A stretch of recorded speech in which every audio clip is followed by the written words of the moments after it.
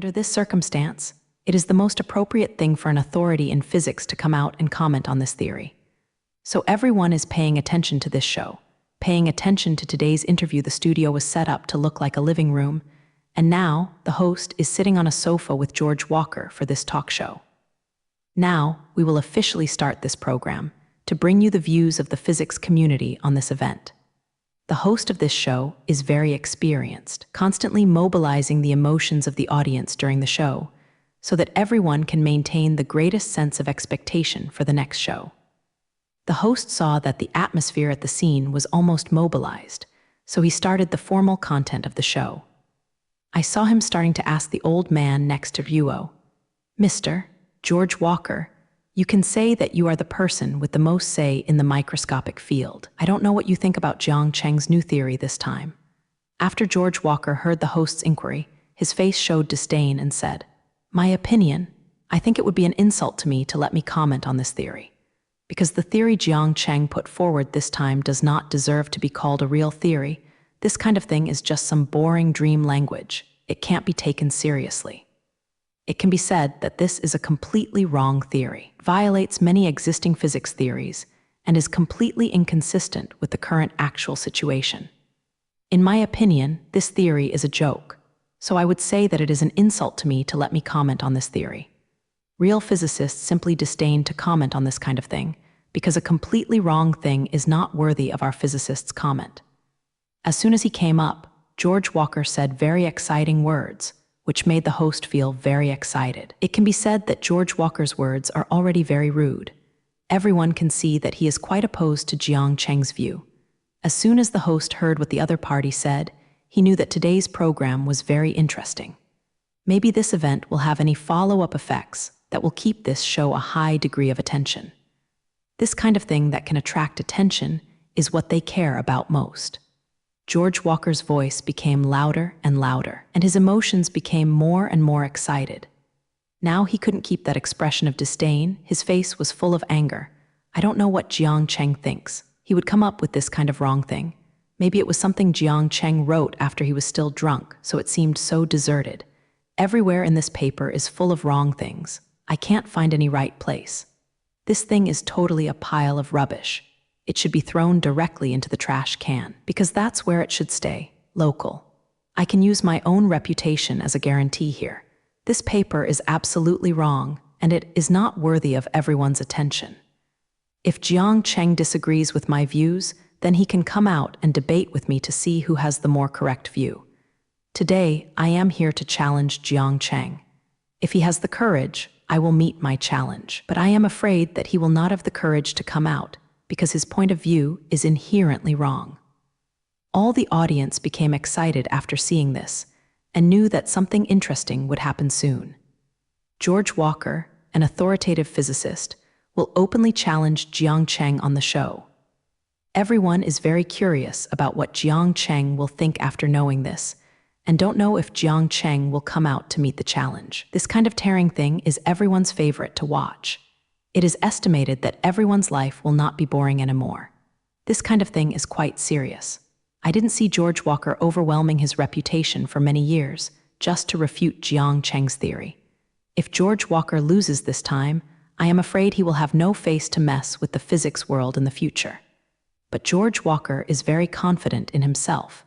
He believes that he will never lose, because what he insists on is the truth. And how can truth lose to fallacy? Unfortunately, George Walker did not know that the truth will not change because of human will. What he thinks is not necessarily the truth. Maybe he was wrong from the beginning, and it won't be long before Jiang Cheng will prove his theory. If there is one day, the expression on George Walker's face will be very beautiful when the time comes. He will be ruthlessly slapped by the facts. Maybe Jiang Cheng will be slapped in the face. It may not take long for this to happen, because Jiang Cheng has designed a verification experiment, and now it has begun to verify it. However, before verifying his theory, Jiang Cheng has one more thing to do. Then he jumped out to face George Walker, and maybe even face all physicists. Anyway, he doesn't have a lot of things now, and it's good to talk to these people. After seeing George Walker's program, Jiang Cheng immediately contacted Cole Body, ready to formally meet the challenge of the other party. He was ready to satirize the opponent and see what the opponent used to refute him. Jiang Cheng knows that George Walker's questioning of him is only the beginning, and there will be a steady stream of physicists coming out to oppose his views. This time, Jiang Cheng really had to face the doubts of the entire physics community, and he was greeted with countless saliva. It's just that Jiang Cheng really enjoys this feeling. It's like he's fighting against a group of heroes. This feeling of one person challenging the entire world made him feel very exciting, and he was not eager to wait for the next battle. Jiang Cheng has now entered the state of fighting against the heroes, directly incarnate as Zhu Kongming, ready to kill the quartet in the physics world. The first opponent he wants to kill is George Walker, the most powerful microdomain expert. Only if the person who jumped out first is killed, other physicists can't help but make a move. If Jiang Cheng couldn't even deal with George Walker, then other physicists would hide behind and watch his jokes. However, Jiang Cheng had confidence in himself, and George Walker was just an old and stubborn mind, relying on his previous achievements to dominate him. If he can't handle even this kind of person, then he doesn't deserve to be called the smartest human being in the world. There are a lot of media that Jiang Cheng found this time. He wants to spread his words as soon as possible so that more people can know what he said. As soon as the media heard that Jiang Cheng was preparing to respond to George Walker positively, they all ran to Los Angeles instantly, as if they were beaten up. All reporters know that this time will be big news, and the decision is a very hot news. People in academia rarely confront openly. If you can see a group of scientists tearing up there, the scene will definitely attract everyone's attention. After all the media had arrived, Jiang Cheng began this speech. Recently, I heard about a very funny thing. A man named George Walker dared to jump out and question my theory. I really don't know if he didn't take medicine, so he said such funny things. He also said that he didn't dare to come out and face him. This is simply the funniest joke I've ever heard in my life. Why didn't I dare to come out and face him? Isn't he amazing? I don't know if he didn't understand my thesis, so he said that my view was wrong. I really don't know how George Walker got his degree. I think this matter is worth investigating. Maybe he bought his doctorate with money, otherwise he wouldn't say so unprofessional. Now I quite question the academic level of George Walker, because he did not understand my paper at all. When he came up, Jiang Cheng directly tore it apart. Regardless of the other party's status in the physical world, he directly began to question his professionalism. Jiang Cheng felt that a professional physicist would not say that he was wrong at all. As long as people of real level can tell, his thesis does not have any logical problems, and the mathematical calculation process is quite beautiful. It can be said that no flaws can be found in his paper. It is a perfect paper. Maybe George Walker didn't notice this incident, but he didn't want to believe it. George Walker's position made him ignore the paper itself, only questioning it for the sake of questioning. I think there is nothing wrong with my thesis, as long as a professional physicist can see it. In George Walker's question of me, I didn't hear anything substantive. It was all his own opinions, and there was nothing tenable at all. If anyone wants to question my paper, then ask him to point out the mistakes in this paper. If you can't tell, please speak up. If you can't even find a mistake, then I can only say that you are messing around. I always like to speak with facts, so please come up with something substantial. Jiang Cheng directly hit the most critical question. George Walker really couldn't find the wrong place in the paper. When he saw this paper, George Walker had studied it carefully. He wanted to find any logical loopholes in the paper, and then used this point to hit Jiang Cheng very much. Unfortunately, after studying for a few days, he did not find any problems, but if he let him just give up, it would be impossible to decide. That's why George Walker questioned Jiang Cheng's theory, but he couldn't say anything. He can only use those theories in the past to question Jiang Cheng, saying that Jiang Cheng's theories do not conform to previous views. These are all just his one-sided words. There is no relevant evidence at all. This kind of questioning is actually very pale, and at first glance it feels that there is no strength. Finally, I have to challenge the entire physics community. I believe that many people do not like my paper. So you can come out and question me as much as you want. I welcome everyone's challenges here. When Jiang Cheng said these words, His expression was so arrogant. It seems that he doesn't think it's meaningless to fight with an old man, and he already wants to meet more opponents. Jiang Cheng's remarks spread quickly, and everyone heard it. After everyone heard Jiang Cheng's words, many people agreed with Jiang Cheng's views. George Walker did not find out the problem with this theory, but only had some side views to question Jiang Cheng. Such doubts are obviously untenable. What George Walker said to Jiang Cheng was very angry, but there was nothing to do, but he couldn't refute Jiang Cheng's words, because he really did not find any problems in the paper. If he had found them, he would have taken them out a long time ago. How could he wait until now? I don't think Jiang Cheng deserves to be called a scholar at all, because he has no respect for his predecessors at all. This kind of person is morally bad. George Walker found that he could not produce any strong evidence, so he began to make a fuss about his senior identity, hoping to attack Jiang Cheng through this. It's a pity that Jiang Cheng didn't take this approach. He responded like this: "My all will only give the truth." But George Walker is not the truth. He is just an old stubborn who can't recognize reality. When George Walker heard Jiang Cheng's response, he almost suffered a stroke in anger. Many other physicists immediately joined this battle who told Jiang Cheng to provoke all physicists publicly. They all can't sit still now. George Walker, the most authoritative physicist, really has nothing to do with Jiang Cheng. He simply couldn't find any attack points that could be used to attack Jiang Cheng's theory. So he finally said to Ruo Media, "I don't want to argue with Jiang Cheng anymore. Time will tell everyone who is right. History will always weed out those wrong views. I believe that history will prove me right. Someday someone will prove Jiang Cheng's mistake. I believe there will be such a day. I hope that Jiang Cheng's face will not be too ugly. Well, I will not respond to this matter in the future. This ridiculously wrong theory is not worth my time." George Walker was quite disdainful when he said this, and seemed unwilling to waste more energy on this matter. It seems that George Walker has his own identity and is unwilling to continue to care about Jiang Cheng, but in fact he has no choice but to shut his mouth because Jiang Cheng has no choice. George Walker's heart is now anxious for Jiang Cheng to die, but it is a pity that he is not good at tearing things like this, and Jiang Cheng is half dead with a few words.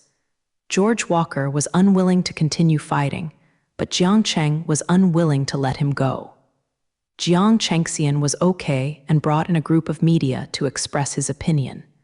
George Walker said he didn't want to make any comments, but I want to continue to say something. At the beginning, he jumped out to challenge me, and now he wants to run after he is forced. Where is there such good things? I think it's actually very simple this time, because he was afraid that his theory would be overthrown by me, so he couldn't wait to jump out and question me. I know the path of such outdated characters very well. They are always afraid that latecomers will rob them of their position, so they will not compromise to maintain everything they have now. Jiang Cheng directly exploded the thoughts in George Walker's heart and revealed his ugly face without mercy. Moreover, Jiang Cheng also called George Walker an outdated character, and his words were full of disdain for him. But truth is never transferred by personal will, so it's useless to say that you are right.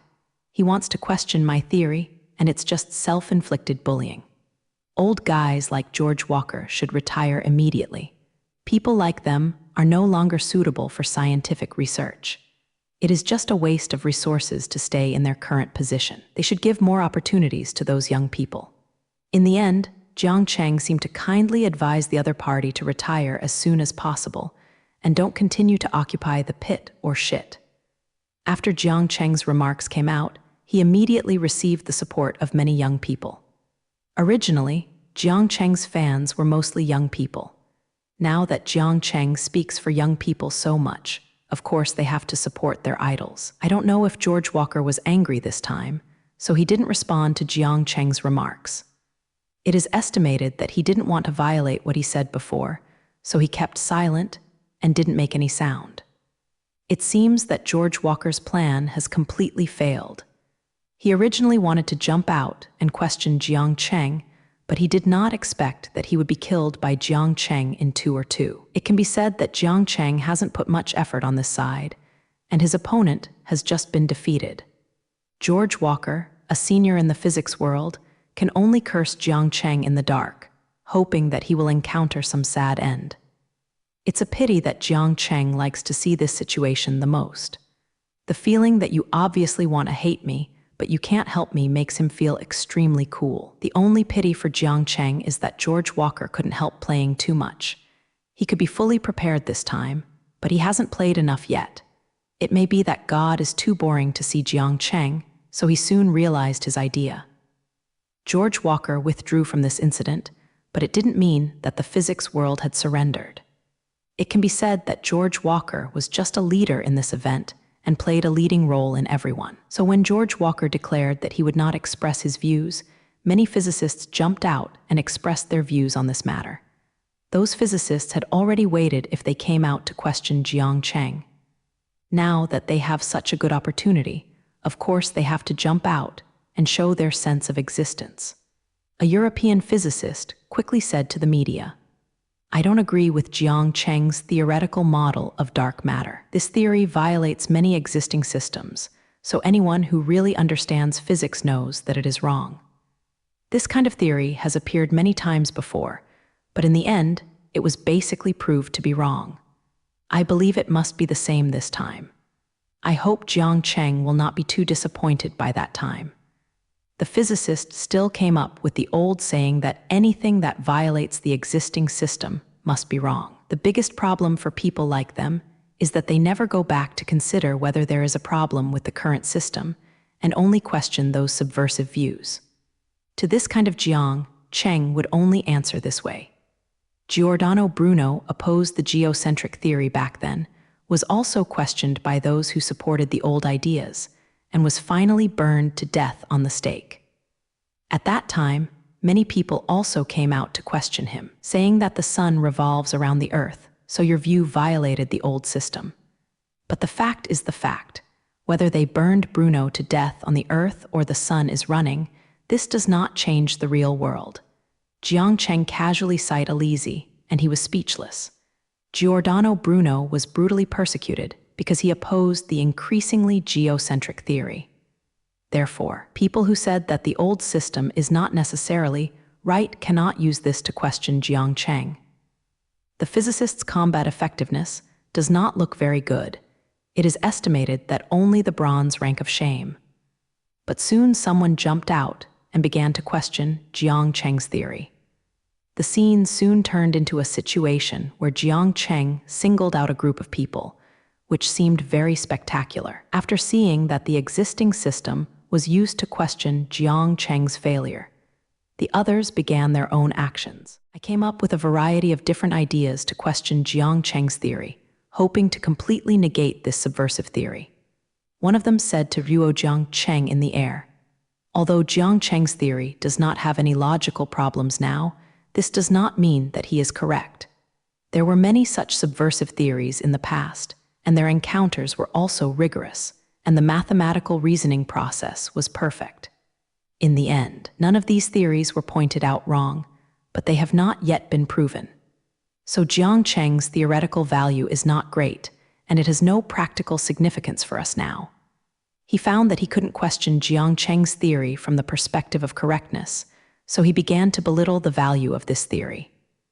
By Jing, something that has not been proven is really of little value until it is proven. This physicist wanted to use this method to oppose Jiang Cheng's theory and let everyone reduce their attention to this theory, and then this theory was gradually buried over time. His move is indeed very vicious. He didn't explicitly question Jiang Cheng, but questioned the value of Jiang Cheng's theory, so as to avoid being directly attacked by Jiang Cheng. It can be said to be a very sinister method. As soon as other physicists heard this, they immediately came forward to support this view. Although we cannot prove the error of Jiang Cheng's theory, it does not mean that dark matter exists in this state. Jiang Cheng's theory has not been experimentally proved, has it? I think this kind of theory may never be proven, and Jiang Cheng's theory is also the same, so this kind of thing actually doesn't have much value. Jiang Cheng's theory may be just a meaningless fantasy. Perhaps we will never be able to prove it wrong, but at the same time, we can't prove its correctness. I really don't know the meaning of this kind of thing. A thing that may never be proven is just an illusion for humans. Jiang Cheng just dreamed up a perfect system this time. We cannot refute it, but it is worthless. A physicist jumped out and expressed his opinions separately. Many physicists have said the same argument. Maybe their words are not the same, but they all want to express the same meaning. They all think that although Jiang Cheng's theory looks perfect, it has little value for physics. A theoretical system that only exists in the imagination does not help much in human development. Only when this theory is proved, Japanese letter will have corresponding academic significance. This group of physicists has grasped this point now and used this theory to attack Jiang Cheng, which has not yet been verified. They cling to this point and use different angles to belittle Jiang Cheng's theory. This kind of attack is really tricky because Jiang Cheng is not easy to refute their words. They didn't say anything practical, they just used some imaginary things to belittle his theory, so Jiang Cheng couldn't directly refute the other party's words. He can't convince everyone by his mouth just how valuable his theory is. Value is very ideal. Everyone has a different view. It is impossible to convince others by saying. Only by taking out actual things can you convince everyone of the value of your thing. Jiang Cheng couldn't catch everyone and tell everyone that my theory is very valuable and will have a great impact on the future. No one is sure about the future, so Jiang Cheng could not immediately prove the value of this theory. Jiang Cheng wanted to completely refute the opinions of those people, only to produce enough evidence to prove the correctness of his theory. When the time comes, the value of this theory will naturally appear in front of everyone. If his theory is verified, those people's words will not be self-defeating, and he will completely win this debate. Unfortunately, this theory is not that easy to verify. The research on dark matter has always been difficult for humans, and many experiments are quite troublesome.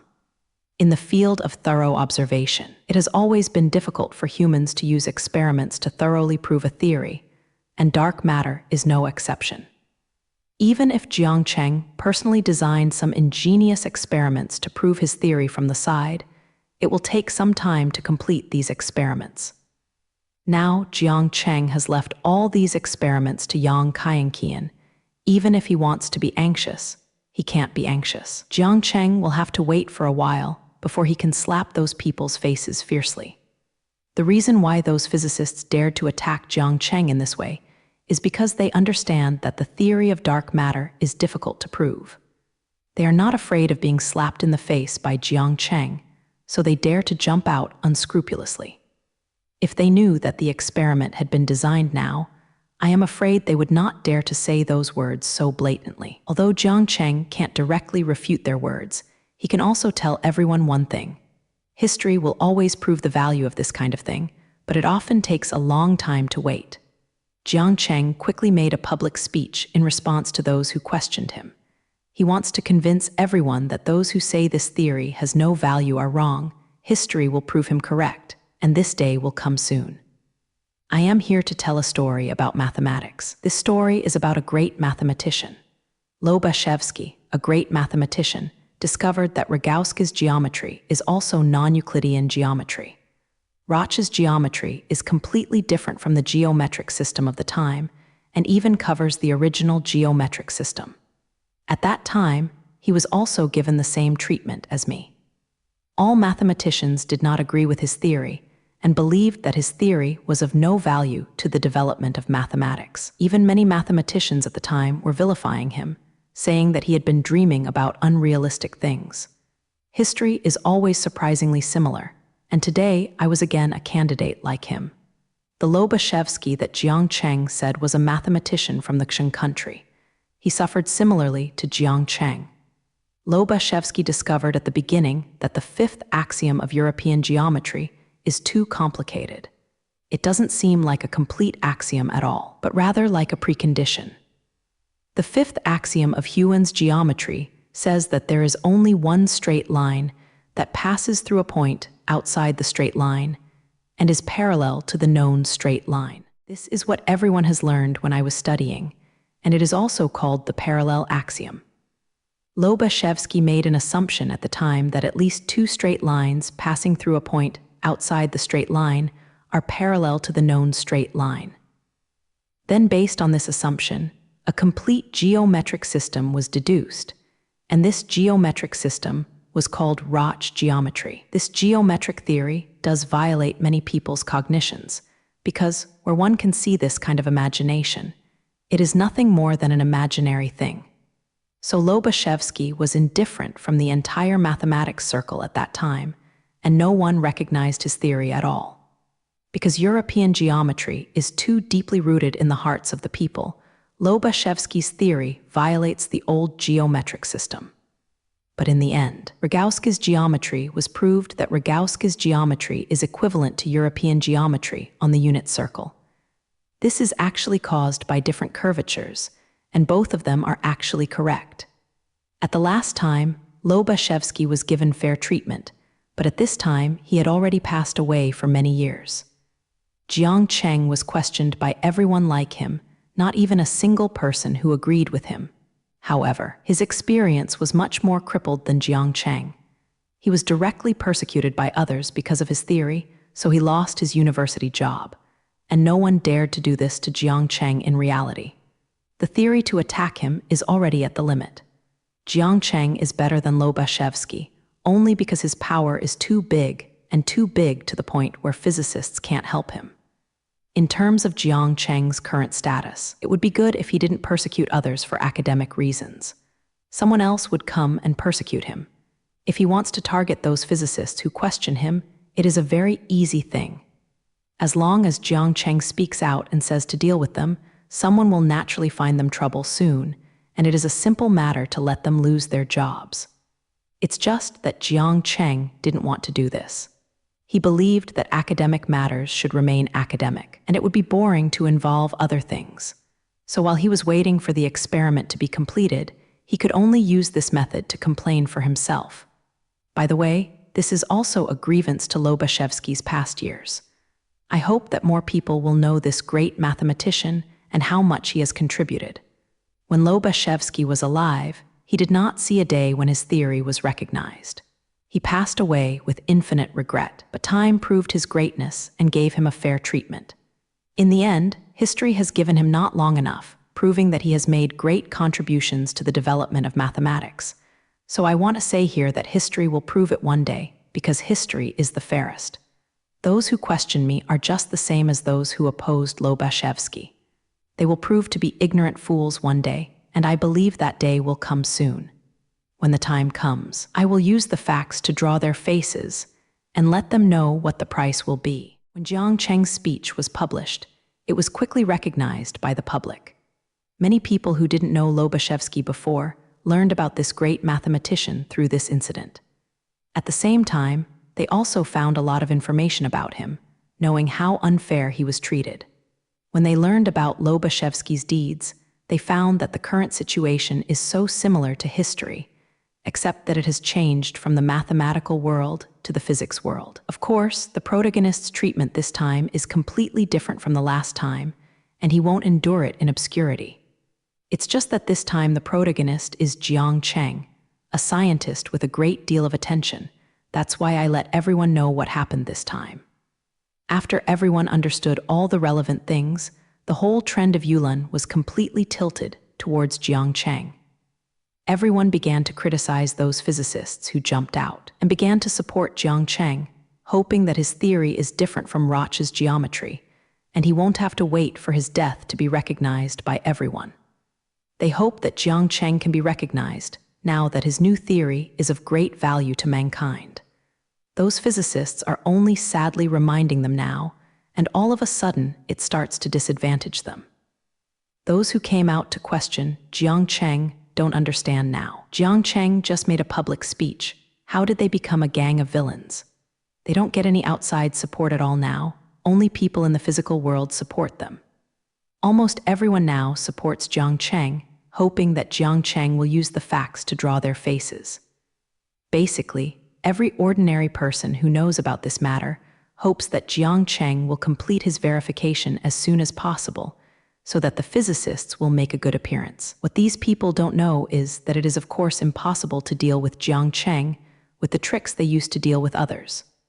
Jiang Cheng's resources are completely different from his contacts, and the reason is on his side this time.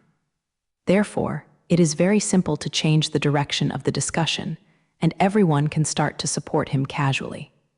But this time, Jiang Chengguang's approval from the public is not enough, and this matter is not over yet. Jiang Cheng is the kind of person who is willing to suffer.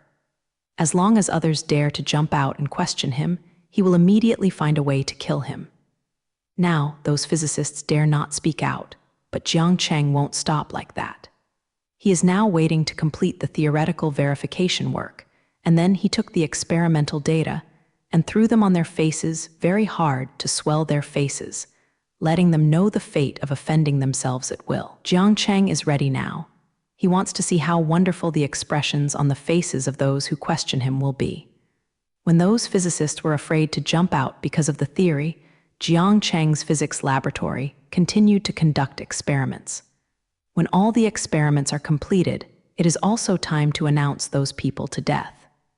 What they had said before was so full, it was too late even if they wanted to take it back. When Jiang Cheng produced enough evidence to prove that his theory was correct, that was when the reputation of the group was greatly damaged.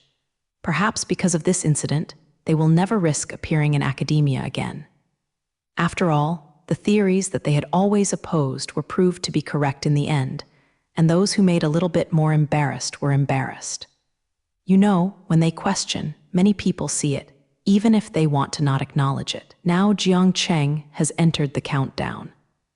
This is the countdown to the completion of all the experiments and the countdown to the academic career of those physicists. After Jiang Cheng finally said that, he no longer cared about the outside world. He now wants the last sprint and strives to complete all experiments as soon as possible. You must know that his free time this time is running out. The rocket is constantly approaching Mars, and the time left for him on this theory has not been long. How about the experimental data numbered C39? Does it match my prediction at the time? Also, in the last orbit detection experiment on dark matter, did the orbit we monitored match the theoretical model? Jiang Cheng is standing next to a machine, caring about the progress of the experiment. Yang Kaienqian is working hard to see if the reading on the machine, recording all the data displayed on it. Seeing her concentration, you know that all her thoughts are now on the experiment. When she heard Jiang Cheng talking, she raised her head slightly and said to Jiang Cheng, "You are ashamed to come and care about the progress of the experiment. I think you are very happy with the group of people. I think you are simply have fun. Why don't you go out and continue to find them to tear it up and come back to care about the experiment? Anyway, everything has been handed over to me. Your boss just needs to wait." Yang Kaienqian's words are full of resentment, Jiang Cheng's previous behavior, but she has been paying attention. Seeing Jiang Cheng tearing herself apart with others outside, the resentment in her heart almost burst out of her chest. Jiang Cheng obviously seemed so idle and had time to go with those gangs, but didn't know to come back and help her with experiments. At the beginning, Jiang Cheng said that she was to train her, so she put all the experiments in her hands. Yang Kaienqian naively agreed at the time without even thinking about it, and she felt very happy to be able to complete the verification experiment of this theory with one hand, which was also an improvement for her. Later, when she saw Jiang Cheng having fun outside, she found something wrong. This theory was clearly proposed by Jiang Cheng herself, but now she is required to do the drudgery of verification experiments. Jiang Cheng must have found it boring to do these tedious experiments, so she was only in charge at the beginning. Now Yang Kaienqian feels that she is truthful, stupid, and naive. She simply believed Jiang Cheng's words and was deceived by him for so long. Only now has she reacted. Yang's view of herself is indeed correct, and she feels that she can understand herself very well. In Jiang Cheng's eyes, Yang Kaienqian was really stupid and naive, or she would not agree to his request so casually. Now Yang Kaienqian had agreed to everything, and it was too late to regret it, so she had to continue to finish all the experiments. Although she cannot resist Jiang Cheng, she can express her dissatisfaction with words. After Jiang Cheng heard Yang Kaien's words, he began to feel embarrassed. It is indeed an innocent thing to trick a little girl into helping him. But who said Yang Kaienqian was so foolish? She casually told her a few words about the significance of these experiments, and she ran away to work. At that time, he wanted to attack those who questioned him, So he did such an unkind thing. Leaving Yang Zhuang borrowed herself to work there, handed over all the work to her. However, although Jiang Cheng was embarrassed in his heart, nothing showed on his face. Who told him that his face has been tempered now, this little thing will not have any impact at all. Jiang Cheng even said in a ridiculous tone, the main group of physicists are too low in combat effectiveness. I haven't used my full strength yet, but they have all been put on the ground by me. Otherwise, I'm still going to continue playing with them. I haven't had enough fun with them this time. When Jiang Cheng said these words, his face still had an unfinished expression, like that 250 looked so positive. When Yang Kaienqian saw Jiang Cheng's appearance, she wanted to hit him in the face. For a moment, it's a pity who made Jiang Cheng her boss. Isn't it the fate of the employees to work hard for the boss? Who told her to have such an unreliable boss? Now she has fallen into the clutches of Jiang Cheng. It is too difficult to escape. Seeing that Yang Kaienqian's expression was a bit wrong, Jiang Cheng immediately put away his joking expression and said, "Don't be angry, I'll make a joke with you. Am I here to help? I can't bear to see if you are busy with the experiment alone, so the next work will be done by the two of us together." In fact, this time Jiang Cheng came here to join the experiment and complete all the work with Yang Kaienqian as soon as possible. After all, he is running out of free time this time, so he must seize the time to finish his work. Yang Kaienqian's face became better when she heard Jiang Cheng was coming to help. Even if you still have a conscience, you know that this employee of me is so hard and can't stand it before coming to help. After saying this, Yang Kaienqian buried her head and looked at the machine in front of her. At this time, the experimental data came out again. She wanted to record these things at any time. The experimental instrument can be controlled by Lucy, but the results of the experiment require technicians like them to record, because there are many things hidden in the experimental data which artificial intelligence cannot find. So Yang Kaienqian's job is to keep looking at different devices and then look at all the results. Jiang Cheng also joined the work at this time and was busy with the experiment along with Yang Kaienjiao. In this way, the two pounced on the laboratory equipment and analyzed many different results and data. This kind of work is quite boring, with countless data all day long. Those data are like boundless, constantly flooding their brains. And most of these data are useless, and only a small part can help them. What they have to do is to find out the small part that is useful to them among the huge amount of data. Maybe you can't find a useful thing all day, and the work for that day is wasted. But they can't have the slightest frustration. Only if they continue to persevere can they see the dawn of victory. Research work is not as interesting as the outside world thinks. It is often this kind of repetitive and boring work. This is what every scientist has to face. Jiang Cheng and the others can face this very well, so Jiang Cheng and the others can always be successful. When Jiang Cheng joined the experimental work, the progress of the verification work accelerated a lot. Jiang Cheng's work efficiency is much higher than that of Yang Kaienqian. He has more debt and rich experience than Yang, and he understands the meaning behind the experimental data. Moreover, Jiang Cheng's talent is better than Yang Kaienqian. He can often see that those data are useful and those data are useless in an instant. This is the scariest thing about Jiang Cheng. He has a terrifying instinct in scientific research, and he can tell the right path in an instant. Maybe this kind of intuition is Jiang Cheng's greatest talent, much more important than IQ. Jiang Cheng chose the current subversive theory to verify this time, not relying on his sharp intuition. Now that he has entered the stage of verification experiments, Jiang Cheng's intuition has become stronger and stronger. Although he has not thoroughly proved this theory yet, he now has a strong hunch that the dark matter theoretical model is correct. When Jiang Cheng saw the data, he felt that he was not far from success. Those experimental data are like telling him that the end point is ahead and you are very close. When his hunch was raised to a certain point, all the experimental work was completed. The final result proves that Jiang Cheng's intuition is correct, and his theory has been confirmed. All the experimental data show that the theoretical model he proposed is correct. Every experiment on dark matter conforms to the state in his model. Now Jiang Cheng can officially announce that dark matter, a mysterious substance, has finally been lifted by him. When this theoretical model is proven, humans no longer have no understanding of dark matter. Of course, this model does not explain everything about dark matter. There are many phenomena about dark matter, and there is no perfect explanation yet. This theoretical model is only a preliminary model, and it needs to be improved continuously. But the emergence of this model is a big event for physics in the future. Humans can use this model to continue to study dark matter-related things. Perhaps after some follow-up studies, dark matter will be thoroughly understood by people. Moreover, after this theory is proved, many things in physics before will have to change. Those theories and theories that have been subverted by this theory must now all be modified to make them conform to this brand new theory. If they can't be modified, then they can only be thrown into the trash can.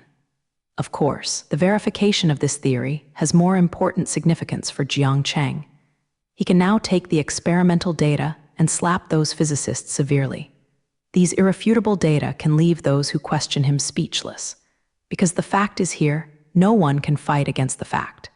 Those people danced so joyfully at the beginning, but now Jiang Cheng wants them to feel swollen.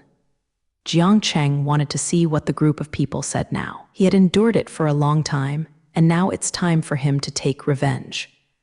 When Jiang Cheng took all the experimental data, he spoke to Yang Kaiyanqian beside him.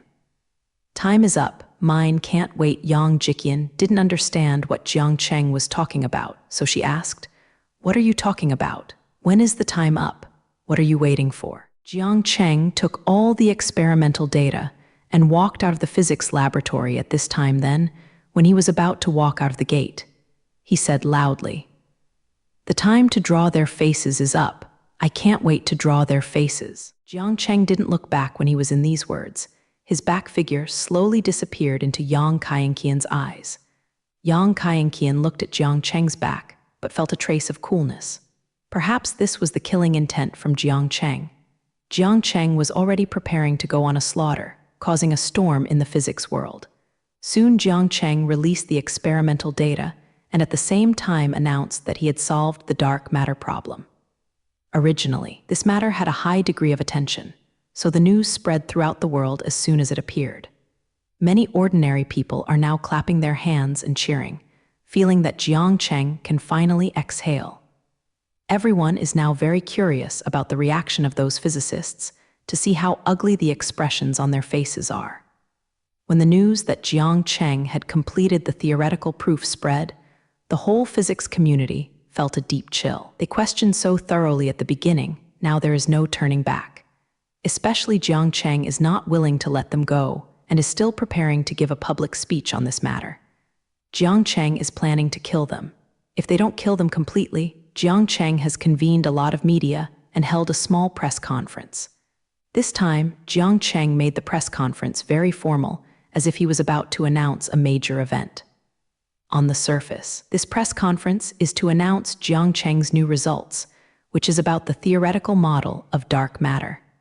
But only Jiang Cheng knows the real situation, and Jiang Cheng's main purpose of this press conference is not this. Jiang Cheng doesn't really care about things like new theoretical models. He can often take out things of this kind, and of course, he won't bother to engage in press conferences. The reason Jiang Cheng held the press conference this time was to take a good look at the faces of those physicists. Now he has irrefutable evidence in his hand, all the experimental data are there, and no one can question it at all. Those physicists had previously said that his theory was wrong. Now that he has these iron proofs, Jiang Cheng can ruthlessly let those people eat what he said before. There are also those who say that his theory is of little value, and Jiang Cheng has now proven the value of his theory.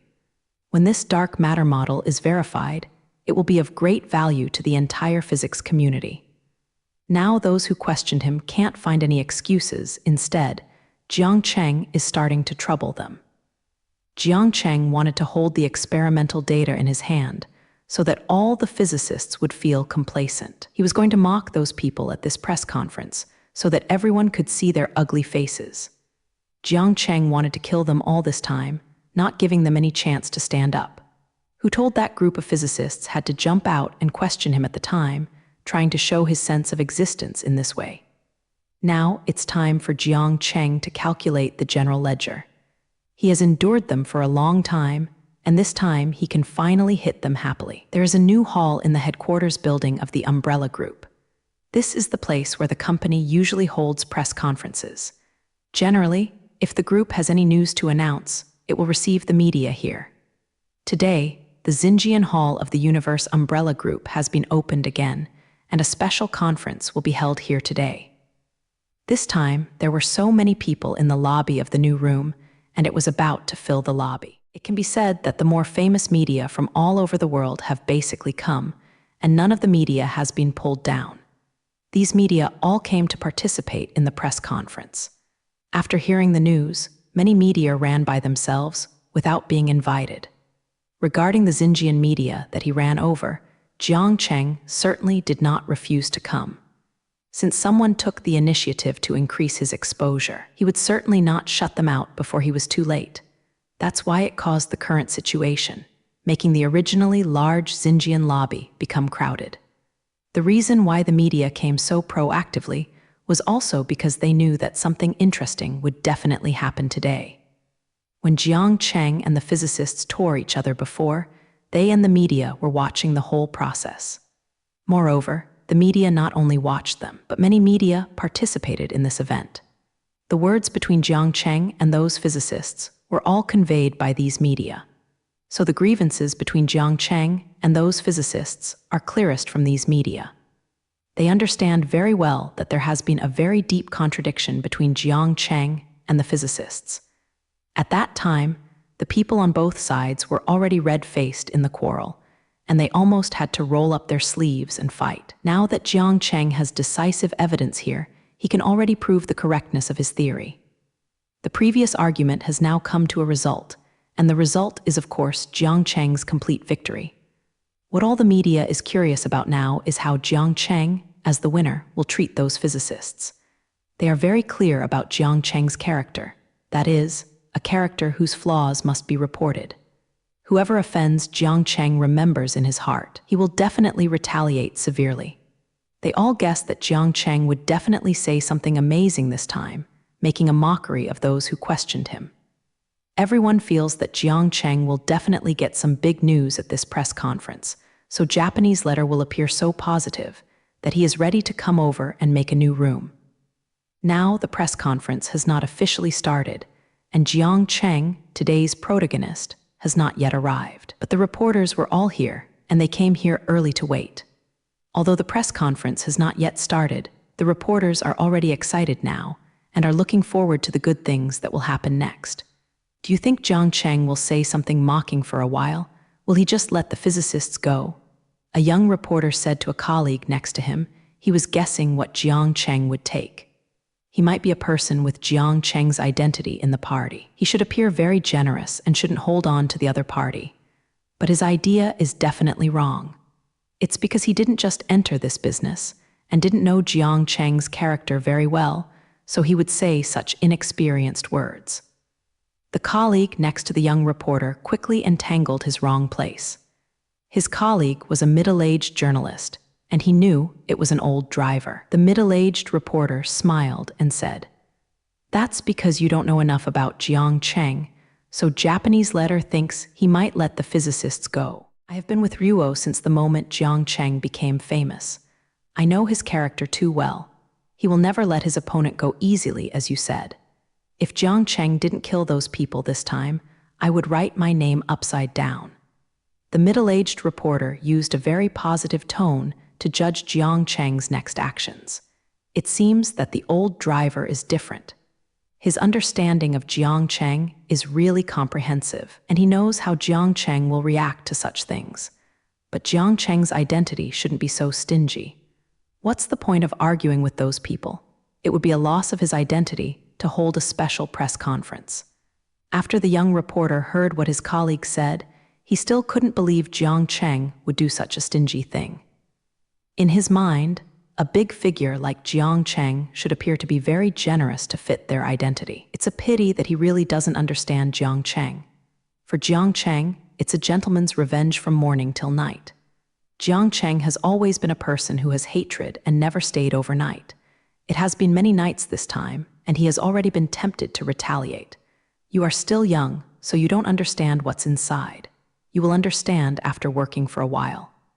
The middle-aged reporter said to his young colleague in an educational tone. Anyway, you must have heard me right. There must be a good show at today's press conference. You just have to watch it here. When the time comes, you have to record it yourself and don't miss any sentence of Jiang Cheng. If today's interview is incomplete, there is no way to explain it to the editor-in-chief. In the end, the middle-aged reporter also carefully urged his colleague to ask him not to omit anything. He was afraid that his colleague was young and inexperienced, so he was a little worried to say it. The news hall is now crowded with people, and such conversations are happening everywhere at the same time. Basically, all reporters are talking about the same topic. That is, what will Huey Jiang Cheng say? These reporters got a consensus after the discussion. Anyway, there will be no good things to say from Jiang Cheng's mouth for a while, and it will definitely be a wonderful press conference. Some people may think that Jiang Cheng's doing this is a bit fussy, and he even held a press conference to satirize him. This might seem a bit too boring for someone like Jiang Cheng. After all, things are almost over now. It is really boring to create such a big scene. But Jiang Cheng will tell you that this is not boring, but he is looking forward to it. The reporters at the scene will also tell you that this is a very interesting thing. They point out that if today's news is put together, such good news topics are not often available. Main Jiang Cheng also has his own ideas here, not just for his own refreshment. If Jiang Cheng easily let go of those who questioned him this time, countless people would come out and question everything about him in the future. As long as Jiang Cheng hurts those people this time, those who want to oppose him in the future will probably have to think about it before jumping out. Today, Jiang Cheng is going to kill a chicken and become a monkey, so that those who want to question him feel fear and are afraid of his ensuing revenge. This is a good act of intimidation, which can reduce a lot of unnecessary trouble for his future actions. In the future, he will have many overarching theories to come up with. If he is full of doubts like this every time, then he will not engage in scientific research activities. So in order to be more convenient in the future, Jiang Cheng cannot easily bypass those physicists. All those who jumped out to question him, he was going to rub them on the ground this time. Jiang Cheng believes that after this retaliatory action, he will come up with any subversive research in the future, and he will not encounter the situation as before. In the expectation of countless reporters, this special press conference officially began. Jiang Cheng welcomed the attention of those reporters and walked to the stage in the Xinjian Hall with ease. It seems that Jiang Cheng is in a good mood now, showing a very relaxed look. Of course, he is in a good mood now, and he will be able to mock those people in no time. Now Jiang Cheng's mood can no longer be described well. It should be said that it is very refreshing. Standing on the stage, Jiang Cheng didn't pay attention to the following eyes and started his press conference this time. Today, I am holding this conference. The main purpose is for my latest results. The theoretical model of dark matter is of great significance to the entire human race, so I want to announce the whole news to everyone today. I have verified my theory. Starting today, dark matter is no longer a mystery to us. As soon as he came up, Jiang Cheng first said something about the scene. He couldn't directly say that he developed the conference for tearing up. It would be too ugly to spread that way. So Jiang Cheng still wants to be a bit more euphemistic this time and first talk about the dark matter model. The above is the main content of this conference, but I want to talk about some other things next. Soon Jiang Cheng finished introducing his new results and told everyone what the new theory really means. After talking about these scenes, the next thing is today's main show. Those words above are nothing but incidental content for today. What follows is what Jiang Cheng really wants to say to the outside world today. As soon as the reporters in the audience heard Jiang Cheng's words, they were all excited. They all know that today's topic is finally here, and now is the most important time. The remarks Jiang Cheng said just now can also be used as a good report, but where is the next wonderful content? They are all here today just to report Jiang Cheng's satire of his opponent, Jiang Cheng on the stage paused after speaking here, as if preparing for his next words. My next words may be a bit harsh, and it may hurt some people's hearts, but I want to tell those who have been hurt. What is wrong with what I did this time? You beat me on horseback. From the very beginning, Jiang Cheng said something very exciting, which made everyone excited. We must know that Jiang Cheng's speech today was broadcast live all over the world. Only people like Jiang Cheng who dare to say such things in public can tell. All the audience who watched this press conference are now staring at Jiang Cheng attentively, waiting for what he wants to say next. Jiang Cheng didn't worry that his words were too ugly, because the ugly words might still be behind. Some time ago, those who questioned him said something worse than these, so Jiang Cheng is not going to control his mouth today. He will say whatever he is going to have today and be willful once in front of everyone. Not long ago, I published my latest paper, which is about the theoretical model of dark matter. Maybe this paper touched on the interests of some people and would make them lose their current status. So this paper was questioned by many physicists, and I basically didn't see a few people who supported me. Perhaps the opinions of this paper are a bit overridden, but I think there are still too many people who question me. Soon Jiang Cheng went on to speak, and his voice spread throughout the news hall, as well as the entire world with the media present. Especially George Walker, a so-called authoritative physicist, an expert in the field of observation, who was the first to oppose me, does not know whether this so-called authoritative person is because he is too old. Because of this, I started to become a little dementia. George Walker said that my paper was rubbish, and the whole paper was full of low-level errors. This is what he said at the time. If there are any mistakes or omissions, please correct me. Jiang Cheng first took George Walker to kill the old stubbornness. Although George Walker had long since retired from the argument with him, Jiang Cheng was still not ready to let him go. Who said that George Walker was the first to jump out at the time? And who could Jiang Cheng look for first when he operated on him? Now the facts are out, and in the end I was right and he was. At the time, he also said that one day my paper will prove to be wrong, and I hope my face will not be too ugly. As a result, the verification process has ended. Instead, I want to see what George Walker's face looks like.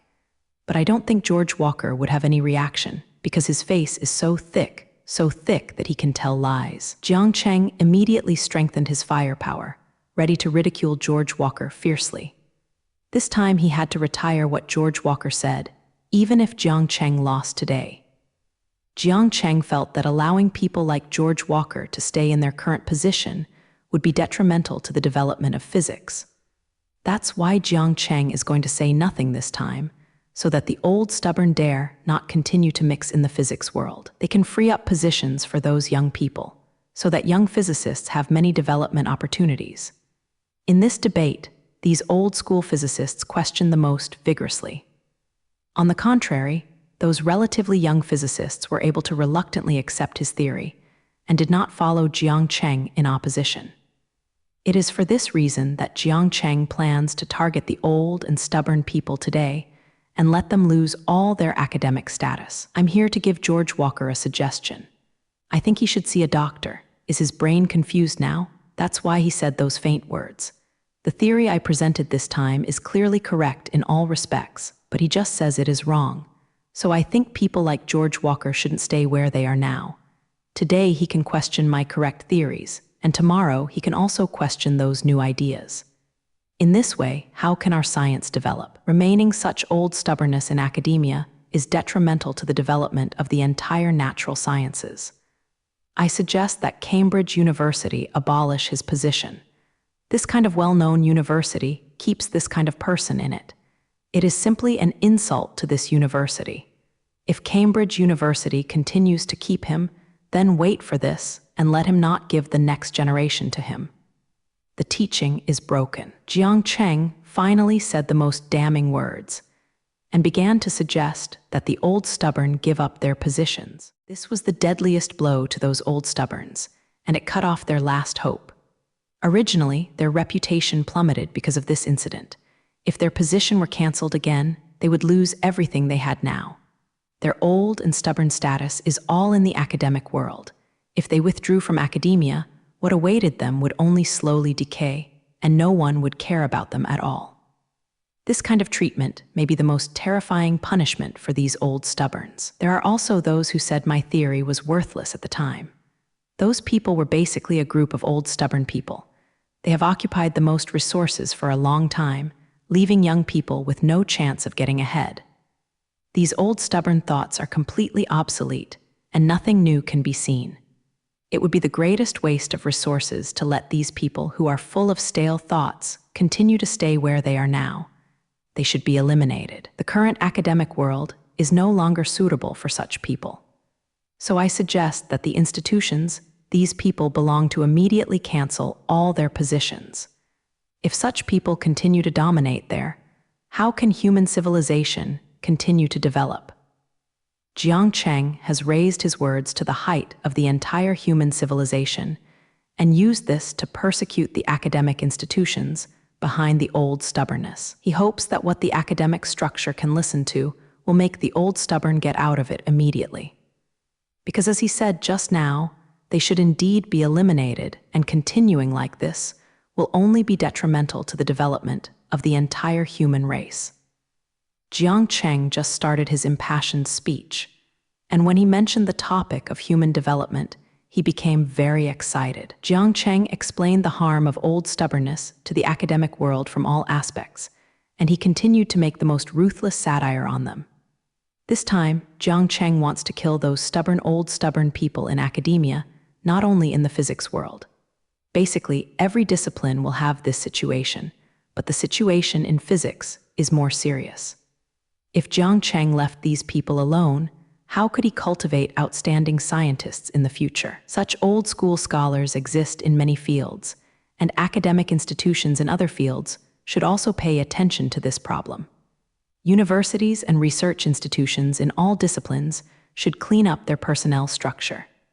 Clear out all those who cannot keep up with the times to make room for young scholars. Soon, Jiang Cheng expanded the target of the attack to the entire academic field. Those old stubborns in other fields, this time can be regarded as lying down and shot. After Jiang Cheng's speech today, it is estimated that life for these people will be difficult. With Jiang Cheng's current status and prestige, many people are willing to believe what he said and are willing to do what he says. It is believed that those academic institutions will soon take action to deal with their own personnel structure. Even if those old stubborns can barely stay where they are now, I am afraid they will have to constrain themselves in the future. If they continue this way, someone will come out to clean them up sooner or later. This time, Jiang Cheng's hand was a bit too much. It was simply an act of smashing people's jobs. There is a saying that it is very good that cutting off a person's wealth is like killing a parent. Jiang Cheng today forged a feud with them. However, Jiang Cheng himself did not have a party, and he was too wolf to start by himself. He wanted to do a little bit more, but there was no such condition now. Jiang Cheng can only deal with this group of people for the plan in his heart about the stars and the sea. So then Jiang Cheng criticized them again and said all the ironic things. He wants to let his words spread throughout the world and make the old stubborn ones blush as soon as they see his words, and no longer have the face to continue mixing in the academic world. Okay, that's the end of my speech today. Maybe what I said today is rather ugly, but for the development of humanity, I can only do this. Finally, I would like to thank my audience here. It is very important for me that you can listen to what I have said. I hope that after hearing my confession today, everyone can take action spontaneously to oppose those who have affected our technological progress and make our world a better place. Soon Jiang Cheng ended his speech today. Jiang Cheng said a lot at the press conference today, which made the whole press conference last for a long time. But none of the audience felt that Jiang Cheng said too much, and they still haven't heard enough. Everyone felt that what Jiang Cheng said today was very reasonable. Although Jiang Cheng's words may be a bit more intense, everyone can still understand the truth. This makes Jiang Cheng's speech even more influential. When everyone supports one thing, it will not encounter any obstacles. After today's speech, the entire academic world will be much cleaner. Many universities and research institutions have begun to clean up their doors. They also felt that Jiang Cheng was right, so they followed Jiang Cheng's words and began to let the old stubborn leave their current positions. Those old stubborns have always occupied the best position, but they have not continued to contribute to academics, but have always refused to accept any ideas different from them. This kind of people have been lying on the top of the previous tribunals and do not want to make progress, which has become a burden for the academic community. In fact, their academic institutions have already started with those people. But those people have done a lot in the past, and their prestige is not generally high. So they couldn't find a chance to get started, so they could only barely run it.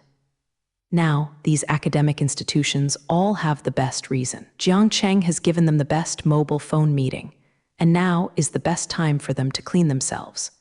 The old stubborn one by one had left their original position and became an ordinary retired old man. Now, they finally know the fate of opposing Jiang Cheng. Anyone who questioned Jiang Cheng basically lost their jobs, and now they have nothing. Those people must feel very regretful now, regretting the mistakes they made impulsively. If they had known that Jiang Cheng was so powerful, they wouldn't have jumped out to question Jiang Cheng. As a result, they had not only been ruined, but had also lost all their positions. Of course, besides regret, these people are still very ruthless. Jiang Cheng, ruthless him, caused all this now. Those people were very dying of Jiang Cheng, but there was nothing to do with Jiang Cheng. That's why Jiang Cheng liked this feeling the most, making others want to die by himself, but there was nothing he could do about it. This kind of feeling makes him so happy to die, and he can't wait for someone to be like this every day. The most prominent one among his people is George Walker, who said he was Jiang Cheng's main attacker. At that time, George Walker also watched Jiang Cheng's speech all the way. He didn't plan to watch it. Later, he couldn't help his curiosity and wanted to see what Jiang Cheng said this time. George Walker was furious when he heard Jiang Cheng's words, and he wanted to smash his TV. Especially when Jiang Cheng said that he was going to cancel his position, this made George Walker even more angry. This is about to smash his job and make him lose everything he has now. How dare he do this? Who gave him the power to take everything from me? Who gave him the courage to question my status? Just after he said the above angrily, George Walker looked at Jiang Cheng's face on the TV and felt as if a fire was burning in his heart. In the end, he couldn't suppress the anger in his heart and directly lifted his chair and hit the TV. Bump! As a loud noise echoed in George Walker's room, the TV in his room was also smashed to pieces. George Walker smashed his TV directly, which calmed his emotions a bit. Jiang Cheng is really killing him this time. No wonder he will be so angry. George Walker has already begun to use the TV to withdraw his breath, which is already a manifestation of total emotional out of control. When the broken TV set Jiang Cheng's face disappeared, George Walker felt better. He looked at the shards of glass on the floor, quietly thinking about what he should do in the future. He knew how much energy Jiang Cheng had, and he was worried that Jiang Cheng's words would become reality. Although his status at Cambridge University is very high, but this time the incident is really too much trouble. He was already old enough for Cambridge University to keep him, so he could only be used to calm the turmoil. This time, he first jumped out to question Jiang Cheng, which made the whole world know about it. In the end, Jiang Cheng came up with irrefutable facts, proving that he was completely wrong this time. Moreover, he used his reputation as a guarantee at the time, so that everyone should not believe Jiang Cheng's theory. Now that Jiang Cheng's theory has been confirmed, he has also lost all his reputation. This was the end of his impulse, and he asked him to be so full at the time.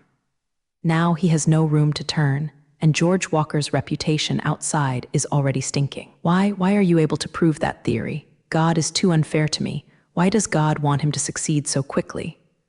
Why? All of this is why. Why is my opinion wrong? George Walker lowered his head and muttered to himself. His tone was so decayed like a taeyang, and he felt that he was going to die when he saw it. And his academic career was like Ta Yang, and he was about to fall in Xingluo. What George Walker couldn't figure out was why Jiang Cheng was able to prove his theory so quickly. People in his field of research and perspectives know how difficult the dark matter experiment is. He was convinced that Jiang Cheng could not prove his theory for the time being, so he said so sure, and even took out his reputation as a guarantee. At that time, George Walker felt that the dark matter theory must take a long time to prove. Maybe Jiang Cheng would not see this day in his lifetime, and he had already passed away by then. That's why he doesn't worry that he will be faced with a lot of problems. He will be gone anyway. That's why he was so impulsive at that time and said some decisive words to the media. So now he can't end it at all, but because of this incident, he has lost everything. It can be said that God made a joke with him, and it may be that he made it by himself. Boom, boom, boom. Just when George Walker was still complaining about himself, there was a knock on the door in the room. Who? George Walker woke up immediately after hearing the sound of the enemy's door and then asked outside the door. George Walker couldn't think of anyone coming to him at this time. He is now the mourner. Since Jiang Cheng published the experimental data, all the academic circle's attitude towards him has changed from the original respect to disdain. Everyone in the academic world can't avoid him now and can't wait to clear all the relationship between himself and him. I am from the management office of the University of Cambridge. I came to you to inform you of something.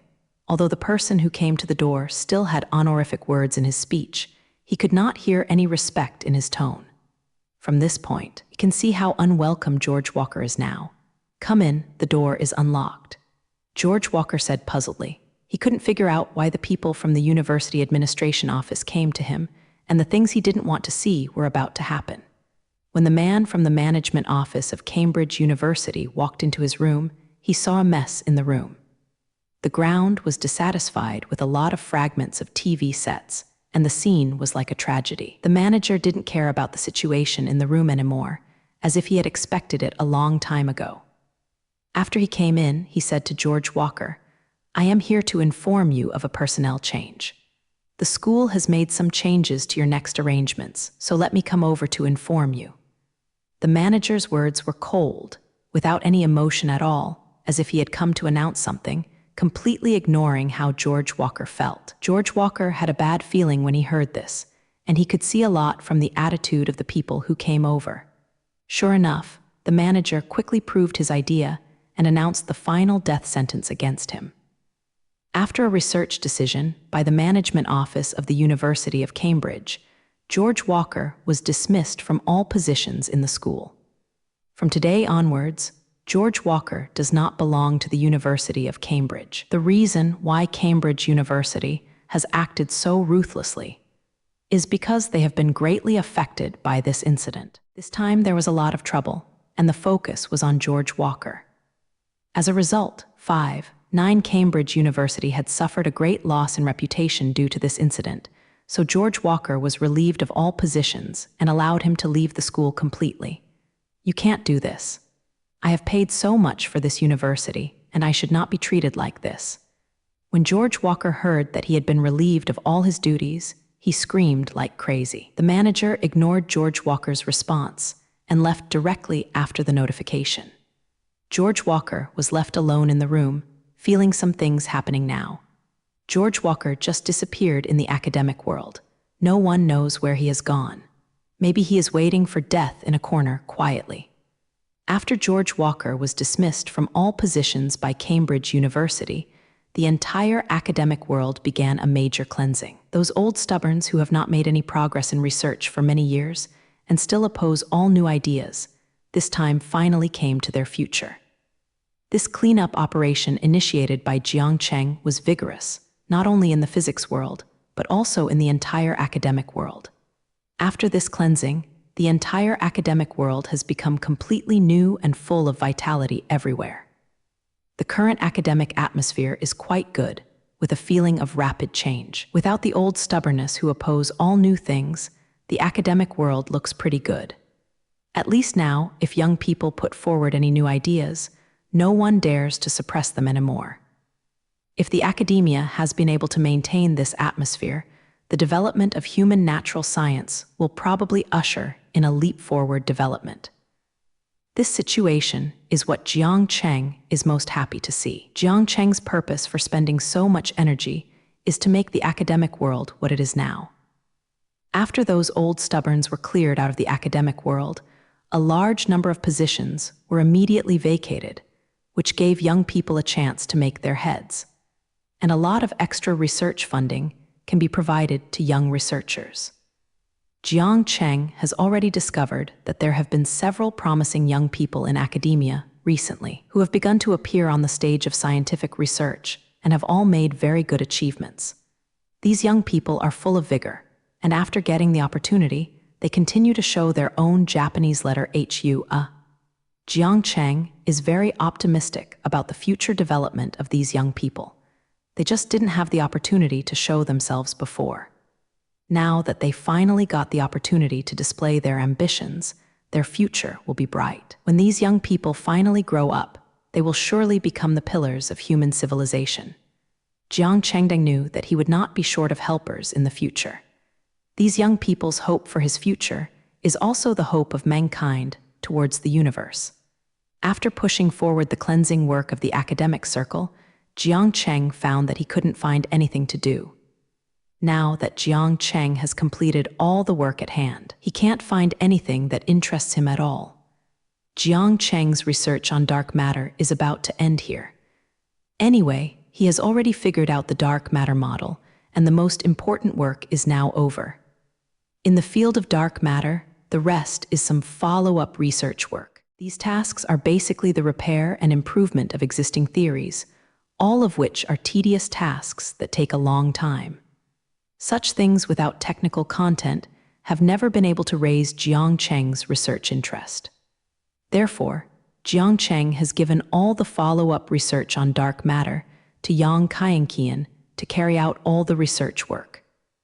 Yang Kaiyan has now become the director of the physics laboratory, and Jiang Cheng handed over the entire laboratory to the whole little confused.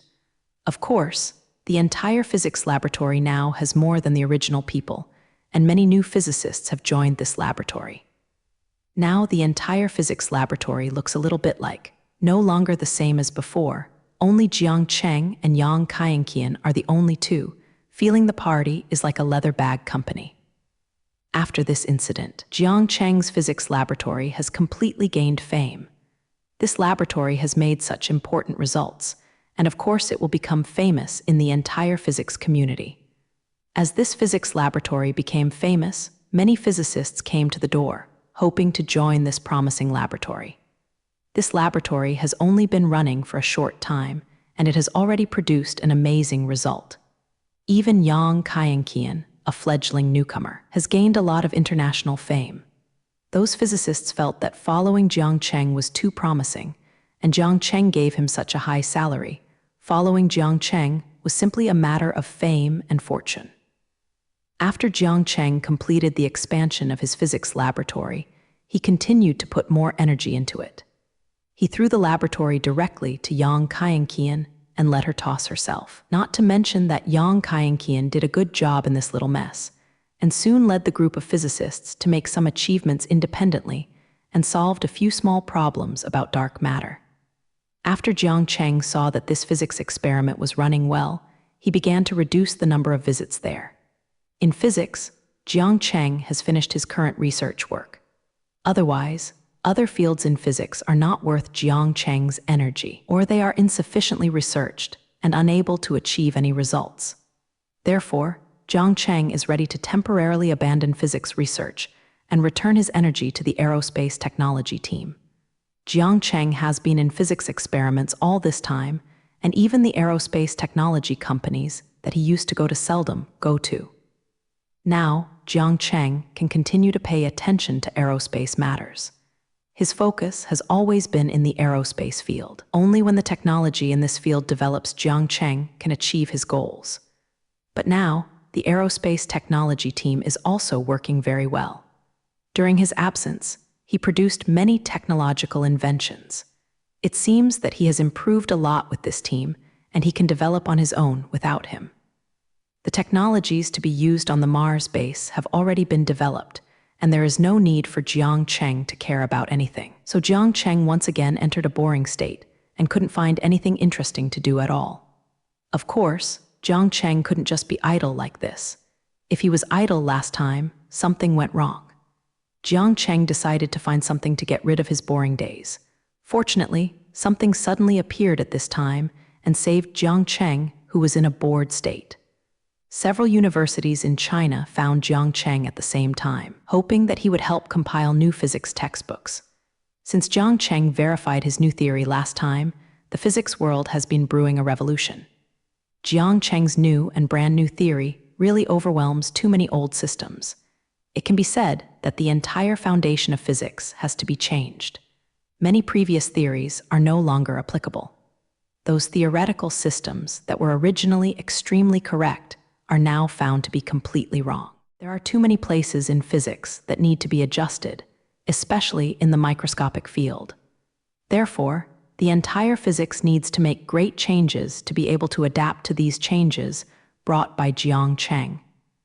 As a place for training reserve forces in physics, universities must, of course, make some changes accordingly.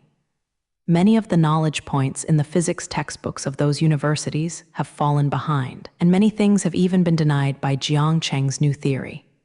It can be said that the old physics textbooks have now become somewhat outdated and completely turned into something full of errors. How could this kind of textbook with large loopholes continue to be used to teach students? Of course, it must be revised immediately. Those college students are the hope of the academic world in the future. And of course, they cannot continue to use the old textbooks. How can you use the wrong textbooks to teach enough talents? So rewriting physics textbooks has become an imperative thing. As the rewritten theorems belong to more professional physics content, there is no need to modify the physics textbooks of junior high school and high school, because the content of those textbooks does not involve such advanced knowledge. The textbooks that need to be rewritten are mainly concentrated in the universities, and those universities are now the most anxious people. Especially those universities with good physics are now the most anxious group of people. Those university students are still using the old textbooks. If it will affect the study of the students below, can this keep them from getting angry? But rewriting all physics textbooks is not a very simple task. Generally speaking, physicists have to come forward for this kind of thing and let them do the work of revising textbooks. But those physicists are still adapting to the new theoretical system. Jiang Cheng's new theory has only recently come out, and in many places, everyone has not thoroughly understood it. I haven't fully understood Jiang Cheng's new theory, so what am I using to revise the textbook? And there are too many physics theories to be adjusted, and they simply can't spare the time to do this. So everyone turned their attention to Jiang Cheng, and it was the most appropriate thing for him to modify the textbook. Who made this physics reform come about because of Jiang Cheng? This Jiang Cheng cannot be blamed. The key to the new physics system, no one knows better than Jiang Cheng. He is the best candidate to revise math books. If Jiang Cheng were to do this, there would be no loopholes in the new book. Modifying the textbook to Jiang Cheng's level is not a piece of cake. It is estimated that if Jiang Cheng is really willing to do this, the new textbook will become perfect.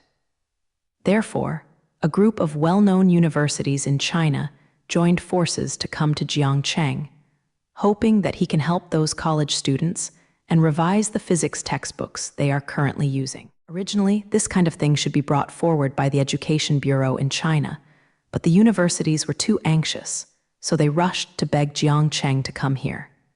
The Bureau of Education felt that they might be able to invite Jiang Cheng. With Jiang Cheng's current status, it is very likely that they would not be able to kill them.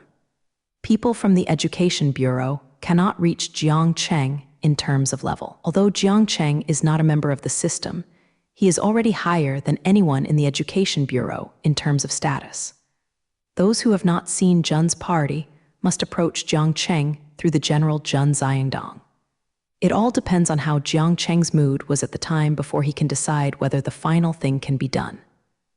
Their Education Bureau can't ask Jiang Cheng, the great god, so they haven't dared to mention this matter. People in the Education Bureau felt that Jiang Cheng might be more willing to agree to the requests of academia, so they were happy to watch those universities come forward. If Jiang Cheng agrees, they will send someone to help him revise the subject book, which can also solve their big trouble. You should know that they have been urged on the textbook revision several times, but they can't come up with any solution. Now, they finally saw the hope of solving this matter, so they looked forward to Jiang Cheng's final reply. When Jiang Cheng received the news, he hadn't planned to come forward. He originally thought that this kind of little thing was too unchallenging, and it was not worth his own shot. However, the people from those universities did not give up at all, and kept begging Ruo Jiangcheng to help solve this problem for the sake of those students. Later, Jiang Cheng was also moved by the attitude of these people, and this can indeed help those students. For those students, Jiang Cheng still valued them. Those people are hopes for the future. So Jiang Cheng finally agreed to take the shot. Even if it was for the students of the physics department, he wouldn't waste some effort.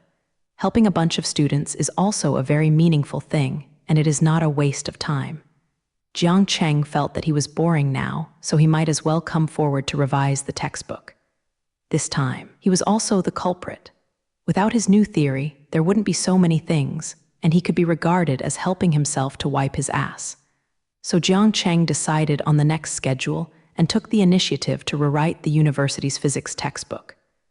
Jiang Cheng is now fulfilling his original promise, and the physics textbook has really been rewritten by him. And not only did he rewrite the textbook, but he did it himself. When arguing with those stubborn old men, he said that one day the physics textbook would be rewritten by him, but he did not expect that this day would come so soon. Jiang Cheng's words can be regarded as the last word, and he will definitely do it if he says that his theory will rewrite the textbook. After hearing that Jiang Cheng had agreed, the people in the Education Bureau became very considerate from top to bottom. The director who stayed at the Education Bureau and waited for Jiang Cheng's news, upon hearing Jiang Cheng's promise, immediately called his subordinates and began to arrange work for them. You are responsible for arranging personnel to contact Jiang Cheng. Prepare the textbook for the place.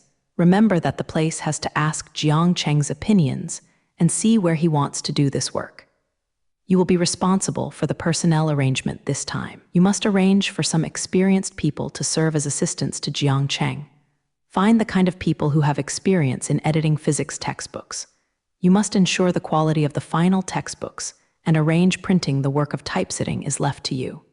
After Jiang Cheng's textbooks have been revised, you must start typesetting and printing immediately, so that all universities can get new textbooks immediately. After arranging a lot of work in a row, the Secretary of Education finished this work. He prepared everything this time. Jiang Cheng didn't need to worry about anything, as long as Jiang Cheng concentrated on revising the textbook. Soon these things can be prepared, and I will wait for Ruo Jiangcheng to go out in person. It seems that this is because the director is very careful about this matter and has arranged all aspects properly, and he is so subtle about this matter that he even prepares for things that are not usually needed. He couldn't help doing this matter carelessly, because the entry above took this matter very seriously. This is an issue related to the education of the next generation, and many senior executives have personally addressed this matter. Before Jiang Cheng did not agree to take the shot, the director had been ordered to do the textbook revision work immediately. He was frightened by these orders, and there were a lot of gray hair on his anxious head. It is a pity that even if he is in a hurry, there is nothing he can do, and he doesn't have the ability to write a new textbook. The only person with this ability is Jiang Cheng, a big man. He had the intention to beg Jiang Cheng at the time, but he felt that he would come to the door at his own level. I am afraid that he would not even be able to see Jiang Cheng, let alone ask someone to do something. Fortunately, in the end, those universities couldn't wait, so I went to Jiang Cheng. Otherwise, he really didn't know how to deal with this matter. Now that Jiang Cheng has agreed to take the shot, the director, of course, is very excited. The things that had troubled him for so long have now finally been resolved, and he no longer has to bear the pressure from the upper echelons. So he was very serious about this matter and strived to be able to beautifully complete this writing work. This kind of thing is also not a small achievement for him, who has made those high-level figures notice this thing.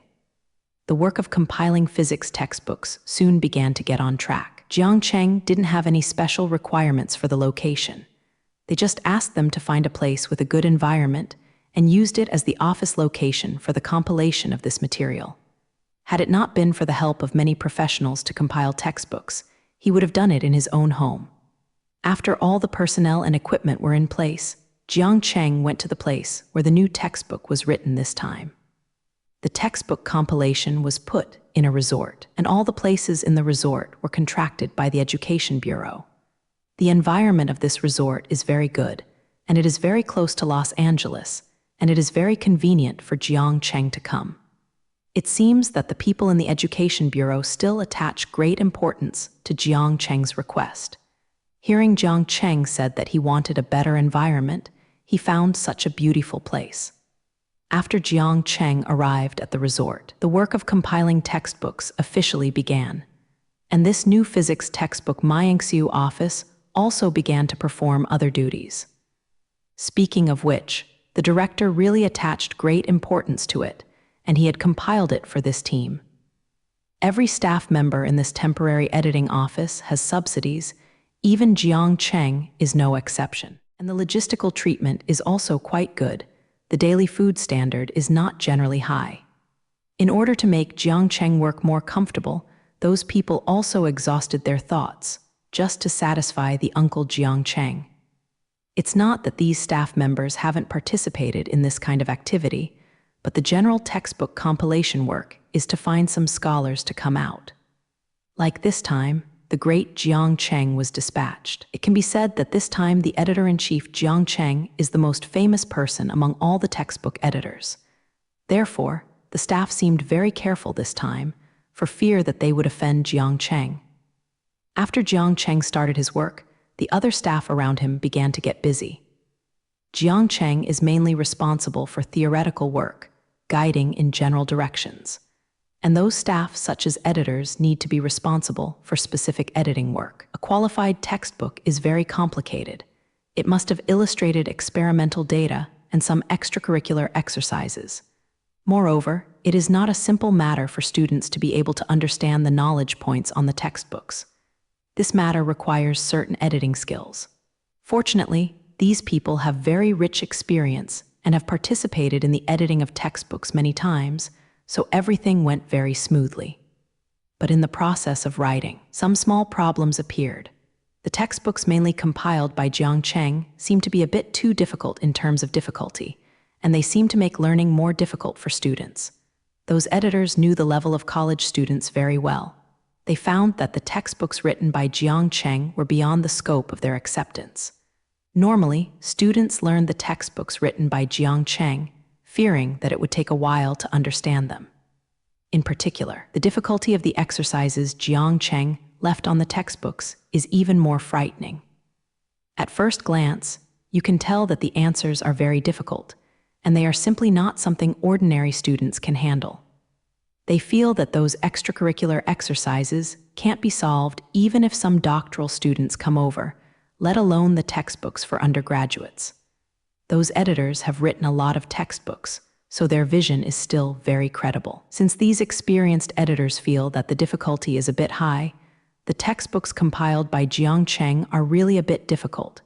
Textbooks must be accurate in terms of difficulty. If they are too simple, they will not have the effect of cultivating talents. Especially in a highly specialized field such as physics, textbooks that are too simple will definitely not work. But if the difficulty is too high, it is not very suitable. If the textbook makes students difficult to learn, it is not a good textbook. Therefore, the general textbook compilation will grasp the difficulty well, and will neither make the textbook too simple nor too difficult, making it difficult for students to learn. The mastery of this level requires the editor-in-chief to control, and a clear control of that line. These physics textbooks compiled by Jiang Cheng are somewhat beyond that limit in difficulty. His textbook is probably only those students who can study smoothly. It is estimated that it will take a long time for ordinary students to understand the content of the textbook. This kind of difficulty seems to be somewhat inappropriate to those editors. After all, the textbook is for everyone to use. If it is only suitable for teaching genius, then it is definitely not a qualified textbook. When those editors discovered this problem, they immediately became confused. Bring it up to Jiang Cheng directly, and they felt that it was not appropriate to do so. If you do this, aren't you questioning Jiang Cheng's level? These little editors, like sinners, are not willing to do it. Moreover, Jiang Cheng's identity is still so special. These editors are too late to fawn on Jiang Cheng, and where is the government going to do things that sin him? But just letting it go is not a solution. If this goes on, they worry that after the final textbook is released, it will be troublesome if the above requirements are not met. The above textbooks are very important, but these editors were very clear before coming. They were also carefully told by their own director at the time that the textbooks this time must be compiled with a source of brilliance, and there can be no mistakes in this matter. If the teaching materials are not good at that time, what about the editor-in-chief Jiang Cheng from the top? But the people below them will be miserable, and I am afraid they will take the main responsibility. How could these little editors bear this kind of responsibility? Isn't this killing them? So these editors are very worried now and don't know what to do. This is the sorrow of little people like them, who often suffer from this kind of innocent disaster. In the end, an old editor stepped forward, and he directly approached Jiang Cheng and talked about it. This editor is said to be a veteran. He has participated in the compilation of a lot of data. Basically, many books used in the university have his credit. Only this kind of veteran can do this kind of thing, and others don't have the guts to find Jiang Cheng. When the old editor found Jiang Cheng and talked about it, Jiang Cheng didn't feel offended. Jiang Cheng knew about this old editor and respected him for his dedication to education. Moreover, people are also doing good academic work. Jiang Cheng never cared about such things, so Jiang Cheng listened to the other side's words to a great extent and then said his thoughts. Of course, I know that the difficulty of these textbooks is a bit on the high side, which seems a little difficult for general academics. I am still very familiar with this aspect, and it's not that I don't know this matter. It turns out that Jiang Cheng has long been cleaning up the difficulty of Chu's teaching materials, and it seems that he did it on purpose. I deliberately adjusted the difficulty a bit higher. I think the current physics textbooks are a bit simpler, and they are not good for cultivating physics talents. That's why I set the difficulty as it is now, which can speed up the learning progress of those geniuses and expose them to higher and deeper knowledge earlier. After hearing Jiang Cheng's explanation, the old editor hurriedly asked, "But what about ordinary students in this case? I'm afraid they can't keep up with the progress of their studies." The situation that the old editor said is indeed a problem. Although Jiang Cheng can take care of the students who are progressing faster in this way, it will cause a lot of disturbance to ordinary students. After hearing the old editor's worries, Jiang Cheng smiled lightly and said, "I have considered this matter before, but I don't think this is a problem. Physics is originally a discipline specially prepared for geniuses. If there is not enough talent, it is difficult to achieve anything in this field. For those talented students, the difficulty of my textbooks is just right, so they can grow up as soon as possible. That's why I increased the difficulty of teaching materials, because I was not prepared to make ordinary students more advanced. For ordinary students, it is also a good thing to recognize the reality early. It is too difficult for Tianbin to get ahead in the physics world, and it is better for them to change their major as soon as possible." When Jiang Cheng said these words, he was extremely cold and ruthless towards those who had no talent. But what Jiang Cheng said is indeed correct. Physics is originally the exclusive domain of geniuses. People with ordinary talents come in just a waste of time. It would be good for them to change their major earlier. Of course, it is not that I did not give those students with ordinary talents. As long as they put in several times the effort, they can keep up with the progress of the teaching materials. Since you know that you don't have enough talent, you have to use several times the effort to make up for it, so that you have a chance to catch up with the genius. So my suggestion to ordinary students is to give up the research in the field of physics, or use my own sweat to bridge the gap in Tianbin. As for those who are reluctant to work hard and have insufficient talent, let them all die. Jiang Cheng has never looked down upon those who refuse to work hard, so he has never considered their affairs at all. Although Jiang Cheng's words sound harsh, his views seem a bit radical. But after thinking about it carefully, he felt that what he said made sense. The palace of physics has always been prepared for geniuses. Here you can't see any of the scumbags. All those who can persist are the scumbags among the scumbags.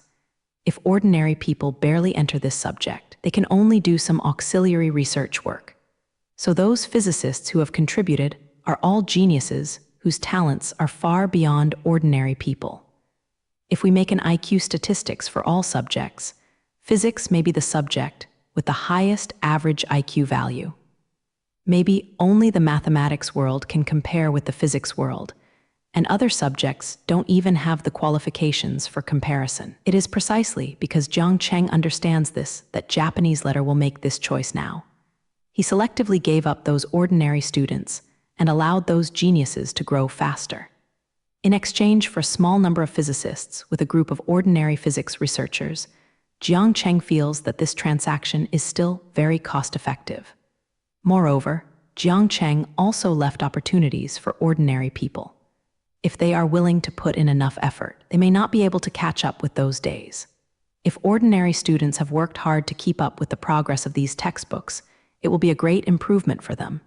Maybe these mediocre people will be able to truly stand firm in physics in the future after such intensive study. Jiang Cheng is also doing this for the benefit of ordinary students. As for those who can't stick to it, Jiang Cheng just wants to say, it's his fault. He would never let the ideas of those people go away. Those who don't want to work hard, let them be eliminated. After this period of elimination, the overall level of the physics community may have to be greatly improved. After listening to Jiang Cheng's words, the old group was silent for a while before speaking. Well, I know what you think. I will tell other people about this matter. Maybe you are right. Those Pingli students really can't get a foothold in the physics world. It's better to let them change paths earlier, which is also a good thing for them. Although this veteran editor is not a scientific researcher, he also knows a lot about learning. He is very clear about those heavenly people, what will happen in the physics world in the end. In the end, these people will become the most basic level experimenters, wasting their lives in vain, and finally continue to work in silence. Is stumping this kind of life what they want? They brought Ruo enthusiasm into the physics world, but finally got this result. This kind of thing is too common in the physics world, and he has seen countless examples of this. In the end, old editor was convinced by Jiang Cheng and agreed to Jiang Cheng's approach. When my old editor communicated Jiang Cheng's words, everyone who heard it silently agreed with Jiang Cheng's views. They knew that in the physics world, talent is a decisive thing, so they all acquiesced to Jiang Cheng's approach. The reality always seems so cruel, but it makes people have to face it. When Jiang Cheng's views were spread out, they were recognized by many universities. They also felt that Jiang Cheng's approach was very good, so that the compilation of teaching materials could accelerate the growth of their talented students. Originally, those geniuses were the students they were most concerned about, and now it is best to be able to do so. As for ordinary students, if they can't adapt to the new pace of learning, let them change their majors. Anyway, it is also a matter of procedures, which is also a good thing for those students. So Jiang Cheng's approach was recognized by everyone, and the difficulty of the textbook was fixed. Even many schools have changed the curriculum of the physics department to increase the difficulty and density of learning. They are also learning from Jiang Cheng's advanced experience in order to better cultivate qualified physicists. In the future, those physics students will have a hard time coming. What they will face is the increase in learning difficulty and the increase in courses. Uncertainly, physics students in the future will start to hate Jiang Cheng. Who is Jiang Cheng? Who is the first to put forward this point of view? Of course, Jiang Cheng himself wouldn't care about this kind of thing, and if he knew it, he might still be happy about it. Those who are hated by all students are generally great men, and ordinary people are not qualified to be hated by students. Generally speaking, people who are sick by students are either scientists or thinkers, who makes their theories or doctrines so difficult and makes students hate them when they study. As the saying goes, not being hated by others is yang. Jiang Cheng doesn't want to be an ordinary person. The new physics textbooks continue to be compiled like this. Jiang Cheng is writing very fast, and he can complete the compilation of a textbook in a few days. Who made Jiang Cheng's brain so smart? This kind of thing is too simple for him. Moreover, Jiang Cheng and Lucy are on the side to help. It is very convenient to check information. After all the textbooks were compiled, Jiang Cheng left the resort. Soon the Education Bureau started the printing work, working overtime to print out all the teaching materials. When these new physics materials were ready, they were immediately distributed to all physics students, replacing the old textbooks that were full of loopholes. After the physics students got the new textbooks, they all made mournful voices looking at the difficult content on it. The increase in the difficulty of the new textbooks makes them all know that they will have less spare time in the future. Even those geniuses will have to spend more time. This feeling makes all students feel uncomfortable, and learning becomes even harder, which is a very painful thing. Jiang Cheng naturally became the object of their talk. Many students began to complain about Jiang Cheng, not knowing why he did it. After complaining to Jiang Cheng, they have to immediately devote themselves to the intense study. If they don't work hard, they may not be able to follow the course soon. The difficulty of Jiang Chengpei's physics textbooks seems to increase the learning difficulty of physics students. Maybe before adapting to the current difficulty, the average grades of physics students will certainly not be very attractive, but this is only a temporary situation. But after the academic difficulties of those physics departments adapt to the current difficulties, the level of the entire physics department will be greatly improved. This is also a very good thing for the future development of these students. If they adapt to this difficulty now, they will certainly be able to adapt to the state of scientific research faster after they formally enter the physics world. And those students who can't keep up with the progress will soon find a way to transfer to the department and give up continuing to study the physics department, which will greatly improve the overall level of the physics department. Except for those students who are not good at Tianbin and refuse to work hard, the future of the entire physics department looks bright. When these physics students grow up, they will definitely be able to add a lot of fresh blood to the physics field. Although Jiang Cheng's newly compiled physics and mathematics book was criticized by the students because of its difficulty, it was generally very good, especially after those education experts heard about it. They were even more concerned about Jiang Cheng. I agree with the practice. Many physicists saw the new textbooks compiled by Jiang Cheng, and they all showed their praises. Everyone can see Jiang Cheng's strength in the compilation of teaching materials, and that is really not a blow. Not to mention that Jiang Cheng compiled several sets of textbooks in one go, covering all aspects of physics. Moreover, the level of Jiang Cheng's teaching materials is so high, which shows that Jiang Cheng has done well in physics. Now that the new textbooks have been put into use in universities, they have also been recognized by many teachers. It seems that Jiang Cheng's personal action this time has been very good. At least he achieved his original goal. It can be said that except for those hard-pressed students, everyone is very satisfied with these new textbooks, and even the slightest flaw cannot be found. These textbooks are perfect textbooks in every way, but they are a bit cruel for the students studying. But no one would care about this kind of thing. How can those students take up the important task if they don't sharpen it now? Jiang Cheng's new data materials have not only caused great repercussions in China, but even foreign universities have also noticed this matter.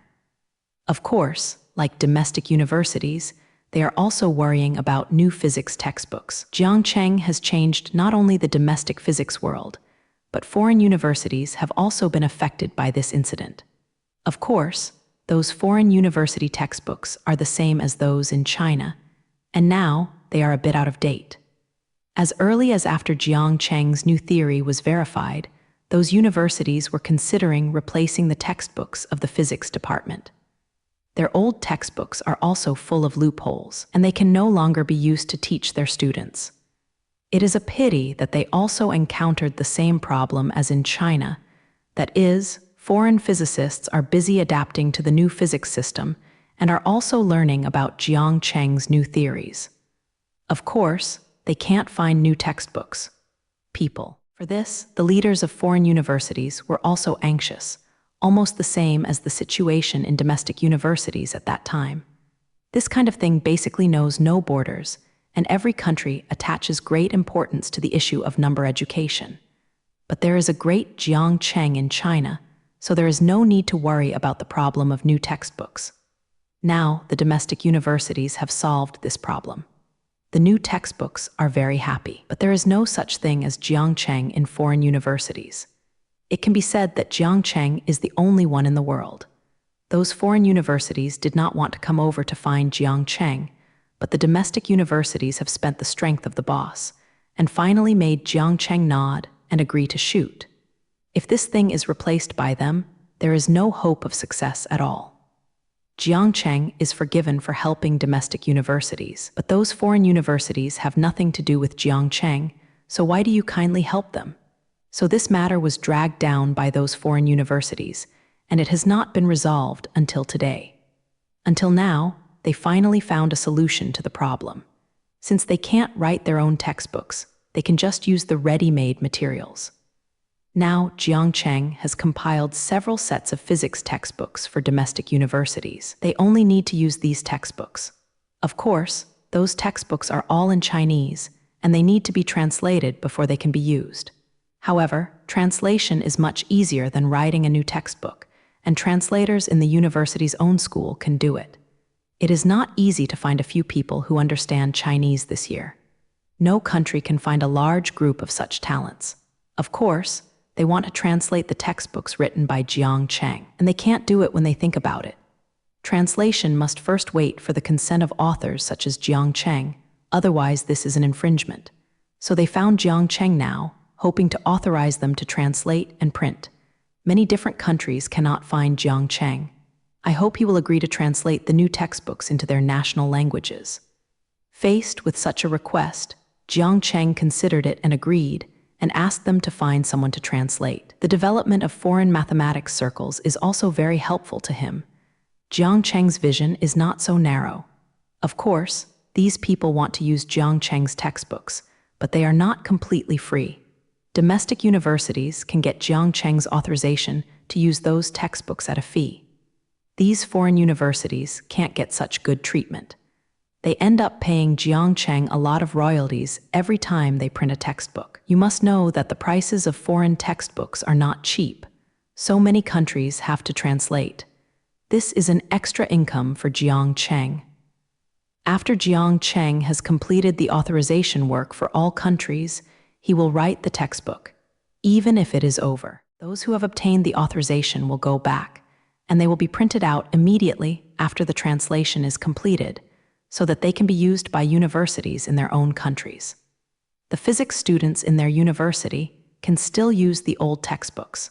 After hearing that Yan Guo has used the new textbooks, all those students are looking forward to the new textbooks. Now their new textbooks have arrived. Just wait for the translation work to be completed. Now those foreign physics students are looking forward to the brand new textbook. You must know that Jiangcheng personally wrote this textbook. Just hearing the editor's name gives him a sense of loftiness. They are all curious about how excellent the textbooks compiled at Jiangcheng's level will be, so they expressed such strong expectations for the new textbooks. Yan Guo's students have already started to use it. If they don't have it, wouldn't they be compared immediately? So after hearing that Jiangcheng has completed the authorization, they are now in a very good mood. But I hope they can maintain their current mood after receiving the new textbooks. Now the physics students in China are all complaining, and they have no time to rest because of the difficulty of the new textbooks. I hope these foreign students can laugh like this after seeing the textbook. Although Jiangcheng's textbooks are very good, it is very difficult to learn well. After those foreign students start to use the new digital materials, they will be able to experience the pain of Yan Guo students now. But these are still something to say, and the teaching materials are still in the translation stage. So it will take a while before Jiangcheng's new textbooks will appear in other languages. After that time, all national physics textbooks will adopt this version compiled by Jiangcheng. All previous physics textbooks will be discarded, and there will only be one version of the textbook in the physics department in the future. Jiangcheng's version of physics textbooks has been enough for humans to use for a long time, and Jiangcheng's name will continue to be passed down along with these textbooks. This is also a small honor for Jiang Cheng. The book he wrote can be used by all students.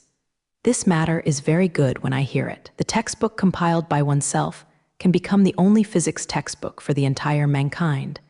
This kind of thing may only be done by a talent like Jiang Cheng. Moreover, the royalties of these teaching materials will continue to enter Jiang Cheng's pockets.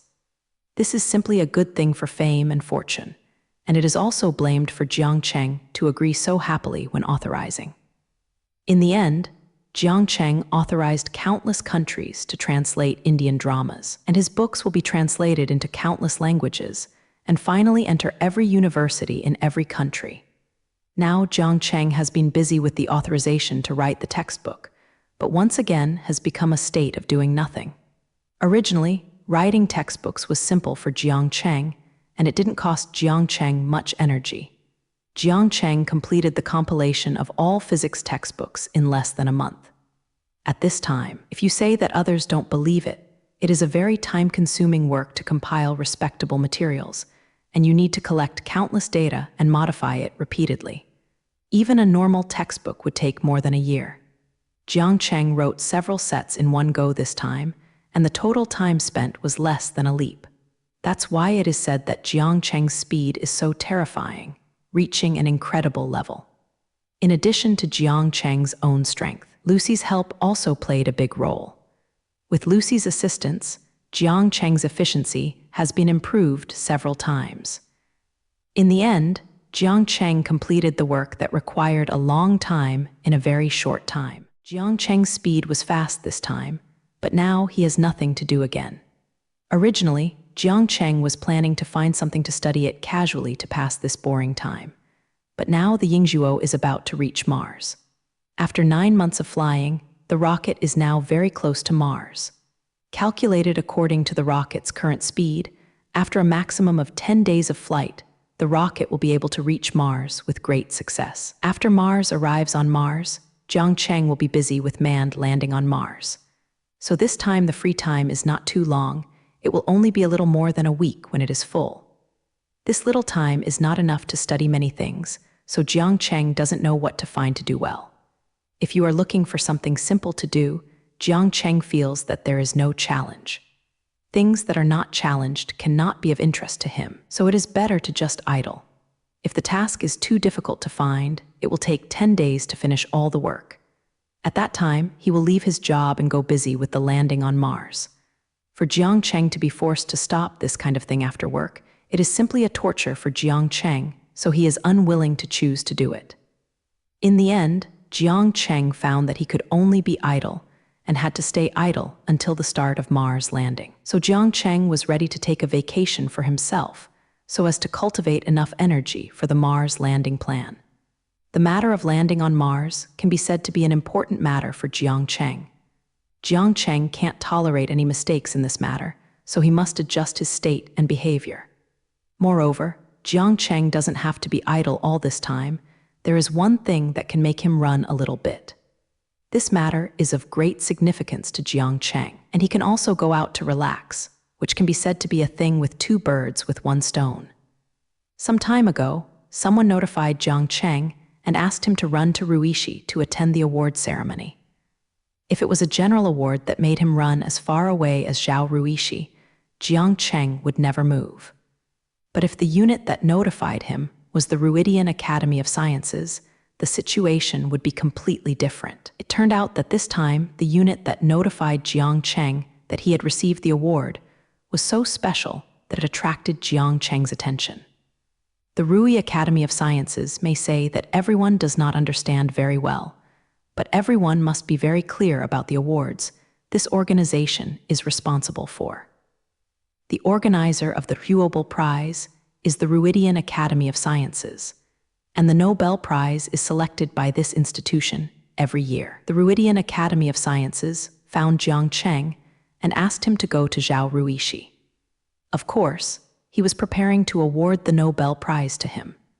That's why Jiang Cheng was ready to leave for Ruishi Keio to receive his Nobel Prize. Considering Jiang Cheng's current status in the academic world, it is unknown how many various awards will be awarded to him every year. It can be said that all awards in the natural sciences cannot be ignored now. Jiang Cheng, the most eye-catching scientist. Basically, Jiang Cheng can win many awards every year, and even Jiang Cheng doesn't know how many of them are. Because the popularity of many awards is not very high, Jiang Cheng himself has to make statistics. If Jiang Cheng accepts these awards in person, then Jiang Cheng doesn't need to do other things, just run around to attend the award ceremony all day long. So in general, Jiang Cheng would not go to the award ceremony. Those awards were mailed to him, such as trophies and medals. Jiang Cheng has rarely attended award ceremonies in person before, and recently he has only participated in the Fields Medal Award ceremony. Many award ceremonies are held by unknown organizations, and attending is just a waste of Jiang Cheng's time. So Jiang Cheng rarely pays attention to such notices. However, the notice from the Ruishi Academy of Sciences is completely different. This means that he is about to win the Nobel Prize. Of course, this kind of thing is worthwhile for Jiang Cheng to take part in the award ceremony. We must know that the Nobel Prize is the highest award in the scientific world, and there is no other award that can be beautiful. Every scientist is proud of receiving the Nobel Prize, which is an honor of the British University for them. It can be said that every top scientist has won this award. The Nobel Prize is the best affirmation for these scientists. Jiang Cheng has never received this award before, and has not been favored by the Ruishi Academy of Sciences. In fact, Jiang Cheng's previous achievements are worthy of this award. It's a pity that people at the Ruishi Academy of Sciences have always felt that Jiang Cheng is too young. If the award method is given to him, it will reduce the credibility of the award. You must know that the youngest person who won the Nobel Prize before is already 25 years old. Moreover, this winner won the Nobel Prize in 1915. At that time, the award was not perfect enough, so this is what happened. Moreover, the 25-year-old winner still won the prize with his father, which can be said to have sold his father's light. The second youngest winner is already over 30 years old, and most of the others won this award after 30 years old. It can be said that except for the 25-year-old winner in 1915, everyone else received this award after the age of 30. You know that Jiang Cheng has just grown up now, and he has not even reached the age of 20. This age is too young for the Nobel Prize, which is many years younger than the winner in 1915. People at the Ruidian Academy of Sciences felt that if the award was given to a young man under 20 years old, it would seem a bit sloppy. That's why Jiang Cheng has never won the highest award in science. In the past, the people of the Ruishi Academy of Sciences considered that they would wait a few years before giving Jiang Cheng the award. Jiang Cheng was already in his 20s at that time. Although he was still a little too young, he didn't look so crooked at least. Anyway, there are 25-year-old winners before, and it will not seem so unexpected to give someone who is more than a few years old. If Jiang Cheng won the Nobel Prize, even if he was not even 20 years old, then it would appear that the prize is insufficient. Therefore, the Ruishi Academy of Sciences has been waiting for the passage of time, and it will wait until Jiang Cheng is a little older before preparing a friend award for him. It is because of age that Jiang Cheng has never won the Nobel Prize. However, this time the Ruidian Academy of Sciences finally compromised and prepared to award the Nobel Prize to Jiang Cheng, a young man under 20 years old. The reason why the Ruidian Academy of Sciences finally compromised this time is actually very simple. That is, Jiang Cheng's achievements have made them unable to ignore. Jiang Cheng only recently came up with a theoretical model of dark matter, and this result is enough to win the Nobel Prize in physics. What's more, Jiang Cheng had so many great achievements before, and basically each of them deserved their awards. Therefore, Jiang Cheng only used his own strength to make Ruishi Academy of Sciences have to love the association. If the Ruidian Academy of Sciences continues to drag on, I am afraid the outside world will begin to question the fairness of the Ruishi Academy of Sciences. If even people like Jiang Cheng can't win the prize, what is the significance of the establishment of the Nobel Prize? This kind of voice has already begun to appear in academia, So the Ruishi Academy of Sciences did not care about Jiang Cheng's age this time and was ready to present the award to him. This time, the Ruidian Academy of Sciences was completely unable to withstand external pressure and completely lost to Jiang Cheng's achievements. Jiang Cheng can be said to be very happy to be able to use his own results to compromise the Ruidian Academy of Sciences. After learning that he was about to win the prize, Jiang Cheng also felt very happy. The Nobel Prize is a great recognition for Jiang Cheng. Although Jiang Cheng's greatness does not need the Nobel Prize to set off, it is also an affirmation of him to receive this award. More importantly, this time the Nobel Prize is a bit special, and it can be said to be the most special Nobel Prize this time.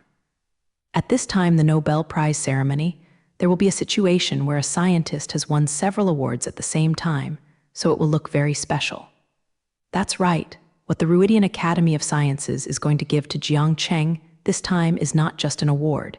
It is different awards in several fields, all of which will be awarded to Jiang Cheng at one time. After a careful selection process, the Ruidian Academy of Sciences plans to present all 4 awards to Jiang Cheng at the same time. Yes, you read that right. 4 Nobel Prizes were awarded to Jiang Cheng at the same time. The Nobel Prizes Jiang Cheng will receive this time are the Nobel Prize in Physics, the Nobel Prize in Chemistry, the Nobel Prize in Medicine, and the Nobel Prize in Biology. These 4 awards are the main fields Jiang Cheng is currently involved in. It can be said that each field is an important subject of natural science. You know that this kind of thing has never happened before, and winning 4 awards at the same time is simply a shocking event.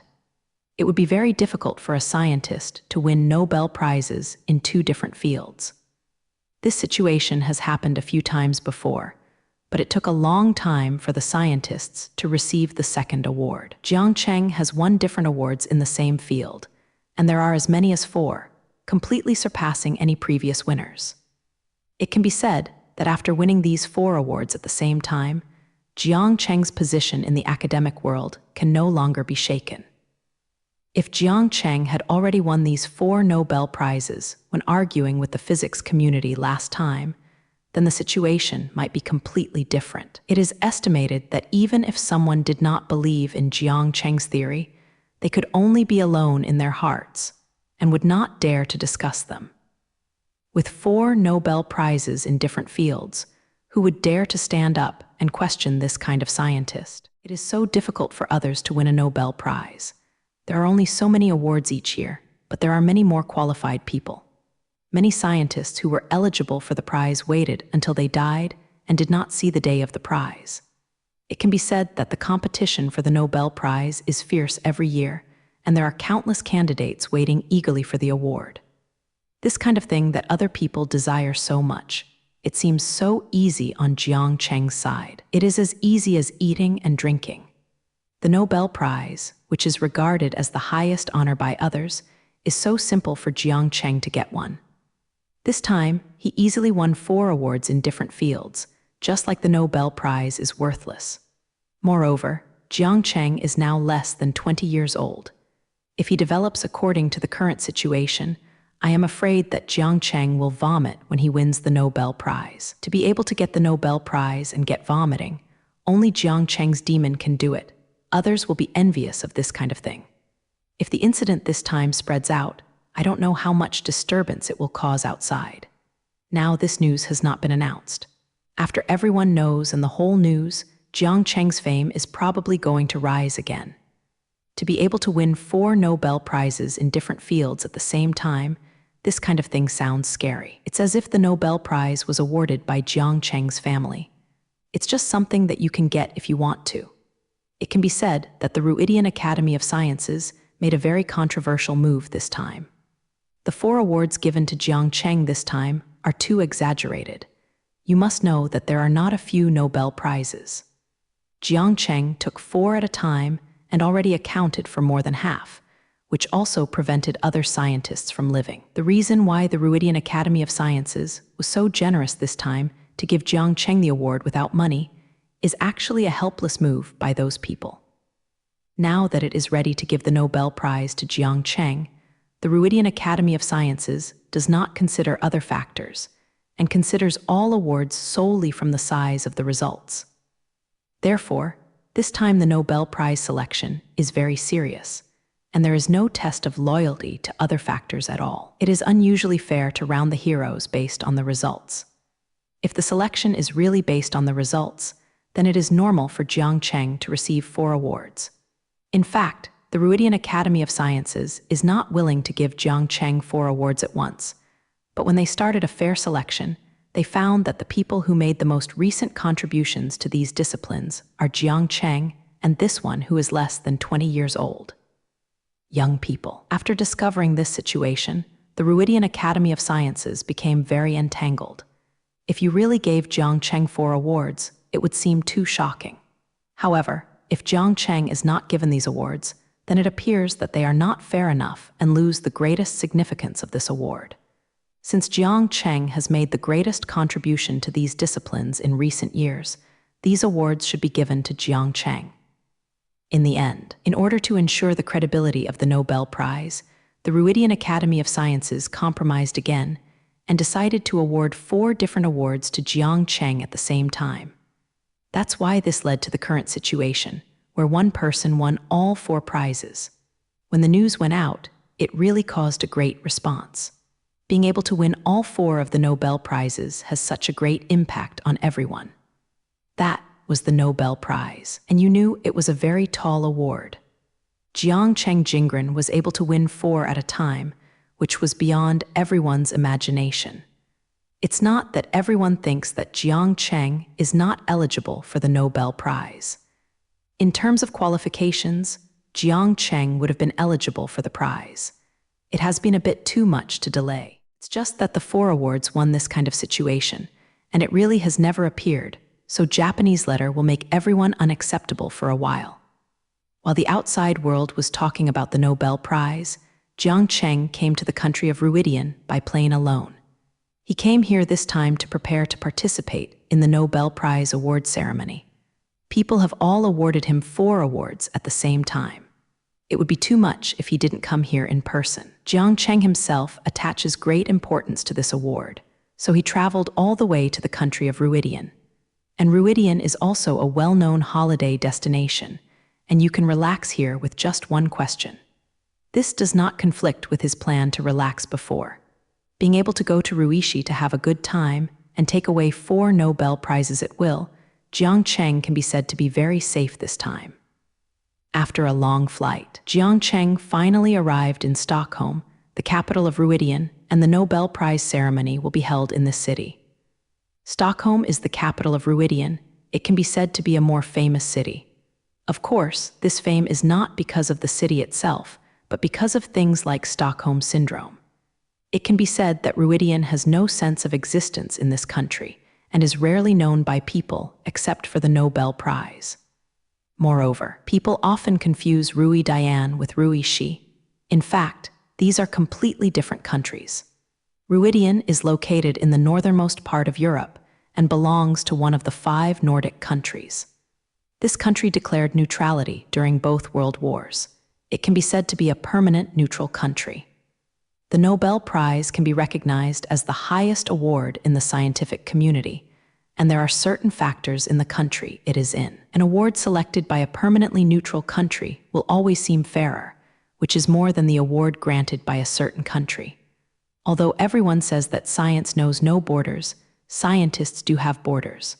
As long as there are people, there are rivers and lakes, and every scientist will be biased towards people in his own country. This is not fair enough for candidates from other countries. Although the Rui Academy of Sciences cannot imitate thorough justice, in general, the academic structure of other countries is much more reliable. Therefore, awards selected by Ruidian, a permanently neutral country, always give people a sense of fairness.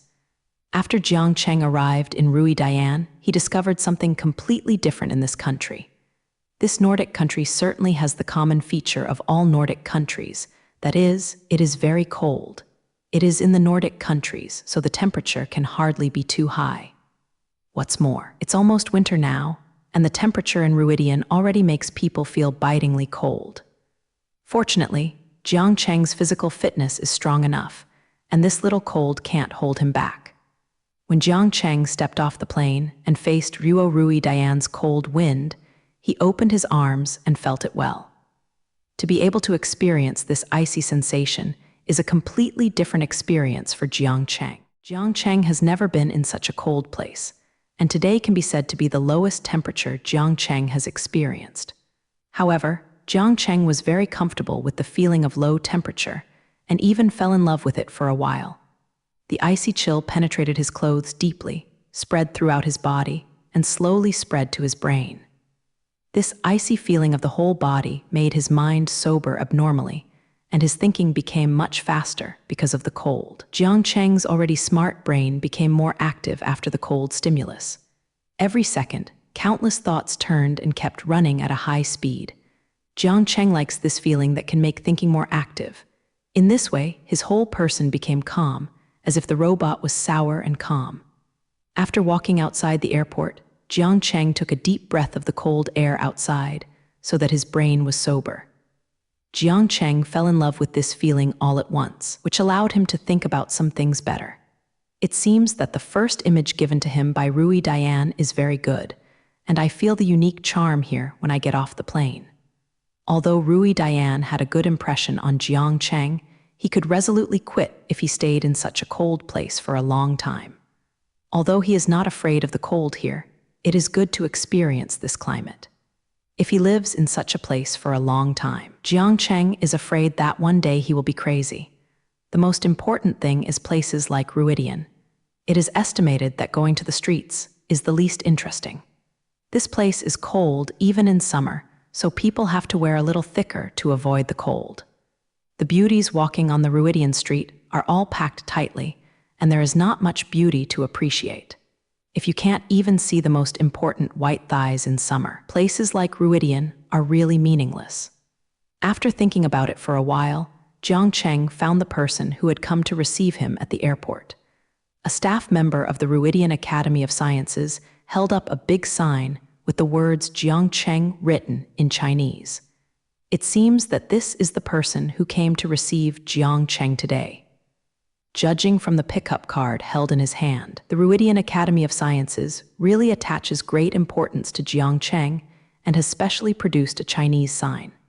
Of course, this was not for the staff member to recognize Jiang Cheng, but for Jiang Cheng to be able to spot the person who came to pick up the plane at a glance. Jiang Cheng's appearance has long been a household name, and not many people have never seen Jiang Cheng's appearance. As soon as the staff member saw Jiang Cheng, he put down the pickup card in his hand, walked to Jiang Cheng's body and said, "Hello, I am the receptionist for this award ceremony, and I am responsible for your visit to the Rui ceremony all schedules. For all the problems you encountered in Stockholm this time, you can come to me directly, and I will try my best to solve some problems for you. Hello, this time I will rely on you in Stockholm. I am not familiar with this city," Jiang Cheng said to the staff member with a smile. Then Jiang Cheng followed the staff member to the Stockholm Concert Hall by car. Every Nobel Award ceremony will be held in the Stockholm Concert Hall this year, of course. There will be no exceptions. They were so anxious to go to the award ceremony because of the lack of time. Jiang Cheng came here late this time, and the award ceremony was held today, so their time is running out. I wonder if you can adapt to Stockholm's climate? Ours here is a bit colder than ordinary places. Which staff member in the car started to care about Jiang Cheng's situation? He was worried that Jiang Cheng could not stand the low temperature here. This situation has not happened before, but the cold of Rui Dian scared a lot of winners who came over. Fortunately, I like the temperature very much because it can calm me down at any time. Jiang Cheng looked at the scenery outside the car window by and answered casually. Actually, the cold climate of Rui Classics also has a special flavor. It is still very good if you experience it occasionally. And the city of Stockholm feels pretty good to me, with a deep sense of historical precipitation. This is not like those international metropolises. It gives people a busy feeling. People living here must be very leisurely. While looking at the scenery of Ruo Stockholm, Jiang Cheng commented on it. He looked at the leisurely people on the road and had a new understanding of the city of Stockholm. It was different from many places he had seen. Everyone had a cowardly expression, and there was no pressure at all. After hearing Jiang Cheng's words, the staff member who was in charge of receiving Jiang Cheng's eyes was almost staring. Jiang Cheng's evaluation of Stockholm is nothing. Basically, everyone will feel this way. The pace of life in this city is indeed slow, which does not make him feel strange. What surprised him was that Jiang Cheng felt good about the climate here. This incident really surprised him. The Nobel Prize ceremony is held in Stockholm every year, and many scholars are hosted by him.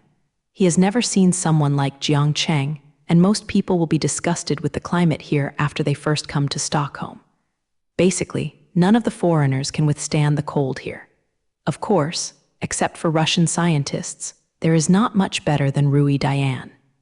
In the work of this staff member receiving outsiders, listening to those people complaining about the climate problem has become the norm in his work. Every time the people he received were on the road, he would constantly complain to him about the cold weather here. The staff member did not know how many such words he heard. All of them couldn't adapt to the climate here. Whenever this is the time, it is when he starts to comfort those guests, which is also part of his reception work. But today, he didn't need to do this kind of thing at all, because Jiang Cheng hadn't complained to him about the weather at all. He has never met someone like Jiang Cheng who doesn't care about the weather here, and even shows a little like it. Today, it can be said that this staff member has encountered such a person for the first time, and he is not afraid of the cold of Stockholm. Do you really like the weather here? It's really rare for people like you. The cold here can't stand the cold. The staff member looked at Jiang Cheng and asked. He was still a little unsure of Jiang Cheng's attitude, so he asked another article for confirmation. After hearing such inquiries, Jiang Cheng said faintly, "Is it cold? Maybe the temperature here is lower, but I think it's okay. Maybe my body is better, so I am not afraid of the lower temperature." He really doesn't feel very cold, and his current physical fitness will not feel very cold even if he goes to the South Pole. It is no longer appropriate to call Jiang Cheng a human being, and it is more appropriate to call him a new human after the modification of gene-enhancing drugs. It can be said that this low temperature weather may affect many people, but Jiang Cheng feels nothing. On the contrary, he appeared calmer because of the cold temperature. He said what he liked here. The staff member looked at Jiang Cheng's indifferent expression and then carefully looked at the other party. At this time, he discovered that Jiang Cheng was wearing Ruohai's thin clothes, which did not have much warmth at all. This discovery gave him a new understanding of Jiang Cheng. He did not expect that Jiang Cheng, an outstanding scholar, could still be so healthy. Ordinary scholars are all weak, so they can't stand the low temperature here. But looking at Jiang Cheng's relaxed look, he knew that Jiang Cheng was completely different from ordinary scholars. Since Jiang Cheng can wear such clothes and said that he likes the weather here, Jiang Cheng must have very good physical fitness. The staff member was not wrong at all, and Jiang Cheng's physical fitness can no longer be described as good. If Jiang Cheng is really tested, he will find that under that body is a monster-like body. After looking at Jiang Cheng, staff member finally said to Jiang Cheng helplessly, "Well, since you like it very much, you might as well stay a few more days. There are still many fun places in Stockholm. Go for a tour." He really hadn't met someone like Jiang Cheng. You must know that even if they were local, they couldn't stand the cold here, let alone Jiang Cheng wears so little. He is now looking at Jiang Cheng completely with the eyes of a monster. Of course, there is nothing wrong with his eyesight. Now Jiang Cheng can be said to be a giant in human skin, at least in many ways. Jiang Cheng is more powerful than a giant beast. Then you can tell me about the fun places in the Ruidian. After the awards ceremony is over, I can take a good tour. The staff member just said Jiang Cheng's heart. This time he came to Rui Diane. He was going to have a play, and now he can introduce here. If you want to play here, I can recommend many famous attractions, and you will never be disappointed. As a qualified receptionist, the staff member immediately began to introduce him. It seemed that he was quite proficient in imitating this kind of work, and it was not the first time to do this kind of thing. Just like this, Jiang Cheng listened to the other party's introduction while heading towards his destination this time. After a period of time, the car reached today's destination, and Jiang Cheng also had a preliminary understanding of Ruixing and decided on the next itinerary. Jiang Cheng already knows the more interesting places in Ruixing, and he won't let it go this time. When Jiang Cheng pushed the car door and got out of the car, he saw the venue where the Nobel Prize ceremony was held at a glance. When Jiang Cheng arrived at the venue, the first thing that caught his eye was a blue building. The appearance of this building is dignified and simple, and the whole body is sky blue, giving a refreshing feeling. The 10 huge pillars on the front of the building extend from the floor to the roof. Jiang Cheng recognized this building at a glance.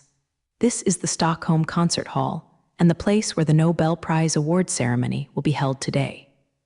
Every year, the highest awards in the natural sciences are awarded here, and the Stockholm Concert Hall has become a civilized world. The Stockholm Concert Hall was built in 1926. The entire building is simple and majestic. Because the outer walls are all blue, it is also called the Blue Concert Hall. This concert hall also carries out some musical performances, but the main function here is still the venue for the Nobel Prize award ceremony. The purpose of the construction of the Stockholm Concert Hall is also because of the Nobel Prize, which is the main function of this building. It is famous all over the world because of the Nobel Prize, and it attracts a large number of tourists every year. Although Jiang Cheng came to Ruidian with the purpose of playing this time, he didn't come to play today. Those tourists came here for different purposes, but he is coming to accept the award today. He is the protagonist at the Nobel Prize award ceremony to be held today. And as the winner of 4 awards at the same time, he is still the absolute protagonist today, and no one can steal the limelight from him. After Jiang Cheng, the protagonist, arrives at the Stockholm Concert Hall, the Nobel Prize award ceremony will begin soon. Jiang Cheng followed the staff member and slowly walked into this great Stockholm Concert Hall. The interior layout is the same as the outside. It looks very simple and dignified, and it is very formal without any fancy. In order to hold the awards ceremony today, it has been specially arranged to make the whole style after the music more suitable for the atmosphere of the awards ceremony. Jiang Cheng walked in the aisle of the music hall, admiring the hanging portraits on both sides of the aisle. Those portraits are all portraits of Nobel laureates in history, and under the portraits are recorded the lives and major achievements of these people. Jiang Cheng saw a lot of familiar faces on both sides of the aisle. These people are all scientists who have made great contributions to natural science. That's why they are allowed to leave their portraits here. It can be said that these portraits represent the history of the Nobel Prize, recording everything that happened here. Perhaps many of the scientists on these portraits have died, but their names have been recorded forever with the Nobel Prize. When later generations see these great names, they can remember what these people did. Perhaps this is another kind of eternity. Their scientists have eternally existed in people's hearts. Jiang Cheng looked at the great people in the hall and thought of many things in his heart. It is with the contributions of these scientists that mankind can develop to the present level. Now that these people have all withdrawn from the stage of history, it is time for him, Jiang Cheng, to appear. Jiang Cheng's portrait will soon appear on both sides of the aisle, but his path has just begun, and there is still a lot of time waiting for him in the future. After today's awards ceremony, his status will surpass many people here and reach an unprecedented height. But Jiang Cheng would not be satisfied with surpassing all scientists. He still has higher ideals to realize. I don't know how far my future can reach. Can I surpass these people? No, it's not enough. No one can limit my future. If Jiang Cheng made a decision in his heart for those portraits, it is not his limit to surpass these great scientists. What he will do in the future is much greater now. Soon, Jiang Cheng walked through the aisle full of portraits and walked into the main hall of the music hall. No one knows that Jiang Cheng made a very important decision in his heart after seeing those portraits. Perhaps this decision will affect the entire mankind and lead mankind to an unknown future. The main hall is now full of people.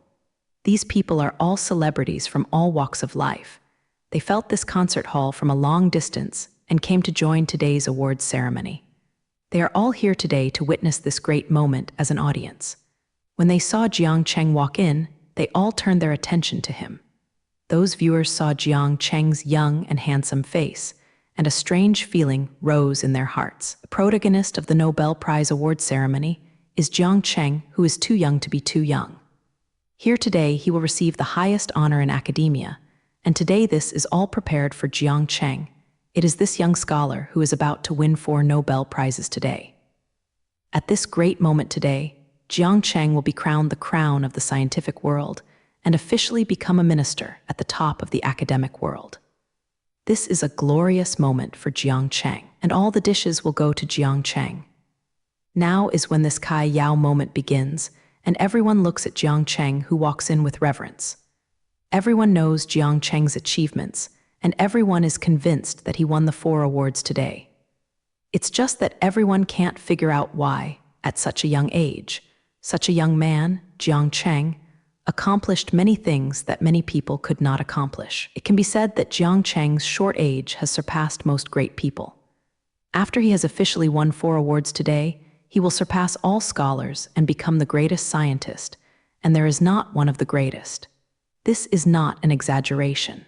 Other scientists will not be able to compare with Jiang Cheng after today. Winning 4 Nobel Prizes at the same time has proved everything. The great scientists in history could not do things like Jiang Cheng. Countless eyes in the hall focused on Jiang Cheng, and Jiang Cheng came in and became the focus of the audience. Why is he the absolute protagonist today? Who can you pay attention to if you don't pay attention to him? Don't think that getting attention is a simple matter. If the average person encounters this situation, it is good not to be scared and weak.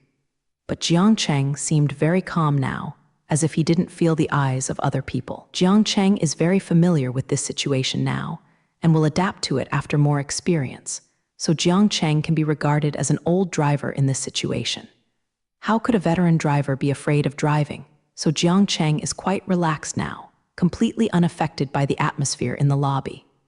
Jiang Cheng was led directly to the middle of the first row, and then sat down and waited for the award ceremony to begin.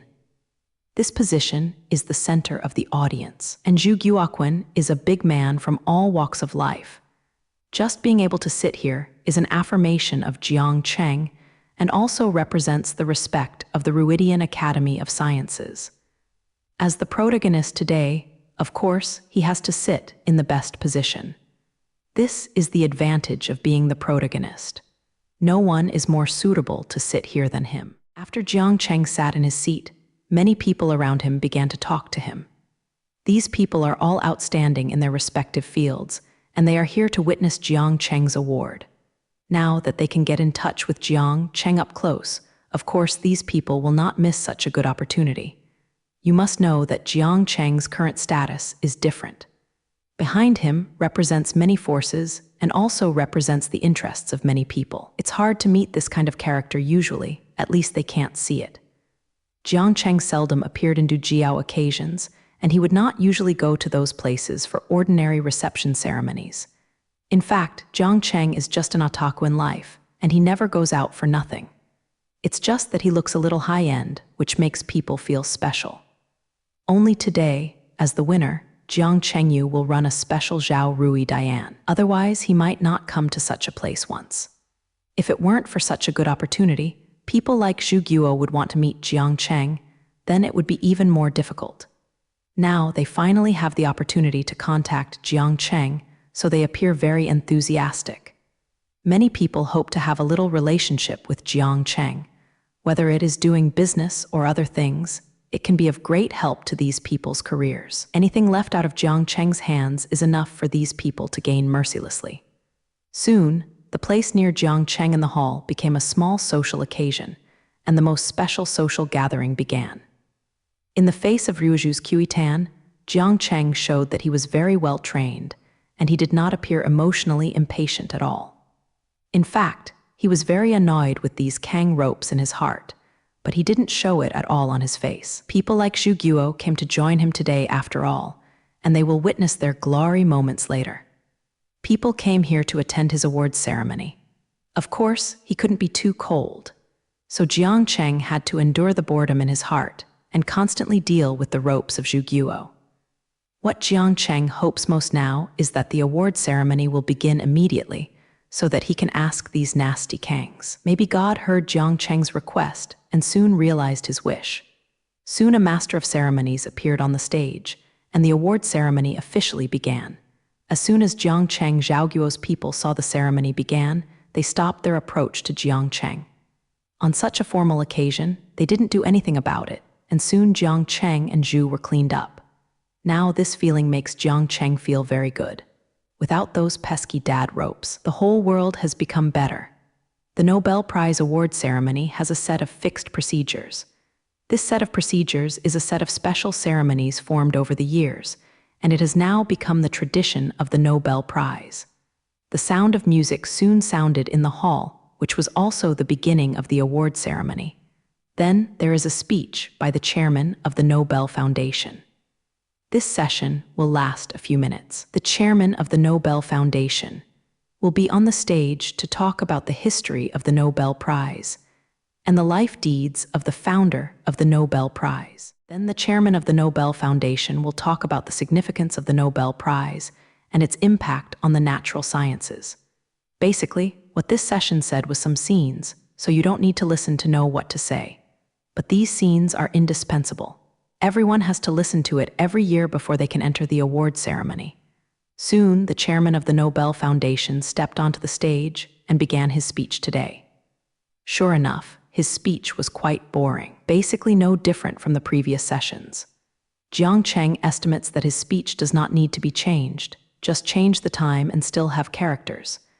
Jiang Cheng was about to fall asleep listening to him. This kind of ceremony was the most sought after. If it weren't for the award to him today, he would have to come to this place to waste time.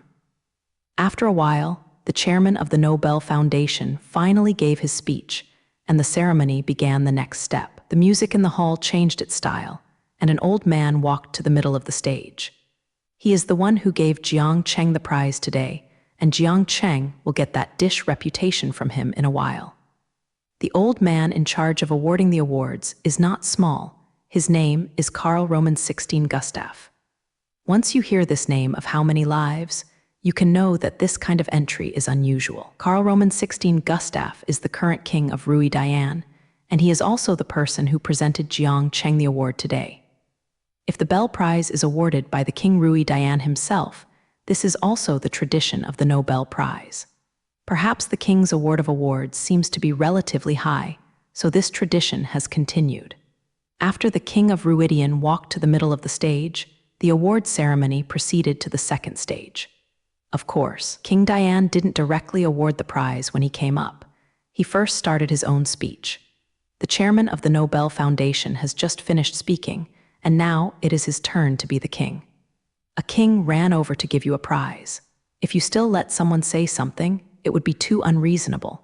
So King Rui Dian began his own speech, which was another long waiting process. King Ruidian reviewed the history of the Nobel Prize, talked about some of the people who had won awards before, and then expanded the future by the way. It was a very complete speech.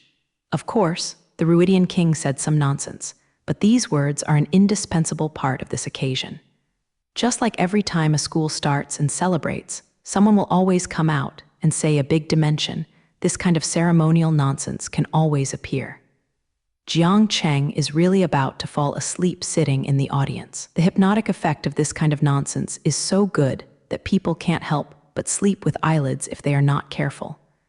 I just talked about a lot of the history of the Nobel Prize. Now, I will talk about an outstanding young scientist. He has already made countless great achievements when he is less than 20 years old, and today's award ceremony was held specifically for him and to show his contribution to the scientific community. After a long period of time, King Lydian finally got to the point. Of course, the young scientist he was talking about was Jiang Cheng. Apart from him, no young man could deserve these praises. It can be said that Jiang Cheng has become a phenomenon, and it is worth learning from him, every young man. Jiang Cheng was about to fall asleep sitting down the stage when he heard King Ruidian mention himself on the stage. Finally, I regained my spirit and started to watch the stage intently. King Rui Dian continued to introduce Jiang Cheng's situation, which is also the practice of every award ceremony. If you don't know a lot of academics, you are generally not familiar with the winners. So you need to introduce it at the awards ceremony, so as not to make everyone feel too unexpected. It would be too embarrassing if everyone didn't know about the Nobel Prize winners. It is precisely because there are many winners who are not very famous, so we need to tell everyone that the deeds of this winner are also the main achievements. But this link is actually a waste of time today, and Jiang Cheng could not use it as if someone else would introduce it. His popularity far exceeds that of ordinary scientists, and he can even rival those international superstars. Everyone knows Jiang Cheng's deeds and achievements. These are the things that everyone usually likes to discuss.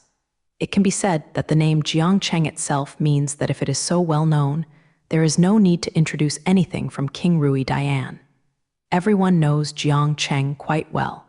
So what the King of Ruidian said is still nonsense, but it just started to get into the topic a little bit. The above is the main situation of the young scholar, and then I will officially award him an award. After he had introduced Jiang Cheng's situation, he was ready to officially announce the winners. In order to show the contribution made in the theoretical model of dark matter, it is Jiang Cheng who won the Nobel Prize in Physics this year. In order to commend the Jia Zion made in room temperature superconducting materials, it is Jiang Cheng who won the Nobel Prize in Chemistry this year. In order to commend the contribution made in gene repair, it was Jiang Cheng who won the Nobel Prize in Biology. In order to show the contribution made in the treatment of liver cancer, it is Jiang Cheng who won the Nobel Prize in Medicine this year.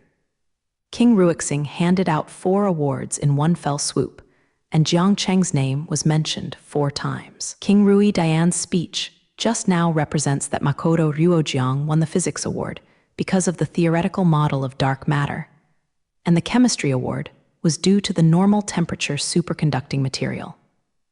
The Medical Award is because of Jiang Cheng's first scientific research achievement, that result in the treatment of zoo cancer, and the Biology Award is because of the gene repair solution he brought out. When the Nobel Prize is awarded, it will mention why the winner was awarded, and the result of the award is also the biggest basis for selection. It's just that today's situation is a bit special. The King of Ruidian Japanese letter next time he said 4 results, and then awarded 4 awards at the same time. This is the first time this situation has occurred in Nobel's history for so many years. In the past, awards were given out one by one, and there has never been a situation where 4 awards were awarded at the same time. Only someone like Jiang Cheng, who won 4 awards at the same time, would have this strange situation.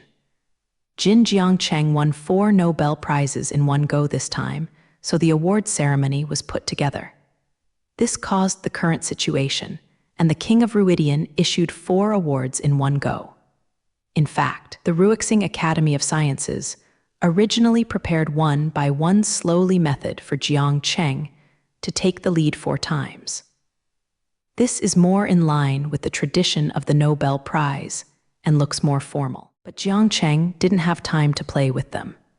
It was a waste of Jiang Cheng's life to accept the award 4 times on stage. Running up and down, for the Super League is delivering express delivery, Jiang Cheng will not do such a thing. Finally, under Jiang Cheng's insistence, the 4 awards came together and the second was issued. In this way, Jiang Cheng only needs to run to the stage once, which saves him a lot of effort. It can be said that Jiang Cheng is softened by winning the prizes. The 4 awards in different fields are very powerful. What's more, Jiang Cheng still received the Nobel Prize, and the highest outstanding item in academia, it can also be regarded as the most famous award. Today, Jiang Cheng was almost like buying cabbage at a vegetable market, and he got 4 in one breath. This feeling makes everyone worthy of the Bell Award. Otherwise, Jiang Cheng would not have won the 4 awards easily. This kind of thing can only happen to Jiang Cheng. He used his previous great achievements to make the Ruidian Academy of Sciences have to give him all 4 awards. Using strength to make the Ruidian Academy of Sciences bow their heads. No one can do this kind of thing except Jiang Cheng. After King Ruidian finished reading the reasons for Jiang Cheng's award, he then officially awarded the 4 awards. The Nobel Prize this time is very special. Jiang Cheng, a young scholar, has won 4 awards at the same time. From here, we can see the greatness of Jiang Cheng. He is the most special scholar in the history of the Nobel Prize, even surpassing all previous winners. I am proud to be able to present these awards to Jiang Cheng today. Next, I would like to invite everyone to use the warmest applause and welcome Jiang Cheng to the stage to receive the awards. Following the voice of King Ruixing inviting Jiang Cheng to come on stage, Jiang Cheng also got up and started walking towards Ruo's stage. There was also fierce applause in the hall, all of which were dedicated to Jiang Cheng. Jiang Cheng's contribution to the academic community deserves their warmest applause. Accompanied by the warm applause of the entire hall, Jiang Cheng slowly walked towards the middle of Ruo's stage. Jiang Cheng walked very slowly, as if he was enjoying the feeling of this moment. For Jiang Cheng at this moment, it was an unprecedented glory when he was able to win 4 Nobel Prizes at the same time, which proves that he has surpassed those great predecessors and became the greatest scientist in history. Now is the time when Jiang Cheng is the king of injustice. He finally sits on the throne of academia and controls the entire human natural sciences. Since today, he has become the true king of academics, and no one can match his existence anymore. After Jiang Cheng walked to the middle of the stage, King Ruidian handed the gold medal in his hand to Jiang Cheng and started to walk off the stage. Now this stage belongs to Jiang Cheng, so all the honors belong to him. Jiang Cheng took the medal in his hand and was about to start expressing his acceptance speech. At this time, the on-site media also began to take pictures frantically to record this great moment. The gold medal is engraved with Nobel's portrait, which is also to pay tribute to the founder. If there is no Nobel donation of his own property, this highest academic award will not exist. The appearance of Jiang Cheng holding the medal was truthfully recorded by the photo, and this photo has also become an eternal memory of mankind. On the photo, Jiang Cheng held 4 medals in his hand and gestured to the bottom of the stage with a smile. This kind of occasion actually occurs every year, and the actions of those winners are similar to those of Jiang Cheng. It's just that today's situation is a bit special. The winners only hold 1 medal in their hands, but Jiang Cheng now holds 4 in their hands. Unless Jiang Cheng's hand was relatively large, Jiang Cheng could not hold the 4 medals at the same time. The medal one was almost impossible to win, and only Jiang Cheng could encounter this kind of scene. Others can win a Nobel Prize. It is already a lifetime glory. It is very difficult to get a second one. As a result, Jiang Cheng now took 4 at once, which is like the Nobel Prize is worthless. The photo of Jiang Cheng holding 4 gold medals was quickly sent back by the reporters. This photo will be the headline and appear on the cover of all media. Soon Jiang Cheng started today's acceptance speech. I am very pleased to be affirmed by the Ruidian Academy of Sciences and won this year's Nobel Prize. This is a great affirmation for me, and it can also make my future research more motivated. The Nobel Prize represents a very important meaning, and many great scientists have won this dish before. After I won the Nobel Prize today, I can officially stand shoulder to shoulder with those figures in history. Jiang Cheng's remarks are actually a bit modest, and his historical status is not just comparable to others. Now he has surpassed all his predecessors and became the greatest scientist in history. It can be said that after Jiang Cheng won the 4 Nobel Prizes this time, he became the first person in history. At least in the academic world, no one can compare him. There have been many great scientists in history, and they have all made brilliant achievements. But the light of those people was concealed by Jiang Cheng at this moment, because Jiang Cheng's achievements were many times dazzling. It can be said that those achievements made by Jiang Cheng alone have surpassed all scientists in history. Today is when Jiang Cheng became the first person in history, and this name Jiang Cheng now fully deserves. The status of the first person in the history of science can now be put on Jiang Cheng's head, and it is everyone's heartfelt thought that this can be recognized by everyone. Jiang Cheng has now become an unprecedented figure and has become the true historical first person in the academic field. That's all for my speech today. Finally, I am grateful to some of those who supported me. It is because of your support that I can achieve today's achievements. Thank you, everyone. Jiang Cheng's speech today seemed very brief, and soon he made the final speech. This time, Jiang Cheng said so little, just because he didn't have much to say. Moreover, Jiang Cheng's glory does not require words to go to the village, and his achievements cannot be described in words. The results that Jai Su took out are there. There is no need for him to say anything more. Anyone can see those things, and anything else is a waste. His current position as the first person in history is not based on his own words, but on the accumulation of his achievements one by one. So now all the language seems so pale. Jiang Cheng only needs to enjoy this glorious moment. When Jiang Cheng slowly walked off the stage, this time the Nobel Prize ceremony officially ended. As Jiang Cheng stepped down, there was more enthusiastic applause from the audience. This time the award ceremony time is very short. The 4 awards were originally combined, which has greatly shortened the award ceremony time. Moreover, Jiang Cheng's acceptance speech was so brief, which resulted in the Nobel Prize award ceremony this time, which may be the shortest time. Although the Nobel Prize this year is short, it is of great significance. After Jiang Cheng's affirmation of the Nobel Prize this time, a huge change has taken place in his identity. Although Jiang Cheng had a great reputation in the academic world, he was considered the most talented person in the academic world. However, the previous Jiang Cheng did not just surpass the existing figures. It cannot be said that he surpassed everything in history and became the first person in the history of science. When the Nobel Prize ceremony ended, Jiang Cheng officially surpassed his predecessors and reached an unprecedented level. It can be said that this time the Nobel Prize award ceremony is the moment when Jiang Cheng is crowned king. Now that Jiang Cheng has become the king of science, he can sit on his throne and look down on others. In the past, no scientist could compare with Jiang Cheng, and there may be no such figure as Jiang Cheng in the future. The name of the first person in the history of science is both an affirmation of Jiang Cheng's achievements and a kind of pressure. If Jiang Cheng can't continue to make achievements in the future, his title of No. 1 in history will be misplaced. So this title is also a spur to Jiang Cheng, spurring him to keep moving forward. When the Nobel Prize award ceremony ended, media all over the world simultaneously reported on this great moment. The first person in the history of science, Jiang Cheng. Beyond all great beings, Jiang Cheng himself is even greater. Jiang Cheng, the well-deserved first person, the precious wealth of mankind. The future of mankind is full of hope. Jiang Cheng will lead us to the future. All the media have used the most nasty words to come to Jiang Chengxian. Achievements in possession. The title of the first person keeps appearing in the report. This is because all the media have recognized Jiang Cheng's status. The angle of each media report is different, but the praise of Jiang Cheng is all the same.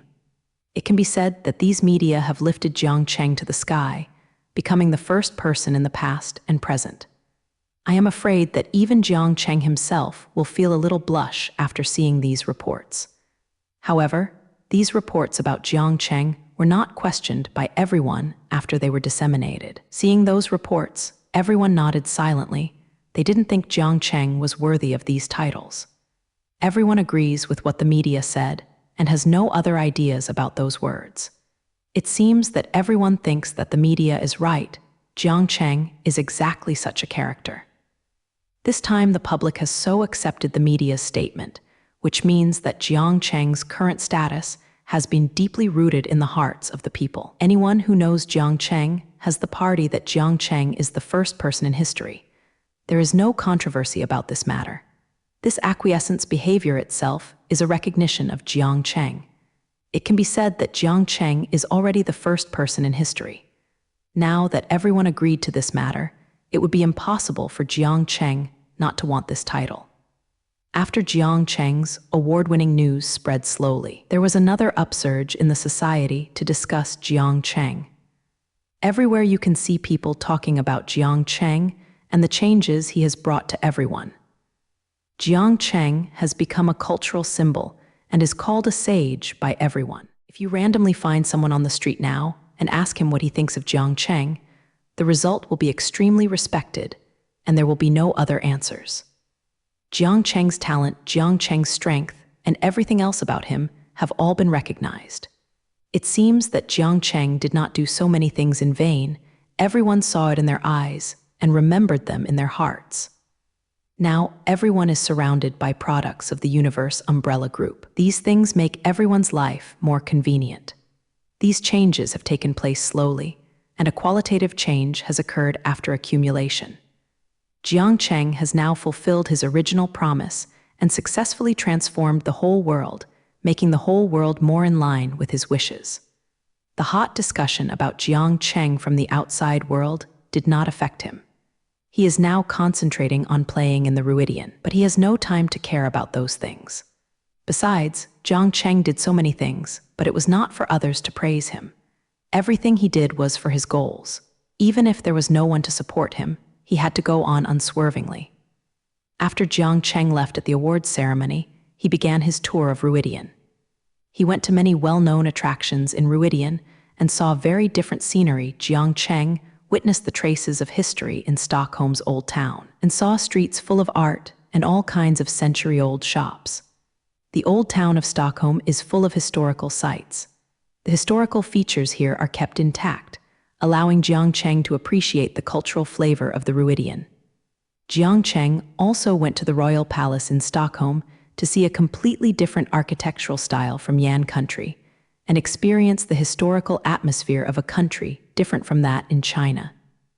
Jiang Cheng, the most academic person, of course, also went to the Nobel Museum, which is considered the place most related to him. The Nobel Museum records the introductions of past winners and also collects many prize winners. Maybe it won't be long before Jiang Cheng's name will appear in this museum. I want to introduce everything about Jiang Cheng later. Jiang Cheng later left Stegall, the capital of Rui Dian, and traveled all the way to the north of Rui Dian. Finally, Jiang Cheng reached the northernmost part of Ruidian, where he also saw the aurora.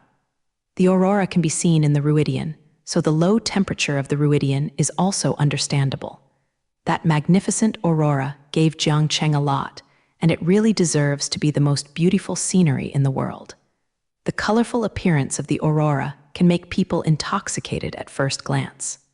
In the end, Jiang Cheng ended the tour of the Rui Classic in the beautiful scenery of the aurora. Jiang Cheng's visit to the Ruidian this time can be said to have gained a lot. He won Nobel Prizes in 4 different fields and successfully became the first person in the history of science. By the way, I relaxed in Rui Dian and saw a lot of exotic scenery. Generally speaking, Jiang Cheng's trip was worthwhile, and it was a good deal to come here after a long distance. After Jiang Cheng finished his Ruidian trip, he took a plane back to Los Angeles. Although the scenery of Ruidian is good, it is not a long-term place, because only here is his real home.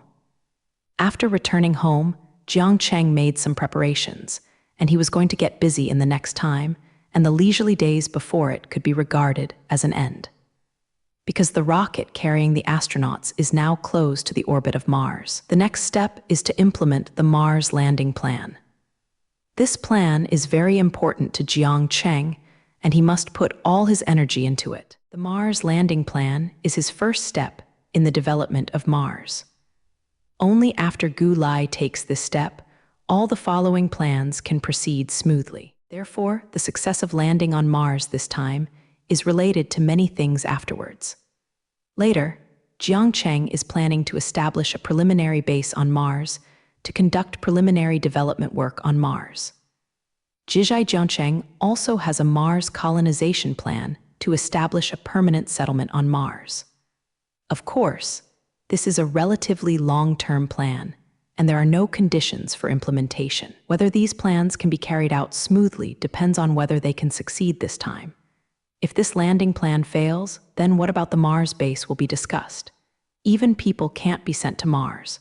What can they use to build a Mars base? Regarding the landing plan that is about to begin, Jiang Cheng and his team have made sufficient preparations. The success of this plan now depends on this. The success is certainly a joy to everyone. If it fails, I am afraid that none of the 3 astronauts will return smoothly. Even in order for the 3 astronauts to return to Earth smoothly, Jiang Cheng has to take this matter seriously. When the 3 astronauts left the Earth, Jiang Cheng promised to let you and them come back. If he made a mistake this time, it would be too much for the 3 of them. Other astronauts risked their lives and wandered in the universe for 9 months. If the final plan fails, it would be too cruel to them. After returning to Los Angeles, Jiang Cheng went home for a while and rushed to the launch base of the Universe Umbrella Group nonstop. This launch base has now completely changed its appearance.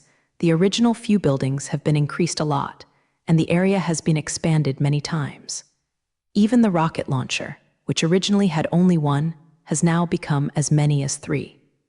Now this launch base can carry out 3 launch missions at the same time, which can be said to be quite large. These things were all newly built some time ago, greatly increasing the amount of tasks that this launch center can undertake. Jiang Cheng will expand this launch base because the space missions will increase in the future. In the future, the number of launches he will launch each year will be more than that of now. If you want to build a base on Mars, the rockets will be launched more than one can meet the needs of building a base. By then, Jiang Cheng would launch a large number of rockets every month, sending countless equipment and machines to Mars. It is estimated that between the Earth and Mars at that time, the originally desolate space will become busy. All of them are rockets launched by Jiang Cheng from the Earth. With so many rocket launch missions, of course, a larger launch base is needed to carry these missions. If you still use the original launch base, you won't be busy with so many rocket launch missions. Therefore, Jiang Cheng expanded the launch base before, and now all the transformation work has been completed. Now the launch base under Jiang Cheng has become the largest launch base in the world and can accommodate several space missions at the same time. Moreover, this launch base is also a command center, which can control many different devices. Just like this time in the Mars landing plan, all ground control links are carried out at the launch base. It can be said that after this transformation and expansion, this place is no longer just a launch base. This launch base can now be called a comprehensive space mission center that can meet all mission requirements related to space. The Comprehensive Space Mission Center owned by Jiang Cheng is the greatest guarantee for his future plans.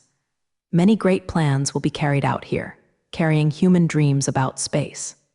Here will bring the beauty of the whole person, step by step towards the wide UU. After Jiang Cheng walked into the Space Mission Center, he nodded in satisfaction and chuckled after seeing the huge changes in Zhu's country. The renovation work here has only recently been completed, and he has not been here since it was completed. So it was the first time he saw this Space Mission Center today. The changes here were so great that Jiang Cheng couldn't recognize it at first.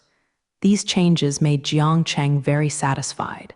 With this Space Mission Center, many of his plans can be implemented. Without a comprehensive, large-scale base, wanting to carry out a space exploration program is just a dream. In the past, none of the bases on Earth could meet Jiang Cheng's requirements. Neither the NASA base nor the Yangguo Launch Center could undertake such a heavy space mission. So at that time, Jiang Chengyu would build his own launch base, which was to be transformed into a comprehensive space mission center. The current state of this space mission center is not what it will eventually look like in the future. In the future, Jiang Cheng will carry out follow-up constructions and add many buildings with different functions. Jiang Cheng plans to develop this into the largest space mission base for mankind and even the main place for mankind to explore space. In the future, countless rockets will be launched from here, heading towards different destinations. It's just that these things are all things in the future. Jiang Cheng is now concerned about the next Mars landing plan. As soon as Jiang Cheng walked into the command center, he saw countless busy technicians. It always seems so busy here. There are countless staff at all times. The entire hall of the command center is full of busy technicians. They are in charge of all technical matters, and they also monitor the situation of the rocket. They also need to record the physiological data of the astronauts. It can be said that their task is quite heavy, and this landing plan depends entirely on them. Now, Jiang Cheng's aerospace technology team has expanded to tens of thousands of people. Most of so many technicians are in aerospace science companies, and they are responsible for researching and developing new technologies. Now, the entire technical team has been divided into two parts. The part with the most people is the Technical Research and Development Unit. All the aerospace technologies produced there will be used in future sky projects. This R&D unit is Jiang Cheng's painstaking effort, and it is up to them whether mankind can go to space smoothly. In addition to these people responsible for the research and development of technology, Jiang Cheng also set up a special control team to monitor and adjust all space equipment to ensure the optimal operation of the space program. The busy group of people in the lobby belong to this control team. Now they are responsible for rocket launches and other ground controls, all of which are carried out by this group. This is the professional division of the technical team. All previous work was carried out by a single team of people, which wasted a lot of resources. Although the technical personnel can also carry out the control work, this will mistake the technical development in their hands. Moreover, more professional control personnel are also necessary. There will be more and more space missions in the future.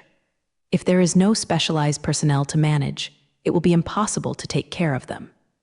Therefore, Jiang Cheng specially dispatched some personnel and recruited many experienced technical personnel from outside to form the current control organization. Now that the entire team has divided its own responsibilities, both sides can concentrate on their own affairs, so that the efficiency of the entire team has improved a lot. There are many people in this control organization who have experienced many rocket launch missions, and some have also controlled various alien probes. There are even a lot of people in it who are former NASA employees who came here by themselves after hearing about Jiang Cheng's plan. Doing those boring tasks at NASA, there is no excitement from coming to Jiang Cheng to explore the universe. With the addition of the NASA gang, the strength of this team is even the best in the world. No one is more suitable than them to maintain the equipment in space. Jiang Cheng also feels relieved when he delegates the task to them. Professional staff are always better. It can be said that these people are very comfortable with how to control the equipment in outer space, and they will be the main pillar of Jiang Cheng in the future. In the future, Jiang Cheng's space exploration plans will all be maintained by these people. Without them, such a huge plan would be impossible to carry out. These people in front of Jiang Cheng are his hope for the future, and the universe is not far away with them. The person in charge in the hall is Xiao Peng, and this can be said to be Jiang Cheng's right-hand man now. Peng has participated in all aerospace-related projects. Now Jiang Cheng is really inseparable from Xiao, the technical person in charge, and Jiang Cheng has really relaxed a lot with him. There are many small things without Jiang Cheng's intervention. Xiao Peng can handle it brightly.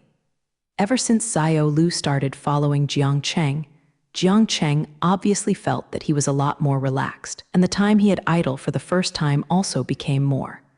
From this point, we can see how great Xiao's role is, and he doesn't know how much he helped Jiang Cheng. Since Peng arrived at Jiang Cheng's side, there was not much leisure time, and he was always in a busy state. However, Xiao Peng himself liked this kind of busyness, and even liked this kind of busyness. He is full of enthusiasm for his current work, and he doesn't think there is anything bad about being busy like this. Peng felt that he was very lucky to be able to contribute to such a great plan. Didn't you see that Mars landing is about to happen now? This is his lifelong dream. Being able to personally implement one's own dreams is not something that everyone can choose, so even if he is busy, he is willing. When Jiang Cheng walked into the control hall, Xiao Peng immediately noticed his arrival. President Jiang is here now. Today is not the time to officially start the plan. Feng Peng asked Jiang Cheng casually when he saw Jiang Cheng. Today is indeed not the time for the official landing, and it will take a few days of final preparations. Jiang Cheng casually looked at the situation in the Ruo Hall and then told Xiao Lu that I was here to find out about the situation and see how you all are preparing. It's such a big thing, but let's see how you can rest assured. You know how important this matter is to me.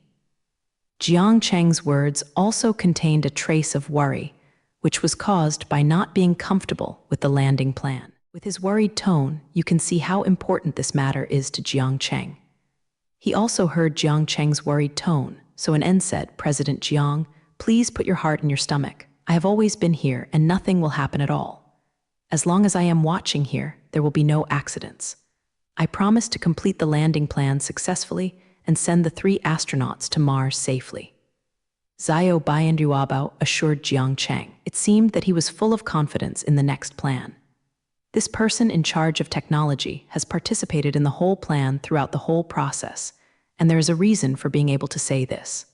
He arranged all the work with his own hands and put in a lot of hard work for this landing plan. If he can't guarantee the success of the plan, then his technical director is too incompetent. After hearing Zhao Peng's guarantee, Jiang Cheng felt a little relieved. He still believes in the ability, since he has already guaranteed so. The success of the landing plan is still great. Although Jiang Cheng was relieved a lot with Zhao Peng's guarantee, he still wanted to understand such a big thing. So Jiang Cheng withdrew his gaze from looking around and asked Zhao Peng, "I feel relieved if I have you. Tell me about the current situation." "I have been staying at Ruidian some time ago, right here. The situation is not understood at all." As the initiator and main owner of the entire project, Jiang Cheng is certainly qualified to know everything. The rocket has now reached the orbit of Mars, and all the equipment on it is in good condition, and there is no damage caused by the long space flight. Astronauts are also in very good physical condition now. They are ready to perform landing missions at any time. Zhao Peng soon began to introduce the current situation seriously and slowly talked to Jiang Cheng about various aspects. The current data of the landing module is being monitored. From the data, it can be seen that the landing module is very normal without any problems and can carry the next landing work. Now the ground preparations are almost done and the final inspection work is underway. After the final inspection work is completed, if everything is normal, the login plan can be started immediately. Zhao Peng talked for a long time and he finished introducing the current situation. The main reason is that he has to report a lot of data to Jiang Cheng, all of which are things Jiang Cheng needs to understand. After understanding the current situation clearly, he showed a satisfied expression. Shilai did a good job during this time. Everything was arranged very well, and there were no mistakes in the work.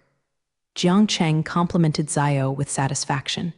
"Very good, you have done a good job. If this plan is successful, I will give you a great achievement." Zhao smiled with joy when he heard Jiang Cheng's compliment. Whether it was the employee who heard the boss's compliment, he would be very happy. Even the technician Zhao was no exception. "Thanks to Mr. Jiang, the landing pod you designed is advanced enough so that there are no accidents. The design of the landing pad is so perfect that we can't get this kind of thing. Mr. Jiang, you are the person who has contributed the most. The landing module alone determines the success or failure of the plan." He is happy, and he still needs some modesty. "I also know very well that if there is no technical support from Jiang Cheng, this landing plan is just a fantasy, and Jiang Cheng's contribution is the greatest. That's why he didn't dare to take credit for it, and he knew where he was." Well, I don't need to say more about these polite remarks. This plan is the result of the joint efforts of all of us, and it cannot be attributed to myself. Jiang Cheng is not very concerned about the compliments of his subordinates. He also knows that without the help of these people, he is unable to realize this plan. Without the hard work of these technicians, he would not be able to do everything by himself even if he was exhausted. If it can successfully land on Mars this time, the entire team has played a big role, and it can be considered as the credit of the entire technical team. By the way, Jiang Cheng, I haven't congratulated you yet. I won 4 Nobel Prizes at one time. This is a great event, and it deserves a lot of joy for all of us. That is, after a while, Zhao Peng mentioned the Nobel Prize. Zhao Peng was also very clear about the previous matter, so he would congratulate Jiang Cheng. Jiang Cheng was able to win 4 Nobel Prizes in different fields, which Peng also admired. Researchers like him who specialize in applied technology basically have no hope of winning the Nobel Prize. It is also an honor for Jiang Cheng to receive so many Nobel Prizes. To be able to work for the 4 Nobel Prize winners, this is something they are very proud of. They all feel very face-saving. Their own boss is so powerful, and their employees are also very happy. When Xiao Peng mentioned the Nobel Prize, Jiang Cheng couldn't help showing a proud expression on his face. He has done things that no one has ever done before, so his pride is justified. However, the Nobel Prize is now a thing of the past, and Jiang Cheng has never been overly indulged in the glory of the past. He also only showed some pride, and then turned his attention to the present. Those are things in the past. Let's pay attention to the heart. We are studying the next landing plan to see if there are any mistakes or omissions in the plan. If there are any flaws in the plan, it is still too late to perfect it. If it is too late to wait until the landing begins. Soon Jiang Cheng entered the state of work and completely forgot about the Nobel Prize, as if such a big honor had never happened. Jiang Cheng's indifferent expression of the honor he had obtained made Peng deeply admire his subordinates. Xiao Peng thought that if he had won such a great honor, he would probably be addicted to it for a long time, and maybe he would not have the motivation to work hard afterwards. However, Jiang Cheng didn't care about those things at all, as if those things had nothing to do with him. You know that the outside world is about to take Jiang Cheng to the sky, but Jiang Cheng has not shown a trace of complacency. This kind of mentality is simply too rare, and it is no wonder that Jiang Cheng has achieved such great achievements. With a feeling of admiration, Xiao Peng began to investigate the entire landing plan with Jiang Cheng. This investigation is also the last self-inspection. If no problems are found, the login plan can be started immediately. A few days have passed. After the final investigation, Jiang Cheng and the others did not find any problems. Now this landing plan can be said to be perfect. All aspects have been considered very well, and no loopholes can be found. Now that everything is ready, the next step is to officially start the landing plan. Jiang Cheng is finally about to land on Mars. This great plan is about to begin soon, and the scheduled landing date will soon be reached. If all goes well, humans will set foot on Mars today. This matter is of great significance to mankind as a whole, and it is related to the future of mankind. If this landing on Mars is successful, it will prove that humans have the ability to go to space and develop those distant planets. This means that humans will not be confined to the Earth. At least they can set foot on extraterrestrials. If alien colonization is really possible, humans will not be so dependent on the Earth. The entire human civilization now exists relying on the Earth. If something happens to the Earth, then the entire human civilization will be destroyed. The reason why those doomsday movies are so popular is not because it concerns everyone's survival. The scenes in those movies are not entirely fictitious, and many things may happen on the Earth. Every rumors about the doomsday will have so many people believe it, and this is the fear that everyone will have in the future. So if we can leave away from mankind, we can also let go of some worry about the future. If a permanent base can be established on Mars, at least it can give everyone a little hope. Even if the Earth is really destroyed by some accident, then mankind has another hope. It is precisely because this matter is of great significance to mankind that many people have switched their minds to this landing plan. Everyone is looking forward to the final result to see if mankind can successfully set foot on the distant planet of Mars. Since there are so many people concerned about this matter, the media certainly don't miss such a good opportunity. Only when there is news, they will definitely appear. Who makes this the job of people like them?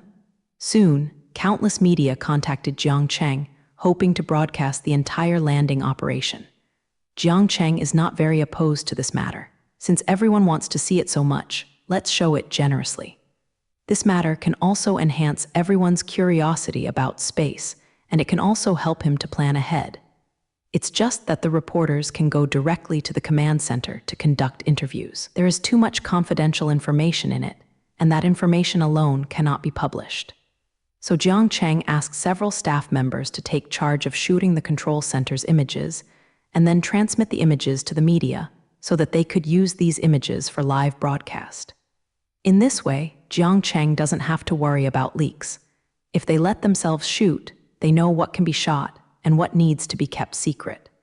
Soon this matter was settled, and this time the Mars landing operation became a global live broadcast. When everyone heard the news, they stood guard in front of the TV, waiting to watch this great action. Jiang Cheng is now standing in the lobby of the command center, with a camera in front of him shooting him. The landing operation is about to begin, and the interview before the start is now going on. The staff member of the Universe Umbrella Group was holding a camera to record Jiang Cheng's appearance. Jiang Cheng, the most concerned scientist, has certainly become today's protagonist. That staff is also very knowledgeable. Knowing what to shoot can arouse the interest of home. The staff member made a gesture to Jiang Cheng, and then he was ready to shoot today. Jiang Cheng gestured to him, indicating that the filming had started. Then the staff member turned on the camera on his shoulder and began to take pictures of the scene. "Hello, everyone. I'm Jiang Cheng, and welcome to this live broadcast. Next, I will bring you a live broadcast of landing on Mars." Soon Jiang Cheng's appearance was photographed and then transmitted to various places in the world. After those media broadcasts, people all over the world saw Jiang Cheng appear in front of the camera. Everyone sat in front of the TV, watching Jiang Cheng introduce today's landing operation. This time the landing plan has gone through a long time of preparation, and now it is finally about to start. Please take a look at the situation in the landing cabin first. At this time, the picture just turned, and suddenly several astronauts appeared. The current picture was taken in the landing cabin and then transmitted back to the distant Earth through the signal, so that everyone can see the situation in the landing cabin. The 3 astronauts in the landing module have made all the preparations, wearing a fully enclosed spacesuit and fixing themselves in the landing module. The spacesuits they wore made everyone's eyes shine brightly. The spacesuits were completely different from the past. They looked much lighter. This spacesuit is the masterpiece of the aerospace technology team. It not only has all the functions of a normal spacesuit, but also has a very light weight and a much thinner thickness. Wearing this spacesuit will not feel swollen at all. It will only feel like wearing a thick suit. Astronauts become much more comfortable wearing this spacesuit, which greatly facilitates their movements on Mars. At this time, the astronaut's voice sounded on the TV. This was the sound from the orbit of Mars. "Everything is ready. You can start the login plan at any time. Please control the center to give the order to start the plan." The voice of the astronaut reached the ears of every audience, which made everyone feel very novel. This sound came from Mars, and it can be said to be the farthest sound humans have heard. The astronauts in the landing module are confirming their situation and requesting the start of the plan from the control center. The control center is ready to start operations. Please follow the scheduled plan to start the landing operation. After Jiang Cheng gave the start order to the landing module, the landing operation officially began. After receiving the order, the astronauts started to control some equipment. As they controlled the landing module, it began to turn the angle of flight, slowly approaching Mars. This is the time to determine the future of mankind.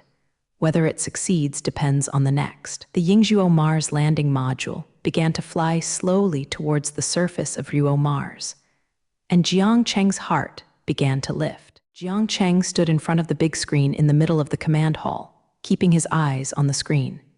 The screen shows the location of the landing module, as well as all relevant data of the current landing module. If the speed landing module continues to approach the surface of Mars, its speed becomes faster and faster. Due to the high speed of the landing module, the outer wall created intense friction with the Martian atmosphere. At this time, the outer shell of the entire landing module should have generated a huge amount of heat due to friction, and it looks like it is burning from the outside. If someone is watching from the Martian ground now, the landing module is like a meteor, falling quickly toward the Martian ground. Although the landing capsule now looks like it has been covered by flames, it looks different inside. There is also a picture of the inside of the landing cabin on the display, and there is no problem except for the large vibration. The inside and outside of the landing capsule were almost like two heavens, but the fierce flames burning outside seemed to be fine. The shell of the landing cabin has been specially processed to withstand very high temperatures. It took Jiang Cheng and others a lot of work for this foreigner to show such good performance. So don't look at the landing module now as like a fireball, but the interior has not been affected in any way. It can be seen from the screen on the screen that the 3 astronauts are sitting in the landing module, holding their bodies firmly to avoid being affected by severe vibrations.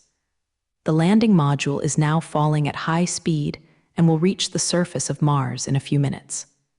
At this time is the most critical time. If there is an accident, it will also happen at this time. Jiang Cheng has calculated the success rate of the entire landing plan, and there are basically no accidents in other places, and only here there may be accidents. Just when the landing module is close to the surface of Mars, the landing module has to bear a lot of pressure, and an accident will happen if it is not good. There are too many accidents caused by a high-speed fall. Even if the landing cabin is perfect, it cannot eliminate all accidents. Although the probability of such an accident is very small, Jiang Cheng still cannot be completely relieved. But Jiang Cheng has nothing to do even if he is worried now. He can only pray silently in his heart, hoping that everything will go on smoothly, and the temperature of the landing module shell is still within the range where the temperature of the landing capsule is still tolerable, and no sensor probes have detected the limit. The high temperature. The index returned by the pressure sensor is all normal, and the pressure on the landing module is balanced and within a controllable range. The overall structure of the landing cabin is intact, and all the equipment carried is normal, and there is no damage or imitation.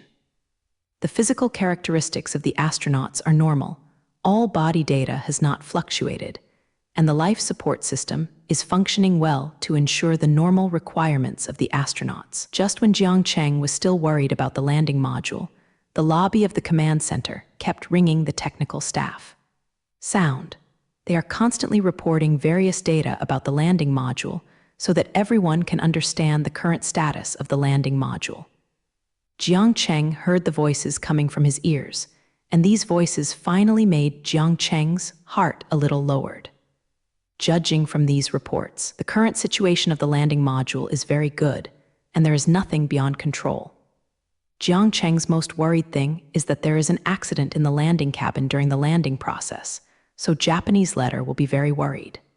If the landing module is falling towards the surface of Mars, there is a small accident. This is something Jiang Cheng cannot accept.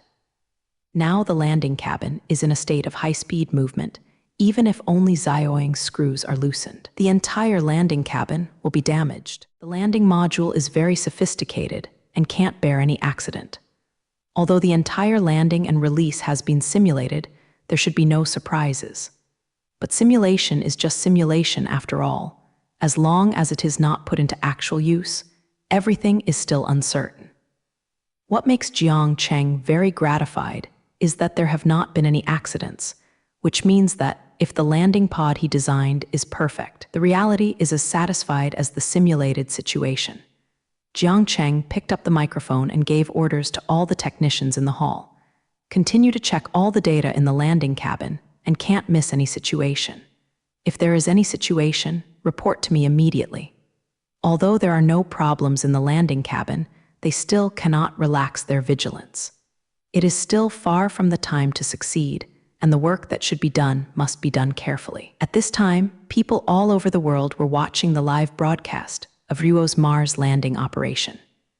The viewers who Jiang Cheng sees now can also see it, and they are also equipped with a commentator to explain the situation of the landing cabin.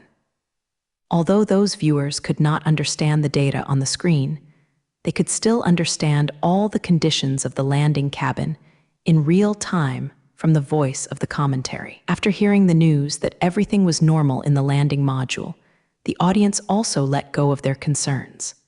Many people are very concerned about this action, for fear that this action will ultimately fail.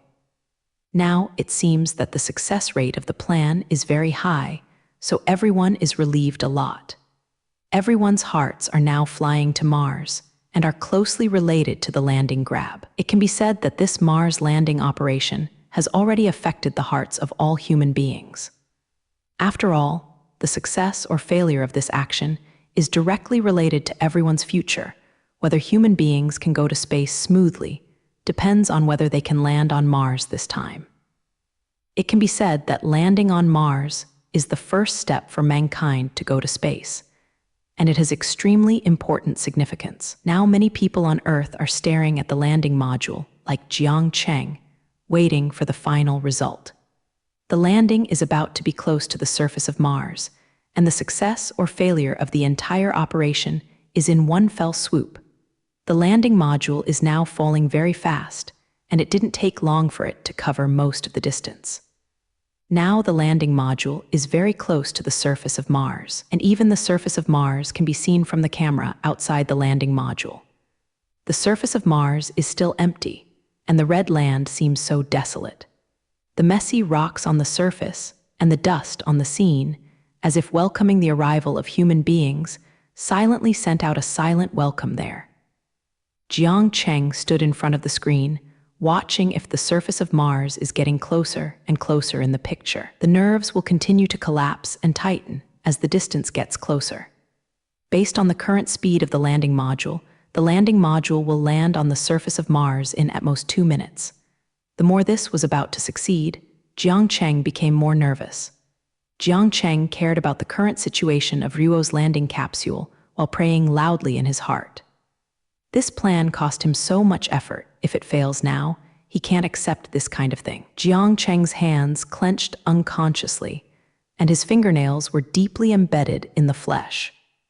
Had it not been for the toughness of Jiang Cheng's skin now, his fingernails would have been pierced with the palm of his hand. From Jiang Cheng's tightly touched hands, you can see how nervous he is.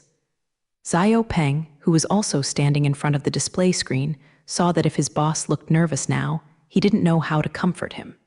Because he is also very nervous now, and he is not in the mood to settle down with his boss.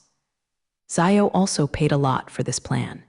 He worked overtime day and night in the laboratory all day and night, all for today's action. If Jiang Cheng is the person who is most concerned about this action, he may be the second person who is worried. If these efforts are in vain, he doesn't know if he can withstand such a blow. His lifelong pursuit is to be able to send people to Mars. Now he can see the results immediately. It is impossible for him to be nervous. When the landing module was about to reach the surface of Mars, a flame began to spray from the bottom of the landing module. The falling speed of the landing capsule immediately began to slow down as the flame burst out. Now this is slowing down the landing module, and the flames from the bottom will use the reaction force to reduce the speed of the landing module. The landing module is now very fast. It almost reaches the outer wall and burns into flames.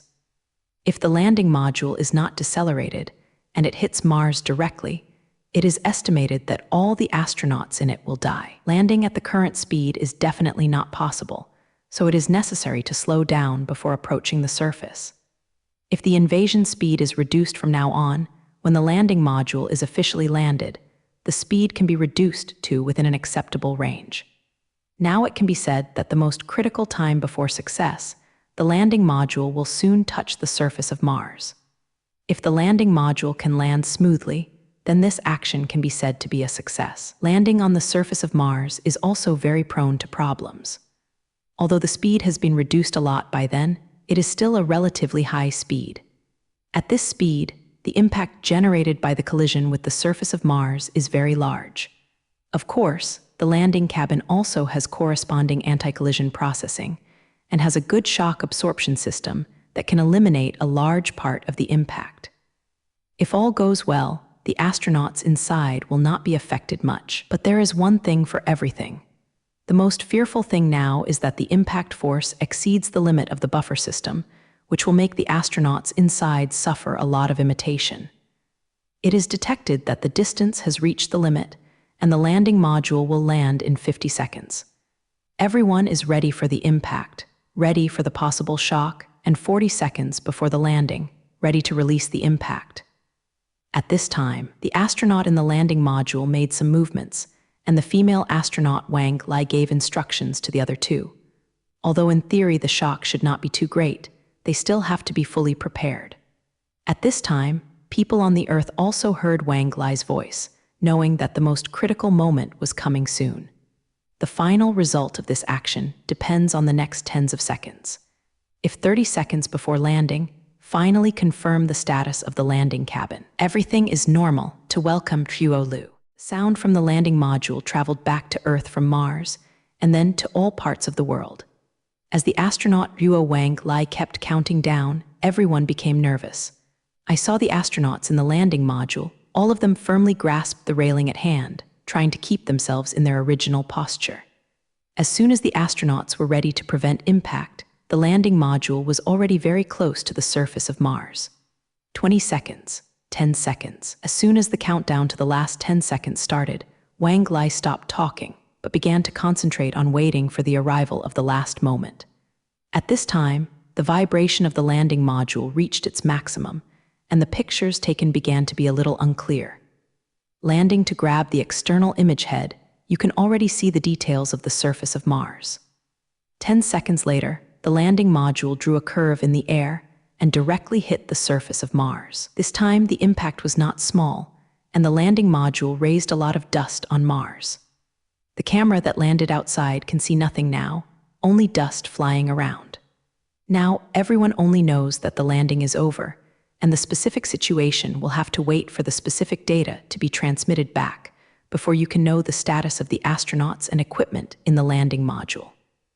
Soon, the sensors everywhere in the landing module returned a large amount of data, which represented the status of the landing module and the condition of the astronaut's body. It looks like it has been successful now, but the detailed situation will need to wait a while to know. Now the landing module has successfully reached the surface of Mars and landed smoothly on Mars. But it cannot be said that this landing operation has been successful, and it is not yet time to make a conclusion, and everyone does not know the final result. Because now it only knows that the landing module has reached Mars. There does not seem to be much damage to the outside. But this is only an external situation, and it does not explain all the situation.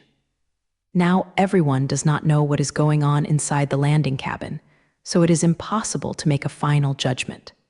For example, if the equipment inside the landing module is seriously damaged or the astronauts have some problems, it is useless to reach Mars by the landing module alone. What Jiang Cheng wants is for the astronaut to set foot on Mars safely, but not for bringing the body of an astronaut to Mars. If any accident happens to the astronaut during Ryulu, today's operation can be said to be a complete failure. This kind of thing is not impossible. If the cushioning device does not work, then the astronaut will definitely not survive in the landing module. Therefore, we have to wait for the specific data to be transmitted back to Earth before we can know whether this operation has succeeded. Now Jiang Cheng and others are anxiously waiting for the final result, waiting for news from the distant Mars. Soon the command center received a signal from Mars and received various data. These data represent the conditions inside the landing module and how the astronauts are now. Immediately, technicians began to analyze these data and aggregate them into the final result. These technicians are very quick and will analyze all the data soon. A technician looked at the computer screen in front of him, ready to report the results of the analysis to everyone. His words are like the final sentence, which is the result of this action. Under everyone's attention, the technician soon began to report the results. His voice has aroused everyone's concern, and everyone wants to know if what has been expected for so long can be achieved this time. Landing on Mars has been a dream of mankind for many years, and now it is only the last step to be completed. This incident has touched everyone's hearts and made everyone look forward to it. Audience in front of the TV held their breath, waiting for the final result of Akatsuki. The voice of the technician began to appear in the hall and followed the signal to every place in the world. Based on the data sent back from Mars, we can make preliminary judgments. The current situation detected is that the login data is normal and everything is in good condition, and there is no abnormal situation from every sensor. All equipment is functioning well, and there is no loss. After everyone heard that there was no loss of equipment, they only gave a bite.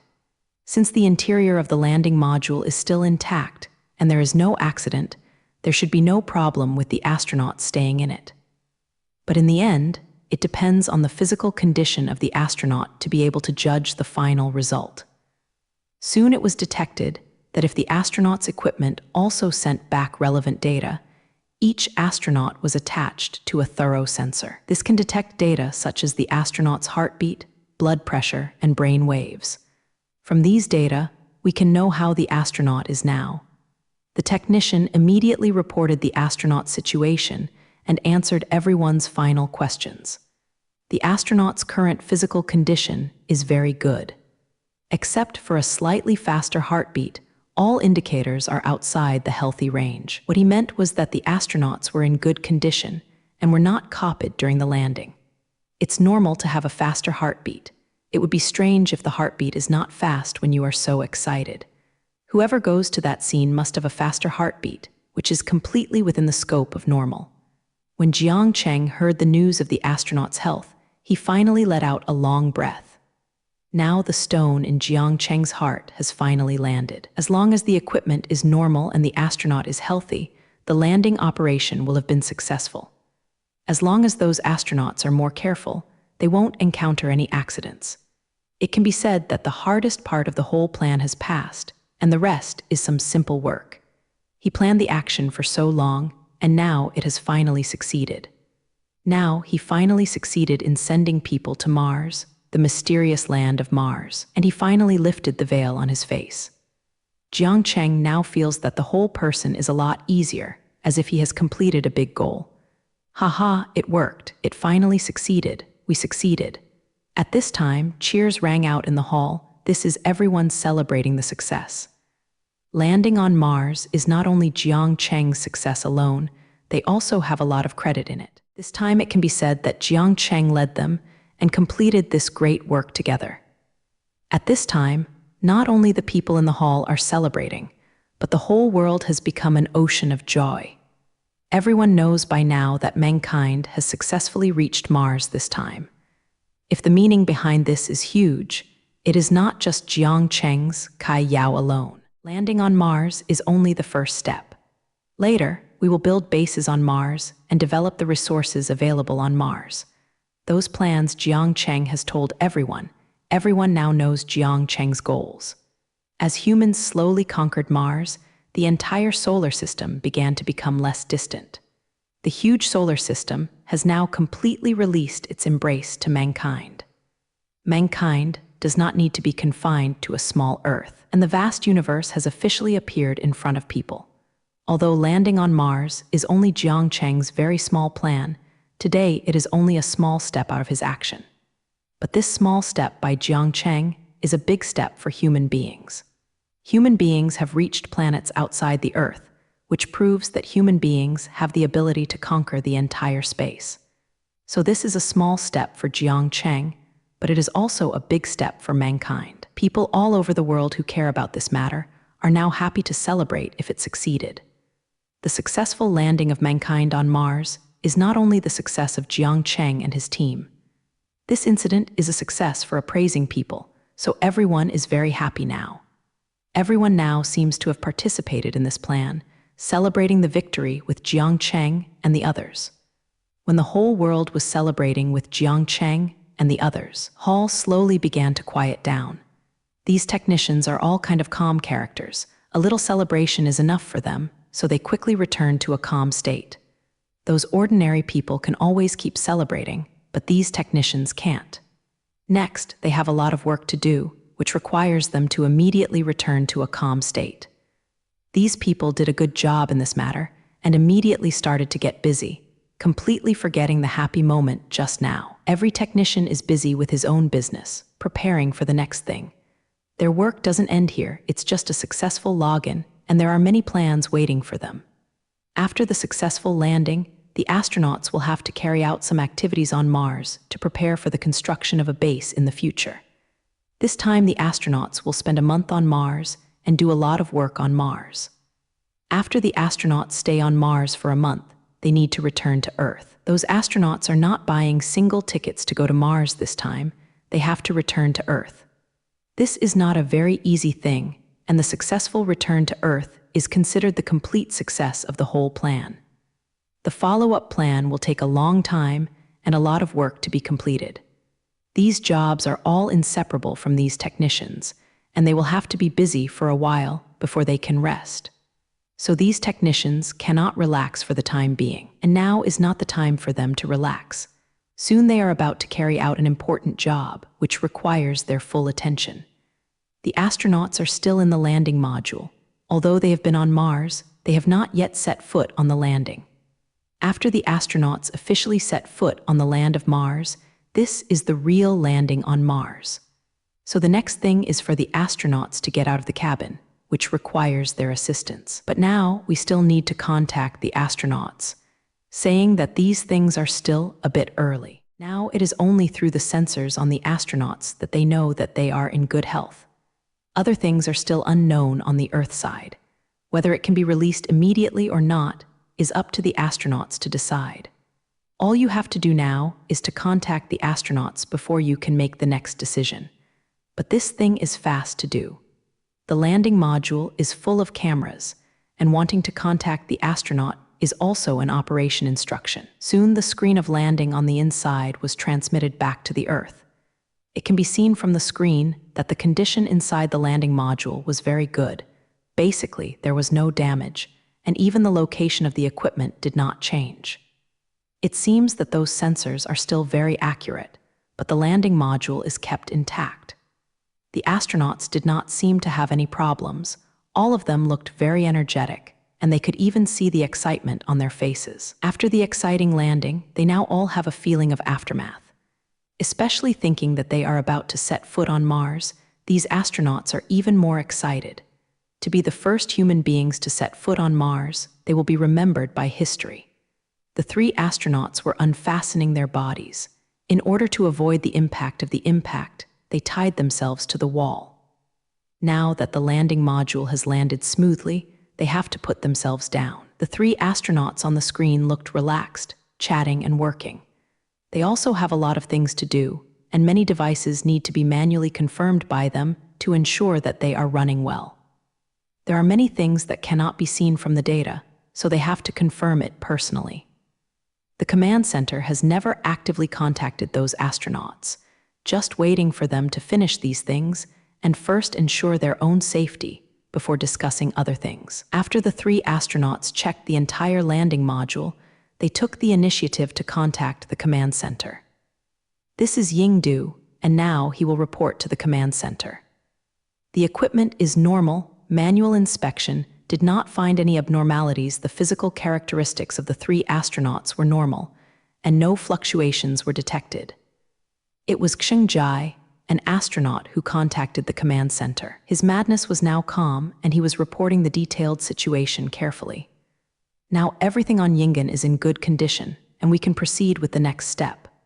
Whether to carry out the outbound mission according to the scheduled plan, please give instructions from the command center. In the end, Fu Jai asked about the follow-up actions and wanted to ask if they could get out of the landing module and officially set foot on Mars. It can be seen that Xing Jai can't wait. He is in a mood to go through so long space travel. Now he finally arrived on Mars. It is normal to want to go out and see right away. You can proceed to the next step according to the plan and prepare for the Mars walk operation. Please make preparations for exiting the cabin. After Jiang Cheng heard the astronauts' inquiry, he immediately made his own instructions and gave them the order to exit the cabin. Since there is no problem with the landing module and the astronauts, what are you waiting for?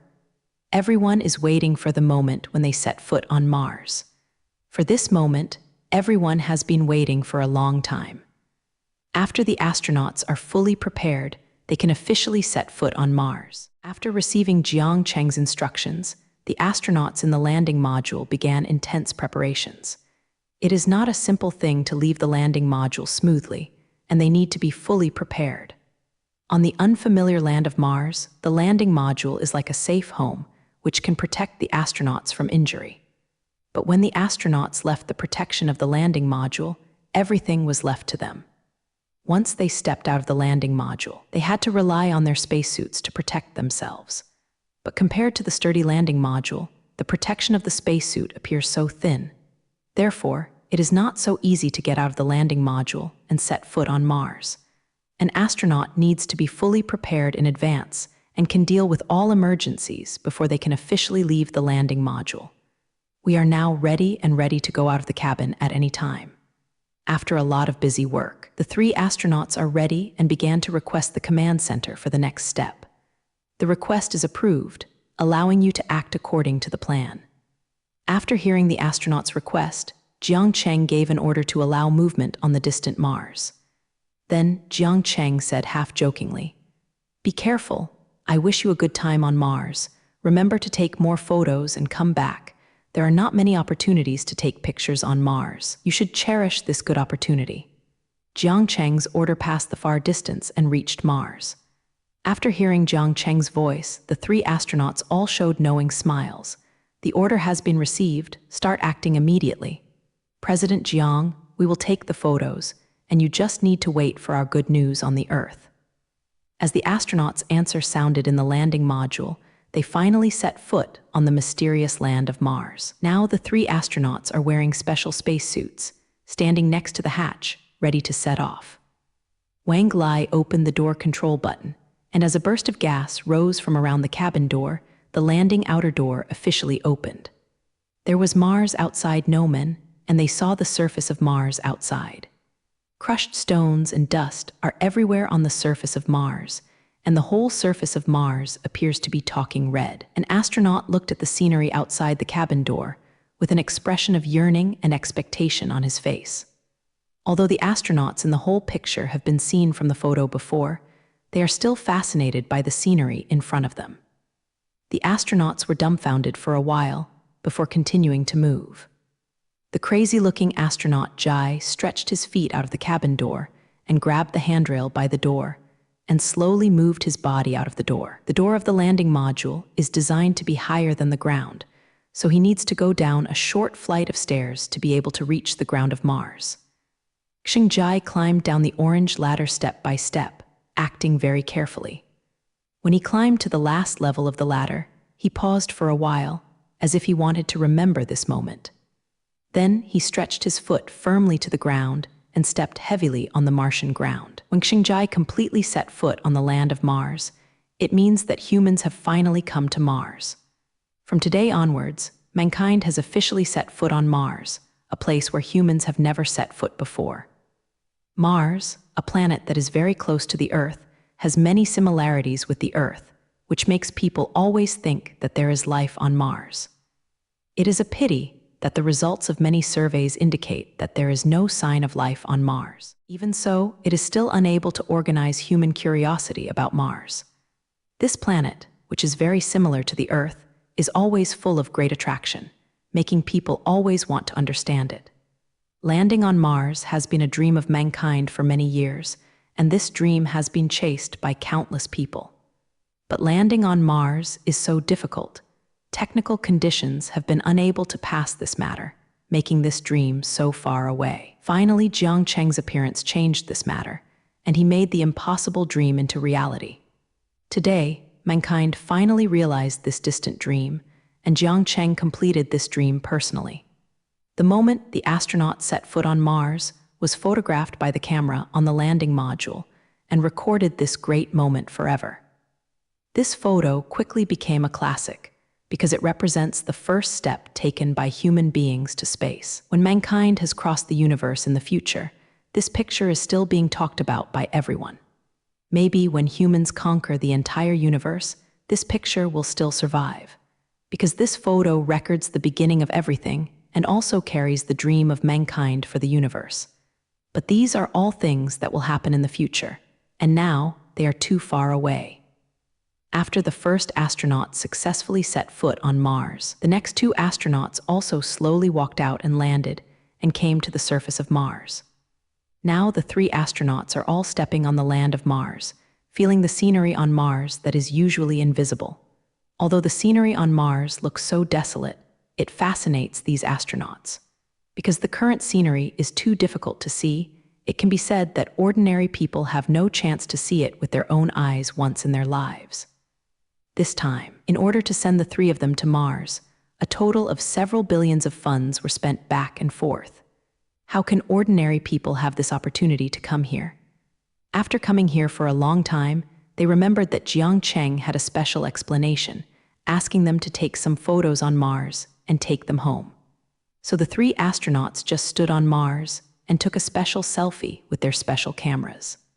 The background of this photo is very simple, with only 3 astronauts, but the background is indeed a distant place on Mars. The photos will be brought back to the Earth by them as Jiang Cheng's private collection. This most special selfie will be preserved forever as Jiang Cheng's collection.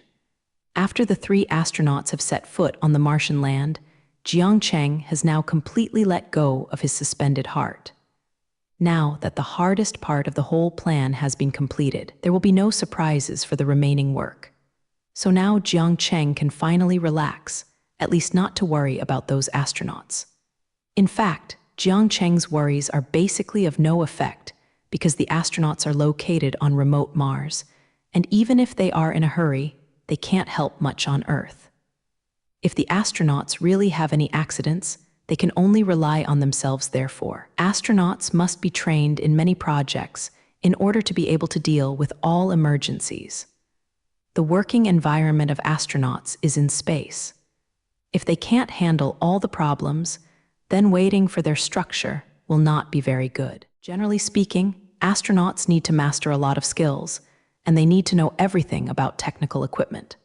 Fortunately, the astronauts Jiang Cheng selected were indeed very good, and they performed the mission he requested perfectly.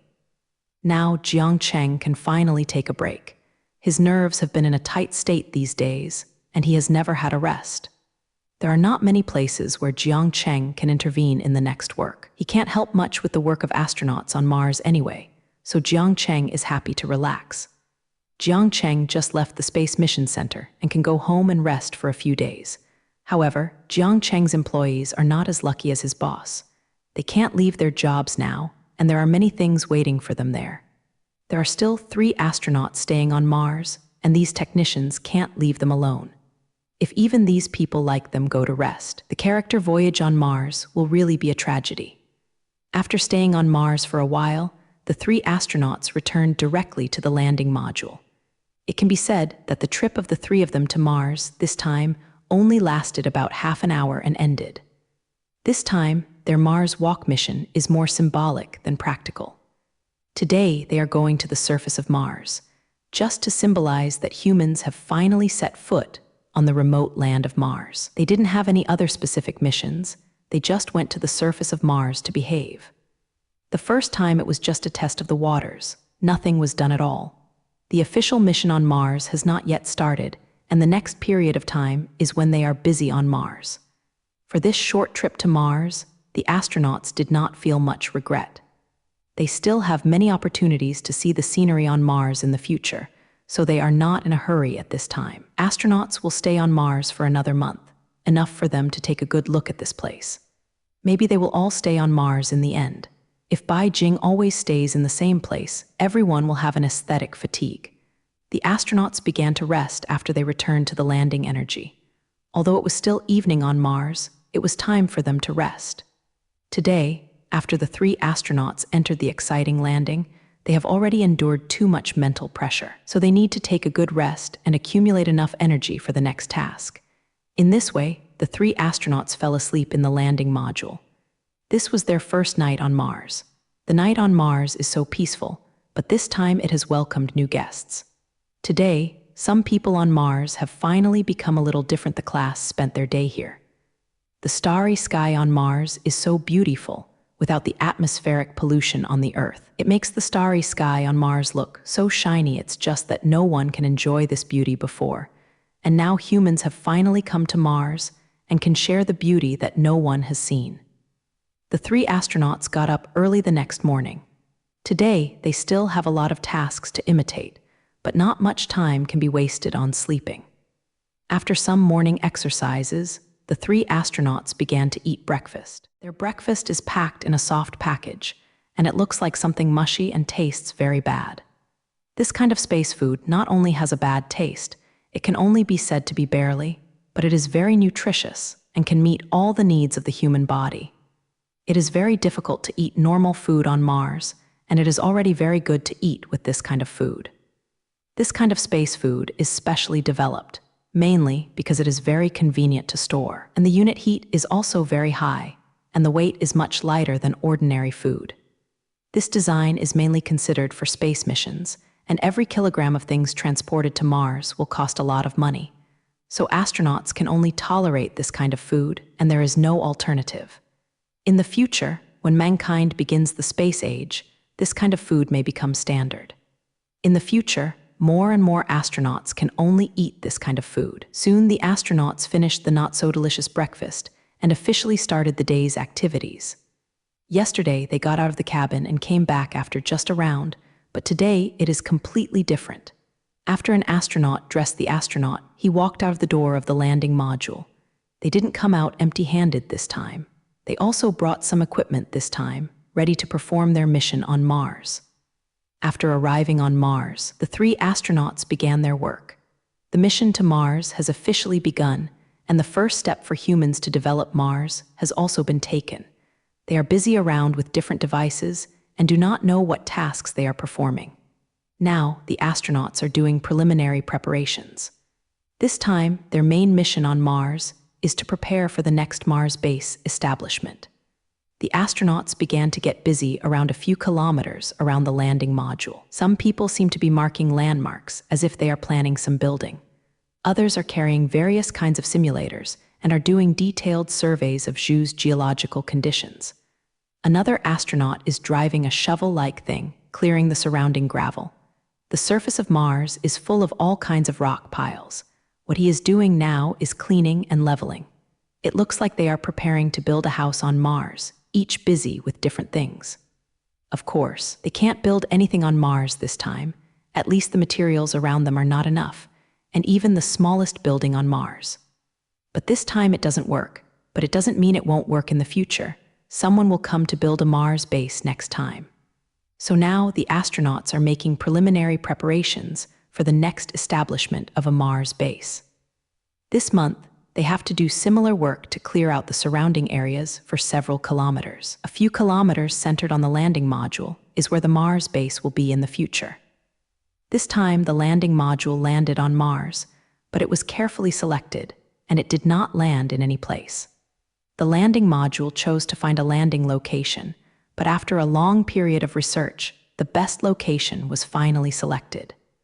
This neighborhood is very suitable for future construction bases, so it will be used as a landing place. The astronauts are now in a very flat terrain, and there are not many undulations around them, and they will not encounter any obstacles if they want to develop around.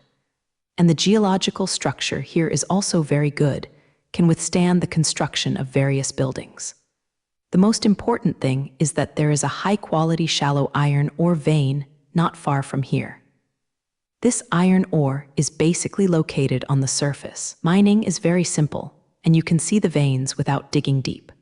Moreover, the iron content of iron ore is also very high, even exceeding the highest quality iron ore on Earth. This super high-quality iron ore is very simple to smelt and process, and it is easy to get finished steel. You know that steel is the most basic industrial raw material.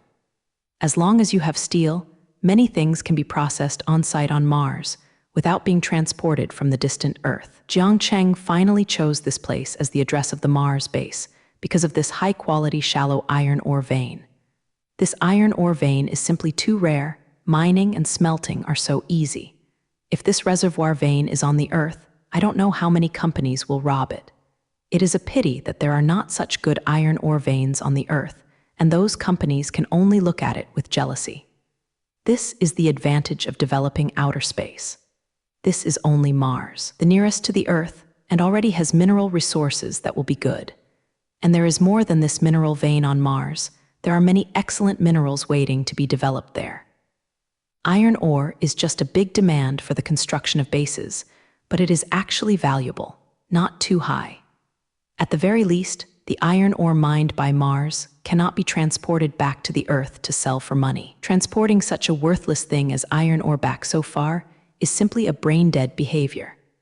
The price of transporting love alone is countless times higher than that of iron ore, and it is not worth transporting back to the Earth. But this is not to say that there is no point in developing Mars. Iron ore is not valuable, but there are valuable things on Mars. During the last detailed exploration of Mars, Jiang Cheng found several platinum veins on Mars. The gold reserves of these platinum veins on Mars far exceed the largest platinum mines on Earth, and the mining difficulty is lower than that of the veins on Earth. If Jiang Cheng establishes a base on Mars, he can start mining platinum on Mars. Platinum is a very precious metal. The reserves on the Earth are very low, so the price has always been high. The platinum reserves on Mars have been detected dozens of times that of the Earth, so platinum mining on Mars is still very promising. Although judging from the current cost of transportation from Mars to Earth, shipping platinum back is still a bit of a loss. But technology is constantly improving, and the cost of space transportation in the future will definitely continue to drop. Jiang Cheng's new type of rocket has been under development all the time. After this type of rocket is developed, the cost of space transportation will drop again. It is estimated that when platinum can be mined on Mars, transportation costs will be reduced to a profitable level. At that time, Jiang Cheng can rely on this to make money, and a steady stream of platinum will flood the Earth's market.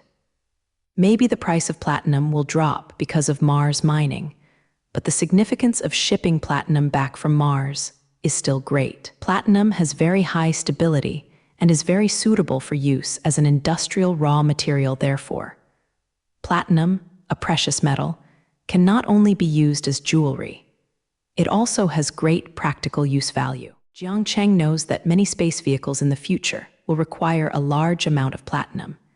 If you just rely on the Earth to buy, even Jiang Cheng's wealth will not be enough to make up the platinum demand. The platinum on Mars also solved this problem. This is also one of Jiang Cheng's goals in developing Mars. From this, we can see how barren the Earth is. Compared to the universe of Lyo, the resources on the Earth are not worth mentioning. Therefore, going to space is the only way for mankind. There are countless resources waiting for mankind in the solar system alone. Astronauts are busy doing preparatory work on Mars, and the technicians on this side of the Earth are not idle. The entire aerospace technology team is now in a nervous and busy state, except for the Space Mission Center, where someone needs to monitor the situation on Mars. The R&D team is also busy with their own work here, and they are doing the final technical R&D. The establishment of a Mars base requires a lot of new technologies, and these technicians are now making preparations. While the astronauts are working Mars, there is also a busy carbon scene in the Umbrella Aerospace Technology Company. Now that mankind has completely set foot on Mars, the first step of the Mars development plan is considered to be completed. Next is the initial establishment of a permanent base on Mars, which will be used as a base camp for the development of Mars. This is the second step of the entire Mars development plan and the most important step in the entire plan. Do you want to carry out development work on Mars and realize Martian immigration in the future? This requires a permanent Mars base. This Mars base must first be able to protect humans living on Mars, and at least be hard enough to withstand accidents encountered on Mars. And there must be enough life support systems in the Mars base to guarantee the basic needs of humans on Mars. Oxygen production equipment is a must. Human beings cannot live for 10 minutes without oxygen. This is the first element of survival. It is best to survive some simple things in the base, which can also reduce the trouble of transportation. Especially the food problem can best be solved in the base. If the food for humans on Mars has to be transported from the Earth, then the development of Mars is just a fantasy. This Mars base can only provide guarantee for the development of Mars if it can achieve basic self-sufficiency. It is not an easy task to do this, and the entire R&D team is now busy with it. The issue of construction materials has been solved. Now many mining robots have been produced. As long as they are transported to Mars, they can continuously mine various ores. The smelting and forging integrated equipment, as well as maintenance robots, have also been manufactured. It can be said that after a period of efforts, the materials needed to build a Mars base have been basically solved. But the construction materials are just a small question, and other problems are the most troublesome. The most troublesome thing is the base's life-saving system. This system is related to the safety of human life on Mars, but it cannot be joked in this regard. If there is a problem with the life support system, all people on Mars will die, so this system cannot tolerate any mistakes. Fortunately, after a lot of hard research, the R&D team solved this problem well. Now they have developed a life-saving system that is not only lightweight and easy to transport, but also highly reliable. After testing, this system can fully meet the needs of Mars bases, and this system has also withstood extreme environmental tests, enough to operate well on Mars. This life-saving system alone wasted a lot of their time, let alone there are still a lot of things to be developed. Building a base on Mars requires countless new technologies. Even with the excellent level of Jiang Cheng's team, it is very difficult to complete this task. After so long of research and development, all the work has not been done yet. Fortunately, their remaining work is running out, and these technicians are in the final sprint. After all the preparations are done, the construction of the Mars base can be officially started. After Jiang Cheng rested at home for a few days, he ran out without hesitation. Maybe Jiang Cheng is born to be a toiler. As long as he is idle for a long time, he can't help but find something to do. Jiang Cheng came to the aerospace technology company this time, ready to see their progress. Now he is ready to start preparing for the Mars base, which requires a lot of technical support. If the progress of the R&D team cannot keep up, it will affect the preparation of the entire plan. So now, Jiang Cheng is most concerned about the R&D team. Whether a Mars base can be built on time depends on the efforts of these technicians. As soon as Jai Su walked into the laboratory of the Aerospace Science and Technology Company, he saw a large number of technicians working intensively. Everyone is busy with their own research and developing different technical projects. Now the scale of this technical team is already very large, and the tens of thousands of technical personnel are spectacular. If it hadn't left a lot of room when it was built, the technology company might not have enough space. Tens of thousands may not sound like a lot. Large factories, there are more people. But if these tens of thousands of people are all technical personnel, it would be a very scary thing. What is the concept of tens of thousands of technicians? It can be said that as long as the talents in aerospace science and technology on the Earth are relatively good, they are almost all recruited by Jiang Cheng. Jiang Cheng can be said to be a human aerospace research and development base, and there is no other place better than here. With tens of thousands of R&D personnel, this technology company produces new technologies every day. These technologies have all been used in various fields to support Jiang Cheng in his space program. Without the help of so many people, Jiang Cheng would not be able to develop all the technologies even if he was exhausted. Why did President Jiang come over today? Is he just looking at the research progress? As soon as Zhao saw Jiang Cheng coming, he took the initiative to greet him. The bosses of the company are here, and of course his team leader is going to come forward. Who makes Jiang Cheng his immediate boss? Since the landing module completed the landing work, Peng's focus has been placed on the R&D team. The work on the Space Mission Center is relatively simple now, all of which are tedious tasks, and he does not need the technical director to stare at him. Therefore, Zhao Lu focused on technology research and development and developed the technology needed for the Mars base. If they can't bring out some technology on time, it will affect the next work. Jiang Cheng is here to supervise this matter this time. He is about to make preparations for the Mars base. The R&D team must not miss him. Of course, I came here to see how your progress is, but taking a look always makes me feel uneasy. Zhao Peng, you also know how important the next plan is, and the R&D team must not be delayed. Jiang Cheng told Zhao Peng about his purpose of coming here, which was similar to Zhao Peng's guess. Their boss came to check the work. Although Jiang Cheng is usually at ease with the R&D team, he has delegated all the work to Zhao Peng, the person in charge. But the current situation is not the same as usual after all, and Jiang Cheng is excusable for coming over under his supervision. If the progress of the R&D team can't keep up, Jiang Cheng, the boss, will probably be struck. This kind of thing has never happened to Jiang Cheng, the boss, but he doesn't mind using his technical team today. The main reason was that this was related to the work center that Jiang Cheng took over, so he couldn't help but care less about this matter. Hearing what his boss said, Peng began to introduce Ruo's current work progress. The current situation of the R&D team is pretty good. In the past few months, we have newly developed hundreds of new technologies here. These technologies are all used on the Mars base and can meet many requirements of this base. We have been preparing for the Mars base for more than a year. Now, all the technologies have basically been developed. Now, there are only a few key technologies left on our side that are still being overcome.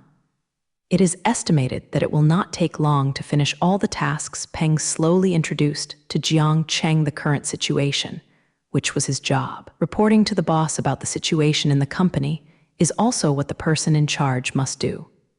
After listening to Peng's report carefully, the expression on Jiang Cheng's face looked much better. It seems that during this time, the people on the R&D team were not idle and did a lot of meaningful work. The progress of technology research and development has made Jiang Cheng quite satisfied, and it seems that he should be able to keep up with the plan. In order to build a permanent base on Mars, Jiang Cheng assigned a long-term mission to the R&D team. This mission includes the research and development of a new technology, all of which are required to build a Mars base. Thousands of technical research and development tasks can be regarded as a super project. Jiang Cheng has already given these technologies to them, and now, after more than a year, the original task has been almost completed. The R&D team has always had a schedule here, which lists all the technologies Jiang Cheng handed over to them. Whenever they complete a technology research and development, they will cross out an item on the table. Now this form has basically been crossed out, and only a few items are left. It takes more than a year to complete the development of thousands of new technologies. This kind of thing will feel very difficult. If you switch to another technical team, it is estimated that 1/10 of it can be done very well.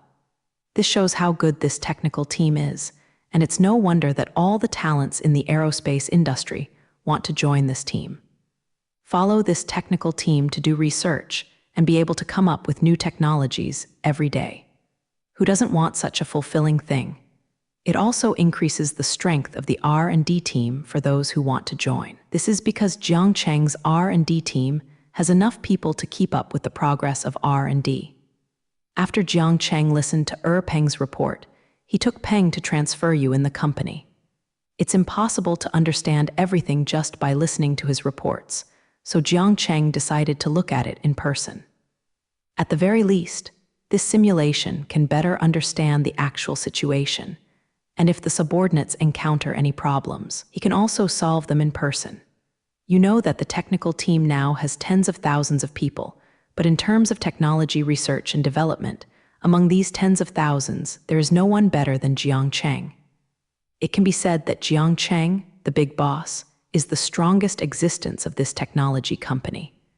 In terms of strength, he is the most powerful among all the technical personnel. This fact makes many technicians feel very embarrassed. They are not as good as their own bosses in their areas of expertise, and they will feel shameless when they say such things. But this feeling of shame is also inspiring everyone to study the technology they are responsible for, hoping to shorten the gap between them and Jiang Cheng as much as possible. Now, because of the strength of the boss, Jiang Cheng, the working atmosphere of the whole team is very good, basically without Zio to urge everyone to do it seriously. Jiang Cheng, the boss, still plays a very important role, and he can intensify the enthusiasm of his employees. It's just that there is probably only one boss like Jiang Cheng, and it's rare to see a boss far better than his subordinates. Jiang Cheng just went around in the laboratory a few times and observed the actual situation. Dingbian also solved several problems of his subordinates, which accelerated the progress of research and development a lot. Jiang Cheng, the genius, made a different move. Those who helped the technicians overcome the difficulties for a long time, Jiang Cheng ran to take a look and quickly solved them. In order to start the construction of the Mars base earlier, Jiang Cheng has been staying with the R&D team for this period of time. With the help of the boss, Jiang Cheng, the R&D team soon finished all work. 1 month later, the time has come, and the R&D team has finally completed the development of the last technology. Now that all the technologies related to the Mars base have been prepared, Jiang Cheng can then prepare for the construction of the Mars base. Next, Jiang Cheng will begin specific work, arranging the production and preparation of equipment. The construction of the Mars base is a big project, and transportation alone is very troublesome. The next rocket launch is not a problem of 2 rockets. A few rockets can't transport everything to Mars. Preparatory work will also waste a lot of time. These things will be enough for Jiang Cheng to be busy next. To prepare for the Mars base, Jiang Cheng must first design and plan the structure of the entire base. The things that need to be built have to be built as much as they are tall, and all these things must be designed in advance. Then Jiang Cheng also listed the required materials and equipment based on this plan. The equipment that is not available needs to be manufactured immediately, and these things also take a lot of energy from Jiang Cheng. What other materials can be obtained on-site on Mars, and which materials must be transported from the Earth? These must all be calculated in advance. Jiang Cheng is ready to mine and process simple materials like steel on Mars. However, some materials are difficult to mine and process. Such materials must be prepared on Earth in advance, and finally transported to Mars by rocket together with the equipment. Jiang Cheng has to handle all things alone, and he is destined to be unable to relax in the days to come. Now the astronauts on Mars have completed their missions, initially leveled the ground of the base, and made some detailed resistance explorations nearby. It can be said that the preliminary preparations for the Mars base have been completed, and then the construction can be officially started. After the 3 astronauts completed all the work, they embarked on a journey back to Earth with a rocket. After another 9 months of space travel, the 3 of them will return to Earth. If their meeting was a grand welcome ceremony, Jiang Cheng promised them at that time. As pioneers in the development of Mars, they successfully completed their mission and laid a solid foundation for future plans. The 3 astronauts can be said to be worthy heroes. If there is such a big risk to fly to distant Mars, this courage alone is worthy of everyone's respect. When they return to Earth, they will definitely be treated as heroes, and the contributions made by the 3 of them are completely worthy of this treatment. Jiang Cheng soon began to busy with the preparatory work. Fortunately, all the advanced technologies have now been developed, so Jiang Cheng's preparatory work became simple. All Bai Jing's things are readily available as long as he makes some advanced planning. Jiang Cheng still has Lucy by his side to help. Artificial intelligence is in such a unified plan, but it has an incomparable advantage. After 2 months of intense preparations, Jiang Cheng finally completed the preparations for the Mars base. Then we can officially start this plan, and Mars is beckoning to humans. Jiang Cheng has now counted all the things he needs, and these things in QI have all been manufactured, and he is waiting to be sent to Mars. Next, you only need to send them all to Mars, and you can do a lot of work on Mars. But Jiang Cheng now has to solve one of the most critical problems, and that is how to send these things to Mars. Sending things to Mars is simple to say, but very difficult to do. Although Mars is a relatively close planet, the actual distance is very far. With the extremely fast speed of the rocket, it would take 9 months to reach Mars. Moreover, the cost is also a big problem. If all these things are sent to Mars, then even Jiang Cheng will not be able to afford the money. Although Jiang Cheng is now the real world's richest man, it is difficult for the country to spend this money. This is not to say that Jiang Cheng has very little money. His current assets can't even be counted by himself, just because the funds needed are really too much. You must know that this time Jiang Cheng is not just sending something to Mars. As long as the quantity increases, it will become very troublesome. What Jiang Cheng is going to build this time is a permanent Mars base, so the equipment and materials needed are beyond ordinary people's imagination. To be able to maintain a permanent base on Mars, what is needed is not inefficient. There are many types of equipment just needed, And these are heavy things. Not to mention that there are some materials that are very difficult to process, all of which need to be transported from the Earth to Mars. Now Jiang Cheng has made a list, and all the items on the list need to be sent to Mars. Jiang Cheng himself calculated that if you want to pack the items on the list and send them to Mars, you need to launch more than 100 rockets. What kind of concept 100 fire is? This is simply a number that Jiang Cheng can't bear. Yan Guo hasn't launched so many rockets for so many years, so I know how many rockets there are. Fortunately, the number of 100 is only calculated according to the carrying capacity of the Kunpeng rocket. Jiang Cheng didn't really need to launch so many rockets to be able to send everything to Mars. He has never stopped his research on new rockets, and related work has been going on. Now, the Kunpeng-type rocket has been developed, and it has even been successfully tested not long ago. Compared with the Peng rocket, there are many improvements. The first is that the carrying capacity has been greatly improved. Now Jiang Cheng only needs to launch about 40 rockets to send everything to Mars. The second is that the speed has more than doubled compared to before.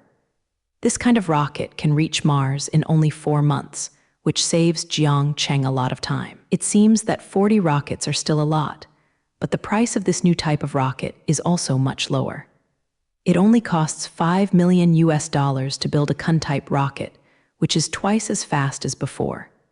Now that Jiang Cheng has this new type of rocket, he can transport all the equipment and materials to Mars. At the same time, this kind of rocket can also undertake many space missions, and Jiang Cheng will be able to let go of his hands and feet in the future for his space planning. Soon, Jiang Cheng completed all the preparations and officially started the construction of the Mars base. It can be said that Jiang Cheng officially started the space age this time and began to lead mankind to space. After completing the preparatory work, Jiang Cheng is ready to officially launch the space program. Don't worry about the rocket problem now. Don't worry about Jiang Cheng. The inventory is definitely enough since the development of the Kunpeng-type rocket. It has been in intense production and has never stopped manufacturing. By now, the inventory of this new type of rocket has more than 50, enough to send all the materials to Mars. With so many Kunpeng I-type rockets, the space meter behind is much more convenient. After all, rockets want to carry out large-scale Martian development, and rockets are indispensable. Now, the manufacturing of new rockets has not stopped, and even Jiang Cheng is preparing to continue to expand production. Anyway, there are many places where the rocket will be used in the future, so I am not afraid of using it out of production. Now that the construction plan for the entire Mars base has been finalized, the next step is to prepare. Soon Jiang Cheng ordered his technicians to start loading the materials. All the equipment needed for the Mars base was packaged and loaded on the new Peng-shaped rocket. These materials used to build a Mars base will arrive on Mars on a rocket and finally play their due role. Within a few days, under the hard work of Jiang Cheng's staff, all the equipment and materials have been reprinted. Soon Jiang Cheng completed all the preparatory work and was about to officially launch the Mars base plan. Today is the day when the first batch of rockets will be launched. Today, 3 rockets will be launched at the same time. At this time, the benefits of expanding the launch base can be demonstrated. Now the entire Space Mission Center has 3 rocket launchers, which can launch 3 rockets at the same time. This time, Jiang Cheng is going to launch more than 40 rockets. If there are not so many launchers, slowly launching, I don't know when to launch. In the future, Jiang Cheng will launch more and more rockets, and this Space Mission Center will continue to be expanded to meet the ever-increasing launch needs. When Jiang Cheng has the ability to launch dozens of rockets at the same time in a day, it will be when human beings have officially entered space. I believe this day will come soon. After all, this is what Jiang Cheng has been doing. Shisu stood in the command hall, looking at the 3 rockets that had been prepared, and thought of many things in his mind. Today is the time to officially start the Mars base program, and it will not be long before a permanent base will appear on Mars. Jiang Cheng has waited too long for this day, and now it is finally realized. It can be said that today is of great significance to Jiang Cheng, And today is the day when Jiang Cheng's ambitions are realized. Jiang Cheng's ambitions for space are being realized little by little and will eventually conquer the entire universe. Let's start. I have waited too long for this day, and I don't want to wait any longer. Let us set off to rock Mars. Take our first step to conquer the universe. Jiang Cheng gave his orders to all his subordinates, and the technicians in the hall began to work intensely with this order. Soon the 3 rockets began to emit blue light, which is the unique light of Bislai on Kunpeng-type rockets. In this way, the rockets slowly lifted off with the blue light and finally disappeared from everyone's sight.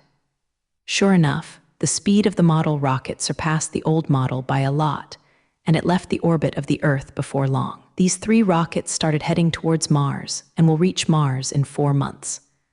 After the rocket was far away from the Earth, Jiang Cheng talked to Ruodayo. Next is our era.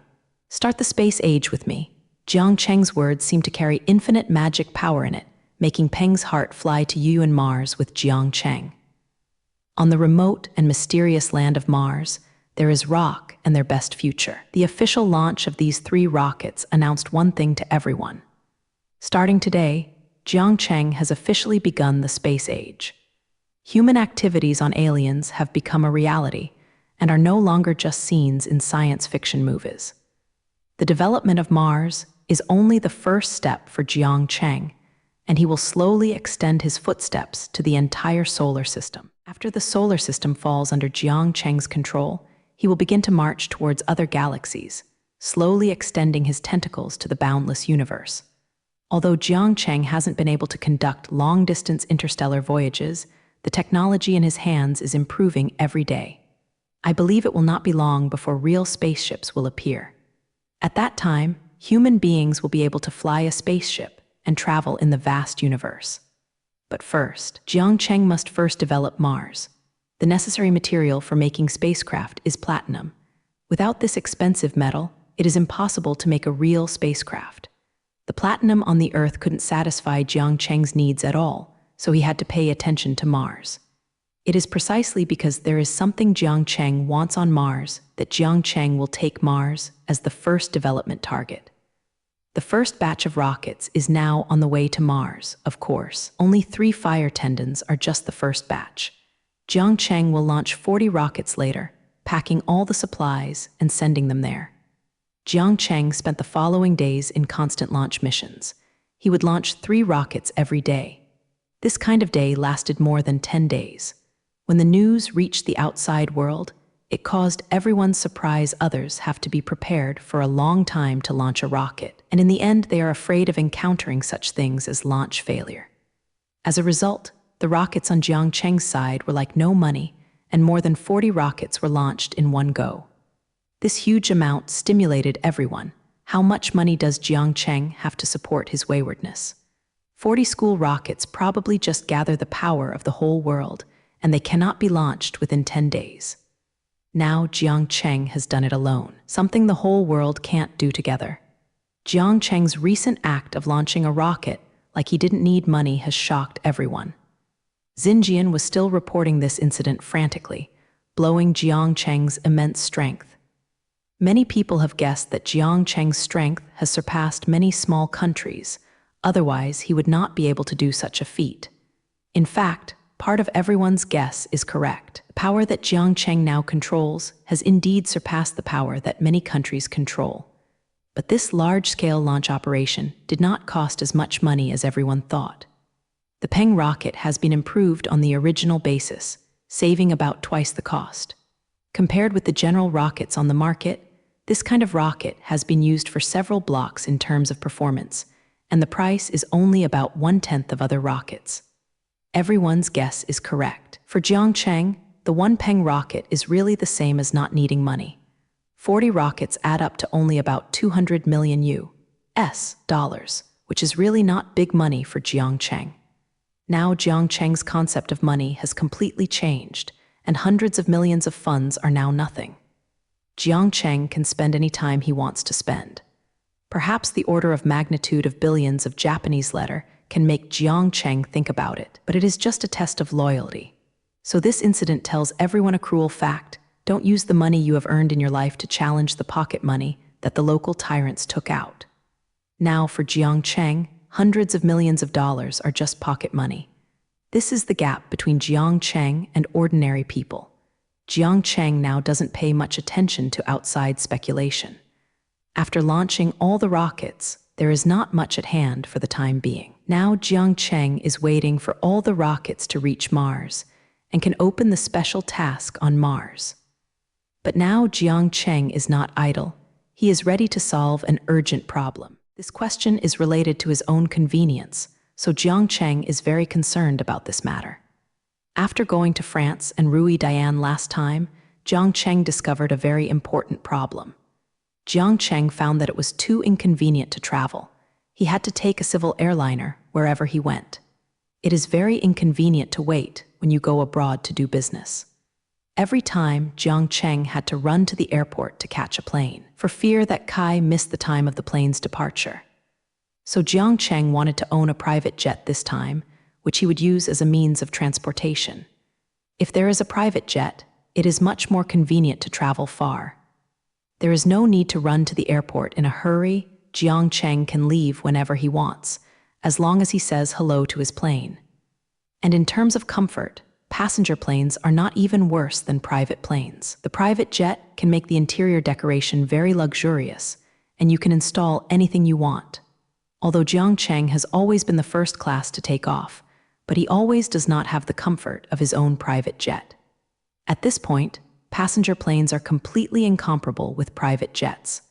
By-passenger planes are just public transportation. Taking these factors into consideration, Jiang Cheng now wants a private jet of his own. Although Jiang Cheng is also a technical house, he doesn't like to go out very much when he has nothing to do. But in the future, as Ruo Jiang Cheng's status continues to improve, he is estimated to start running around the world. Maybe Jiang Cheng will have to travel far, so a private jet is still necessary. Getting a private jet to be there, even if it is not used, is a status symbol. Generally speaking, people who have reached the status of Jiang Cheng all have their own private jets. This is something that the top rich man can own, and it is also a status symbol. That is to say, there are no people like Jiang Cheng who like to live at home, but now it is time to make up for this shortcoming. Besides, once he has a private jet, he can use it for Zhang Manlin even if he doesn't use it himself. Yu Zhu, CEO, often flies all over the world, and he uses airplanes a lot. With a private jet, Zhang Manlin can also be much more convenient, and the efficiency of the company can be improved a lot. So Jiang Cheng began to study the issue of private jets, to see if he was going to build one for fun or go outside to buy one. Now Jiang Cheng is entangled with this question, whether it is made by himself or bought from others. Jiang Cheng's entangled problem now is no one. Whoever wants a private jet will build it himself. It must be customized outside. It is very difficult to manufacture things like private jets, perhaps much larger than ordinary passenger jets. Only Jiang Cheng has the strength to deal with this problem because he can really build an airplane by himself. I don't know how many rockets Jiang Cheng has built, and airplanes are not a piece of cake. After careful consideration, Jiang Cheng decided to build a private jet by himself. You can remodel it at will, and in the end, it will definitely be more suitable for your own use. Even if the private jet can be customized, there is still no self-made one that can satisfy Jiang Cheng's heart. Moreover, Jiang Cheng is also preparing to use a large number of new technologies on this private jet, which only his technicians can do. After deciding to build his own private jet, Jiang Cheng went to the aerospace technology company and prepared to let those technicians build one for him. The aerospace science and technology company knows that it is very powerful when you hear the name. Jiang Cheng estimated that the people under his team would be able to build airplanes, so he found these professionals. Jiang Cheng directly found Xiao Lu and asked the person in charge for advice. After finishing the work of the previous period, Peng was also temporarily idle. Since Xiao Peng is fine, he can help Jiang Cheng. Xiao Peng, anyway, you have nothing to do recently, so please help me get a private jet out. I am going to build a private jet that fits my mind. As soon as he met, Jiang Cheng went directly to the topic and brought up the private jet to Su Peng. After Peng listened to Jiang Cheng's words, there was a helpless expression on his face. As soon as he heard what Jiang Cheng said, he felt a bit of toothache. Private jets are so simple, if only they were as simple as Jiang Cheng said. Listening to what Jiang Cheng said is like building a toy airplane. What does it mean to get him out of a private airplane? Can this kind of thing be used as a verb? Zio spit out his boss frantically in his heart, not knowing how to answer his boss questions. Speaking in such a relaxed tone of such a tall thing as a private jet may only be Jiang Cheng doing it. However, Zio Peng complained about it in his heart, but he still began to think about this issue carefully. Who made Jiang Cheng his boss? Now that the boss has spoken out, of course, as an employee, he must find a way to solve this problem. Zio Pengjing didn't reply to Jiang Cheng right away, but thought about it for a while before starting to speak. President Jiang, although our R&D team is the world's first in terms of technology, private jets are not our area of expertise, so I don't have much confidence in this matter. Our Beijing is only a professional aerospace technology team. Aircraft is not part of our field. All the technicians are very unfamiliar with this aspect and may not be able to meet President Jiang's requirements this time. Peng gave a final answer after careful analysis. He actually had very little contact with airplanes, but he had learned more or less about related things. After analyzing the technology of his team, he found that he was really not sure about it. Regardless of the sign on their side that is Aerospace Technology Company, they seem to be able to build airplanes. But spaceflight is worthy of things like rockets and satellites. It has nothing to do with airplanes. The airplane is something in the aviation field and has nothing to do with aerospace. Even if there is only one word difference between aerospace and aviation, the difference is huge. Xinpeng's answer made Jiang Cheng unsatisfied. In his opinion, the technology of private jets is far simpler than that of rockets, and the team under him should have no problems. So Jiang Cheng asked in a strange tone, "We are not an aerospace technical team, so it is better to say that it is better than an aerospace technical team. The technical content of the airplane is much simpler than that of the rocket, and it makes no sense that we can't make it ourselves." Jiang Cheng's words are actually quite reasonable. In terms of technical difficulty, rockets do not know where they are higher than airplanes. This is simply not a level thing. Now they can even mass-produce rockets, and even a small airplane can't be built without reason. After Zio Peng heard Jiang Cheng say this, his teeth became more painful. What Jiang Cheng said was easy and freehand, but he never considered them at all. Things in the high-tech field are very professional. They make rockets and are good at them, but they don't know anything about airplanes. These are two completely different fields. In the modern science world, as long as they cross different fields, they will face completely different scenes. Therefore, the division of labor in modern science has become more and more clear, just to face such a situation. Penggeng wanted to say that the study of jaw domain could not be done at all, but he thought of his own boss again, and he couldn't say that at all. The Jiang Cheng in front of him is a cross-field character who has crossed countless scientific research fields and has made great achievements in them. In front of Jiang Cheng, a genius who can ignore the professionalism of his field, he really couldn't say such things. If he admits that he can't do it, isn't it a shame in front of his boss? Although Jiang Cheng cannot be measured by common sense, their employees are so much worse than their own boss, and it is a shame to say it. In the end, Zio Kai said to Jiang Cheng, "If President Jiang really wants to build a private jet, it's not impossible for us to build it. It's just that we have to re-research many technologies, and we have to recruit some relevant talents. This is equivalent to researching and developing aircraft technology from scratch, and it takes too much time and resources. In this way, President Jiang, you might as well go out and order a custom one, which can also save a lot of effort." Zio Peng said that it is a very realistic situation. It rashly involves the high-tech field of aircraft manufacturing. Even if the team is excellent, it will take some time to adapt. If they really make a decision, they won't be unable to make it, but a lot of time is wasted, which is far less cost-effective than buying from outside. Zio Peng really couldn't understand Jiang Cheng's thoughts. He had to build one of his own if he wanted a private jet. He hadn't even heard of this kind of thing.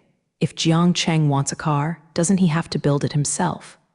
Well, Jiang Cheng did build a car by himself, and it was not a problem of two or two. Now the car market is about to be ruled by him. After listening to Peng's suggestion, Jiang Cheng thought for a while and then said, "Okay. It seems that I did not think about it before. It is too wasteful to let you build a private jet. It is simply using a cannon to hit mosquitoes not only by waves, but also by waves. For this kind of thing, I'm going to find a professional person. I'll see which private jet manufacturing company is good, buy one and have fun, and then build a private jet for myself, by the way." After finishing talking, Jiang Cheng left here. Since this can't solve his problem, then he must go to a place that can solve this problem. Finally, the front was left messy in the wind, watching Jiang Cheng's dashing back leave most slowly. I now feel that Jiang Cheng is too willful. If he wants a private jet, he will buy an aircraft manufacturing company. This kind of thing is really challenging his nerves. Jiang Cheng has always been such a wayward person.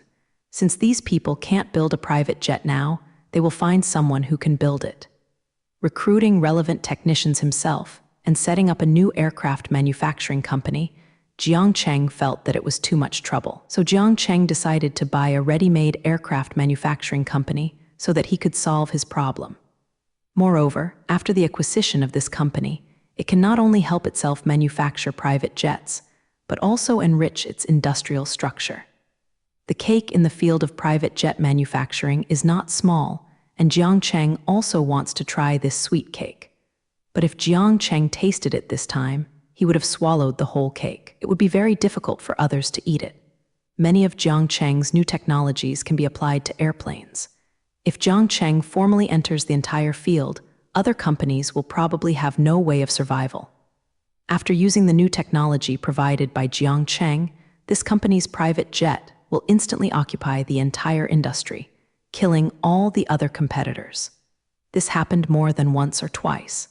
Every time Jiang Cheng successfully entered a field, countless companies would collapse. This is Jiang Cheng's always acting style, walking his own way so that others have nowhere to go. Soon Jiang Cheng chose a private jet manufacturing company as his target this time. But before the formal acquisition, he was going to go and see it himself. He wants to see how the company's technical strength is, whether it is worthy of his own shot. Soon Jiang Cheng arrived in Georgia, where there is one of the best private jet manufacturing companies in the world. Gulfstream Aerospace is headquartered in Georgia, and everyone habitually calls this company Gulfstream. Gulfstream is now the largest private jet manufacturing company, and it produces a large number of private jets every year for the top wealthy. It can be said that without a Gulfstream private jet, it would not be considered the top richest man. Owning a Gulfstream private jet is also a status symbol. However, it is not easy to get a Gulfstream private jet. This kind of private jet can cost tens of millions of dollars, and the maintenance cost is scary. This may be the top toy, and even sour people can't even think of it. It can be said that there is no value of more than 1 billion yuan, and it is impossible to play such expensive things. As soon as the people at Gulfstream heard that Jiang Cheng was here, they immediately received him with the highest standard of treatment. Albert Jackson, as the judge of Gulfstream, did not hesitate to put down his identity and ran to the door to welcome Jiang Cheng's arrival. Let his own president to receive Jiang Cheng like a guest. This kind of treatment is only Jiang Cheng can enjoy. As soon as Albert Jackson saw Jiang Cheng's face, he immediately stretched out his hand and held Jiang Cheng's hand tightly. "Welcome. You are extremely welcome. Everyone in Gulfstream Company welcomes Jiang Cheng for your visit." Then the president started to welcome Jiang Cheng with a warm smile.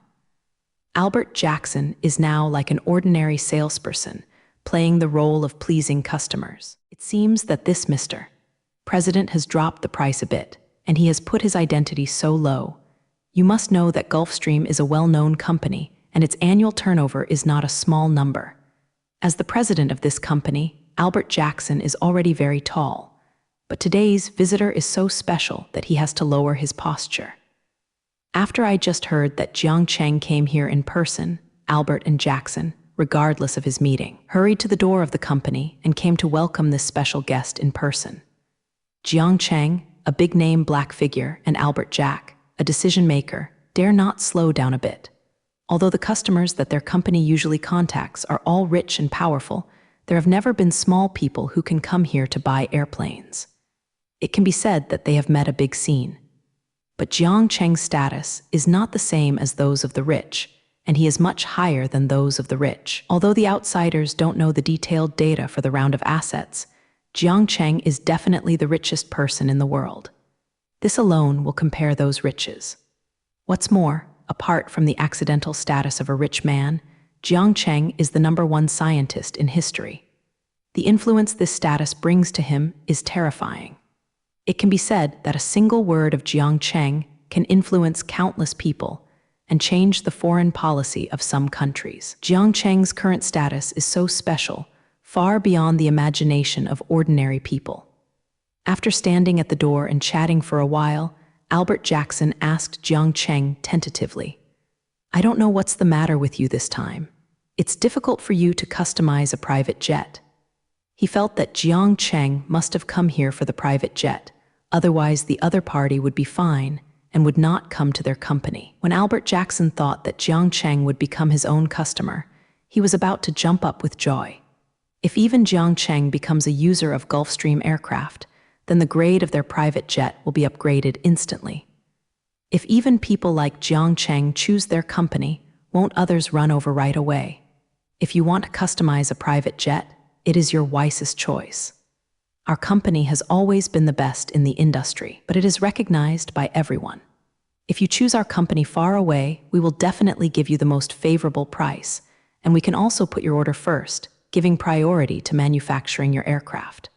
So Albert Jackson began to enthusiastically promote and offered Jiang Cheng a big offer. The president felt that this opportunity was too rare, and he must keep Jiang Cheng in his company. If you can win Jiang Cheng, a big customer this time, it won't be in vain that the president personally becomes a salesman. Albert Jackson really deserves to be able to achieve his current position, and his eyesight is quite accurate. He guessed right at once the purpose of Jiang Cheng's visit this time, and he seemed to have some ability. However, the president only guessed part of the content. Jiang Cheng did come here this time for a private jet, and he also wanted a private jet now. What he didn't guess was that Jiang Cheng not only wanted a private jet, but also wanted to buy their company. Jiang Cheng was interested in the entire Gulfstream company, not the aircraft produced by their company. He came here this time to find out about the Gulfstream company. If he is satisfied, he will be prepared to eat the company in one bite and make Gulfstream an industry under his name. Shisu is not worried that the other party will refuse his purchase.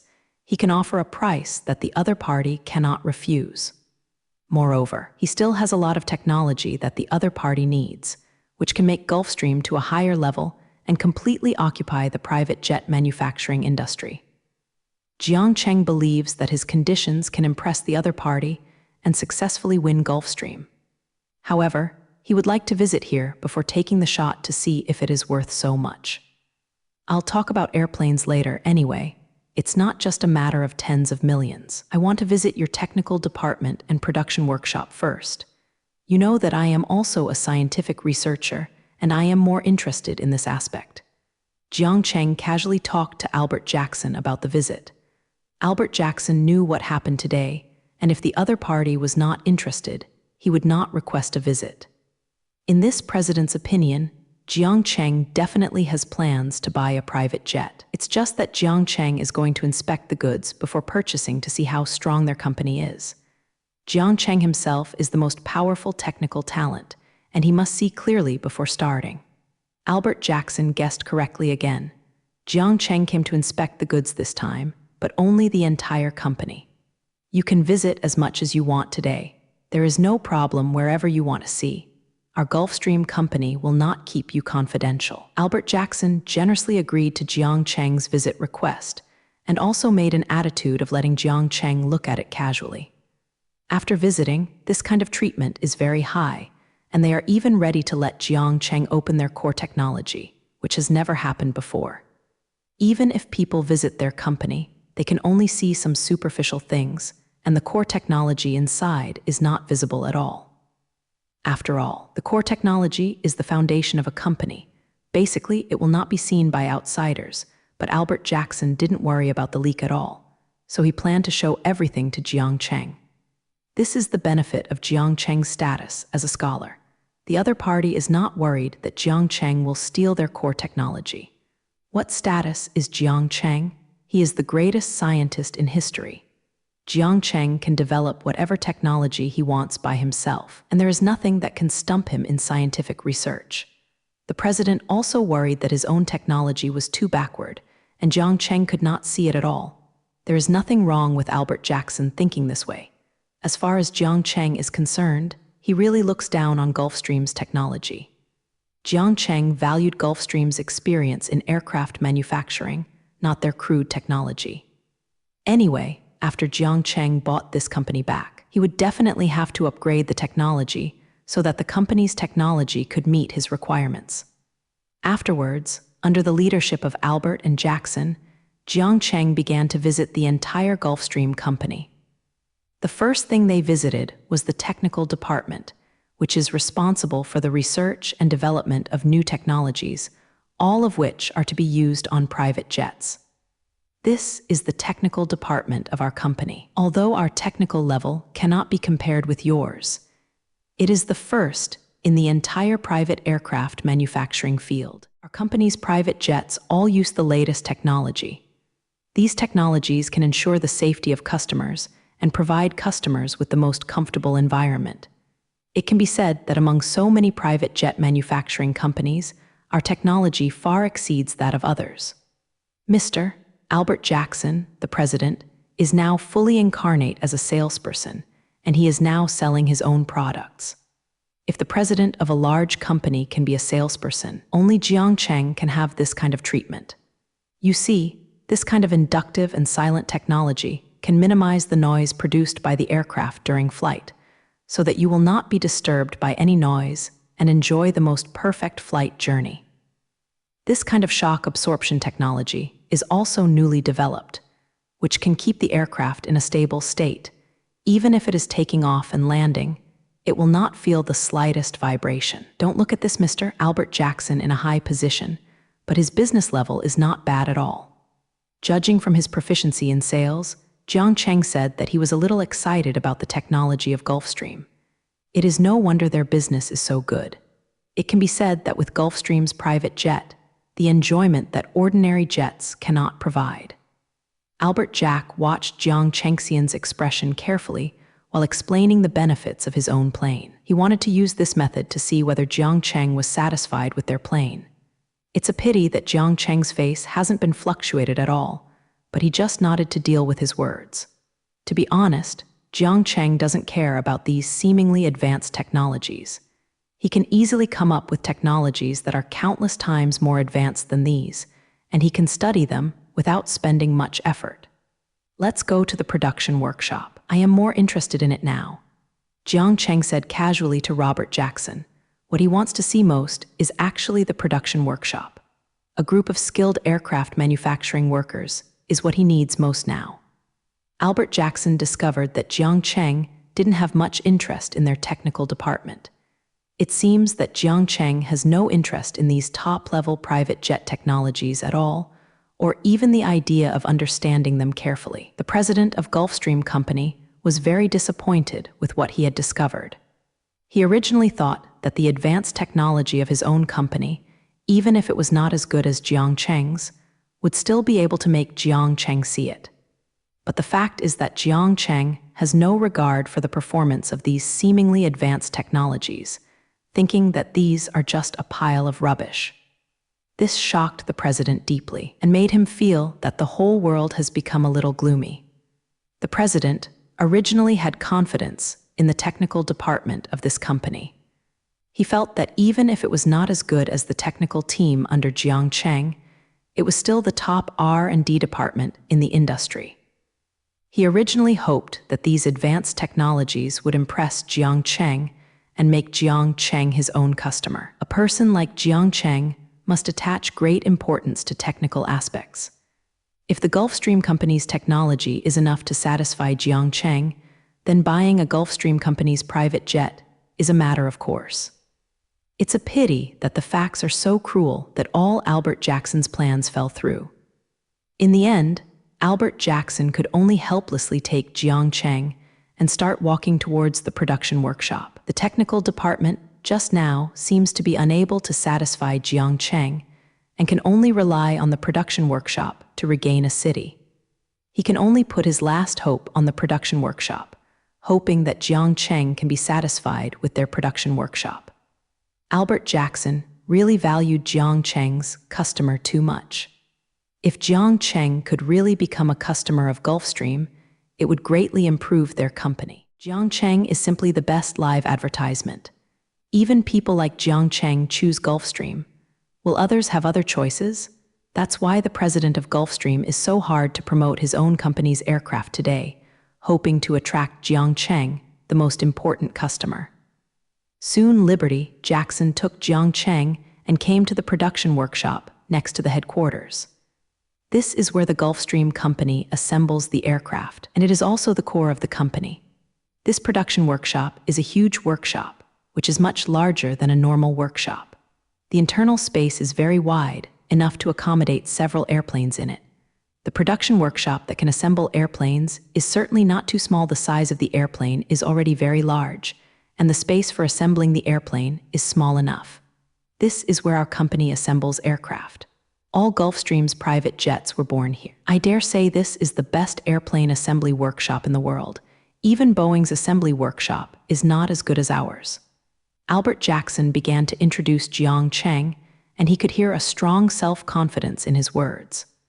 Boeing is the world's largest aircraft manufacturer. It can be said that it is better than Boeing's assembly workshop, and you can see how confident he is. The president dared to say such a thing, and he didn't know whether he was just bragging or was really so confident in his own assembly workshop. Jiang Cheng didn't care much about Albert Jackson's words. He went back and judged the actual situation by himself. Even if the boasting sounded loudly, it would be useless for him. Now he should take a good look at the assembly workshop to see if it is really that good. Soon Jiang Cheng looked at this workshop and began to observe the situation here. There are many workers working in the assembly workshop. They are assembling a private jet. The workers seem to be very orderly, each working in the department they are responsible for. First of all, these workers nodded in satisfaction to Jiang Cheng. He knew that these workers were very experienced and were not the kind of novices who just entered the industry. The performance of these workers has already made Jiang Cheng very tempted. He can produce the skills in aircraft manufacturing at any time, so he ignores the technical department of Gulfstream. But these skilled workers are what Jiang Cheng needs, and he can't get a bunch of skilled workers out of thin air. These workers are also what he values most. Jiang Cheng is now very satisfied with Gulfstream's situation. The training alone is worthy of Jiang Cheng's action, but he has to look at other situations and finally consider the acquisition. After carefully observing the situation in the workshop, Jiang Cheng found that Albert Jackson hadn't bragged, and the assembly workshop was really good.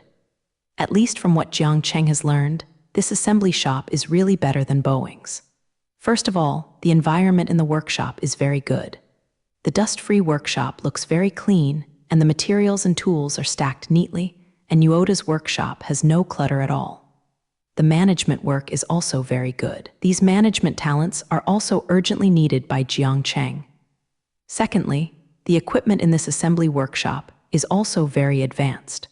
Although it is not as good as the equipment that has surpassed the times in Jiang Cheng's hands, it is already the best on the market. These equipment must have cost Gulfstream a lot of money to have such a luxurious assembly workshop.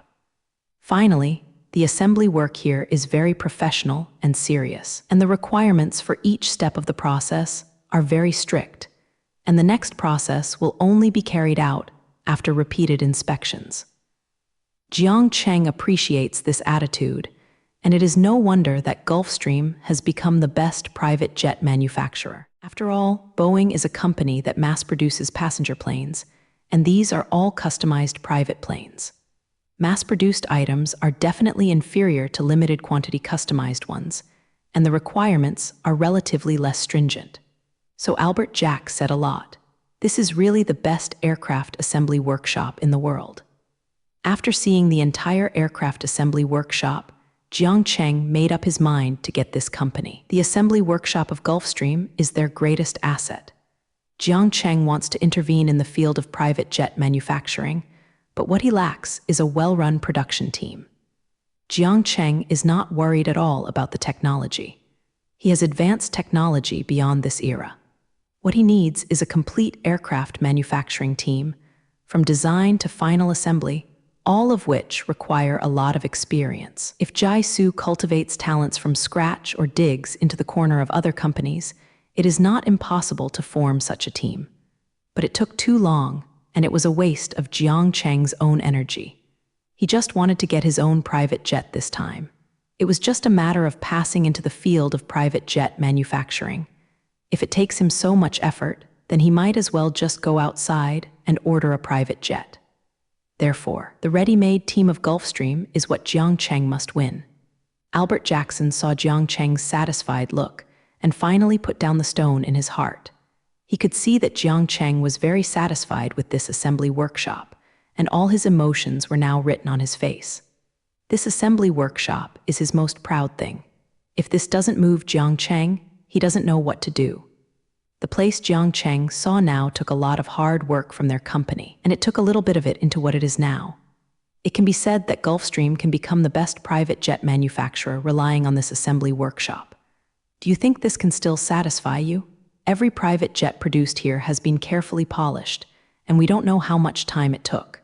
Therefore, our Gulfstream company's private jet is definitely the safest in the world, and it can satisfy you in terms of comfort. After seeing Jiang Cheng's attitude, the president seized the time to make a final sale. He believes that after his own efforts, he will be able to win Jiang Cheng's most important customer today. It's really good here, at least it can meet my requirements. Jiang Cheng nodded and said, there is something in his words, and he has already shown his ambition for Gulfstream. It's a pity that Albert Jackson didn't hear the meaning of Jiang Cheng's words, but a happy smile appeared on his face. Since the assembly workshop has been read, we might as well go to the office to discuss it in detail.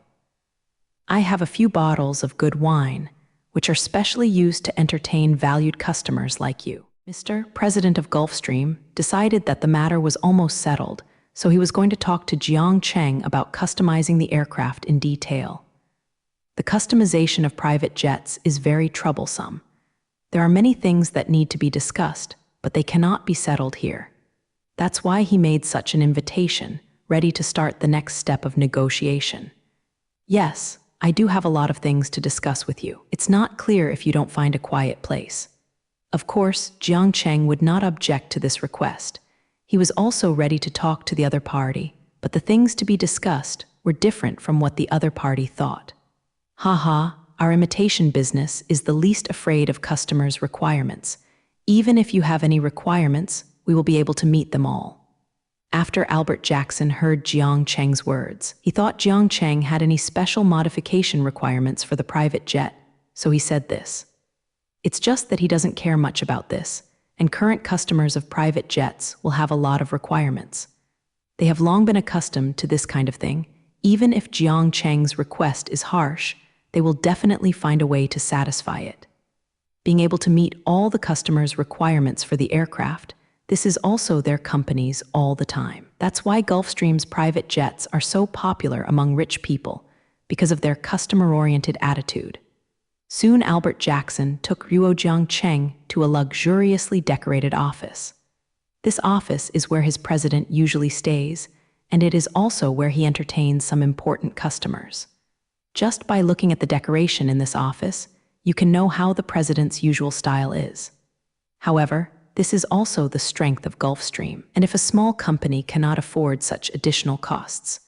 After the president of Gulfstream Company brought Jiang Cheng here, he began to entertain him graciously. He directly took out the red wine he had collected for a long time to entertain Jiang Cheng, the most distinguished guest.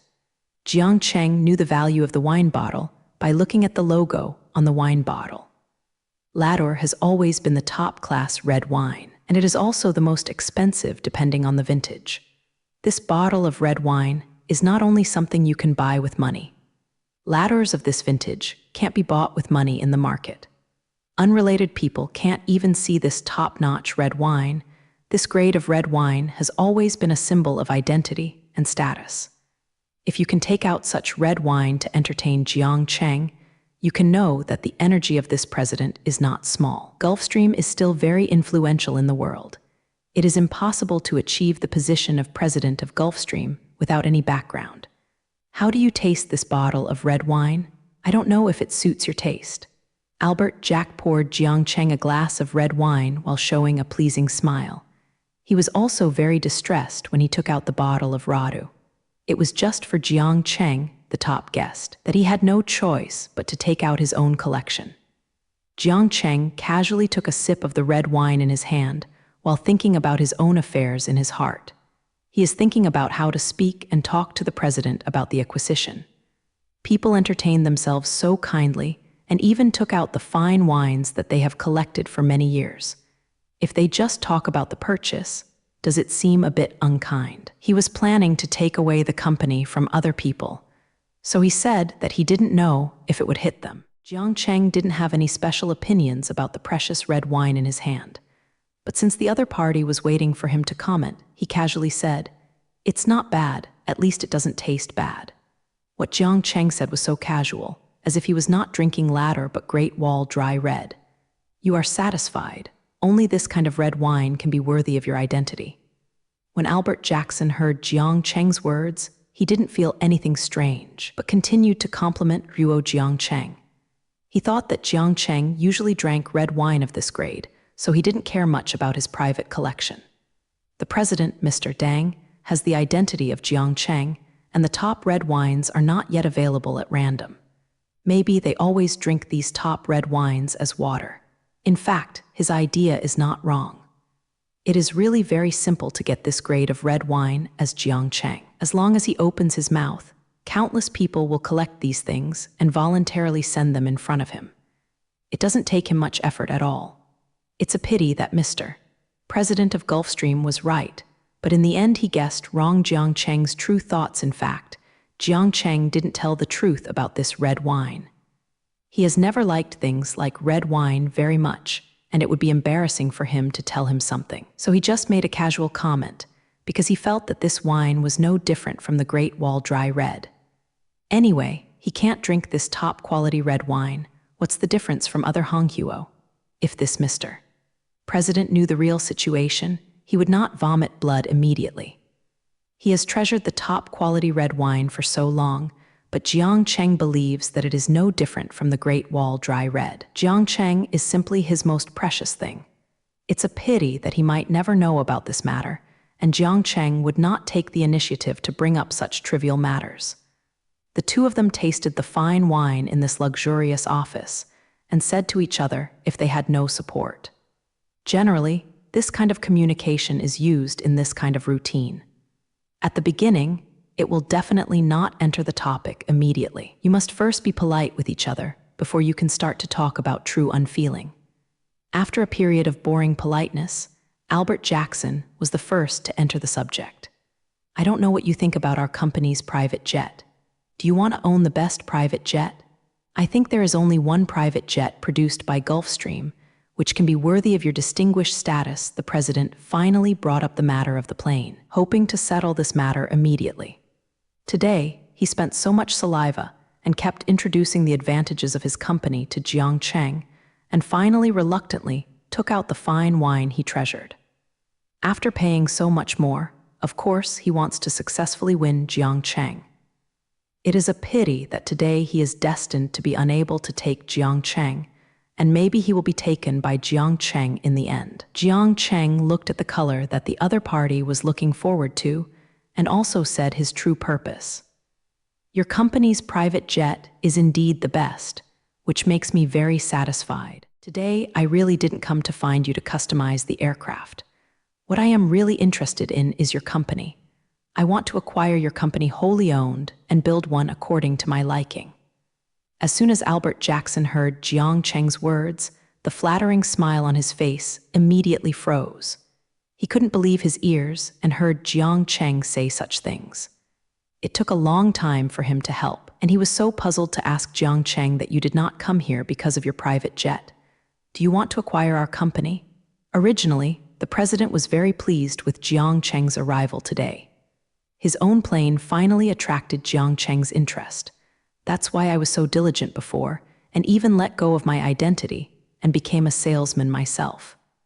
After wasting a long time, Jiang Cheng didn't come here because of a private jet. Facing the other party's question, Jiang Cheng showed a faint smile and said, I did want to own a private jet, but I am used to using high-tech products that I made. That's why I want to acquire a private jet manufacturing company and build a private jet that fits my mind.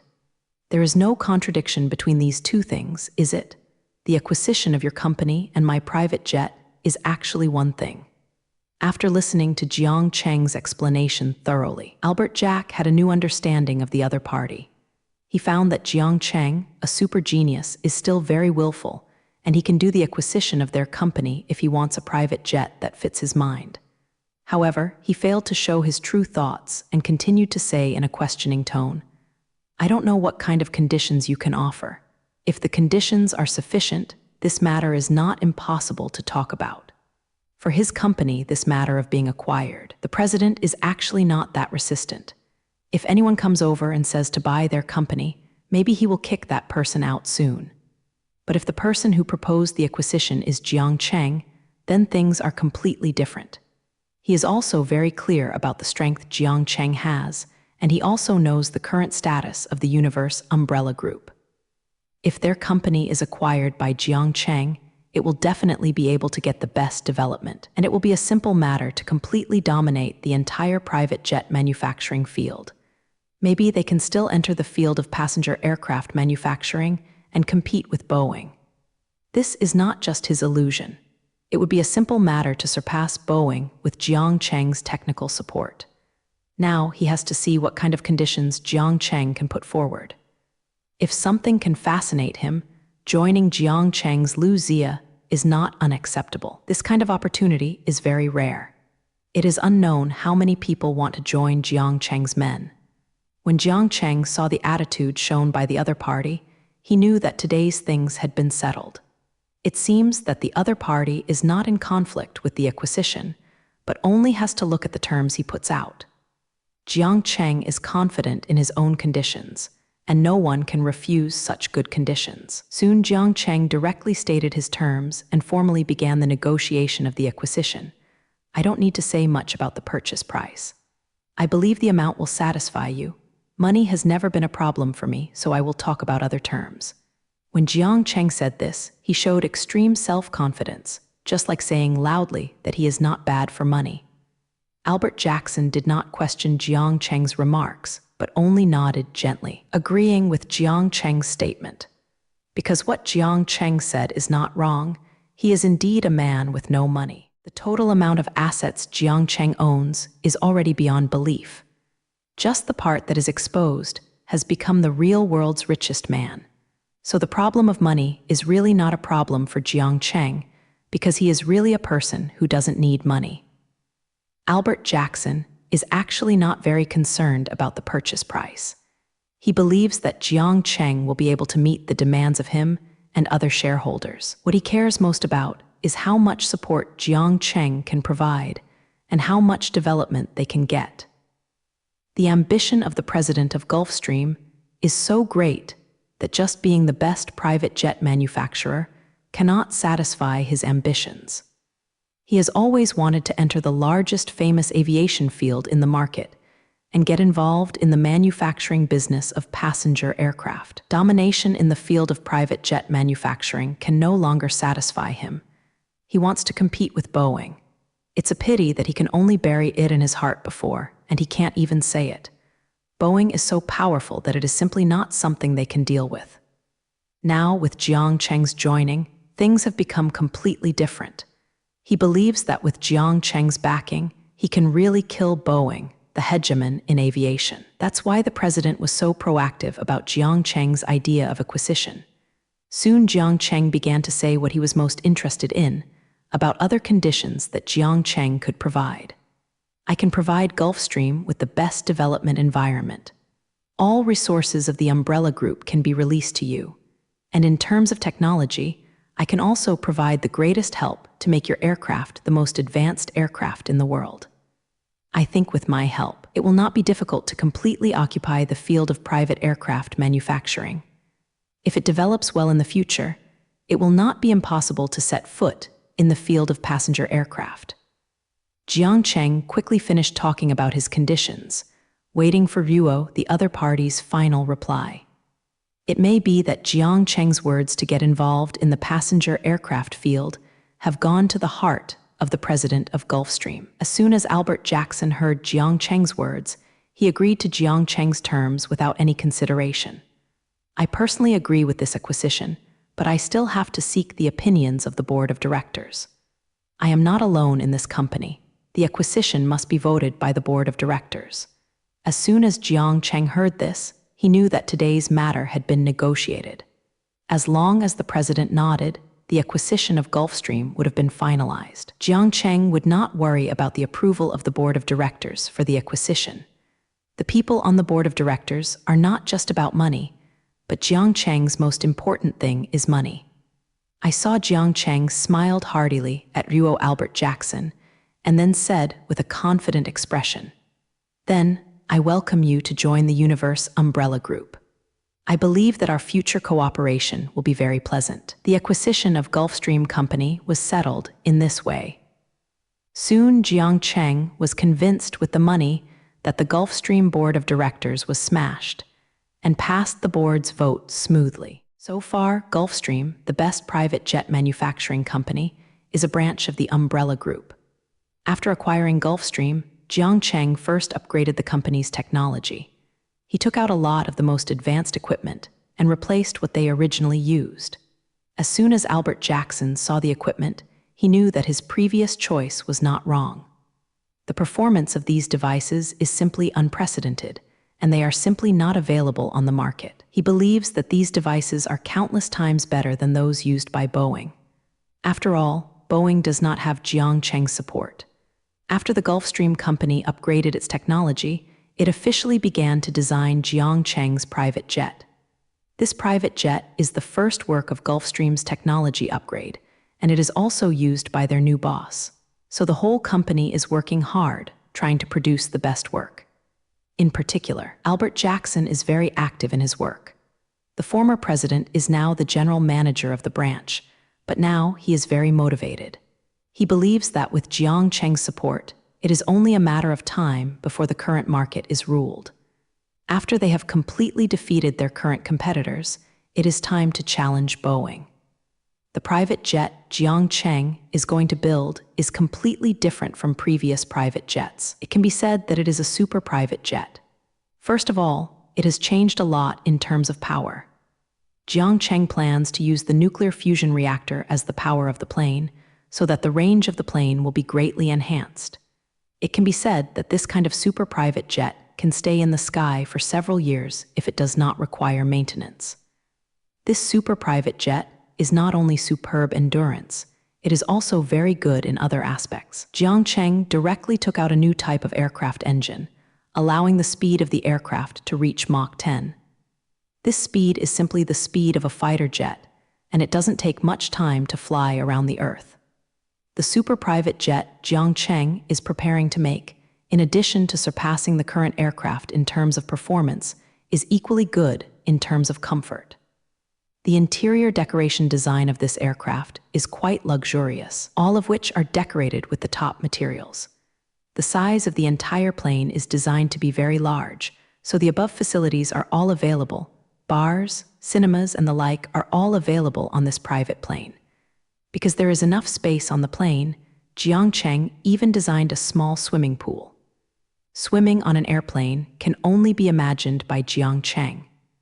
Jiangcheng's acquisition of Gulfstream Corporation soon spread. The acquisition of Gulfstream Corporation was only to help him build a private jet. I don't know who disclosed this matter.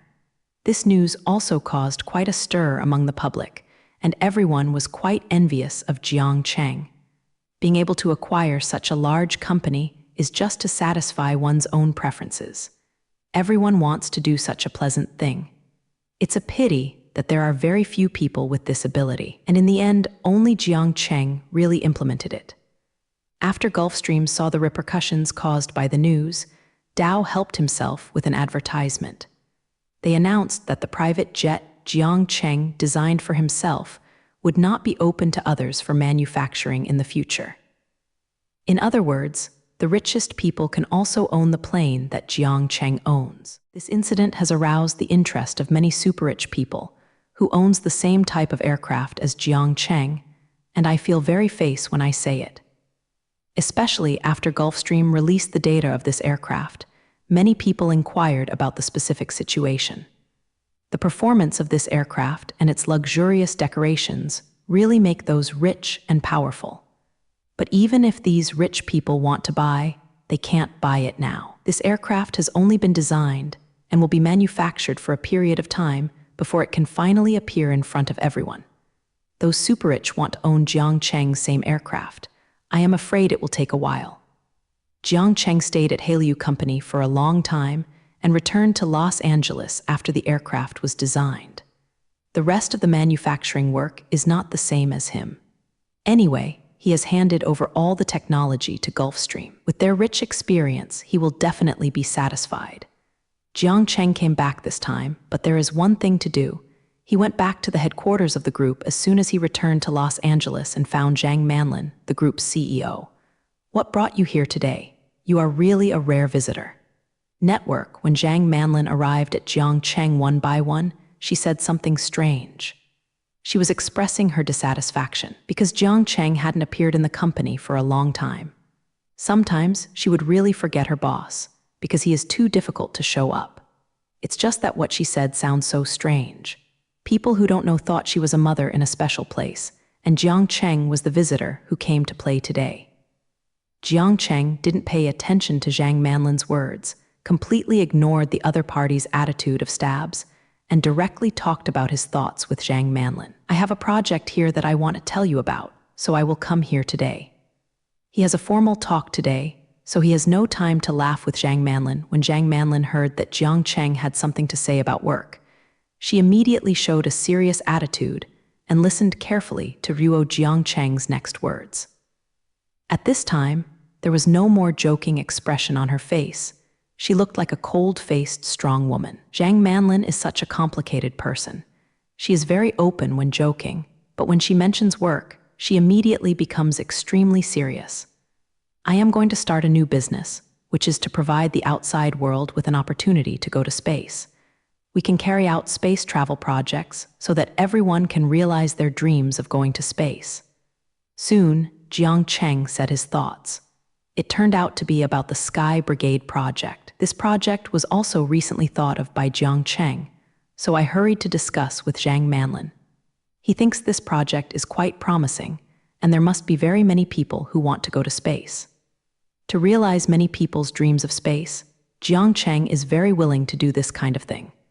And this kind of project can arouse everyone's curiosity about space and facilitate Jiang Cheng to carry out his own space exploration plan. As long as more people start to be interested in the universe, Jiang Cheng's project will not lose money.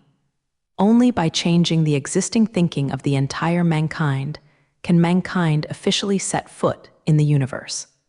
The space travel project is a good way. Jiang Cheng believes that after experiencing the feeling of being in space, those people will definitely yearn for the universe more. In fact, some people have proposed this kind of project before, and many people have responded to it. Just because of the price, there was no news in the end. The price of the rockets is too expensive, and those who can afford it may not be willing to take risks. But Jiang Cheng's price is not a problem here. His rocket cost is only 1/10 of what he does not enter. He believes that the price can be affordable by many people. Our current conditions are ripe, and the Space Mission Center is already capable of hosting such projects.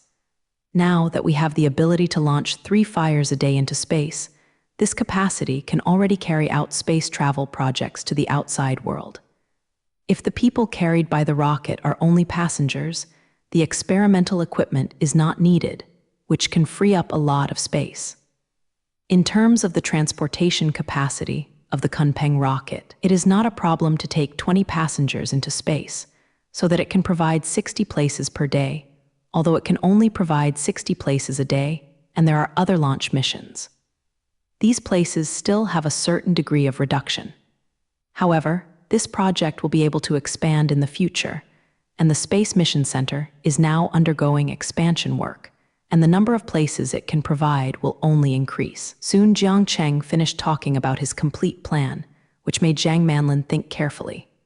Zhang Manlin, the CEO who is in charge of everything in Royal Umbrella Group, can't decide a new project with just a single shot of his head like Jiang Cheng.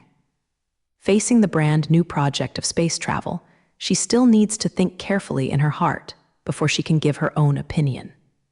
As a manager of a large group, Zhang Manlin needs to consider many aspects before making a comprehensive assessment of this project.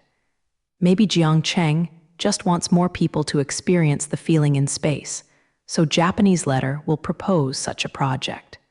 But Zhang Manlin's consideration is not so simple. She needs to comprehensively consider the feasibility of this project.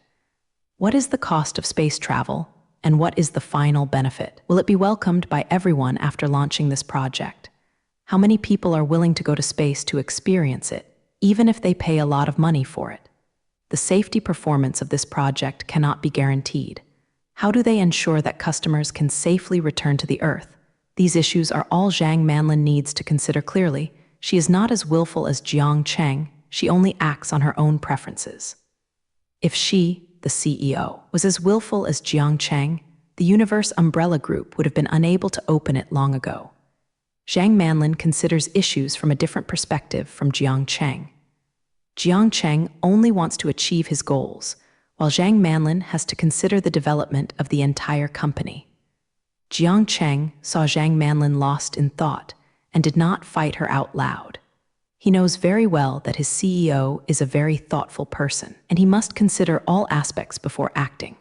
So Jiang Cheng was in his office, enjoying the scenery outside through the glass curtain wall. The whole person looked very leisurely, and he didn't seem anxious because of waiting. Zhang Manlin finally gave her advice after considering various issues. I think this project proposed by the boss is very feasible. You can try it out and promote it. Although the cost of space travel is very high, most people cannot afford it. But Heizai still has a lot of customers.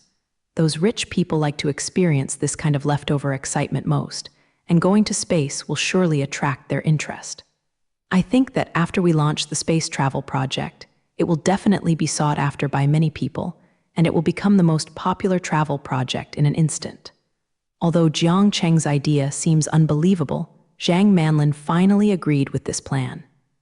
As she just said, although this project has never been carried out before, there is no need to worry about not attracting customers. The last time in space was how many people had their childhood dreams. In order to realize this dream, many people are willing to pay a lot of money. Anyway, the cost of their rockets is so low, and this project will definitely make a lot of money.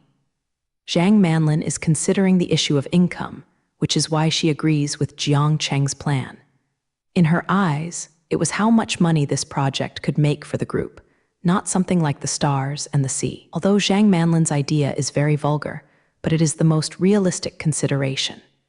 Without the money earned by the Universe Umbrella Group, Jiang Cheng's dream of stars and the sea would not be realized. Therefore, no matter how great a dream is, it needs the support of reality, even for people like Jiang Cheng. It's just that Jiang Cheng is very lucky.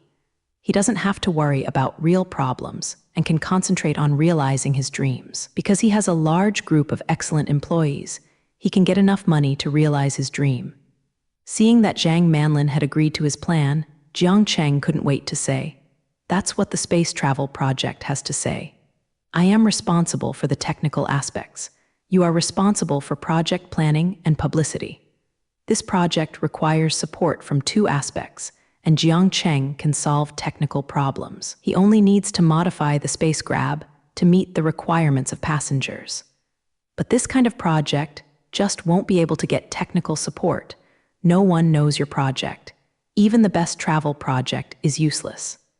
Jiang Cheng couldn't solve these things about propaganda, so he handed these things to Yu Zujin. Jiang Chengcheng is responsible for leaving professional matters to professional people to solve. No one is more professional than Zhang Manlin in this regard. Her job is to take care of these matters. Soon the two decided to work together and put the project on the agenda as soon as possible after the discussion. Jiang Cheng hurriedly left the company headquarters, and he had to go back to solve technical problems. However, Jiang Cheng said to Ruo Zhang Manlin before leaving, "If those who know they can spend money last time, they will definitely be crazy about this project." It seems that Jiang Cheng is very confident in his plan and feels that it will be welcome before it is officially launched. However, Jiang Cheng's confidence is also very reasonable. If they can spend the last time in space, those who are not bad will definitely be willing to pay. The problem Jiang Cheng has to solve now is how to make the space capsule adapt to the requirements of passengers. Although the technology of the space capsule is readily available, Jiang Cheng cannot use the professional space capsule to carry passengers. Space capsules are used to carry astronauts, which is completely different from passengers.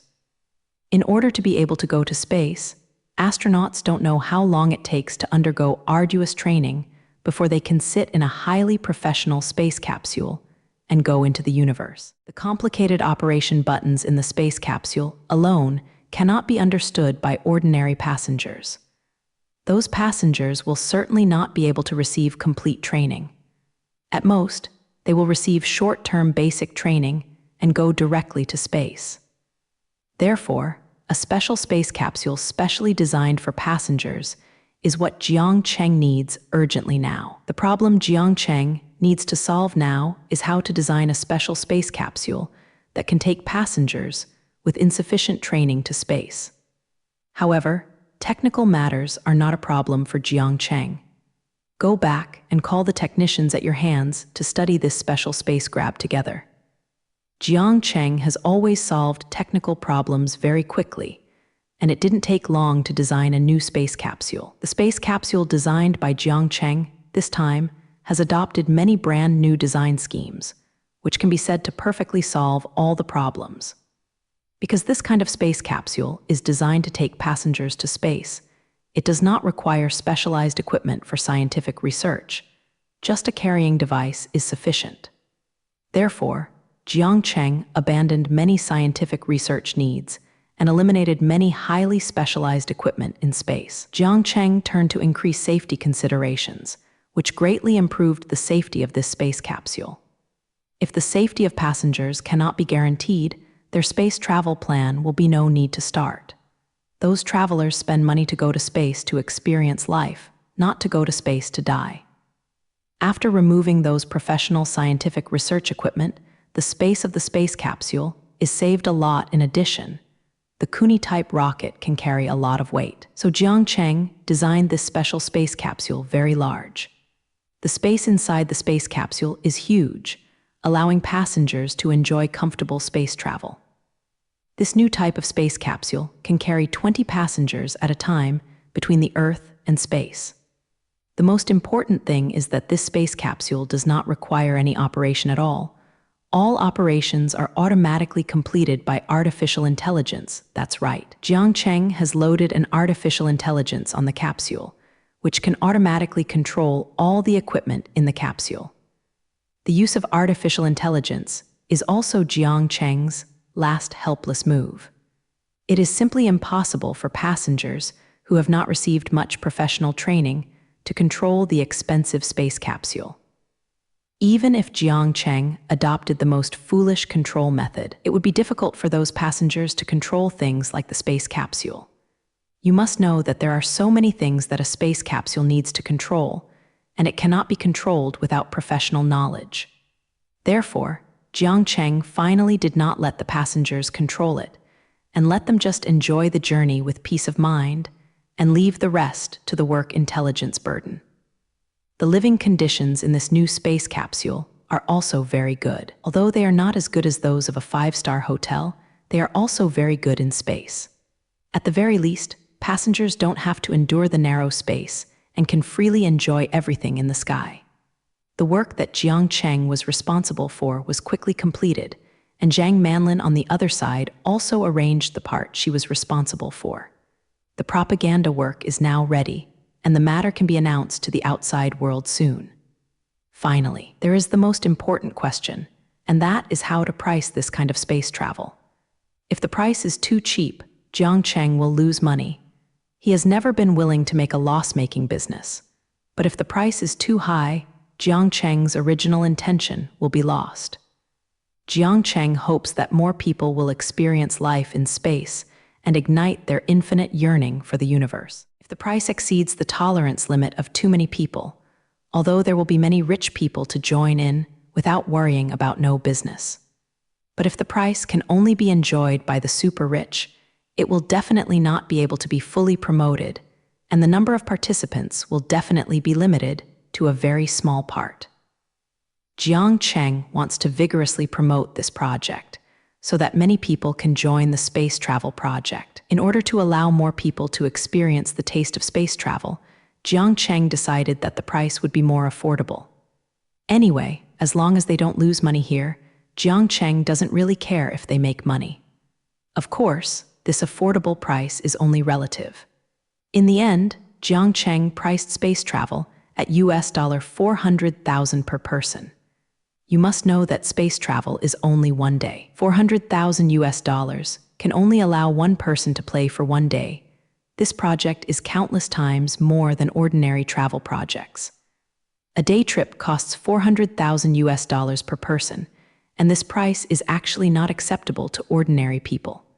However, many middle-class families can still afford the money if they grit their teeth.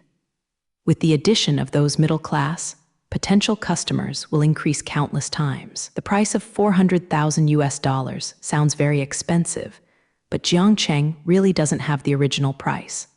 40 people per person and 20 passengers are $8 million, which means that the income of a space travel is so much. One needs to know that a space trip will cost one rocket. Even if the Kunpeng-type rocket in Jiang Cheng's hands is very low, it will cost $5 million. In other words, after excluding the cost of the rocket, the remaining profitable profit is only $3 million. Although the rocket is the biggest expense of this project, the cost in other places is not very cheap. The maintenance cost of the rocket launch scene and the salary cost of the related technicians all cost a lot of money. Also, although passengers do not need strict training, a short-term basic training is still needed. If passengers are allowed to go directly into space, even if the space capsule does not need them to control, there will probably be many problems. Jaisu plans to let all passengers participating in this project receive a half-month training before they can finally embark on the journey to space. Half a month's training costs a lot, and professional training equipment and instructors are very expensive. The $400,000 includes related training costs, so if you count it down, Jiang Cheng will not make much money at all. However, Jiang Cheng's purpose for carrying out this project was not to make money, as long as he didn't lose money in the end. Soon, the Umbrella Group announced the news to the outside world. Their company officially began to provide space travel projects, and now officially began to conduct public registration activities. The Universe Umbrella Group has also done related advertising operations and put out the slogan of the most expensive one-day trip. As soon as this news spread, it caused a huge shock, and countless people began to pay attention to this news.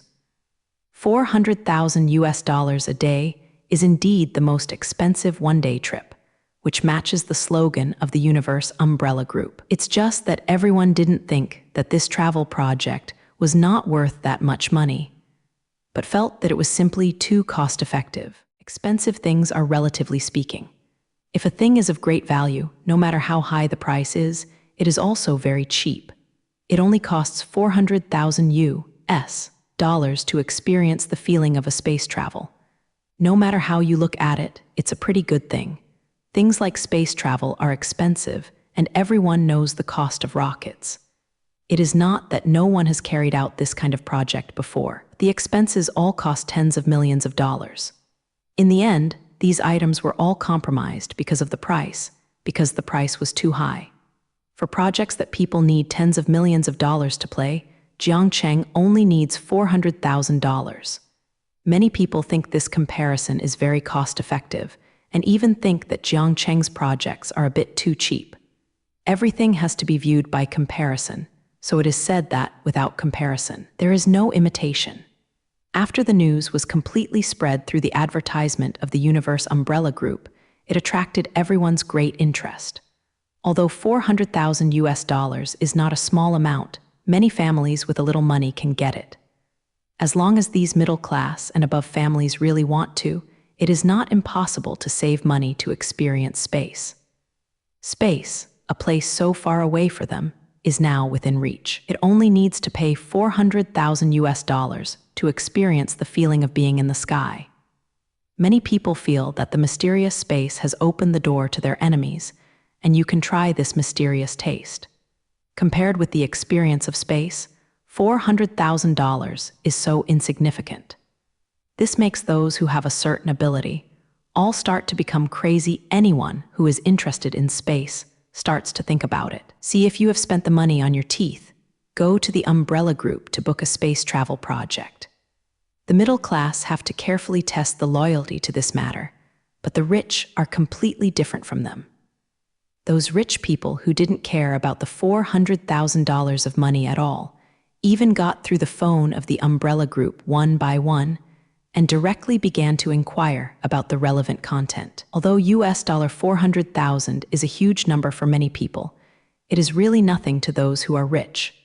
For this amount of money, they just bought a supercar, and more than that, not to mention things like private jets. $400,000 can't even buy a piece of hair. Therefore, for these wealthy people, spending this little money to experience a space travel is nothing to consider. They are just worried about the safety of this kind of travel. If the danger is not so great, these rich people are ready to sign up immediately.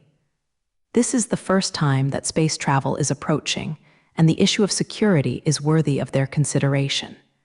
After all, the richer the people, the more afraid of death. They can't bear the good days now. However, after consulting the Umbrella Group, they immediately dispelled their concerns about safety. Because Jiangcheng has personally ensured the safety issue, the probability of an accident is much smaller than that of flying. Jiangcheng's guarantee has completely relieved many wealthy people. If they say such things in Jiangcheng's identity, what else can they worry about? Since Jiangcheng dares to make a guarantee in his own capacity, it means that Jiangcheng has absolute confidence in his own technology. Jaisu, the first scientist in history, believed in the reliability of space travel, and they could not find any reason to question. Soon many people signed up for the space travel program, and even the number of people was too large to arrange. The surging number of applicants made this project hot instantly, and those with slow hands will have to wait for a while. Beijing only has 60 places a day, and those who sign up later will have to wait slowly. It seems that there are still a lot of people in the world who don't need money. All the people who sign up now don't care about the $400,000 in income. The middle class is basically in the middle of the test, and they have not made a final decision. Those who are still thinking about it immediately become anxious when they hear the news that this project is starting to line up. They only discovered that there are so many rich people in the world. They just hesitated for a while, and the quota has become very tight. Those who regretted immediately went to the Universe Umbrella Group and booked the next places. They worry that if they hesitate anymore, they don't know when to wait. In this way, they have been queued for a long time, and the space travel project is far more popular than expected. But these people don't have to wait too long. Now Jiangcheng's Space Mission Center is stepping up its expansion, and the rocket production line is also being expanded. After a while, the Sky Mission Center will once again expand many times, and then it will be able to accommodate more launch missions. After this expansion, the Space Mission Center can accommodate more than 30 rocket launch missions at the same time. In other words, Jiangcheng can send 30 rockets into space every day, so the number of people in one day will increase to about 600. This amount is enough to meet current needs. After all, $400,000 are not available to everyone. Jiang Cheng's expansion of the space base is not just for space travel projects, and this project is not worth his effort. We must know that the scale of this expansion plan is very large, and the amount of money spent is not a small amount. If you want to accommodate the launch mission of 30 rockets at the same time, you will know how much resources will be spent to expand. In order to expand this Space Mission Center, Jiang Cheng needs to drag in tens of billions of funds. If the investment of so much money is for a travel project, it may not be able to pay back for decades. The reason why Jiang Cheng expanded the Space Mission Center so much was to test his loyalty for future plans. The future space program will definitely become more and more ordinary. At that time, it will be the rocket launch ability that will restrict Jiang Cheng. If you want to develop the entire solar system according to your plan, you can't do without massive launch capabilities. The ability to launch 3 rockets per day is far from meeting future needs. In the future, Jiang Cheng is planning to develop Mars on a large scale. If he can't launch a large number of rockets every day, he can't do this at all. That's why Jiang Cheng will expand the scale of the Space Mission Center this time, just to consider the next plan. The amount of 30 fired per day is not yet Jiang Cheng's ultimate goal. What Jiang Cheng wants is to be able to launch hundreds of rockets every day. Only such a large amount can meet his requirements. If even 100 rockets cannot be launched in a day, then there is something to talk about conquering the solar system. If a civilization wants to go to space formally, this launch capability is a must. Otherwise, the civilization cannot be called a cosmic civilization. Jiang Cheng's goal is to develop mankind into a cosmic civilization, so Japanese letter will invest so many resources. What Jiang Cheng has to do now is to develop step by step, and one day mankind will become a formal cosmic civilization. What Jiang Cheng needs to do now is to send the first batch of passengers to space successfully. After the first batch of passengers began to register, the space travel project was officially launched. Basically, the first batch of passengers were some rich people, so they signed up without thinking about it. For them, $400,000 is not worth mentioning, and the mysterious space is obviously more attractive. These rich people are all very curious people, and they have great yearning for the sky, so they will sign up as soon as possible, without considering the issue of safety. They are even willing to be the first group of passengers in order to be able to board space immediately. To know anything, the first batch of people are not very reliable, and the first batch often means that if they are guinea pigs. Space travel is a brand new thing, and new things always feel unreliable. Looking at many people, it seems that the first few batches of passengers are all experimental products, and they can rest assured that they only have verified things.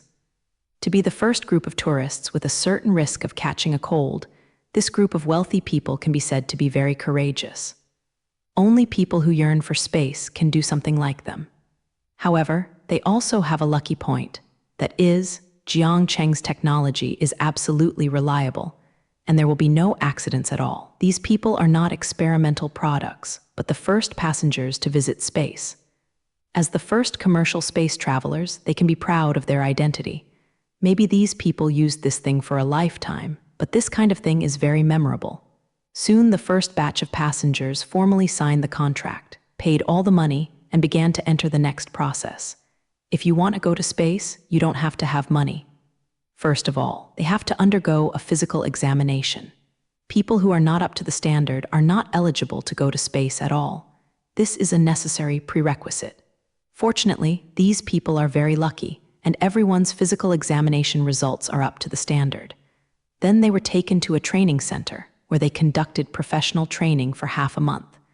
After they are all trained, they are ready to go to space. The preparatory work will soon be over. The first batch of passengers are now ready and will start their journey soon. Today is the scheduled departure time. They have stayed in the space energy, ready to fly out of the Earth like a rocket. The environment inside the space capsule made these rich people very satisfied. Although it was not comparable to the luxury hotels outside, it was also much better than they expected. In the imagination of these people, the space capsule must be very narrow, and it is estimated that even turning around is difficult. They are ready to endure hardships, and everything is worth it in order to be able to go to space. But after they saw this special space capsule, they found that the environment here was pretty good, and at least there was still a lot of room for activities. And the facilities in the space capsule are also very good, which can meet their most basic survival needs. The conditions in space are definitely not comparable to those on the ground, and they are satisfied with such conditions. Soon, when the rocket is launched, the hearts of these rich people are speeding up, waiting for the next most exciting journey. Being able to experience the feeling of flying on a rocket is the most exciting way to travel. There are several rich men with nervous expressions on their faces, and they have no experience of what happens next. When the rocket officially started launching, they felt a huge thrust, leading them to fly quickly toward the sky.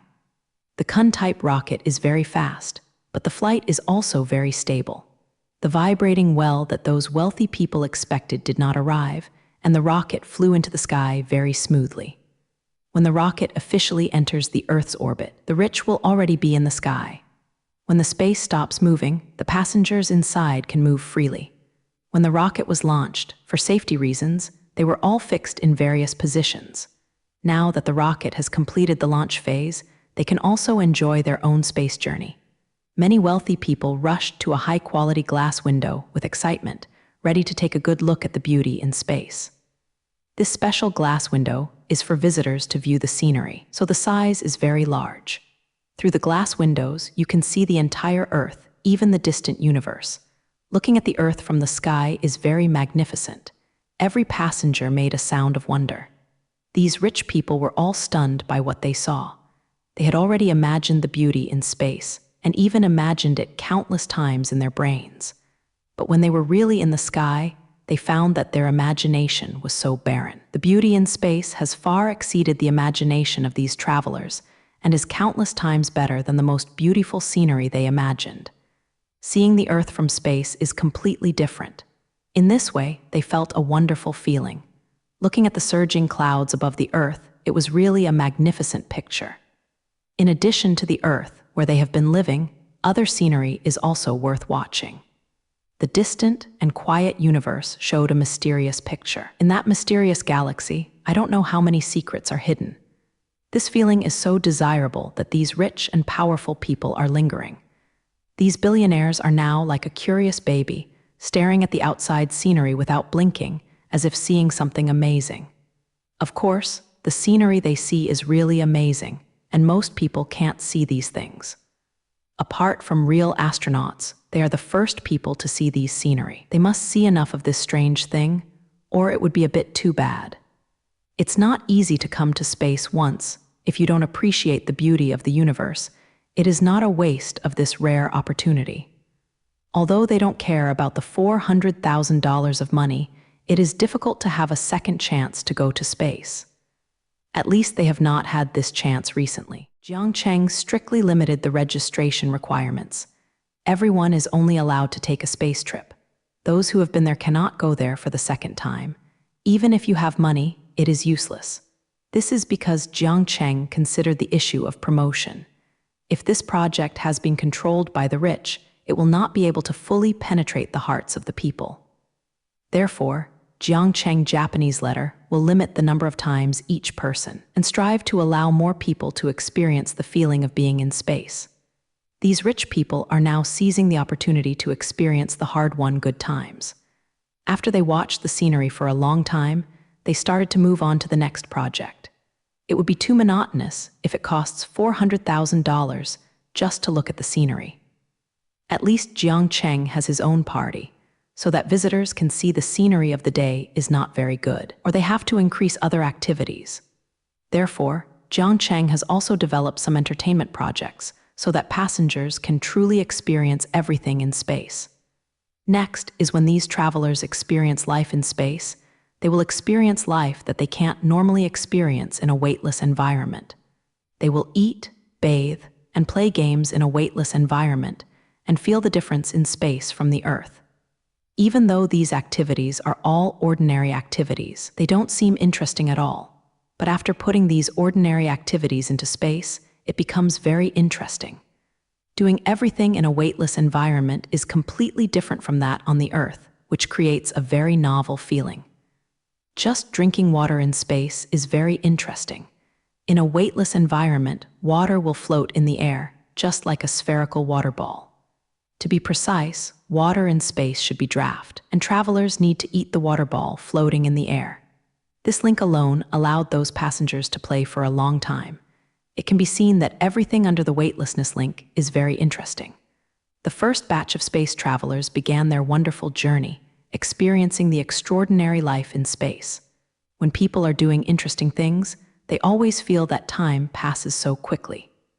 Now these space travelers feel like this, because the day's journey is now over, and the next time is their return to Earth. They had a very fulfilling day on this day, fully experiencing all kinds of things in a weightless environment. Those interesting things make them feel that time flies so fast, it's already time before they have enough. After knowing that they were about to return, the passengers all showed reluctant expressions. They all felt that this trip was really worthwhile, and space travel was better than they thought. If they could play in the sky every day, they decided that they would pay Jiang Cheng $400,000 every day. Unfortunately, there is only one opportunity like this, and it is impossible for them to think about it again. However, Jiang Cheng had promised them before that if their launch capabilities become greater in the future, they will still have a chance to go to space again. But this may be a long time later, and it is estimated that they have stopped thinking about it recently. In this way, the first batch of sky travelers returned to the Earth with a reluctant mood. They were greeted by countless media interviews, and many coal bodies wanted to know how they felt about this trip. Space travel is a hot topic recently. Of course, these media will not let go of such an opportunity. A very helpful trip. I hope to go a second time if I can. If you haven't experienced it personally, you can't imagine that feeling. The feeling of being in space is simply amazing. It is impossible to describe how I feel in words, only to experience it by myself. I can only say that the kind of scenery will never be seen on the Earth for a lifetime. The facilities of the space capsule are very good, much better than the scenes seen on the TV. Especially the huge glass windows can give a clear view of the entire universe. Every traveler interviewed by the media was full of praise for this trip and kept talking about what he felt. The feelings expressed by these travelers are the best advertisement for this project. After having the example of the first batch of passengers, the number of subsequent registrations has become more and more. Now the people in the line have been waiting for a year, and the number is still increasing. If the expansion work were not completed soon, these people would have to wait. It can be said that sky travel, a brand new tourism project, has now become extremely popular. Now everyone with good financial conditions wants to experience the taste of space travel.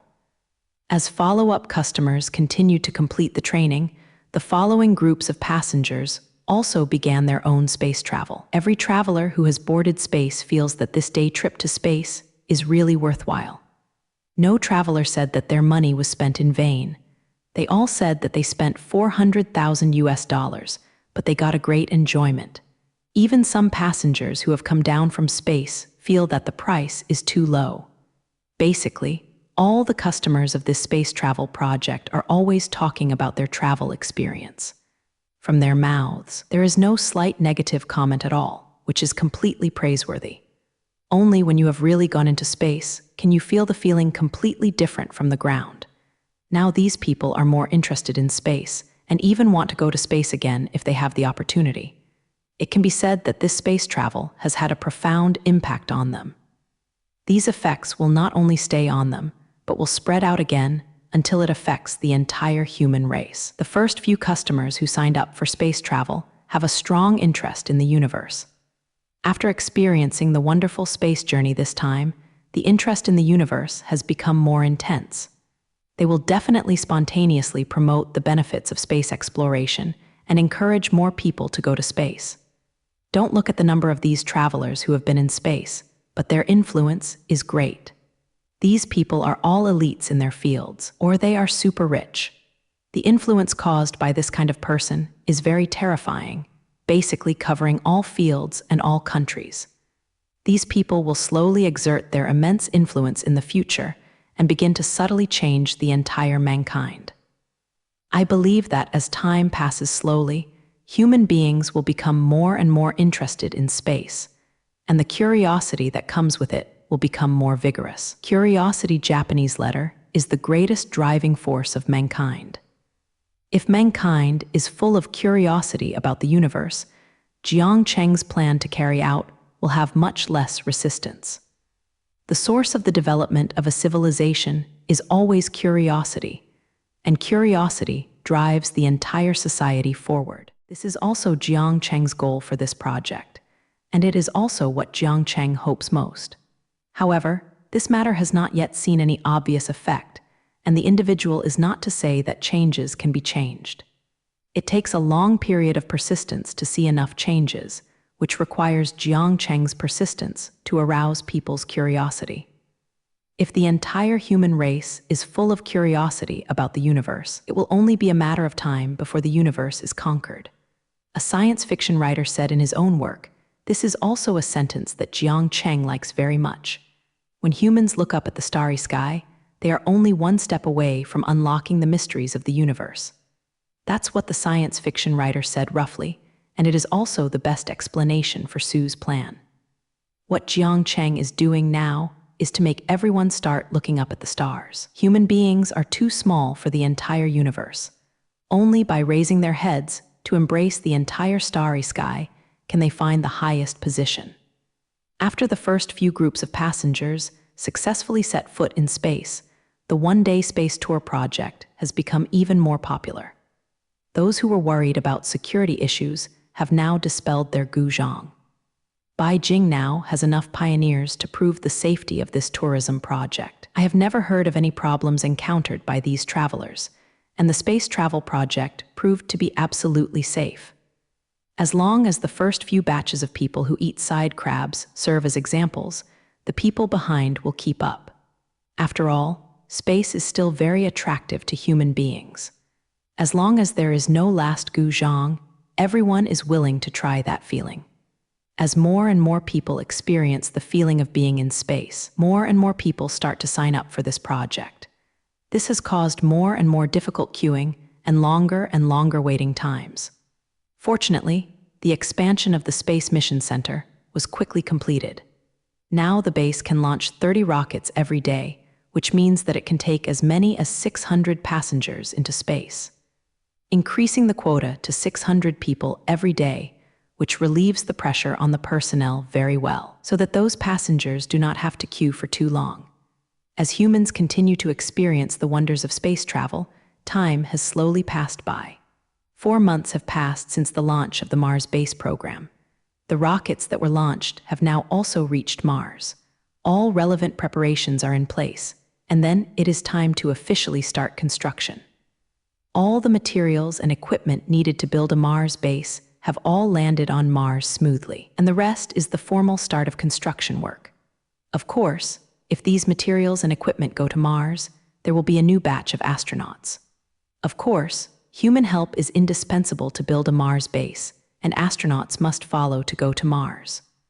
Although many devices are highly automated and do not require human manipulation at all, many working machines cannot replace humans, and emergency situations require humans to solve them. So this time Jiang Cheng selected 10 astronauts, and the rockets arrived on Mars together.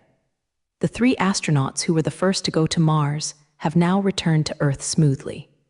Jiang Cheng held a grand welcoming ceremony for them when they returned, welcoming them with the treatment of a hero. Now that the 3 astronauts have completed their missions, the next step is to see the performance of the other astronauts. This group of astronauts who passed by with Ruo are all people Jiang Cheng wants from the country.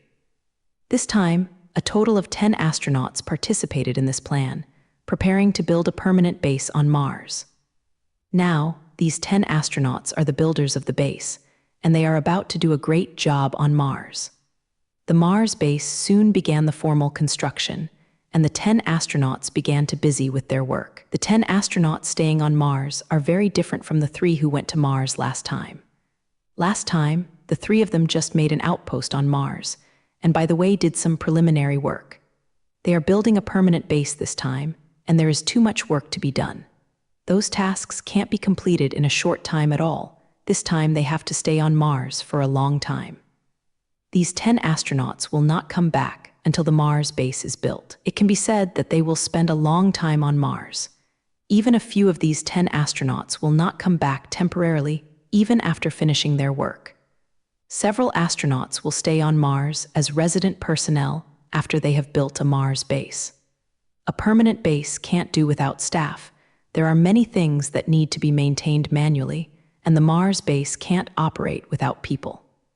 Therefore, several astronauts will serve as permanent personnel on the Mars base, and they will stay on Mars for a few years until the next group of people come to replace them. These astronauts can be said to be very miserable. They need to spend a few years on the barren land of Mars, which is a terrible thing to think about. However, the selected astronauts did not. They felt miserable. It is their luck to have such a good opportunity to stay on Mars for a long time. To be able to perform long-term garrison missions on Mars, these selected people also feel it an honor. Performing several years of missions on Mars sounds like a cool thing. I have only seen such scenes in movies before, and when the Mars base is completed, the production conditions on Mars are still good. This permanent Mars base can provide all the life needs for the personnel inside. All aspects of life sacrifices can be said to be very good, so their future lives are not too miserable. Speaking of which, Jiang Cheng's current astronauts are actually not enough. As long as the astronauts trained by the country are not bad, they will be sent by Jiang Cheng. This time, Jiang Cheng sent 10 astronauts to Mars in one go, and there were not many astronauts left in his hand. However, Jiang Cheng will need a large number of astronauts to perform various sky missions. The existing astronauts in hand are no longer enough. Even if the country is still stepping up training, it will not be able to meet Jiang Cheng's future needs. Jiang Cheng's demand for astronauts in the future is huge, and the scale of not having thousands of people is simply not enough. This Mars base will be gradually expanded in the future, and the manpower required will continue to increase, which is already a big gap. What's more, Jiang Cheng is also preparing to launch other space programs, and the number of astronauts needed can be even greater. It can be said that even if the astronauts of the world are given to Jiang Cheng, it cannot satisfy Jiang Cheng's huge needs. However, this matter is not something Jiang Cheng needs to consider, and can be resolved later. Jiang Cheng is now concerned about the construction of the Mars base. Only when Gu Lai has completed the construction of this base can he think about the problem of insufficient astronauts. Although the construction of the Mars base mainly involves automated equipment, the astronauts also played an auxiliary role. But Jiang Cheng can't just leave it alone. There is a lot of work to be done on the ground. How to build the base requires command from the ground, and the coordination of every step of the work also requires ground assistance. So many astronauts cannot control the equipment used to build Mars, and the input of some data needs the help of the Earth. The Space Mission Center is busy with these things right now, and Jiang Cheng also stayed here to care about the progress of the construction. Jiang Cheng stood in the command hall, observing the construction of the base through the display screen. The construction on Mars was photographed, and then transmitted back to the distant Earth. The display screen in the hall is divided into several pieces, each showing different real-time pictures. These pictures are all scenes on Mars, representing the working conditions in different locations. On one screen, several devices are digging the surface of Mars, which looks like they are laying foundations for the base. On another screen, an astronaut is assembling some parts, and that a lot of parts seem to be responsible, and there are things of various shapes. What he assembles should be the life-sustaining equipment needed by the base, and the people in the base will survive on this in the future. There is a screen with several welding robots welding different metal components, and there is an astronaut standing next to them, assisting them, and don't know what they are welding. Another picture shows not the site of the construction base, but another open area. There are dozens of machines on this land that are busy. It seems that the robot should be digging something. This is the iron ore factory next to the Mars base. Those mining robots are busy digging and catching iron ore. There is a smelting center just beside the iron ore factory. There are several smelting and forging integrated equipments, which are continuously manufacturing various steel products.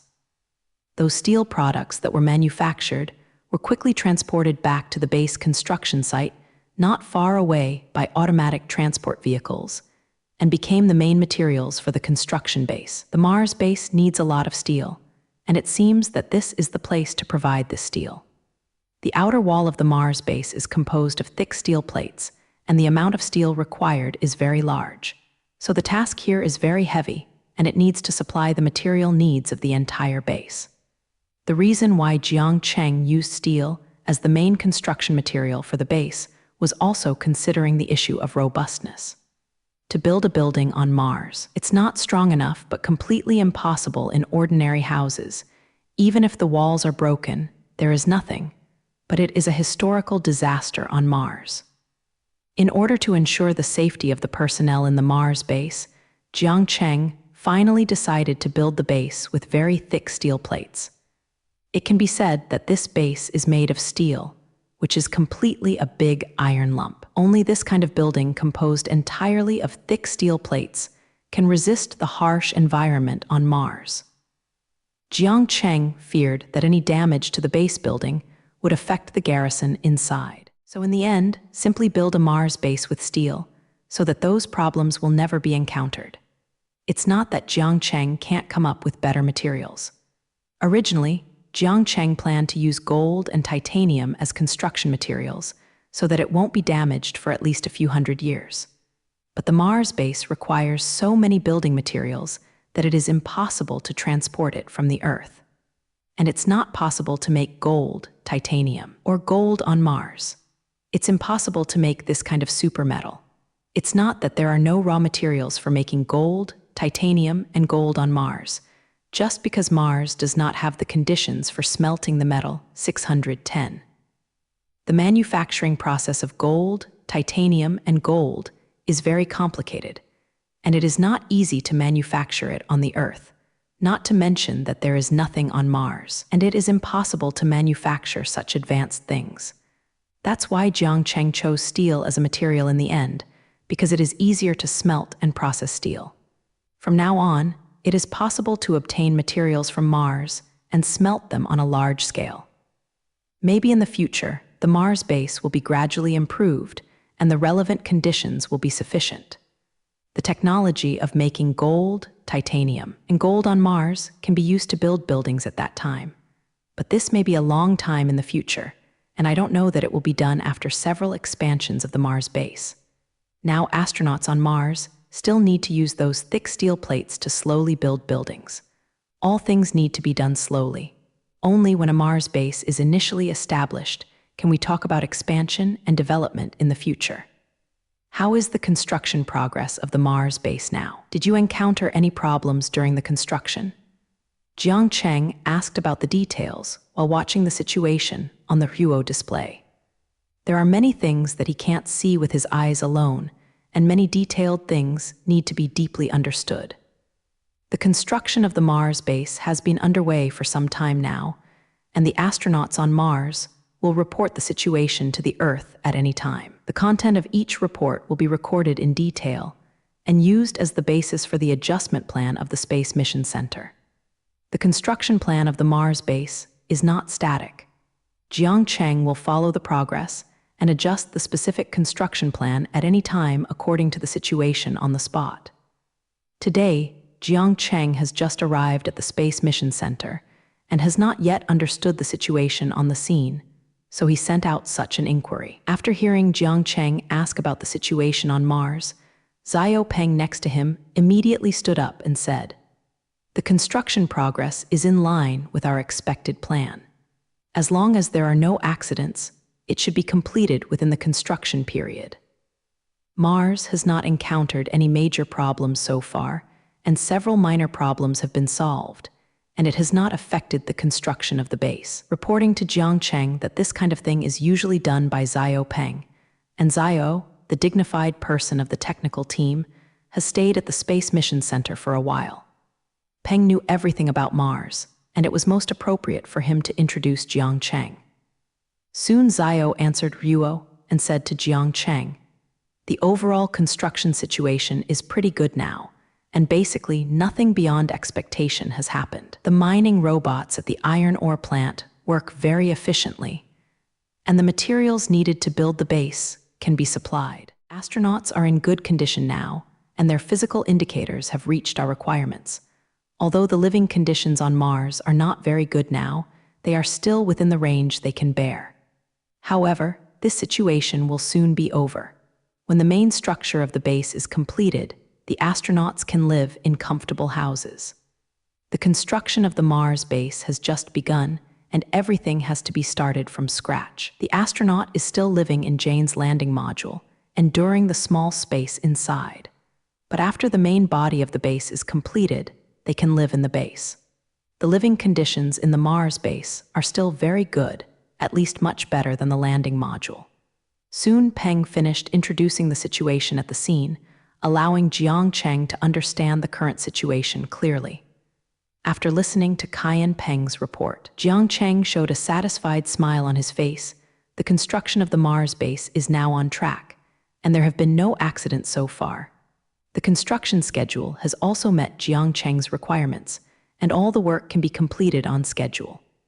Everything on the Mars base is now very profitable, and the smooth construction of the Mars base is now Jiang Cheng's most important thing. Since the situation on Mars is good in all aspects, then Jiang Cheng has nothing to be dissatisfied with. It seems that Jiang Cheng's team has worked very hard these days to ensure the work of astronauts on Mars. Well done, I am very satisfied with the current situation, and I hope everyone can continue. The employees worked so hard. Jiang Cheng, who is a boss, certainly wants to encourage him. This is a must for a qualified boss. The construction of the Mars base is so profitable. In addition to the efforts of the Space Mission Center, the astronauts on Mars also have a lot of credit. Those astronauts in Beijing are people who work on Mars. To build a base from scratch in places like Mars, these astronauts have to pay a lot of sweat. Of course, Jiang Cheng would not forget the merits of those astronauts, but they could be on Mars now. Even if Jiang Cheng wanted to encourage him, it was not enough. The astronauts will only be able to receive Jiang Cheng's award after returning to Earth. Zhao Peng, the person in charge, saw that Jiang Cheng was very satisfied, and he also became happy, and it was worth it to get the boss's affirmation as an employee. The busy construction work of the Mars base began, and a base cone gradually appeared on Mars, and the progress was constantly advancing. The construction plan is proceeding in such an orderly manner, and I believe it will be completed soon. After the Mars base was completed, Jiang Cheng had a foothold on Mars. This base can carry a lot of work and provide great convenience for future operations on Mars. At least the astronauts going to Mars in the back can enjoy very comfortable living conditions without having to continue to squeeze in the landing module. And this base has a certain degree of self-sufficiency, providing some necessities for humans on Mars. The problem of the least food can be solved without having to send it all the way from the Earth. There is a large planting base in this base, which can produce a lot of food to ensure the normal diet of a certain number of people. These foods can save a lot of space in the future to load materials that cannot be produced on Mars. With a permanent base, many things will become convenient, and the development of Mars has become a possibility. From now on, Jiang Cheng can gradually use this base as the center to develop Mars step by step. In the end, Jiang Cheng could even truly realize Martian immigration and build a large residential area on Mars, allowing many people to settle on Mars. But these are things that are going to happen a long time later, and it will take a long time to develop this initial base into a large-scale Martian settlement. Jiang Cheng stayed in the mission center for another half-month. During this period of time, no accidents occurred. The conditions on Mars were all very good, and the construction progress was in line with his expectations. If the construction continues at the current rate, all the work will be completed within half a year. At that time, a brand new Mars base will appear on Mars, and humans will finally have a pre-base. When all the work began to proceed smoothly, Jiang Cheng found that it didn't make sense for him to guard here. All the work has a dedicated person to worry about, as long as it is carried out slowly according to the plan. Now that the construction of the Mars base has completely stabilized, Jiang Cheng decided to leave the Space Mission Center and handed over the next work to Xiao Peng. Even if Jiang Cheng is here, he won't be able to play a big role. Anyway, if there is Xiao watching here, he will be contacted if there is anything. Jiang Cheng just left the Space Mission Center. On the one hand, he was very at ease with Lu and believed that Xiao would be able to handle everything well.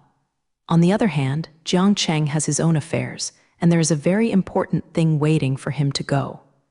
After finishing the work on the Mars base, Jiang Chengjing did not relax, but continued to devote himself to other things.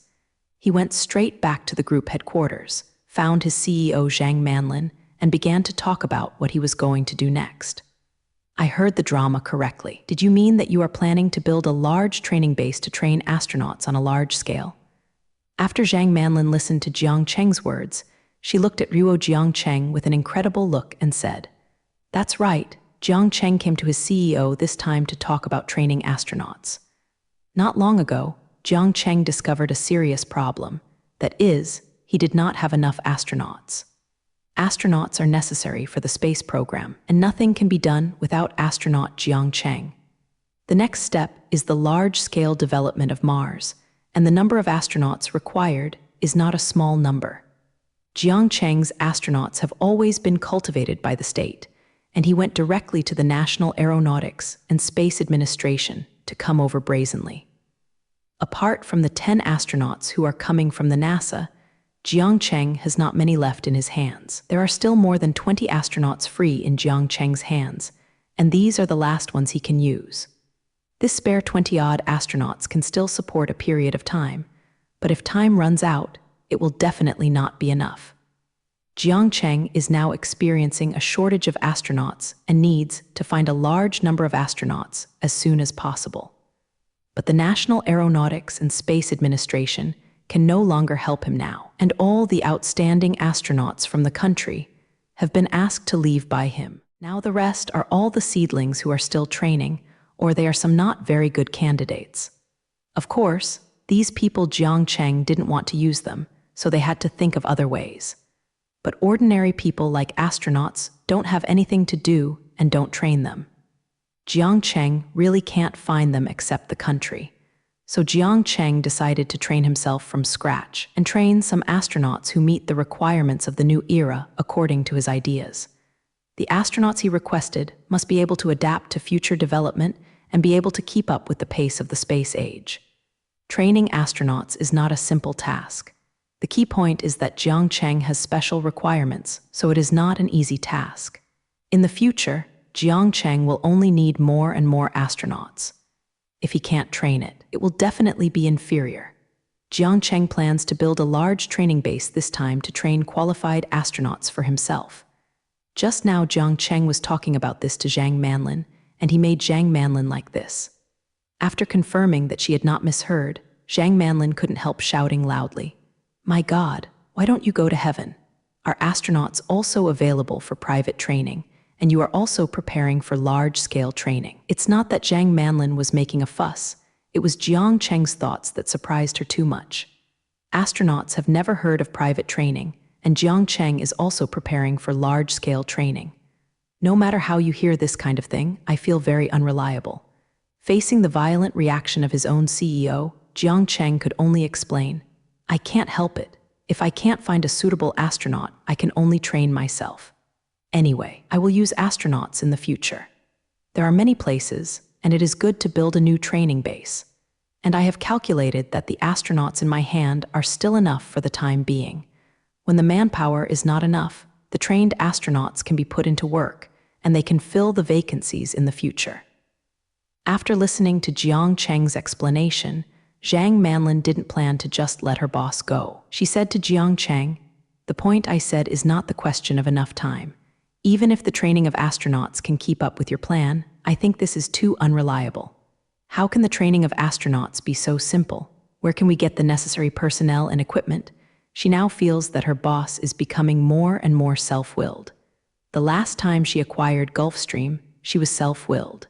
Just to build a private jet for herself, she ran to buy someone else's company. This kind of thing seemed to her to be too irrational. This time the matter was even more eloquent, and he was even preparing to train astronauts by himself. Maybe this is called being rich and self-willed. Zhang Manlin is really speechless to her boss. As the richest person in the world, Jiang Cheng is probably the most willful person in the world. When thinking of something, Jiang Cheng never considers the consequences. He always does what he wants to do and does everything based on his own preferences. I have considered training personnel and equipment a long time ago, and it is not a problem at all for me. The equipment thing is simply too simple. I don't think there are any equipment that I can't make. I can design, manufacture, and use by myself. The question of personnel is actually very simple. For trainers who have experience in training astronauts, I can go to the country for help and let them provide me with a group of personnel. The country will definitely agree to my request, and the big deal will be a cooperative project. I believe this is not a national disaster. Seeing Zhang Manlin talking about the difficulty of training astronauts, Jiang Cheng began to explain to her. He had thought about these problems a long time ago. He can easily solve the most difficult problems in training astronauts, and these problems can't trouble him at all. In terms of Jiang Cheng's current phase, it is still very simple to ask for a group of training personnel from the state, and Jiang Cheng can also manufacture the relevant equipment. Other venues also have supporting facilities, which makes it easier to solve. All of the remaining problems can be solved with money, as long as the problem of money is not a problem in Jiang Cheng's view. So although the training of astronauts by oneself seems quite unreliable, if Jiang Cheng does it, it is really very likely to succeed. After listening to Jiang Cheng's analysis, Zhang Manlin finally compromised on this matter. Well, who told you to be the boss? If you want to do it, let's do it. I can't persuade you anyway. Mainly because she saw Jiang Cheng's persistence. She knew that there was no room for reversal in this matter. Once someone like Jiang Cheng identified a target, he couldn't bring back even 900 cows. Zhang Manlin's current conception has not changed all of a sudden, so there is such a big reaction. In this CEO's concept, people like astronauts are all cultivated by the state and cannot be cultivated by private individuals. She had never thought that as long as Jiang Cheng wanted to do, there were really few things she couldn't do. After Zhang Manlin found that she could not persuade Jiang Cheng, she agreed with Jiang Cheng's plan and began to discuss with him.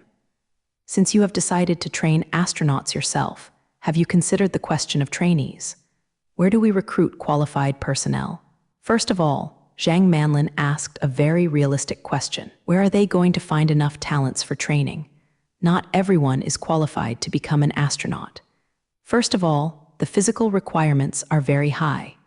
The preparation must first undergo the most rigorous physical examination before being eligible for the next step of training. The physical condition level can pass most people down. This is only the first condition. To become a qualified astronaut, it is not only necessary to have sufficient physical conditions. Later, astronauts have to learn a lot of knowledge. Knowledge in many fields must be fully mastered. Therefore, the astronaut candidate must have strong learning ability. At least IQ must be above the average line. It can be said that all astronauts are masters of study, but scumbags are not qualified to become astronauts. IQ can be another part of this door, which is only the first step. In the end, astronauts have to go through the most arduous training, which is impossible without a certain willpower. Therefore, it is difficult to find candidates for astronauts alone. It is necessary to meet the standards of physical intelligence and will. It can be said that all the astronauts are a bunch of people out of a million. It is really not a simple thing to find such a person. Although what Zhang Manlin said was indeed a problem, Jiang Cheng had already considered this problem. I am going to openly recruit astronauts and select enough talents through a large number of auditions. I believe that becoming an astronaut is a childhood dream of many people. Now that I can realize this dream, many people will come to sign up. Jiang Cheng was ready to use the crowd tactics and directly used the air-opening recruitment trick. He is preparing to carry out a large number of selection activities to select qualified people from a large number of human rights. Since there are so few qualified astronaut candidates, it is good to expand the scope of searching. Jiang Cheng believes that as long as he selects enough people, he will be able to select suitable candidates. And he is not afraid that there are not enough people to choose. He is ready to offer the best treatment conditions. Plus, he can realize the dream of space. There will be a huge number of people coming to sign up at that time. Well, now that you have all thought about it, let's start discussing specific details. Zhang Manlin saw that Jiang Cheng had even thought about this, so she started to discuss the dog. They want to hold a large-scale open recruitment, and there are many things to discuss. The selection method, as well as the conditions for selection, these matters must be carefully discussed. Anything as long as the number of participants increases, it is not a simple matter. After Jiang Cheng discussed all the details with his own CEO, he started to promote this plan. The first is the construction of a training base. If you want to train qualified astronauts, a comprehensive training base is a must. If Jiang Cheng wants to train astronauts on a large scale, the scale of this base will definitely not be small. There is no need for Jiang Cheng to worry about things like the base. Zhang Manlin will naturally go back to deal with this matter. Zhang Manlin directly found the city government of Los Angeles, bought a large piece of land in the suburbs of Los Angeles, and planned to build a large training base here. The matter of buying land, Zhang Manlin, was quickly resolved, and the Los Angeles government still wanted to sell Jiang Cheng's face. After the land was bought, the 070 started formally. This time it was a rush project, and the construction company needed to work overtime to complete all the work. Jiang Cheng hopes to start the training of astronauts as soon as possible, otherwise he will not be able to keep up with his plan. So everything went very fast this time, and even the training base was under accelerated construction. Jiang Cheng didn't need to handle the training base matters. Naturally, someone from the company would handle it, but he was indispensable for the other main task. In addition to the venue, experienced trainers are also necessary. Without these experienced veterans, Jiang Cheng will find someone to train those astronauts. Jiang Cheng quickly contacted the people from the space agency and asked them to send a large number of trainers over. Originally, the space agency was not very happy, because if these people left, the training work on their side would be difficult to carry out. But in the end, Jiang Cheng directly found a high-level person, and then solved the matter easily. The senior management is still very supportive of Jiang Cheng's development of Mars. Of course, he won't be embarrassed by this kind of thing. If the senior management issues an order, the NASA people have to obediently let them go. Now that the basic trainers are already in place, and the training base is being stepped up to build it, it seems that the training of astronauts is almost done, and the training can be officially started soon. Of course, Jiang Cheng still lacks one of the most important things, and that is the object of training. He currently has no trainees in his hands. If they can't find a suitable training target, they will be completely prepared for this problem. But Jiang Cheng has already been prepared for this. The next step is to implement the plan. Soon, Jiang Cheng announced a major news to the outside world that the Universe Umbrella Group was preparing to train astronauts on its own. This training of astronauts is openly recruited for everyone. As long as those who have passed the test, they will eventually be able to join the training program. This time, Jiang Cheng is preparing to recruit 500 academies for the first batch of astronaut training plans. Of course, Jiang Cheng needs far more than this, but the first batch of training is still conservative, and then the number of training will be gradually increased. Soon this news spread to everyone's ears, letting everyone know about it. A special advertisement shot by the Universe Umbrella Group was madly put on various media. In that advertisement, the background is a vast universe, and a rocket full of sci-fi style is flying in the starry sky. Then the picture suddenly changed to the scene inside the rocket. Several astronauts dressed in bright astronauts were busy with their own affairs. The screen constantly introduces the life of the astronaut and shows the daily work of the astronaut. Then the picture changed, and it came to a piece of red land, which seemed to be Mars. There is a busy scene on Mars now. Several astronauts control different machines and are doing their own work on Mars. This advertisement also added the construction screen of the Mars base, allowing everyone to see the current situation on Mars. When the advertisement arrived, a voice suddenly appeared. Do you want to realize your childhood dream? If you want, come and sign up for the selection. The vast starry sky is waiting for you. At the end of the commercial, the picture is a rotating nebula, which seems to hide endless secrets. The advertisement made by the Universe Umbrella Group is actually very simple, just like everyone showing the situation of astronauts. The people in the advertising department in the company have a simple idea. Just show the real side of the astronaut, because the attractiveness of the profession does not require too much publicity. Facts have proved that this propaganda strategy is correct. As soon as the advertisement was broadcast, it immediately attracted everyone's attention. After seeing the life full of challenges and excitement of astronauts, countless people want to join this life. Especially the childhood dream in the advertisement evokes childhood memories of countless people. Many people were asked by their teachers when they were young what kind of person they want to be when they grow up. In terms of one acid, the number of children answering occupations such as scientists and astronauts is the most, accounting for more than 80% of the total. It is a pity that most of these future scientists and astronauts have not realized their ideals. The final clerk, salesperson, and sales staff of these people are far from their childhood dreams. The reality is always so cruel. People have to accept him. Perhaps many people have forgotten the ideals they told their teachers in childhood and succumbed to the cruel reality. This time, the Universe Umbrella Group's advertisement aroused the dreams of many people. They all began to remember what they said to the teacher. What they said was so serious at the time, as if they would be able to become scientists and astronauts in the future. Now, Jiang Cheng has given them a chance to realize their dreams. Many people are not very satisfied with their current lives, but they just can't find a chance to change themselves. Now such an opportunity is placed in front of them, and it depends on whether they can grasp it well. Jiang Cheng did not make any restrictions on the recruitment well this time. As long as you have a dream, you can sign up for the selection. With the attraction of that advertisement, many people signed up for this astronaut selection. In the past, these people just couldn't find the way to realize their ideals. Astronauts are not something anyone can be, but now Jiang Cheng has put a clear road in front of everyone. As long as he passes the selection test, he can enter the training plan. Jiang Cheng also offered extremely high salaries to the astronauts. Even in the course of training, he was able to get quite high salaries. Such a good treatment, coupled with the attractiveness of the astronaut career, has made countless people start to feel excited.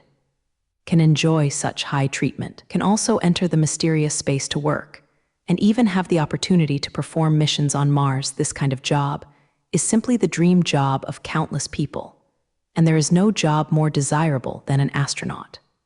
No one has a dream of becoming an astronaut, but the profession of astronaut has always been just a distant dream.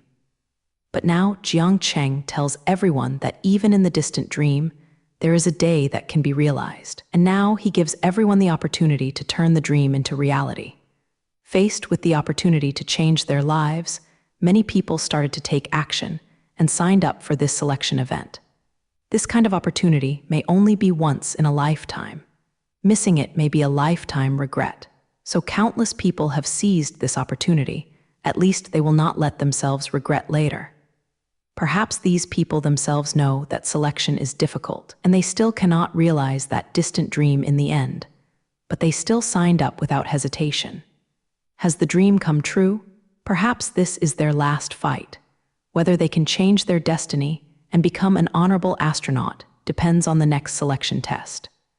The registration points of the Universe Umbrella Company were filled in an instant, and countless people flocked to registration offices in various cities with their own materials. Jiang Cheng predicted that there would be a large number of applicants, so registration points were set up in every large city. Now, just from the crowded situation of these registration points, we can know how many people have registered. Many people may just sign up casually. Anyway, the test will not lose anything. Some people seem to be serious about this, and some people started special training after signing up. They found some training programs for astronauts on the internet and started to train themselves in advance. These people hope to increase their probability of passing the test in this way. The grand selection test kicked off in this way. This test carries the dreams of countless people, and it is also the place where many people place their last hopes. Time passed quickly, and it is now 3 months after the registration started. All registration activities are now closed, and now the final number of participants has come out. Jiang Cheng was in his office, discussing with Zhang Manlin about the results of this application. What is the result of this registration? How many people will come to participate in the next selection test? After 3 months of intense construction, the large training base has been completely completed. Of course, to be able to complete the construction in such a short time, Jiang Cheng also spent a lot of extra money. It is impossible for a construction company to carry out construction work in 3 shifts without paying a lot of money. Now Jiang Cheng has become the best customer of the construction company. Although each time the construction period he requested is particularly tight, the report he gave is quite generous. The training base is now ready for use, and all trainees are in place. Only qualified trainers are missing. Next is when the selection test is officially conducted, so Jiang Cheng will care about the final participant. If there are not enough people participating in the selection this time, it will be impossible to select 500 astronauts. We must know that among the hundreds of applicants, there may not be a qualified one. Therefore, Jiang Cheng hopes that the more people participating in the selection, the better, so that enough people can be selected. After the final statistics, there were millions of people who signed up this time. I was frightened when I heard this number. Zhang Manlin glanced at the report in her hand and said a number that made Jiang Cheng satisfied. However, many of these millions of people are not likely to become astronauts. They can be eliminated from the data alone, and there is no need to participate in the selection. Of course, many of these people did not meet the preliminary requirements. After the final screening through the data, there are still 300,000 people who will participate in the selection test.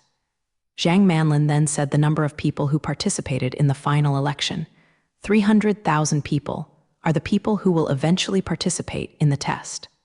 The number of people from millions of people has been reduced by 1/3, which means that only 2/3 of the people have been eliminated at the stage of data review.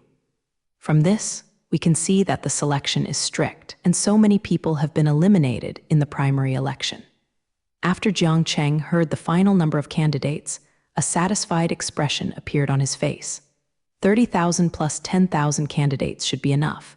He doesn't believe that out of such a large number of people, 500 qualified people cannot be selected. Counting down this selection is really cruel. If you count the initial selection through the data for the first time, the number of applicants for millions of people will only be 500 lucky ones, and they will be able to participate in the astronaut training course. This ratio has reached 1,000, which is simply a desperate ratio. In the end, the person who stood out from the millions of people must be a very powerful talent, and the astronaut Jiang Cheng needs most. Remember to arrange the selection test. So many people can't make any trouble. Finally, Jiang Cheng gave Zhang Manlin a good explanation and asked her to arrange the affairs of the candidates. So many people have to gather together to participate in the selection test. It is impossible to prepare in advance. This time, Jiang Cheng's astronaut selection and test event will officially begin soon. Today is when the astronaut selection test officially begins, and it is also the day many people dream of. This time, the selection and testing activities were placed in the newly constructed Astronaut Training Center. The Astronaut Training Center is located on the outskirts of Los Angeles, and the surrounding environment is very good. It was specially allocated to the Umbrella Group by the Conqueror. It can be seen that this good piece of land can be obtained, and someone has given Jiang Cheng a lot of convenience in this regard. This is not what Jiang Cheng's people did. It was all spontaneous actions of those officials. No one would refuse to give Jiang Cheng convenience for such things. Besides, they are also very happy that an organization like the Astronaut Training Base can be placed in Los Angeles. There is such a tall institution in my own place, which is not a small achievement for those officials. Therefore, there are basically all green lights on the construction of the base, which can be completed in 3 months. There are many tall buildings in the entire base, which are divided into training areas and living areas. The various supporting facilities in the base are quite complete, which can provide the best living conditions for the people inside. This base can accommodate tens of thousands of people living in it at the same time, so it can be regarded as a small city. In the future, this will be the largest astronaut training center in the world, and it will also be a place for Jiang Cheng to train space talents. Now this training base is about to welcome the first batch of guests who will come to participate in the selection test. This time, the selection test will take a total of half a month, and if it doesn't take that much time, it would be impossible to test 300,000 candidates. This is also thanks to the large enough training base and the large number of supporting staff, which can test more than 20,000 people a day. Otherwise, the test alone will take several months.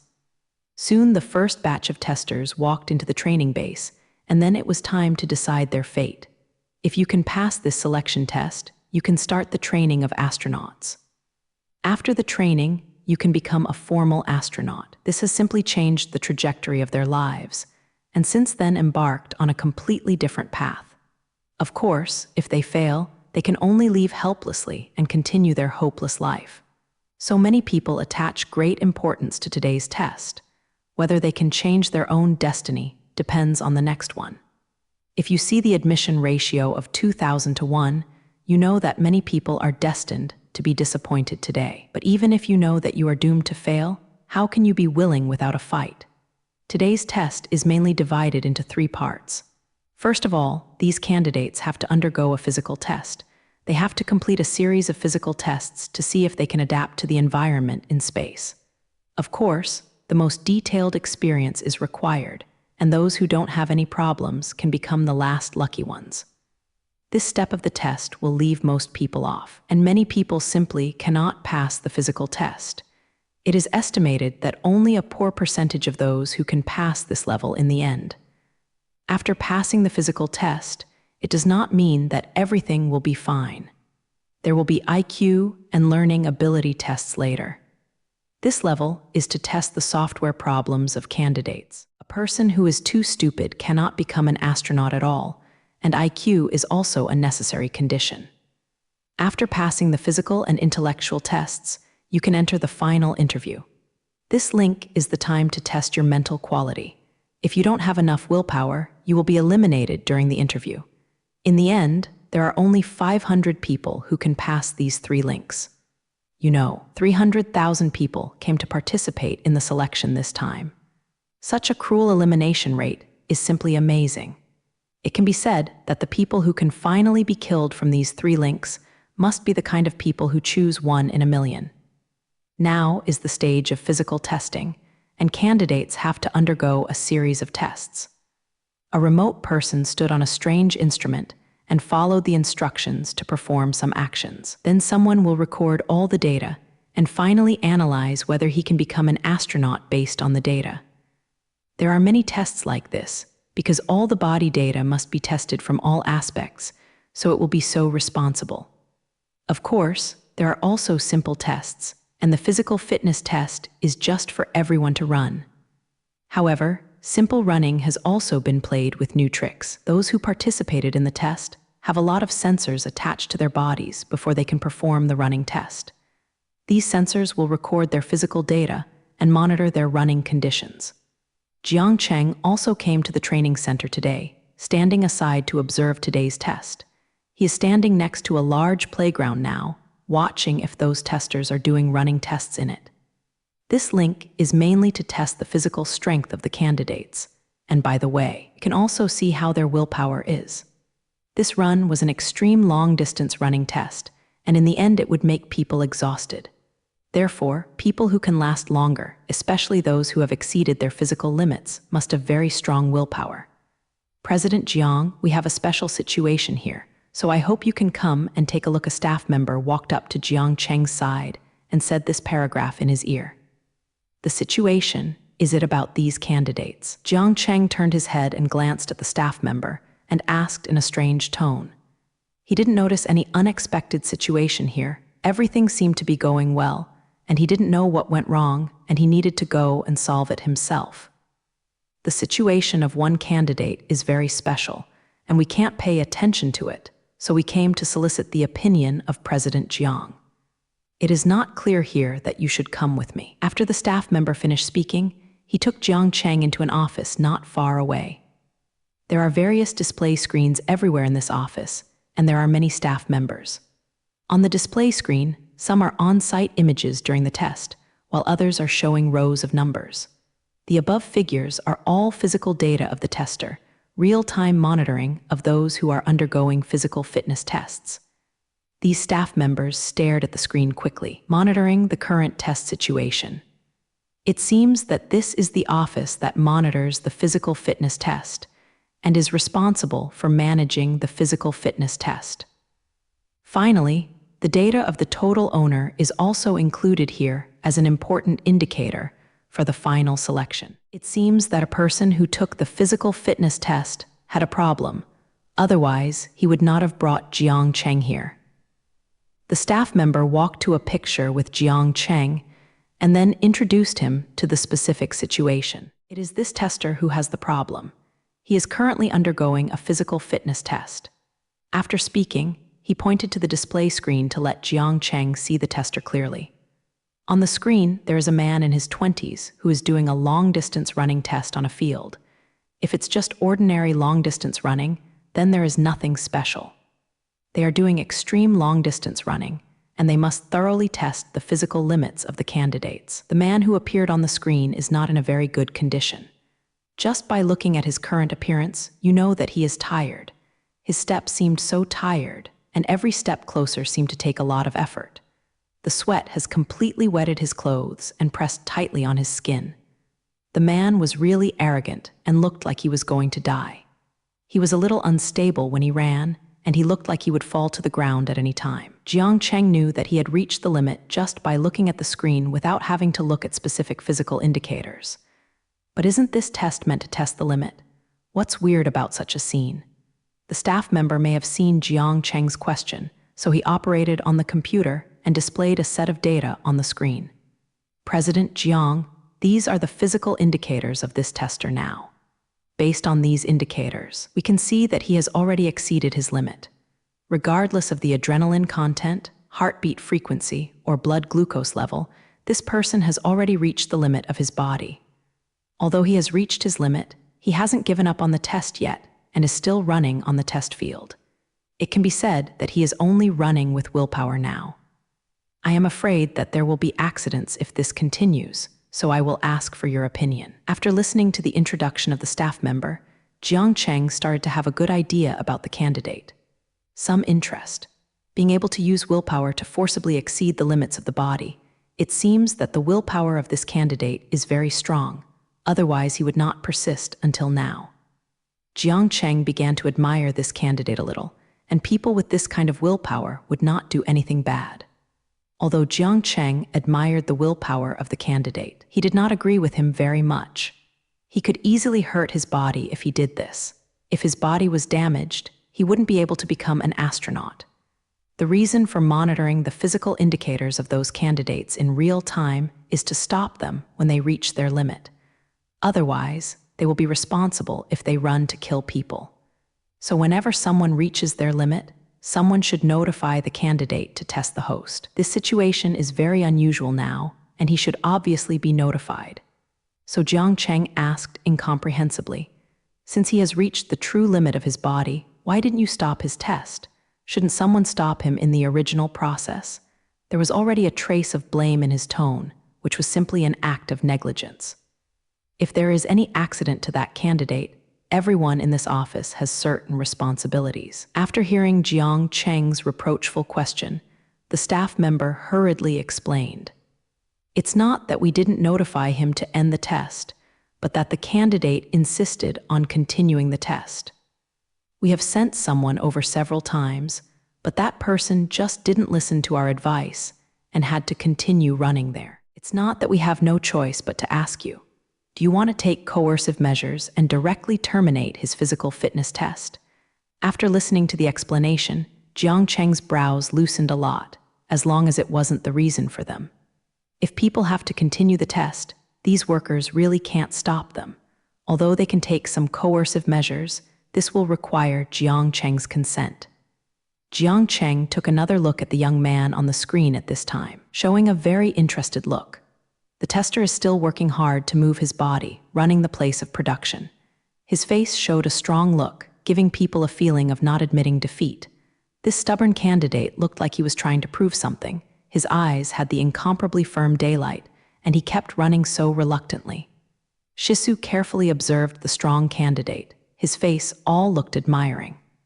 After observing in front of the display for a period of time, Jiang Cheng said to the staff around Ruo, "What test site is he in? I am going to see it myself, and the specific solution will be discussed later when I go." Unexpectedly, Jiang Cheng Jingren wanted to go over and see in person. It seems that he is really interested in this candidate.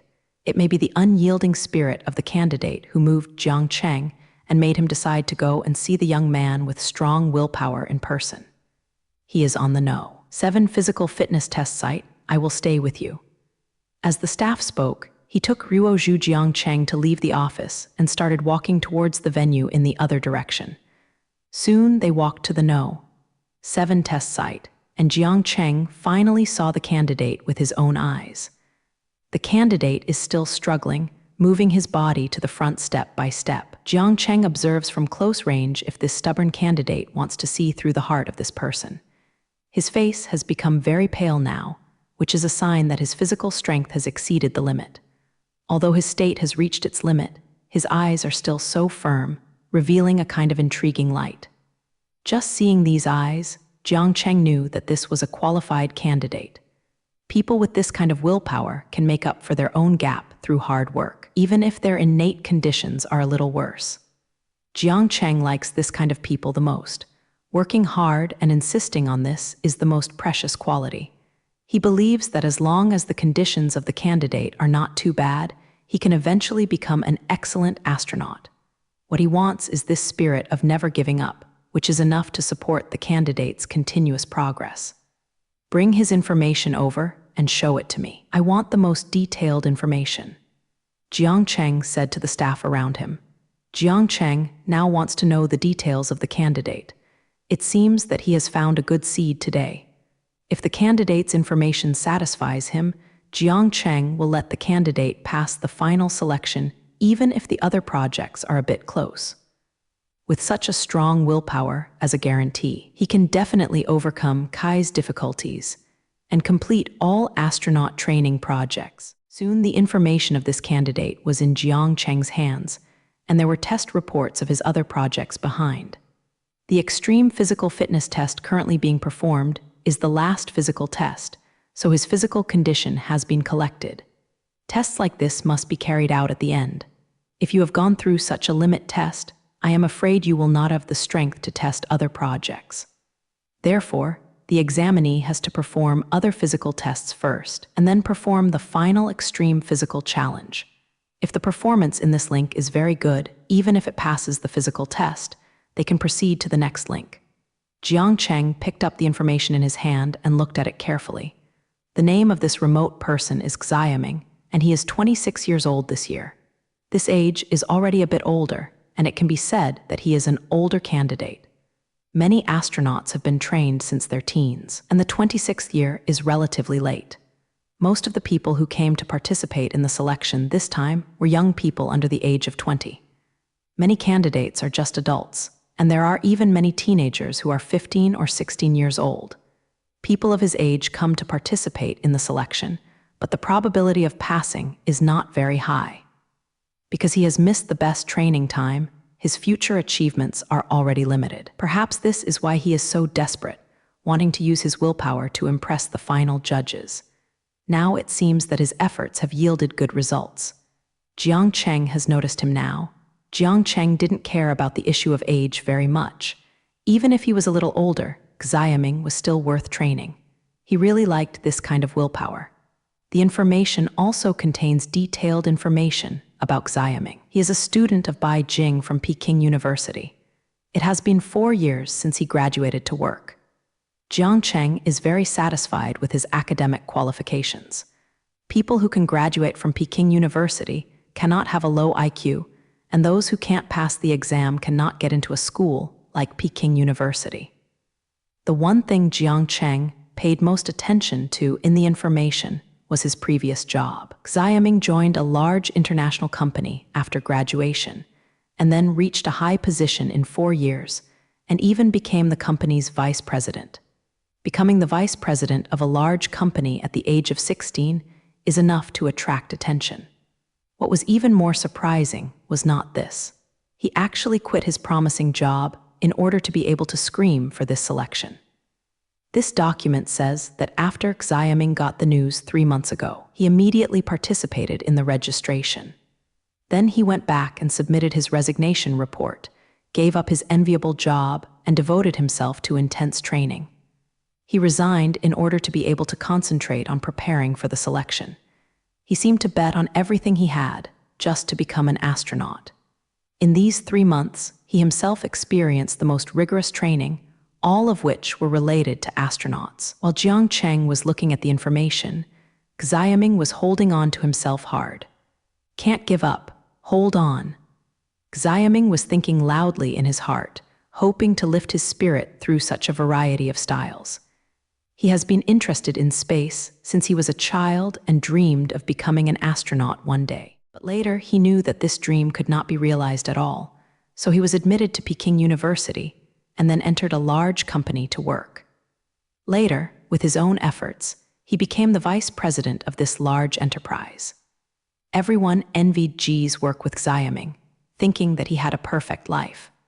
But only he knows that such a life is not what he really wants. What he wants is to wander in the universe and explore the unknown secrets. In every silent night courtyard, he will look at the stars in the sky and dream of being in it. But the reality is so cruel that he has to put this dream in his heart. Just when he was about to forget this dream, a news revived his zilly. The Umbrella Group openly recruited astronauts, which gave Xiaoming a chance to realize his dream.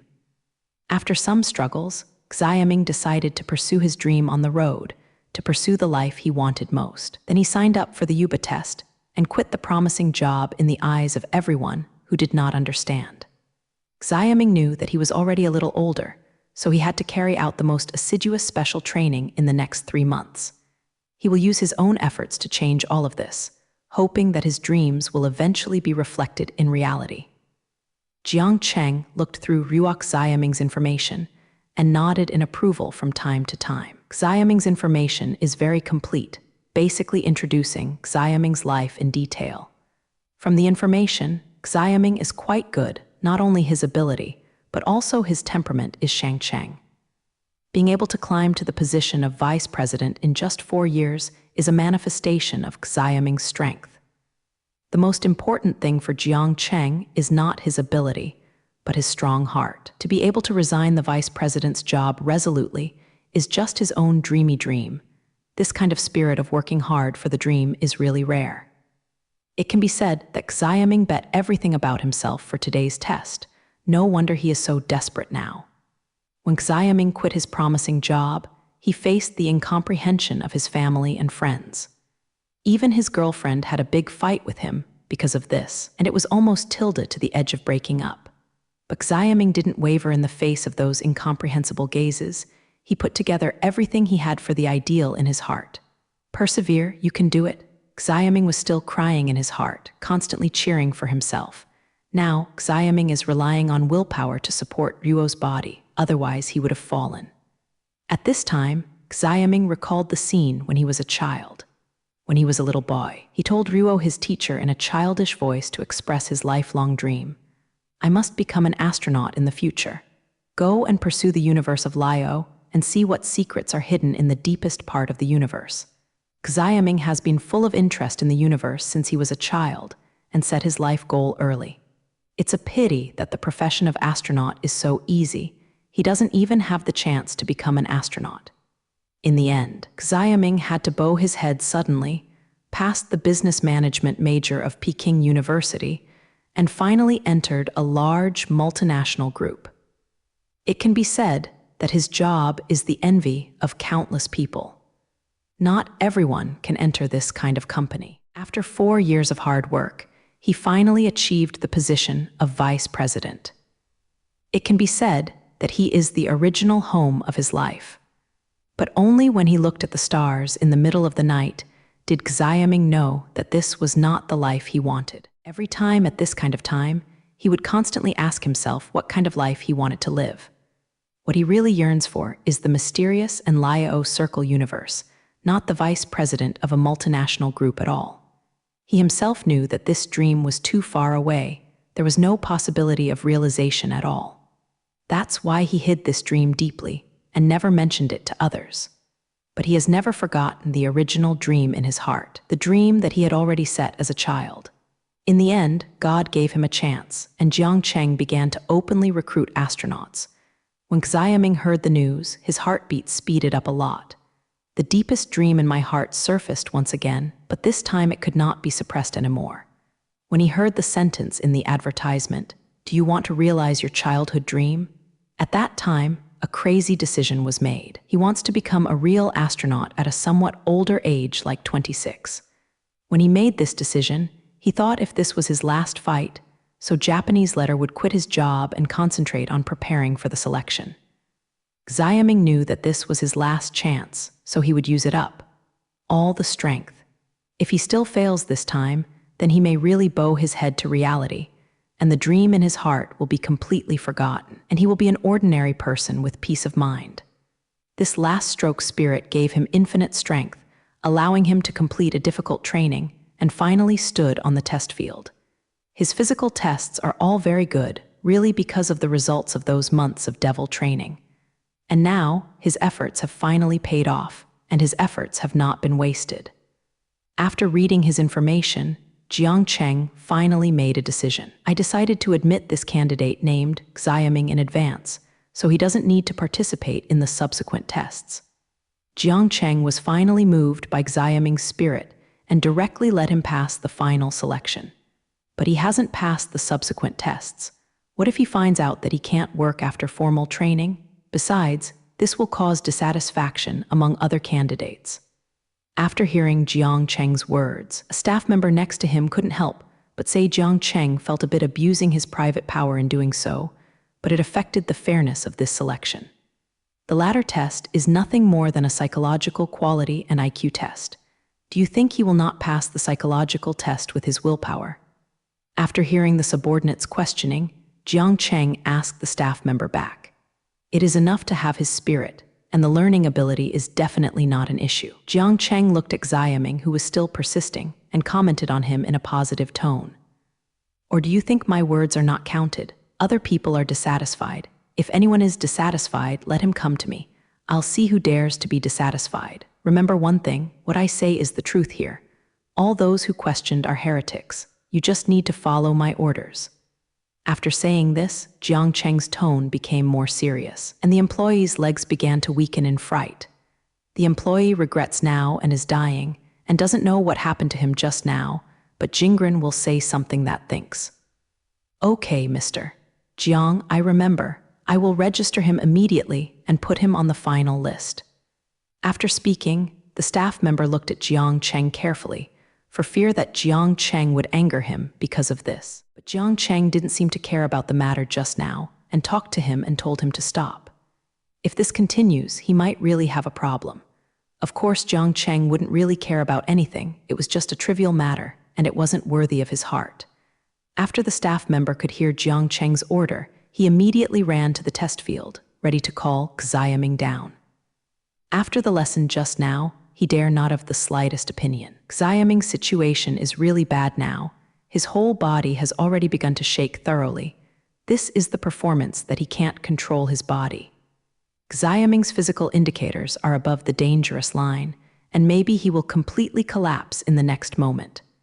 Just when Xiaming himself was almost unable to hold on, a voice finally came out to save him. Xiaming, you can stop now. You have passed all the tests and officially become an astronaut student. So you don't need to continue running anymore. You don't need to participate in all the following test sessions. When he first heard this sentence, Xiaming thought he had auditory hallucinations. After the staff member walked up to him, he reacted. Xiaming stopped his exhausted body and couldn't believe it and asked if it was true. But I just finished the physical test, and there are still many items to be assessed. When his dream was about to come true, Xiaming couldn't believe this fact. The main reason is that this happiness came too suddenly, making him somewhat unacceptable for a while. Of course it's true. Why did I lie to you? This is something that our President Jiang personally explained. We personally selected you to enter the final list. The staff member said a little funny. When these words passed into Xiaming's ears, his body fell directly onto the ground. Xiaming received confirmation from the staff that he had been granted a special exemption from the following test and entered the final list directly.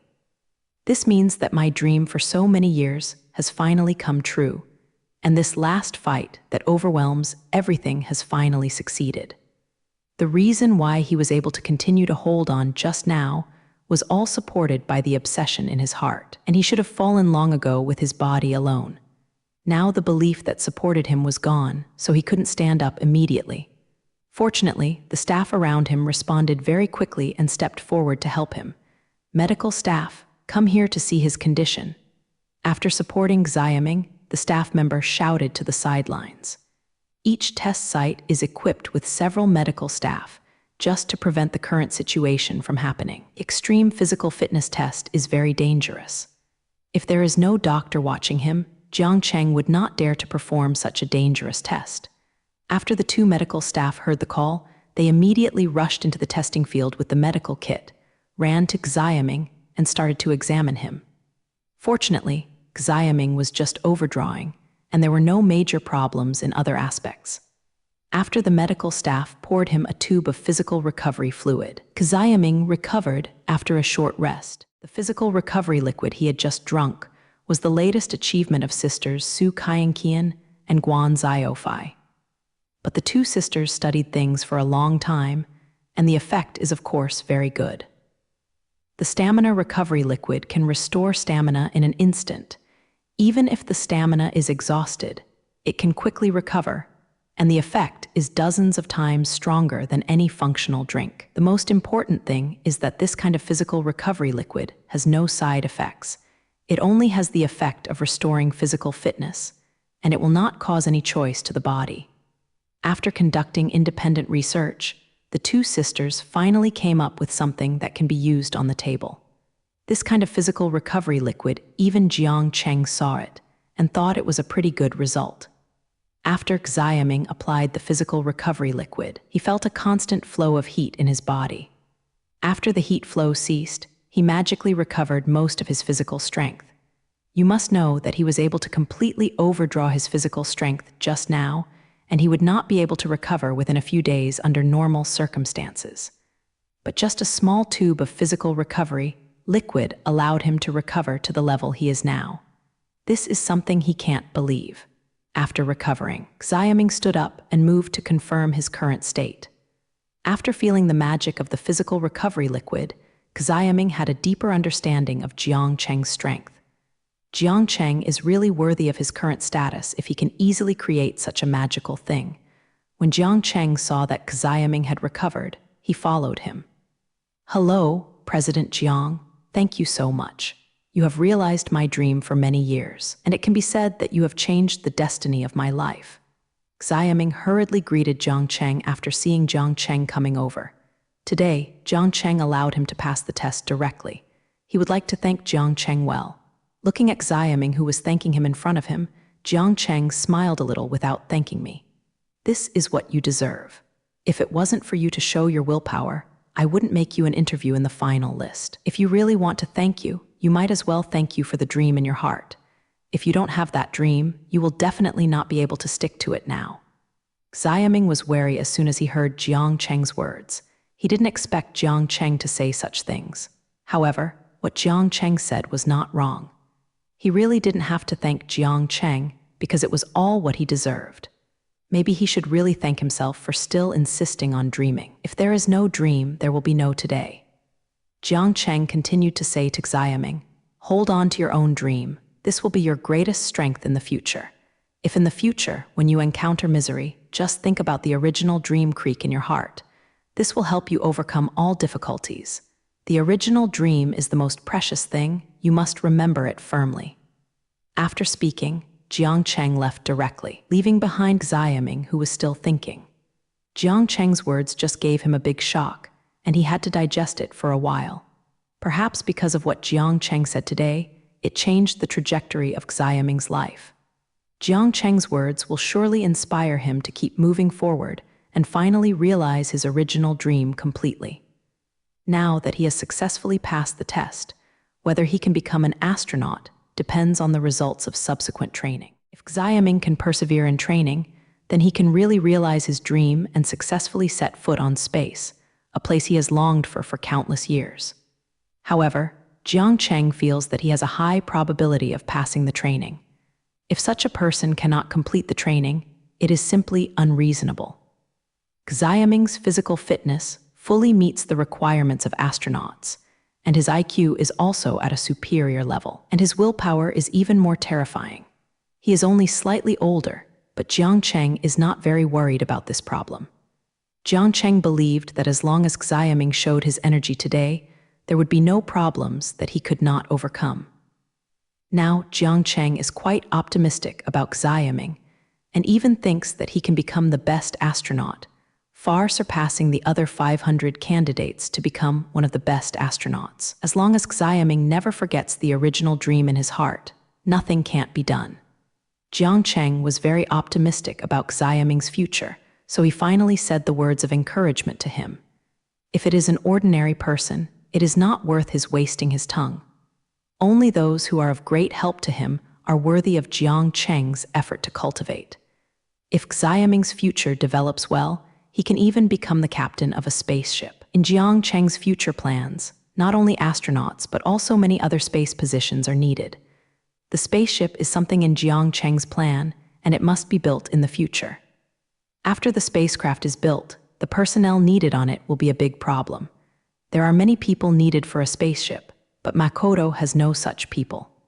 Therefore, Jiang Cheng plans to select some outstanding astronauts to go to the spacecraft in the future. Xiaming is Jiang Cheng's optimistic candidate and can even be qualified for the post of spaceship captain.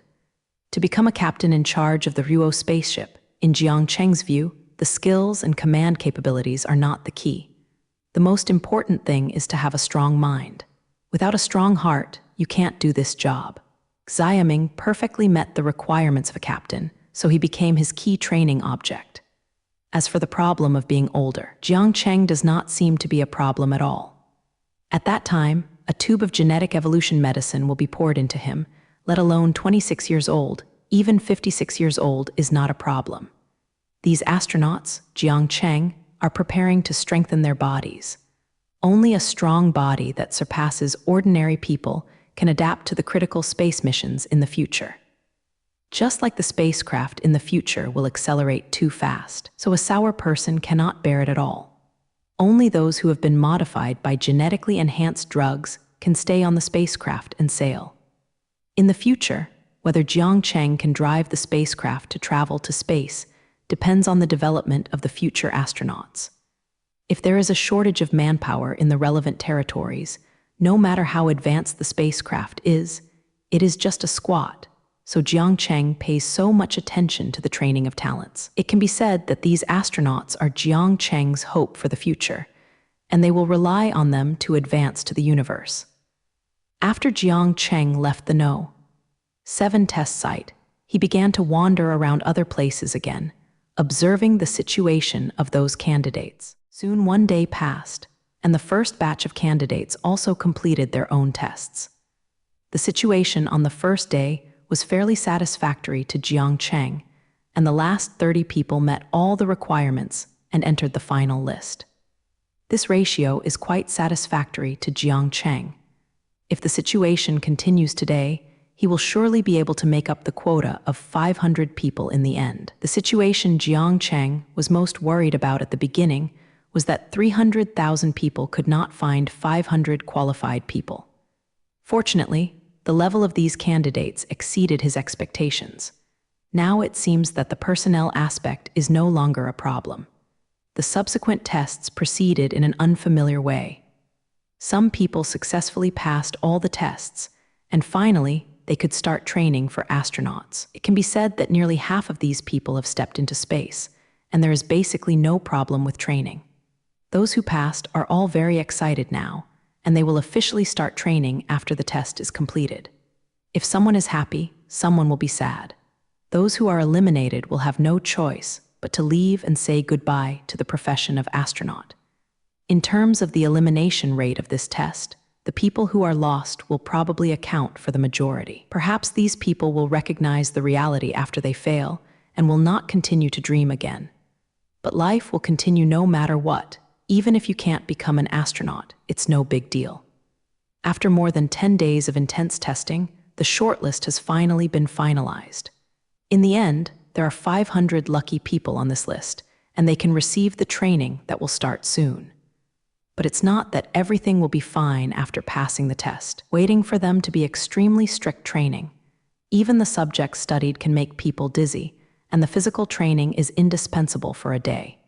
If you can't keep up with the training progress, you will eventually be eliminated. When the selection test is over, the training of astronauts officially begins. This large-scale astronaut training base finally ushered in the first batch of students. In the future, there will be a steady stream of new students joining in here. And finally, it will become an astronaut training center of National Chengchai University.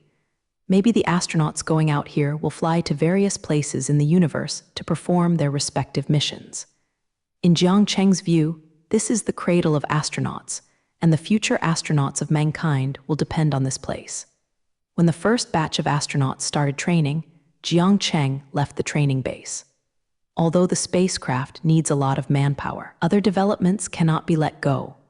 Otherwise, waiting for enough manpower to accelerate the spacecraft, but the spacecraft has not yet been manufactured, which is quite embarrassing. Jiang Cheng left for the future spacecraft manufacturing plan because the Mars base has now been completed. The materials needed by the spacecraft can be obtained from Mars, and only Mars can provide a sufficient source of materials. So Jiang Cheng couldn't let go of the things on Mars. This is also a major event related to whether the spacecraft can be built. After Jiang Cheng left the astronaut training base, he went directly to the Space Mission Center. Here is monitoring the progress of the construction of the Mars base, which is the news that the construction is completed from here. The Mars base has been completely completed. All the scheduled projects have been completed. As soon as Jiang Cheng came back, he immediately found Xiao Peng and started to question him directly. Xiao Peng has always been here during this time, so he must be right about the Mars base. Yes, the Mars base has been completely completed, otherwise I would not dare to let you come back now. All construction projects have been completely completed, and the living area, test area, and equipment area have all been officially put into operation. The life support system is now functioning well and can provide the basic survival requirements of the personnel in the base. Xiao Peng knew everything about the Mars base, so he could answer Jiang Cheng's questions in a long mouth, and there was no need to check any data. The ecological planting area has also begun to work, and it will not be long before it will start to provide a variety of food to meet the food needs of people on Mars. When that happens, we won't have to continue to transport food and supplies to Mars, so that we can free up a lot of transportation to transport the equipment needed on Mars. People can't live without food. If you don't eat for a day, you will have no strength, and you won't be able to sit on anything at all. Therefore, astronauts on Mars consume a lot of food every day. These foods were all transported from the Earth before, so that they can sustain the needs of the astronauts. In the beginning, Jiang Cheng launched 30 rockets and flew to Mars with the astronauts, equipment, and materials. These 30 rockets are just what is needed to build a Mars base, but supplies and consumables are not included. So Jiang Cheng later launched another 20 rockets to Mars, all of which contain supplies such as food and other supplies needed by the astronauts, as well as some replacement parts and equipment. So how important it is that the Mars base can provide food on its own is worthy of Xiao Peng's special mention. If it could produce food on Mars, it would save Jiang Cheng a lot of effort. Now Jiang Cheng has a lot of rockets vacated here, which can be used to transport other necessary equipment to Mars. The Mars base is not just built. There are many expansion plans in the future, and a steady stream of transportation equipment and machines from the Earth is needed. Maybe after the Mars base is perfected enough, there is no need to transport things so frequently. If Mars can manufacture all the machinery and equipment, it can develop independently from the Earth. In this way, Jiang Cheng would not have to spend so much effort to send things across the selected space.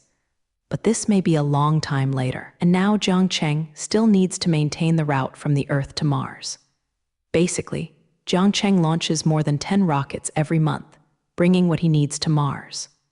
Now this cosmic route is extremely busy, and rockets can be seen flying by between Mars and the Earth from time to time.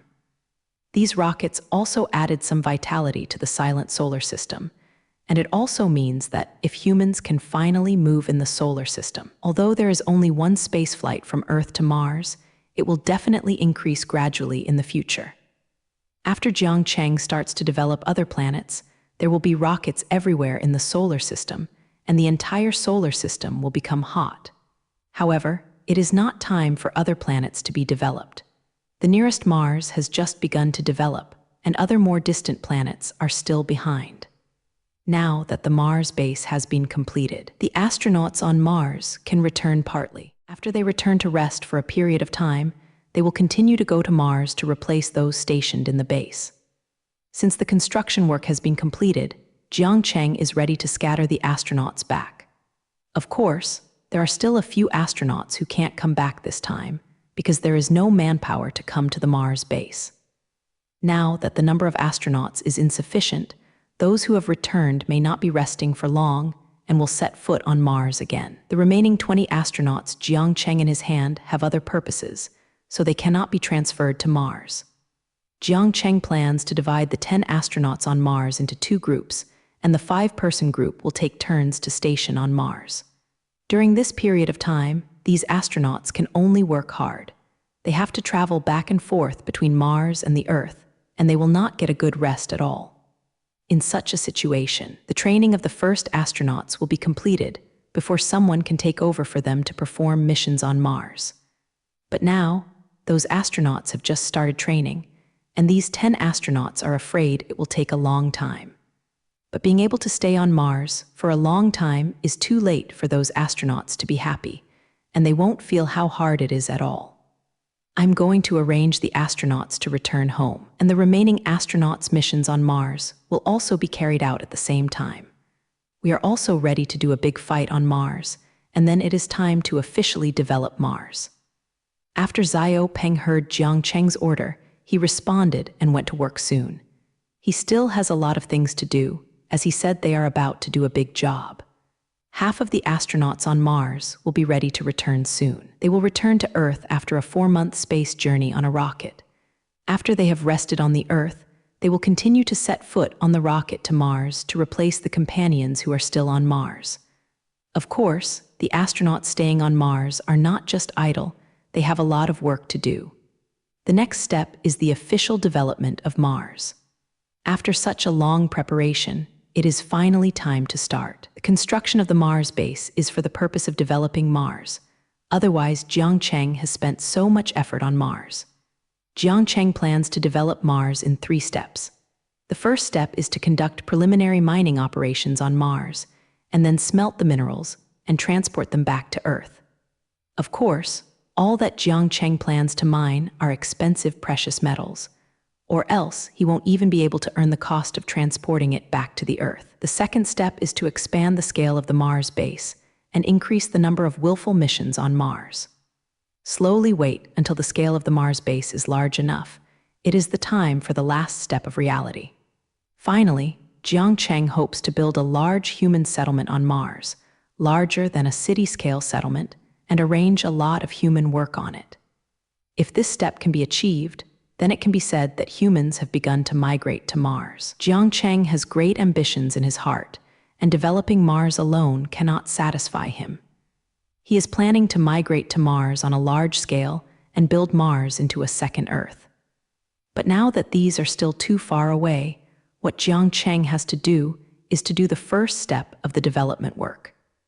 The development of this first step is related to the success or failure of the next steps. Only if you successfully start mining on Mars and successfully reach the Earth can you start the next plan. The subsequent large-scale expansion of the Mars base cannot be done with the current level of technology. Use rockets to slowly transport people, equipment, and materials, but I don't know when it will be transported before a city can be built on Mars. Therefore, if you want to develop Mars on a large scale, you need a brand new transportation tool to replace the rocket as a transportation worker between the Earth and Mars. When the rocket can no longer meet Jiang Cheng's transportation needs, it is time for the spacecraft to begin to debut. The capacity of spacecraft is much larger than that of rockets, and the speed is many times faster. If you have a spacecraft, the transportation volume cannot limit Jiang Cheng. But if Jiang Cheng wants to build a spaceship, a rare metal is indispensable. Platinum is a necessary material for the construction of spacecraft, and it needs a lot of usage. At least the output on the Earth cannot meet the requirements. So Jiang Cheng paid attention to Mars, hoping to get enough platinum from Mars. To know the platinum reserves on Mars, the shallow ore veins alone are hundreds of times that of the Earth, far more abundant than the reserves on the Earth. Only those shallow veins that are easy to mine on Mars are enough for Jiang Cheng to use, not to mention the deep veins. It can be said that the platinum mine on Mars is something that Jiang Cheng is sure to get, and it is also the reason why Jiang Cheng has been so vigorously developing Mars. Then Jiang Cheng put the work of developing Mars mainly on mining platinum mines. Although there are other precious minerals on Mars, platinum is what Jiang Cheng needs most now. Soon the 5 astronauts who returned to Earth embarked on a journey home, and the remaining people started their own work. Today is the time to officially mine the platinum mine, so the unknown astronaut got up very early. The conditions in this Mars base are perfect, and there is even hot water supply in everyone's room. After the astronauts finished washing in the room, they went to the base restaurant. This Mars base covers a large area. In addition to the space occupied by the necessary equipment, it also has a sufficient living area. The conditions of the living area are very good. Not only does each astronaut have a small kit, but also a special restaurant has been built. The astronauts in the Mars base finished eating early in the dining room and then began their day's work. They don't need to take care of them after washing. Naturally, there will be cleaning robots to help them complete these trivial tasks. First of all, they have to check the equipment in the base. This is beginning to affect their lives and safety, so they cannot be careless. After checking all the equipment, they will also have to take a look inside the ecological planting area to see how the vegetables and grain grow in it. The ecological planting area is a huge semicircular building with several special lighting equipment on the ceiling to imitate the sunlight necessary for plants. The ground is neatly divided into many areas, and different crops are planted separately. Some are staple foods like rice and wheat, and some are vegetables to provide astronauts with essential vitamins. All the crops are growing vigorously under the simulating sunlight. It will not be long before it is time to harvest. There is also a small farm on the edge of the ecological planting area, which raises some livestock. After the astronauts walked in here, they began a careful inspection work. Ishigami sees how things are going here. These are all things they will eat in the future, and they will need to be careful to take care of them in the future to improve their meals. After the 5 astronauts have completed these tasks, they are ready to leave the base and go outside to perform today's mission. Going outside is not like being inside a base. It won't work without the protection of a spacesuit. Soon the 5 astronauts put on their spacesuits and left the Mars base through the isolation room. After the astronauts left the base, they boarded a special train and drove to the distance facing the rising sun on Mars. The destination of the astronauts today is a relatively close platinum mine, and it will be time for official mining soon. 5 astronauts took a specially designed Mars rover and arrived in a basin near the base. This basin contains a large number of platinum mines, and all of them are shallow veins, which are quite simple to mine. After the astronauts arrived at the mission site, they left the rover and walked towards the bottom of the basin. When you get here, you can't drive there. You can only use their legs to complete the last section of the road. Although this kind of rover has been specially designed to adapt to the very complicated road conditions on the surface of Mars, that this kind of basin cannot go down has exceeded the maximum. Therefore, the astronauts had no choice but to take double legs and walk slowly towards the bottom of the basin. Fortunately, the gravitational force on Mars is smaller than that on Earth, so it is not tiring to climb up and down on Mars. Otherwise, just going to the mining site would waste a lot of astronauts' physical strength, let alone need them to do other things later. The basin is not particularly deep. It only took the astronauts half an hour to reach the bottom. When the astronauts arrived at the mining site, they found that they were not the first to come here. There are several mining robots at the bottom of the basin, which are on standby. These mining robots were all sent in advance, and they could find land by themselves from the base. This kind of mining robot uses artificial intelligence to control it, so it has a high degree of automation and can do many things by itself. The iron ore needed to build a Mars base is all mined by these mining robots. Without the ore provided by these mining robots, a Martian base would not be possible. These inferior robots have played an irreplaceable role in the process of building a Mars base. Now that they have completed their mission of mining iron ore, they will continue to serve humans on Mars. But this time, what these robots are mining is worth more than iron ore. It is estimated that these robots can mine iron ore for a year, and they cannot make as much money as they can mine for a day. Because the ore here is platinum ore, iron ore has no qualifications compared to platinum ore, and the difference between the two is simply cloud and mud. It is of course impossible to excavate platinum mines manually, so Jiang Cheng transferred the mining robots over and was mainly responsible for the mining of platinum mines. With this kind of never-tiring mining robot, the mining efficiency of platinum mines is definitely not much lower. Now these mining robots are waiting for instructions, and then it's time for them to show their talents. After the astronauts arrived at the mission site, they began to investigate on the spot. The data here is still the record of the last Mars mapping project, just a rough road. They are now going to probe the situation around here in detail so that they can make a mining plan based on the site conditions. Several astronauts took out something like a flashlight and started to walk around. The thing that looked like a flashlight was purple, covering a very wide area. This gadget is Jiang Cheng's latest product, called a planoptic detector. As long as it is illuminated by the purple light emitted by the detector, all the data will be detected, which can be said to be a very convenient detector. Astronaut Naruto probe quickly traveled around and collected all the information here. The data collected by each person is aggregated to one person, who is also the captain of the 5 of them. The captain of the 5-member group is a middle-aged astronaut who has very rich space mission experience, so he was finally appointed as the captain of their group. "Captain, how is the situation?" Not much different from what we expected after collecting the nearby data, an astronaut walked to their captain and asked about the results of the final detection. The squad leader looked down at the terminal device in his hand and then said, "The situation is similar to what we thought. The results of detailed detection are basically the same as what we know.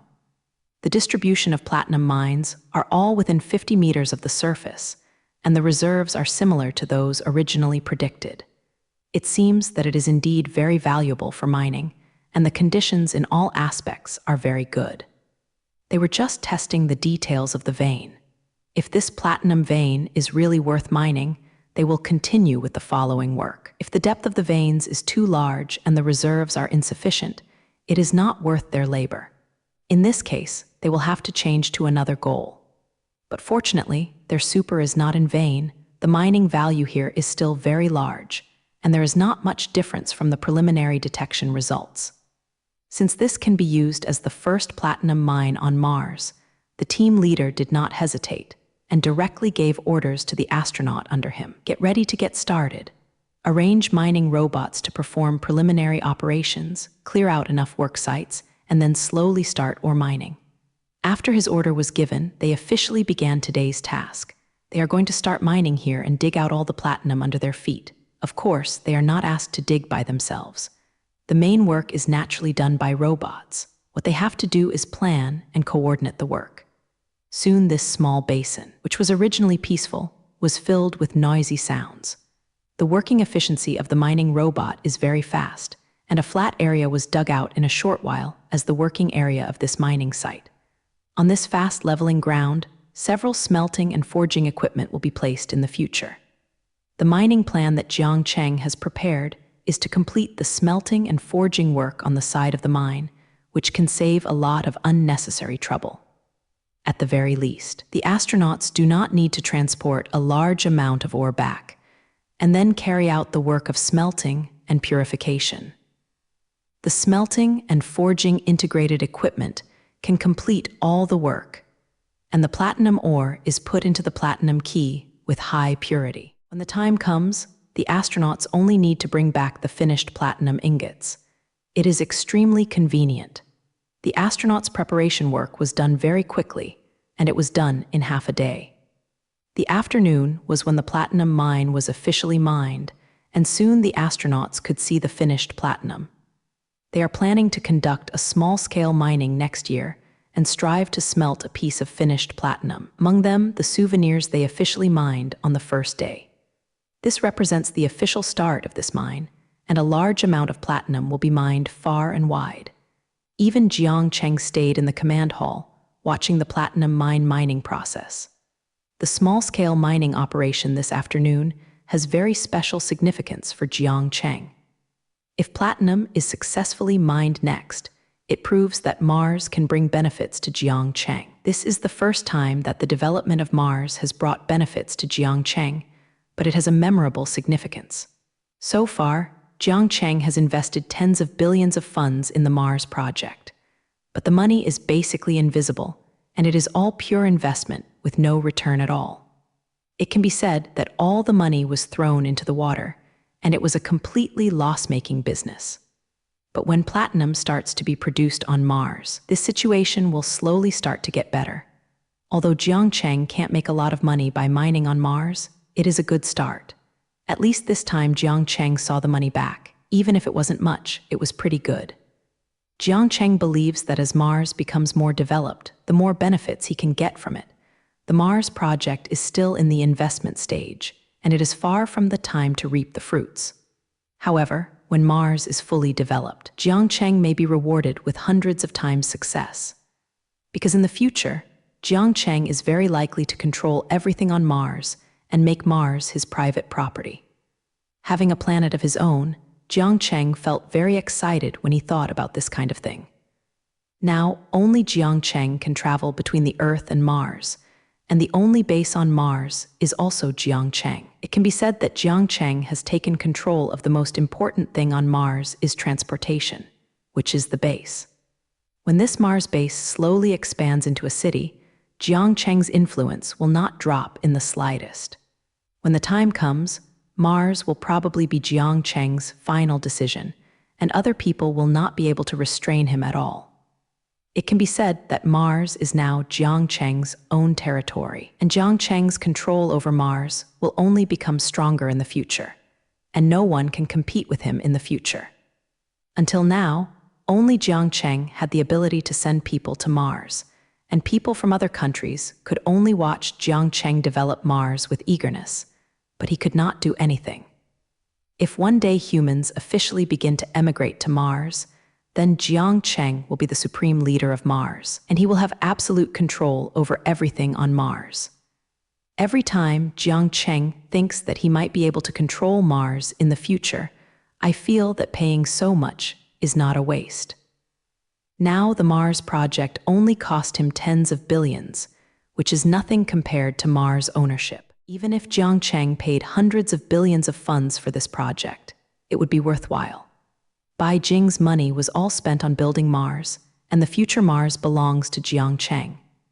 In order to make his planet better in the future, Jiang Cheng decided to continue to work hard to develop Mars and strive to see the arrival of Martian immigration earlier. Of course, when Jiang Cheng was thinking about the future, He did not forget the current affairs. CCD, although it will be very beautiful in the end, it will all be a long time later. It is better to grasp the present moment. Jiang Cheng is now looking at the big screen in front of him. There is a busy scene on the big screen. Many mining robots are working hard to dig out all the platinum ore underground. There are also some auxiliary robots responsible for transportation, sending the mined ore to the integrated melting and forging equipment. After the smelting and forging integrated equipment has coarse ore, the finishing process will begin immediately. First of all, this equipment must purify platinum ore before it can be smelted. The final product produced by this equipment is the final product, which is the platinum that Jiang Cheng needs. However, there is no finished product yet, and it will take a while to see the final harvest. The entire platinum mine is busy and nervously, and everything seems very orderly. Each device and robot are responsible for their own work, and the astronauts are also busy with mine planning. They have been busy these days, and they have to wait for stability here to relax. In fact, it is the same whether there is an astronaut on the mine site, and the robot can do all the work. Astronauts are a precious resource, and it is impossible for them to keep mining. But today is approaching the first day of mining in the mine, and the astronauts have to come over and plan the follow-up mining route. After all the things have been planned these days, they can no longer come here.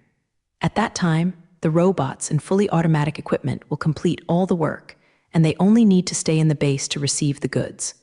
Jiang Cheng has always been concerned about the progress of Huo's mining site, waiting for the final harvest. Those astronauts didn't make Jiang Cheng wait too long. After a while, a lot of ore would be mined. These ore are enough to smelt a platinum ingot, so an astronaut pressed the button on the device and officially began the work of smelting the remains. The integrated melting and forging equipment is very convenient, and all the work is completed in a short time. A dazzling metal ingot appeared on the conveyor track of the equipment. Jiang Cheng saw that if the beautiful piece of metal appeared on the display, the silver-white appearance was so beautiful. The metal ingot exuding eye light in front of him was a platinum key with high purity. This platinum ingot is the result of mankind's first mining on an extraterrestrial, and it is also the first harvest of Jiang Cheng's space program. Today, it can be said that Jiang Cheng harvested, and it is also a day worth remembering. Soon, an astronaut walked to the front of the track and picked up the platinum ingot on it. Even though this piece of platinum is not very large, it is not light at all. The density of platinum is still very large. A small piece of platinum weighs more than 10 kilograms. The astronaut carefully collected the platinum, ready to send it back to the Earth. This first platinum ingot is very memorable. This is the first time that humans have conducted commercial mining on an extraterrestrial. The iron ore that was mined when the base was built was only local materials, and it cannot be said to be a commercial mining behavior. It can be said that Jiang Cheng has created a whole new era this time, and humans will be able to mine and make money on aliens in the future. Although after being transported back to Earth from Mars, even things like platinum don't make much money, but this still has a lot of significance. The ability to exchange materials across planets is an important indicator of whether a civilization has entered the universe. Now, there is no profit in alien mining just because the means of transportation are not advanced enough. After Jiang Cheng builds the spacecraft, the transportation cost of Mars and Earth will be greatly reduced. If the cost is reduced to a certain level, many minerals on Mars are worth mining. The reserves of precious metals on Mars are abundant, and the ones that can be developed are quite good. At that time, the profits will be large, and Jiang Cheng's profits will be exclusive to him. Jiang Cheng plans to set up an interstellar mining company in the future, which will be responsible for mining minerals on the alien planet. If this company develops well, it might be able to become an intergalactic company. But these are things for the future, and it is not very meaningful to mention them now. After seeing that the piece of platinum had been collected, Jiang Cheng became less interested in this matter and immediately reduced his attention. Anyway, the mining of platinum mines has entered the formal stage, and there will be some step-by-step work in the future. There will naturally be people who will take care of this aspect to ensure the smooth mining of platinum. As long as Jiang Cheng waits for the amount of platinum to be enough, he can directly transport it back to Earth by rocket. Other things will naturally be followed up, and he does not need to worry about his boss. Jiang Cheng estimates that the output is now the highest, and it will not be long before the first batch of platinum will be shipped back. I am afraid that some very interesting things will happen at that time. At least the platinum market will be greatly resisted. Jiang Cheng brought back so much platinum from Mars at once, it would be impossible if it didn't affect the precious metal market.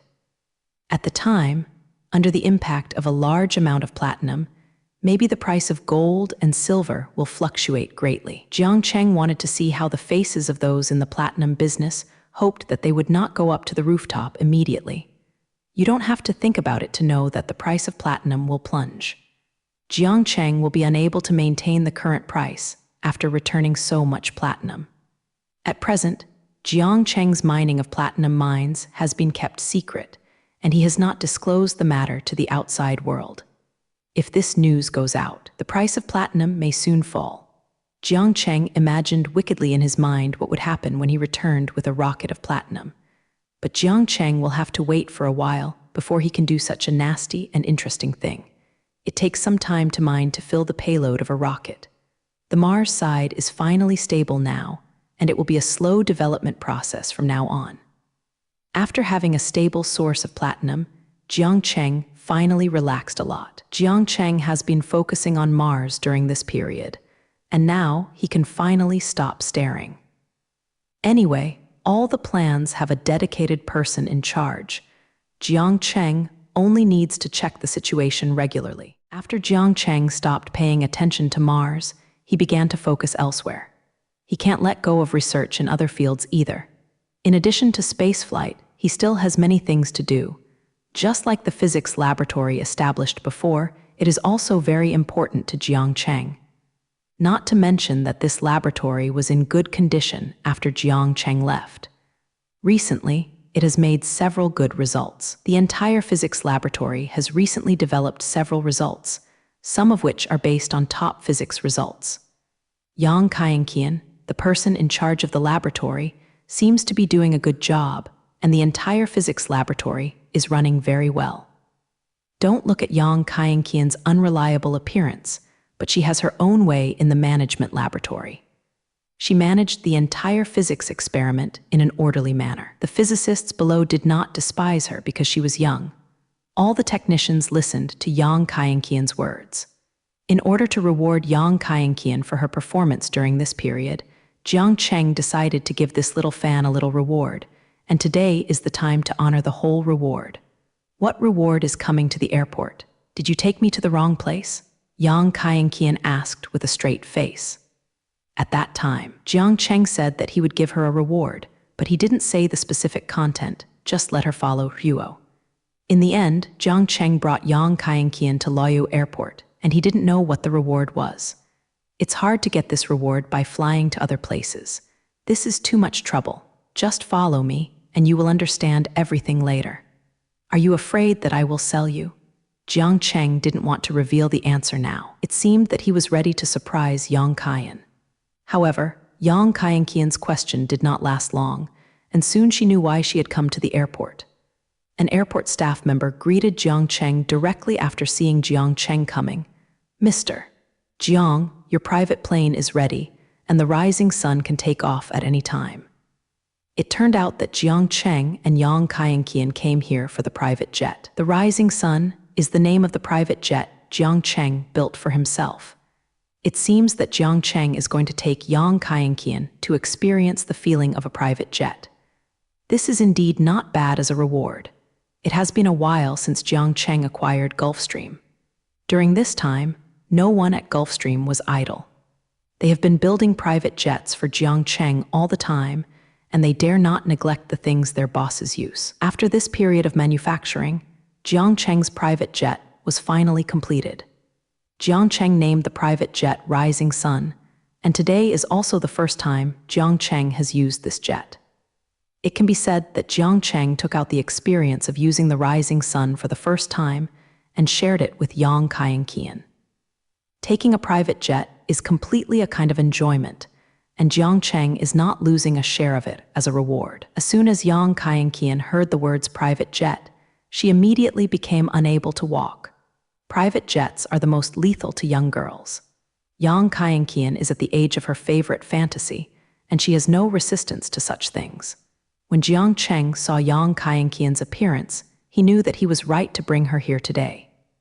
Soon Jiang Cheng brought Ruo Yang Kaienqian to the Rising Sun, which was Jiang Cheng's own private jet. The Rising Sun seemed domineering just by stopping on the runway, instantly comparing it to the passenger plane on the side. The size of this private jet is much larger than that of a normal airplane, and it is exactly twice the size of a civil airliner. It is not very accurate to say that this is an airplane.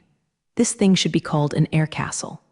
The Rising Sun was parked on the runway of the airport, and one took the position of the other's two planes. The main reason is that Jiang Cheng has too many requirements for private jets. If they are not built as large, they will not fit so many things on them. The power of such a large aircraft is a back question, and there is not enough horsepower to drive this big guy. For the sake of safety, ordinary private jets are not designed too much because of power factors.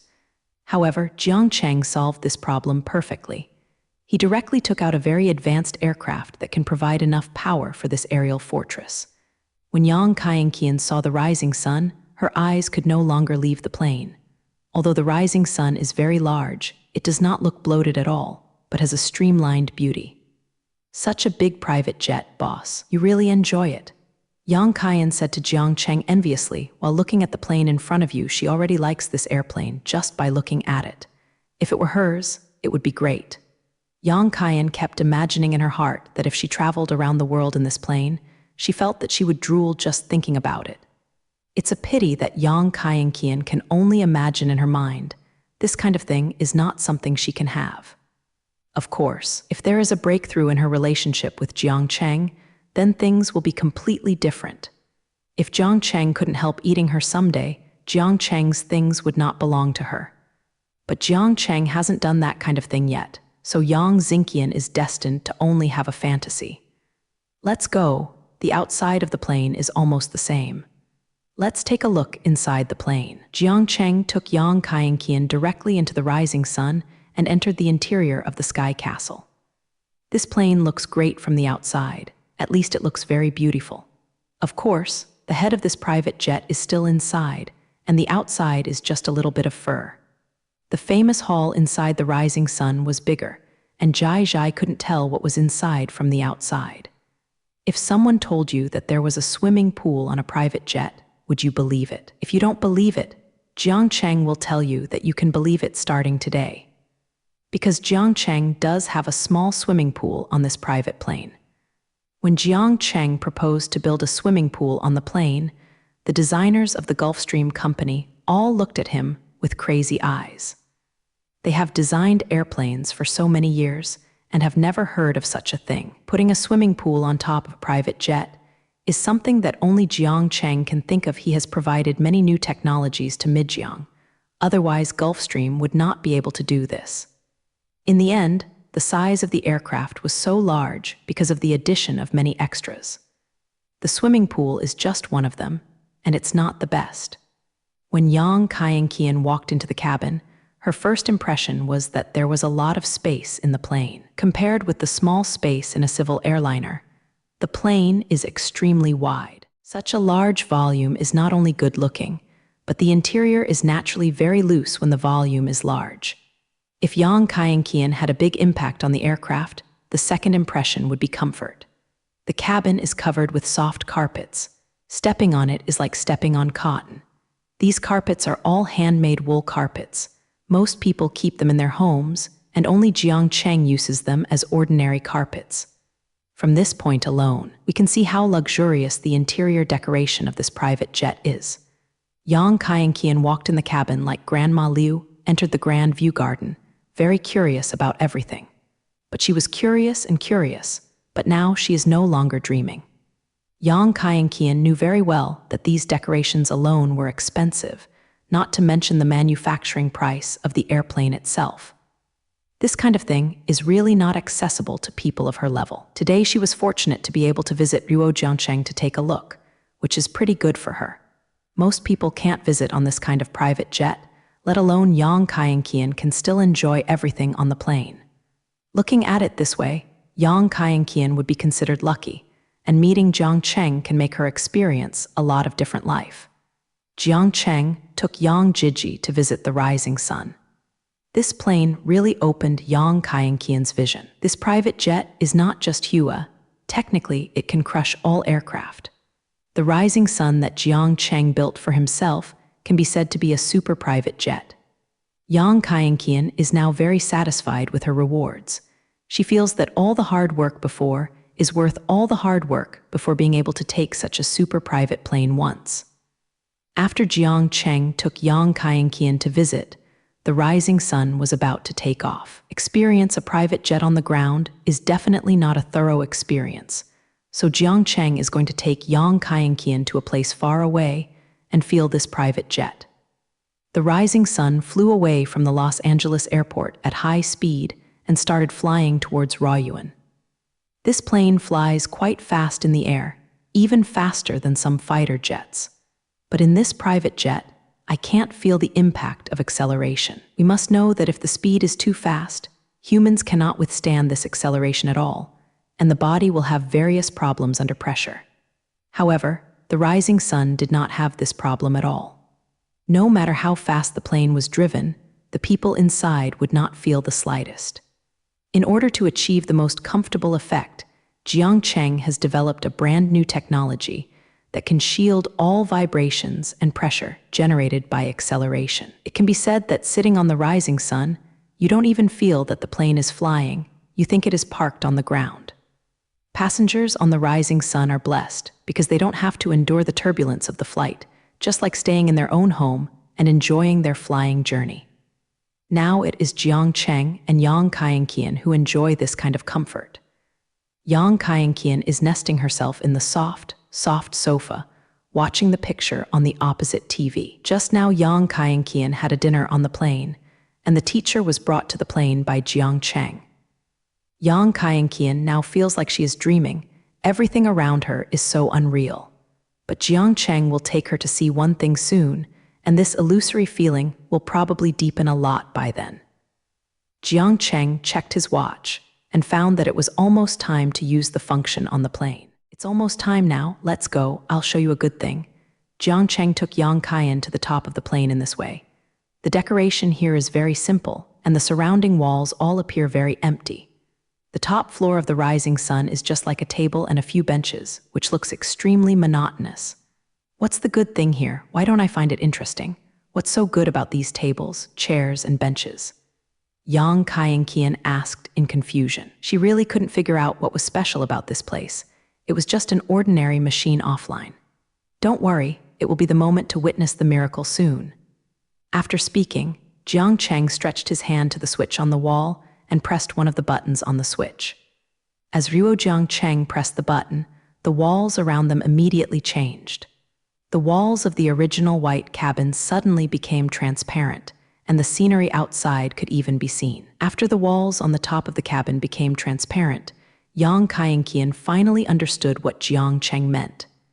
At this moment, the two of them are on the top floor of the plane, surrounded by transparent walls. Now they are like flying in the sky, and they can enjoy all the scenery in the sky. Through the transparent wall above her head, Yang Kaienqian saw such a beautiful starry sky outside. This is almost like a scene in a fairy tale, but Jiangcheng realized it. The place where they stay now is a special viewing platform, which was also specially designed by Jiangcheng. Jiangcheng isolated the entire top layer of the plane separately and used a material that can adjust transparency. If you want to enjoy the outside scenery, press a button and the entire viewing platform will become transparent.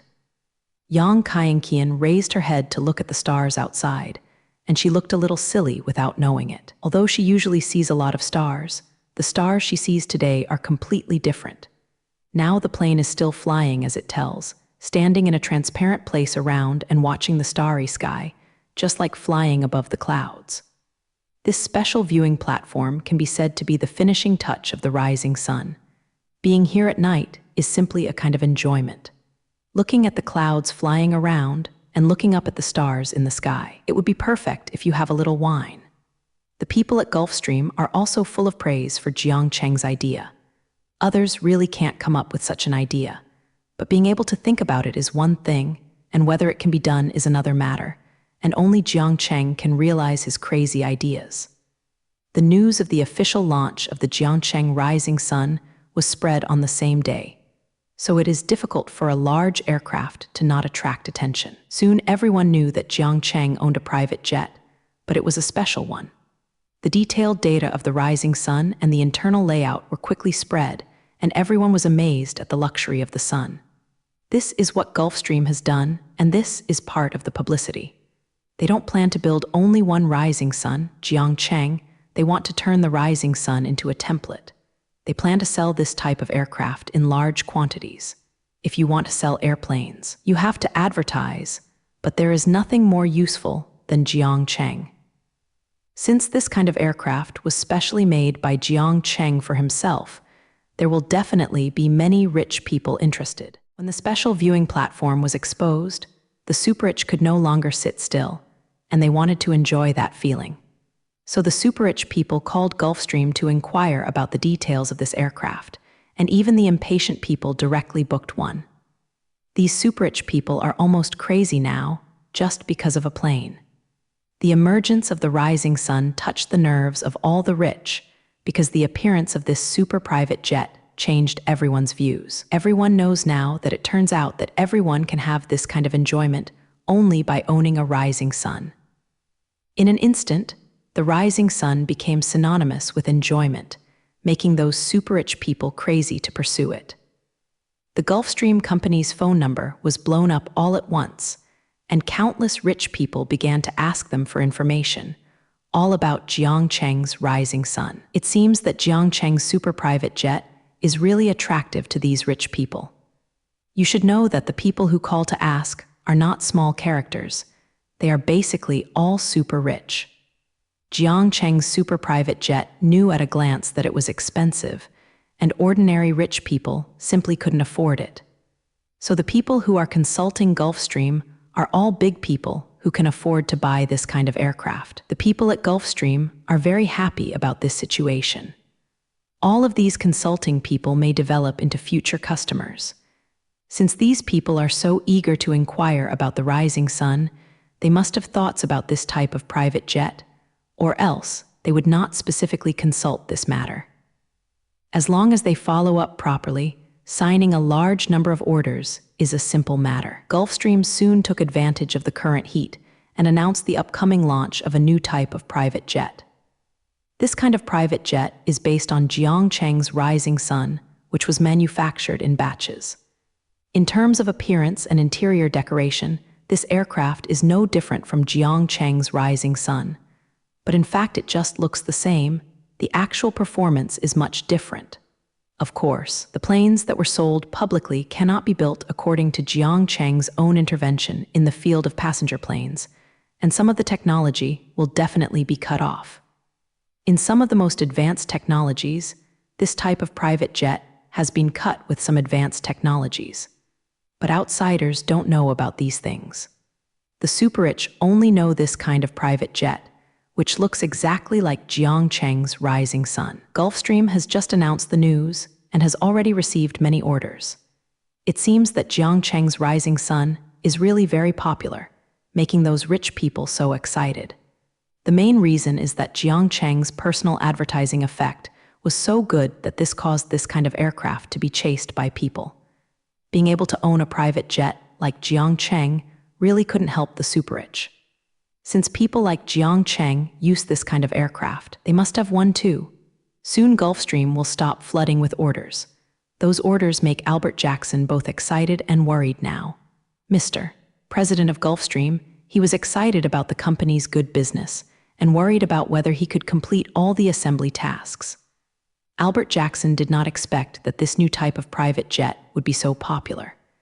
We must know that the price of this kind of private jet is as high as 200 million US dollars. The people who buy this kind of thing are always a very small number of people. Albert Jackson is already considering the expansion, and the company can no longer complete so many production tasks. When Gulfstream launched its new aircraft based on Jiang Cheng's rising sun, other private aircraft manufacturers were chanting the arrival of wolves. Although they are not as good as Gulfstream, they can survive in this industry. But the situation is completely different now. All the wealthy people are now staring at the Gulfstream company. They can't receive any business in an instant. No business means that if all new customers choose Gulfstream, it seems that Jiang Cheng's live advertising effect is really good. It can be said that Jiang Cheng played a leading role, focusing all the wealthy people on Gulfstream. Even people who can't afford that new type of aircraft can also look at other types of private jets. Other private jet manufacturers now have a very difficult life. With no new customers in their hands, they had no choice but to start layoff plans to survive by reducing expenses. Their layoff plan. Gulfstream is the most welcome, and they are now preparing to expand their production lines, which requires a lot of skilled workers. However, those companies' layoffs are just barely able to survive. If they continue to develop as they are, one day they will all be unable to persist. At that time, these companies will face the end of bankruptcy, and there will be no other way out. Therefore, the emergence of this new type of private jet directly announced that Gulfstream had occupied the entire market. Jiang Cheng once again used this violent method to enter an industry. Each time he used this simple and rude method. Every time Jiang Cheng wants to enter a new industry, he will tear the original industry order to pieces and then completely occupy the market. Jiang Cheng will directly use his own products to crush competitors, and opponents who use advanced technology will have no power to fight back. Now it seems that Jiang Cheng's tactics are really incomprehensible. If he can't surpass him in terms of technology, he will be unable to resist this type of attack. But if you want to surpass Jiang Cheng in terms of technology, this is even more difficult than Dape Universe Umbrella Group. Since buying Gulfstream, Jiang Cheng has invested a lot of technology and resources in this company. Jizhai also treated the entire company to the nearest location in Los Angeles, completely treating it as an important project. Jiang Cheng spent so much effort on this company, of course, not just to build a plane for himself. Lai Hao, even occupying the private jet market, cannot meet his requirements. He is simply not satisfied with the small market of private jets. What he wants is a larger passenger jet market. Since Jiang Cheng controlled the automobile market, he wanted to further control the passenger aircraft market. If he can control these two most important means of transportation, the business dynasty under his hands will have enough heritage. Now, the automobile manufacturing enterprises under his hands have almost occupied the entire automobile industry. It can be said that 8 out of 10 cars running on the street are produced by the Universe Umbrella Group. New electric vehicles have completely eliminated traditional petroleum vehicles, and full electrification has slowly begun. Now that Jiang Cheng has realized his ambitions in the automotive field, it is time to intervene in the passenger aircraft field. In order to prepare to intervene in the field of passenger aircraft, Jiang Cheng also went to the Gulfstream company to go to Zhao. Now the Gulfstream Group has all moved to Los Angeles, in the park of the Universe Umbrella Group. Sue, the big boss, came in person, and Albert Jackson, the president, of course, had to come to greet him in person. How about the life here is still a habit. When Jiang Cheng met, he didn't mention his entry into the passenger plane field. Instead, he began to shudder with Albert Jackson. Since Albert Jackson agreed to Jiang Cheng's acquisition, he was ready to concentrate on following Jiang Cheng. That's why he followed Jiang Cheng all the way to the country of Yan, a homeland that was still strange to him. In order to realize it, Albert Jackson challenged Boeing's dream by giving up his original living environment and moving to Los Angeles with Ruo Gulfstream. It can be said that this Mr. President has completely pressed bow on Jiang Cheng, hoping to use Jiang Cheng's help to bring Gulfstream to a higher level. This company has devoted most of his life's efforts, and now he has only one goal, which is to develop this company into the best aircraft manufacturing company in the world. If Albert Jackson wants to achieve his goal, he first needs to challenge Boeing, the original hegemon in aircraft manufacturing. As long as Boeing exists for one day, he will never be able to achieve his goals. So he now regards Boeing as his greatest enemy and must defeat Boeing. Albert Jackson's thoughts coincided with Jiang Cheng, and Jiang Cheng came here today for this. If Jiang Cheng wants to intervene in the passenger aircraft field, he must have fierce competition with Boeing. So Boeing is Jiang Cheng's biggest enemy now, and only by destroying this company can we occupy this field. However, Jiang Cheng is not very afraid of this kind of competition. Jiang Cheng has absolute confidence in himself in high-tech products such as airplanes. Jiang Cheng is really not afraid of anyone competing with him when it comes to high-tech industries. Compared with Jiang Cheng in terms of technology, this is simply a kind of death-seeking behavior. Jiang Cheng can use countless advanced technologies at will to kill his opponent without leaving a piece of armor. He believes that the airliner produced by Gulfstream, as long as it uses the advanced technology he provides, can completely defeat the Boeing airliner series. Gulfstream has recently completed its expansion work, and its personnel and equipment have increased a lot. The production line of passenger aircraft is also ready, and now it is almost time to launch its own passenger aircraft model. Now that Gulfstream has everything ready, it's time to get started. After Jiang Cheng and Albert Jackson had been cold for a while, they began to get into the topic. I came here this time to prepare to implement that plan. Now that everything is ready here, we can officially launch our own airliner. Before that, Jiang Cheng and Albert Jack in verse worked out a plan to deal with Boeing. Now that the time to implement the plan has come, Gulfstream has proven its capabilities with private jets, and it is time to start manufacturing passenger jets. Soon, Jiang Cheng and Albert Jackson discussed the next action plan. They are preparing to launch a new commercial airliner, using both performance and price as their buying points. Jai Su believes that this kind of passenger aircraft he has built can blow up rivals in terms of price and new energy. And its safety is countless times better than Boeing's passenger aircraft. If this kind of airliner does appear, it would be impossible not to welcome it. After discussing all the plans, Jiang Cheng encouraged the people around Ruo to say, "The next plan is the most important time. Whether it can challenge Boeing's position depends on the next. The new airliner must be an instant success.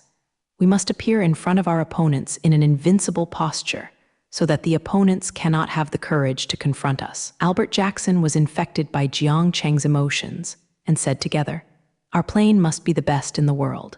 The garbage produced by Boeing Company is not qualified to compare with us. When our airliner is officially launched, it will be the time when the Boeing Company surrenders its position as the boss.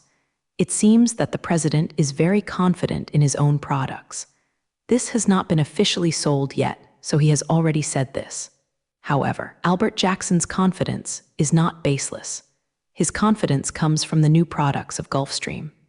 The newly designed commercial airliner of Gulfstream has a range of more than 50,000 axioms.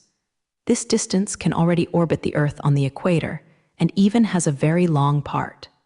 This kind of voyage is terrifying when you hear it. It is necessary to know that Boeing's voyage is only more than 10,000 kilometers, which directly exceeds the opponent by more than 4 times. The ultra-long-distance range of this new type of passenger aircraft directly solves the major problems of many airlines.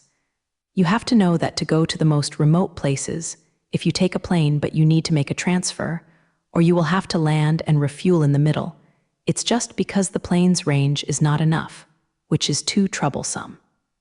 With this kind of ultra-long range aircraft, this kind of thing will never happen again. In the future, going to the most distant home countries will never make a different flight. As long as you use the new Gulfstream airliner, you can directly reach any place in the world. Range is only one of the advantages of this new type of aircraft, even just a very inconspicuous advantage. Just take this out, and you will be able to explode Boeing, let alone other more terrifying advantages. That's why Albert Jackson showed such a strong confidence, even more confident than Jiang Cheng, who provided these technologies. He believes that after the emergence of this kind of aircraft, it will be able to completely dominate the entire civil airliner market. When Jiang Cheng saw that his subordinates were so confident, he was even more confident as the boss. As long as all his staff work with this kind of energy, it is really not difficult to break the Boyan company. Gulfstream has now sharpened its own knife and is just waiting for it to slash at the head of Boyan company. Since Jiang Cheng acquired Gulfstream, this top private jet manufacturing company has been making big moves. They first moved the entire company to Los Angeles and then upgraded the technology. Recently, they even helped Jiang Cheng create the Rising Sun, which attracted the jealousy of all the rich. However, these actions are nothing compared to what they will do next. During this period of time, the Gulfstream company, which people have been talking about, announced a heavy news in public. Gulfstream announced its formal involvement in the commercial airliner manufacturing business and launched a new type of airliner in public. This commercial aircraft, called the G-01 passenger plane, is the next flagship product of Gulfstream. They want to use the G-01 aircraft to compete with the Boyan company and strive for market share in the civilian aircraft market. The news spread throughout the world as soon as it appeared, causing great fluctuations among everyone. Gulfstream's entry into the passenger aircraft field has not caused much fluctuation. Everyone has long guessed that this company has the ambition to enter the passenger aircraft industry. It's just that everyone did not expect that Gulfstream's hands and feet are so fast, and now even its own new passenger aircraft has been launched. We must know that the design and development cycle of passenger aircraft is very long, and Jiang Cheng's acquisition of Gulfstream is just this year. Everyone did not expect that Gulfstream's efficiency was so high that passenger aircraft had been designed and manufactured. But these are not the places that attract the most attention. What everyone is most concerned about is the performance of this aircraft. Especially those airlines that need to buy passenger planes have set their sights on Gulfstream, wanting to see what kind of passenger plane they will produce. When announcing the news of the new G-01 passenger plane, the people at Gulfstream did not announce the performance parameters of this aircraft, but left a mysterious smile. When it comes time, everyone will know. And Gulfstream did not keep everyone waiting and soon invited the media to participate in a flight test event, the target of which was their new product G-01 passenger plane. In this test flight, Gulfstream showed all the performance data of G-01 in public. In the end, the reporter was even invited to take a plane and flew around the Earth at super high speed. The relevant parameters of G-01 will soon be spread through this test flight, so that everyone who is curious has the answer. But those who were curious before, now they all trust their eyes. Because the data of G-01 is completely beyond their imagination, many people would think that Gulfstream had faked it if it weren't for the media to fly in person. All the data of G-01 really shocked everyone's attention, making everyone dare not imagine this is true. From the perspective of the voyage, G-01 completely crushed the opponent, and the voyage of up to 50,000 axioms was much longer than before. Those media also personally felt the feeling of traveling around the world. G-01 does have such a terrifying voyage. If it is just a long voyage, everyone will not be so surprised. In other aspects, the performance of G-01 is even better, with a maximum speed of Mach 5. This speed is generally only seen on fighter jets, because passenger planes also need to consider the issue of comfort. The most powerful thing about G-01 is that even if this aircraft flies at a super high speed of Mach 5, the people in the cabin will not feel any discomfort. Those media have experienced it personally, and the vibration is almost imperceptible when sitting on G-01. This kind of technology is the core technology of this kind of passenger aircraft, which can shield the enemy from the impact of acceleration on people. In order to make this kind of passenger plane an instant hit, Jiang Cheng even took out the technology used on his plane. This technology can greatly increase the speed of passenger aircraft, which is the most important point for airlines. If taking G01 can save passengers time, then why don't they choose to take this kind of airplane? Can save passengers a lot of travel time, this kind of airliner will definitely be able to get all airlines. This new passenger plane launched by Gulfstream has also improved a lot in safety. This kind of aircraft uses a new type of composite material, which is several times stronger than the original one, and the overall structural strength is far from the previous ones. After the performance of G01 was light, it immediately attracted everyone's attention. Such an advanced aircraft is simply not made by current technology. People finally made a final evaluation of this aircraft. Everyone is quite right. Without Jiangcheng, this kind of airplane was indeed not made by humans now. It's just that Jiangcheng's appearance changed the situation, and a future plane appeared in front of people in advance. Everyone was amazed by the superb performance of this kind of aircraft, and at the same time began to mourn for Boeing Company. Everyone knows that Boeing, the dominant player in the aviation industry, finally met his opponent this time. And this time their opponent is so powerful that Boeing Company has no ability to resist as soon as they make a move. The G01 aircraft is far better than Boeing's passenger planes. Both the comfort and performance of the Boeing's passenger planes have completely exploded. If Boeing is unable to launch new passenger aircraft to compete with Gulfstream, those airlines will abandon Boeing. After all, these airlines all want to make money, and they must make more realistic choices in the face of better performing aircraft. It can be said that the appearance of this passenger plane named G01 gave Boeing a blow. If they can't face it effectively, it might not be too good to welcome them. But it is not easy for Boeing to catch up with Gulfstream in terms of technology. Behind the Gulfstream company is Jiangcheng, the first scientist in history. It doesn't matter what kind of technology. The Boeing company doesn't have that good treatment anymore. If you want new technology, you can only develop it yourself. But Jiangcheng would never give them a chance to catch up. This time, they would be defeated at once. Jiangcheng is going to set a very low price for the G01 passenger plane this time, as long as he doesn't lose money. He wants to use this new type of airliner to directly occupy the market in the famous airline industry and drive Boeing to the dead land.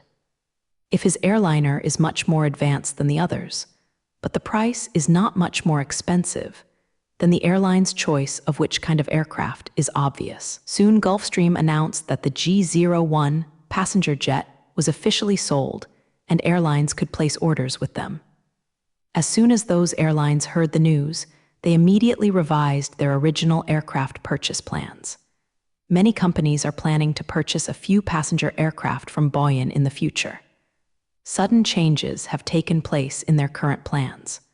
Of course, the original purchase plan remains the same, and what has changed is the manufacturer of the aircraft.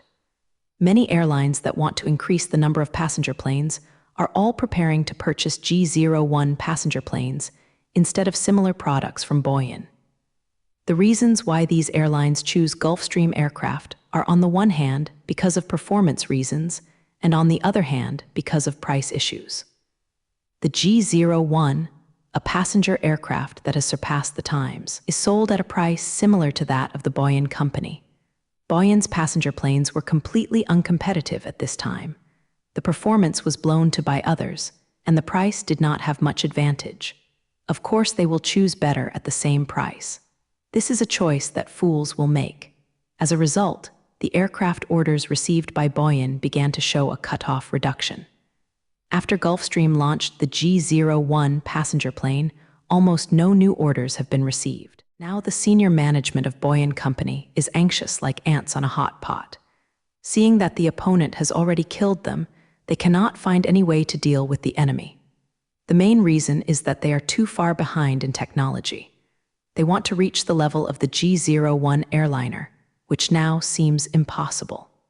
After seeing the data of G01, the chief designer of Boeing Company directly called this impossible. He believes that this kind of aircraft should not appear now, but someday in a few decades. If the Boeing Company continues like this, it will only gradually decline in the future. Now those airlines have chosen Gulfstream aircraft, and it will be difficult for them to sell new aircraft in the future. When Gulfstream has completely occupied this market, it is time for Boyan to die. They are also very clear about this, but they are unable to change this situation. It's not that Boyan has not thought about a big price war. If the technology is not good, it will fight for the price. They can sell airplanes at a loss and maintain their current market share at extremely low prices. If they use this kind of price war to compete, they will suffer great losses. If they can persist longer than Gulfstream, it is not impossible to accept some losses. It is a pity that this imitation of human beings is completely ineffective for Jiang Cheng. Jiang Cheng's money is now too much to use up, and he is still eager for his opponent to adopt a price war. The price war compares with the one who can't stand it first, and the one who persists longer will win. Boyan Company also knew that Jiang Cheng must be the one who was consuming them, so they did not adopt this extreme strategy. If you want to fight a price war with someone like Jiang Cheng, it is simply a death-seeking behavior. Jiang Cheng's most important thing now is money, and he can ignore any price war. Now Boyan is in dire straits, and depending on the situation, this company is likely to fall at any time. On the Gulfstream side, it was another scene. Now Albert Jagti feels full of energy. The company has now received many orders for the G-01 passenger aircraft, and the number of orders knows that they have captured the hearts of airlines. Gulfstream has recently received orders from many airlines. Basically, companies that are planning to buy new aircraft have all come to them. Companies that have no plans to purchase new aircraft are also preparing to order several G-01. This kind of aircraft can greatly reduce the flight time and is definitely the most preferred choice for passengers. If they do not have this new type of airliner, passengers may choose other company flights. They will certainly not lag behind their opponents in this aspect, so they also join the ranks of buying aircraft. In an instant, Gulfstream's production line was full and even seemed to be somewhat insufficient. Many companies' orders would take a long time to be delivered. Albert Jackson saw the order in his hand and laughed happily. Finally saw the hope of defeating Boyan Company, which fulfilled his dream for many years. The president felt that he was several years younger at once, and the feeling that his dream came true was really great. This is just the beginning. Don't be so happy that you have to wait until the Boyan Company is completely destroyed before you can really relax. Jiang Cheng realized that his subordinates were in this state of mind, so he reminded him. It is indeed not the time for them to celebrate their victory. Gulfstream is just now in the leading position, and the opponents are not without the possibility of a comeback. Therefore, Albert Jackson must be more vigilant and wait until Gulfstream has completely occupied the passenger aircraft market before his dream is truly realized. Mr. Jiang, you are right. I was a bit gaffed just now. Don't worry about the next thing. I will definitely not give Boyan any chance to come back. Realizing that he was a little unloving in front of his boss, Albert Jackson quickly admitted his mistake. Jiang Cheng just reminded him casually and was not going to delve into this matter. Anyway, Jiang Cheng felt that Boyan was dead this time, and there was no possibility of a comeback. After Jiang Cheng was busy with the affairs of Gulfstream, he set his sights on other places. Anyway, now just wait for the G-01 passenger plane to occupy the entire market. Here are all some step-by-step tasks. Jiang Cheng quickly turned his attention to the aerospace technology company because he was preparing to launch a new space program. Jiang Cheng came to the Aerospace Science and Technology Group and called Xiao Peng, who was in the Space Mission Center, to discuss together this new space plan. Xiao Peng was all exposed after receiving the notice. He didn't know what Jiang Cheng meant by calling him back at this time. Mars is being developed in full swing. The first platinum mine to be mined has entered a stage of stable mining, and a large amount of platinum can be produced every day. Now, it is waiting for enough capacity of a rocket to transport it directly back to Earth. The second platinum mine has just started mining, and subsequent mining plans are also proceeding unacceptably. The Mars base is also expanding at the same time. This kind of expansion will continue for a long time until the base develops to the size of a city. It can be said that there are still many things on the space mission, which requires Xiao Peng, the person in charge, to watch it on the spot. Xiaopeng didn't know what Jiang Cheng was up to this time, and it was worth calling him back for discussion. Jiang Cheng didn't treat Xiaopeng too politely and went directly to the topic when he came up, and Gu Baiyan also solved the other party's doubts. I don't know how much you know about the space station. This time, I'm just discussing the space station with you. As soon as Wei Peng heard Jiang Cheng's words, his eyes showed excitement. Of course, he is very familiar with the space station. How could anyone engaged in spaceflight not understand something like a space station?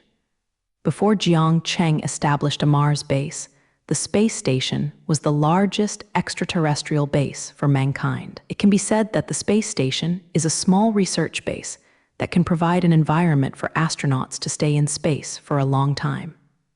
After hearing the word space station, Xiaopeng became a little excited. He felt that Jiang Cheng was preparing to build a space station by himself, otherwise he would not be called back to talk about this. Xiaopeng knew that his boss never made any falsehoods. When he mentioned this space station, he was ready to make big moves. Being able to participate in the work of establishing a space station, Xiaopeng felt that his blood was about to boil, and it was his honor to build a large space station. Peng asked excitedly, "President Jiang, are you planning to build a space station like the International Space Station?" "I've been enthusiastic about things like the International Space Station, and I have always wanted to get one out by myself. I think we need a large space station now. We will have many missions in outer space in the future. It is not very convenient not to have our own space station." Jiang Cheng quickly confirmed Peng's conjecture and said why he came to him today. This time, Jiang Cheng set his sights on the space station, preparing to build a large space station outside the Earth. In fact, Jiang Cheng has already met the technology and manufacturing conditions required for the space station. Building a base on Mars is much more difficult than building a space station in Earth orbit. Since Jiang Cheng can successfully build a Mars base, building a space station is a breeze. In the past, Jiang Cheng had no idea of building a space station, just because there was no need for it. Otherwise, Jiang Cheng would get the space station out in minutes. Although there was no need to build a space station before, it does not mean that Jiang Cheng will not need it in the future.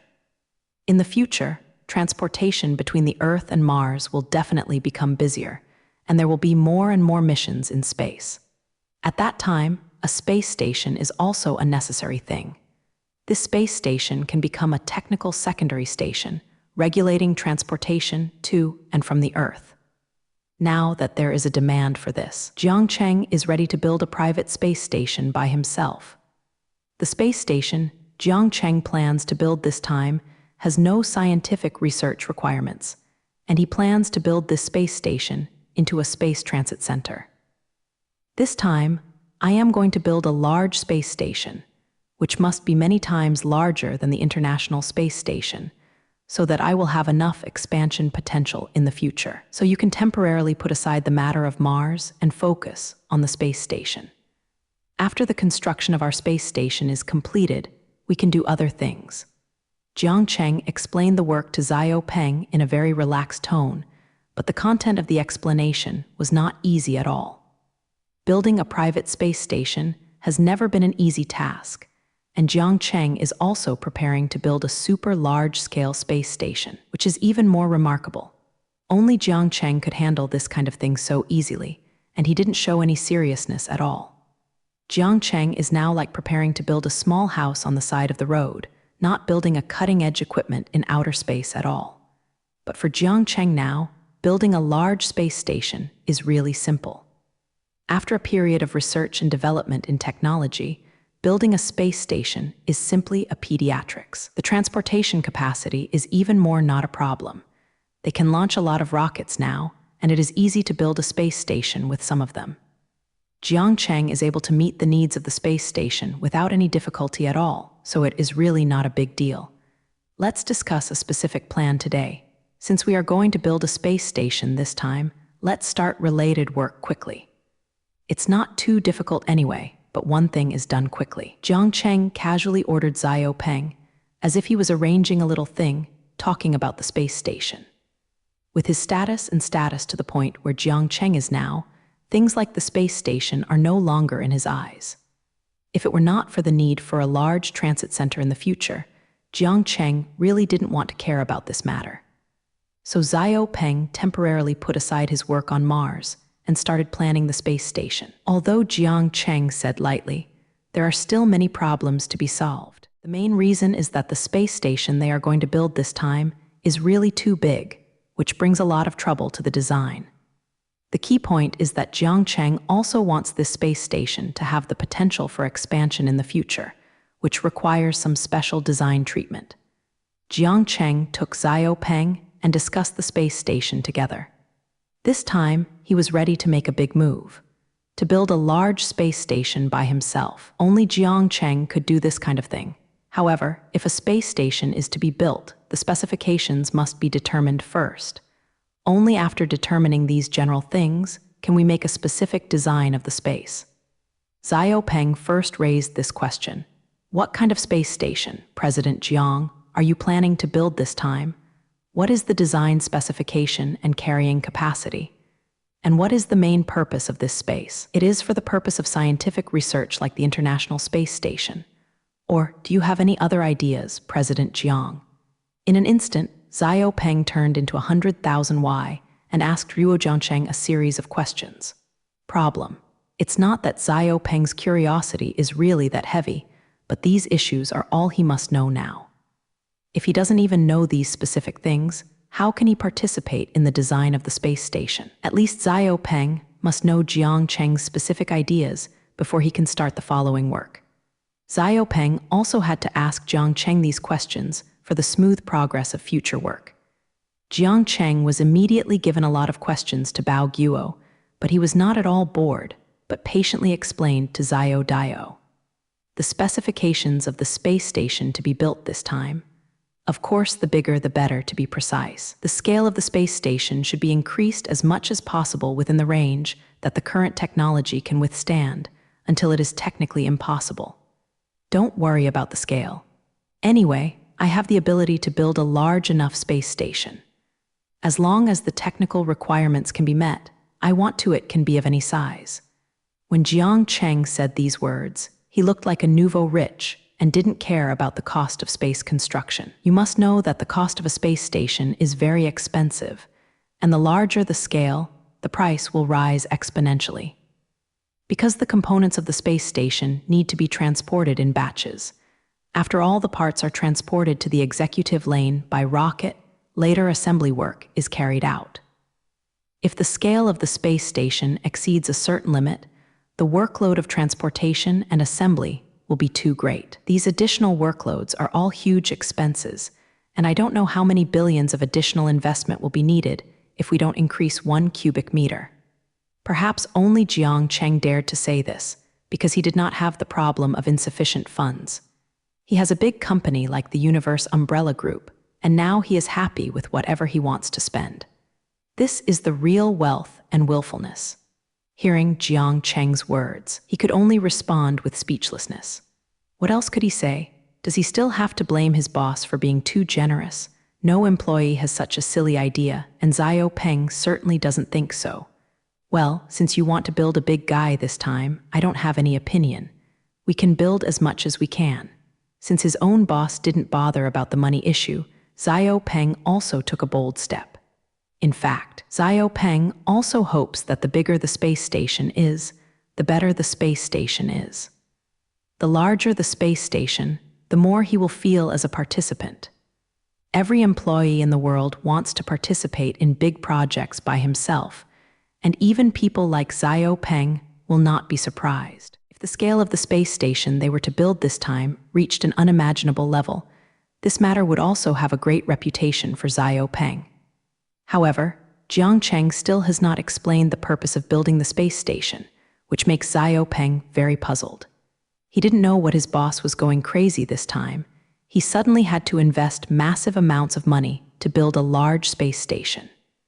It's troubled that Jiang Cheng is idle and boring this time, so he will make such a big move. Of course, Jiang Cheng didn't just put forward this idea when he was doing nothing. Soon Jiang Cheng explained to Xiao why he wanted to build a space station this time. What is the purpose of the space station construction? The scientific research content can be temporarily put down. I have no ideas in this regard. The main consideration for this space station is the transfer function, and perhaps some other things can be added, but it must be able to transfer materials and personnel. I also hope that this space station has great potential for expansion in the future and develops into a large space transfer station. As soon as Xiao Peng heard the term transfer station, he understood Jiang Cheng's real thoughts, and at the same time, he knew why Jiang Cheng wanted to make this space station as bigger as possible. As Jiang Cheng's most capable assistant, Peng knows exactly how big Jiang Cheng's future space program is. Such a large and long-term space program will make future space transportation become busy.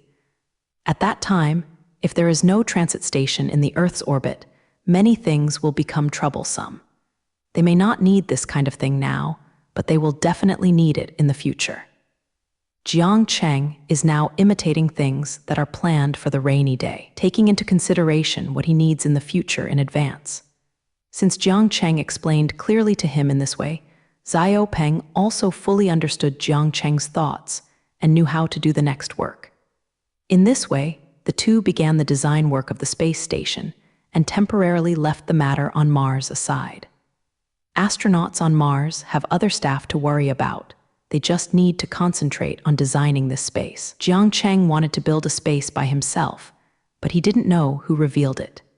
In this way, everyone knows that Jiang Cheng is preparing for the space station and has already started a substantial work. When everyone heard the news, the expressions on everyone's faces were written with a capital word for service. Now that everyone is dissatisfied with the water and soil, I am afraid they will only obey Jiang Cheng's ability. He said that he was going to build a space station, and he was ready to do it right away. This kind of courage was not included, except Jiang Cheng. The public's attention was once again attracted by Jiang Cheng, and everyone was waiting for Jiang Cheng's big move this time. Individuals can get everyone's attention with their every move. Perhaps only Jiang Cheng can do this. But this is also the effect Jiang Cheng has always wanted to create, and it is what Jiang Cheng has been working hard to do since his rebirth. A few days later, Jiang Cheng and the others completed all the design work and immediately began to arrange the manufacturing of the parts. This design work is not difficult for Jiang Cheng at all. It is a piece of cake at all. The relevant technologies of the space station are actually readily available. He only needs to consider the issue of future expansion and how much volume the existing technology can afford. The problem of expansion was solved quickly by Jiang Cheng, and he didn't waste much effort to get things done with a modular design. The problem of volume is not a problem for Jiang Cheng. He directly asked Lucy to simulate the operation of the space station in orbit. Then you can calculate the theoretical maximum scale of the space station under the existing technical conditions. After designing the construction plan of the space station, all that is left is the specific construction work. This part is what Xiao Peng is better at. The technical director quickly arranged several teams to manufacture different parts of the space station. The construction of the 773 space station is actually divided into 2 steps, which cannot be completed at one time. First, they need to make all the equipment and parts of the space station on the ground. Then all these things are transported to space, and finally the final assembly work is completed in space. Because the volume and weight of the space station are too large, a rocket cannot be transported at all. So in the end, we had to adopt the method of partial construction to let the astronauts assemble and splice in space. The construction of a space station is actually like building blocks. All the building blocks are made on the ground, and then the astronauts are asked to build up the building blocks in space, and finally a complete space station is formed. The manufacturing of parts and components has not encountered any problems, and Jiang Cheng's technical team is now very experienced in manufacturing such things. After the Mars landing plan and the construction of the Mars base, Jiang Cheng's technical team is very good at all aspects of aerospace. It didn't take long for Jiang Cheng's technicians to complete the manufacturing of all parts. The next step is the official start of construction of the space station, and a giant will soon appear on Earth orbit. Jiangcheng is preparing to start building the space station, and the people are also paying attention to Ruo at the same time. As soon as everyone heard that the space station was ready to begin construction, they turned their eyes to Los Angeles and cared about Jiangcheng's next move. Jiangcheng himself has not been affected by these concerns because he has become accustomed to this feeling and the feeling of standing under the spotlight. Everyone generally viewed Jiangcheng's actions with appreciation. Anyway, going to space is good for mankind as a whole, since Jiangcheng has already started to do it on his own strength. Even if you can't give your own strength to support Jiangcheng, you can't raise any objections. Anyway, Jiangcheng is all using his own money to carry out these plans, and even if others object, they can't say anything. Regarding Jiangcheng's space station plan, everyone discussed harmoniously. But at this time, another question about Jiangcheng appeared, and this question may not seem so harmonious anymore. Just when Jiangcheng was about to start building the space station, someone suddenly raised a question on the forum. As soon as this problem appeared, many responses were received, and many people joined the discussion on this issue. The topic on the internet about Jiangcheng is about what Jiangcheng can't do. The origin of this question is actually simple. First, a bored person asked a question seriously on the internet. Is there anything Jiangcheng can't do?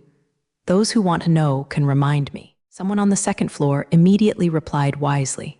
Jiangcheng can't give birth to a child. The problem is over. Drag away and replace it. Originally, the second floor thought that he had caught the loopholes in this problem and directly ended the problem. But soon someone jumped out to refute him. There is already the technology for men to have children, but it's not very mature yet. With Jiangcheng's strength in biology and medicine, it's not difficult to study a mature solution of this technology. He really can do it if he wants to have children. Obviously, the second floor is not very concerned about cutting-edge medical issues, so that men have children it is really possible. If Jiangcheng really wants to have a baby so painful, he can solve it soon by studying this technology.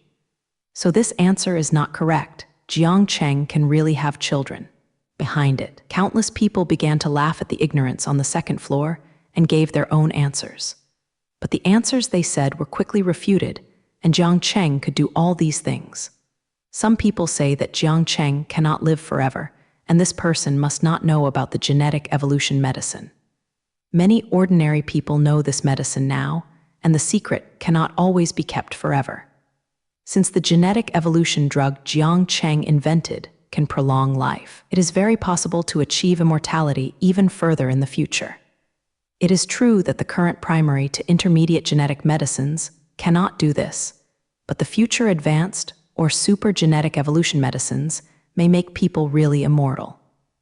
Things like immortality have been proposed a lot, and they are all things that cannot be achieved with current technology. But what cannot be achieved with current technology does not mean that future technology cannot. So as long as Jiangcheng really studies these things, it may not be long before he can do it. So this question really baffled many people.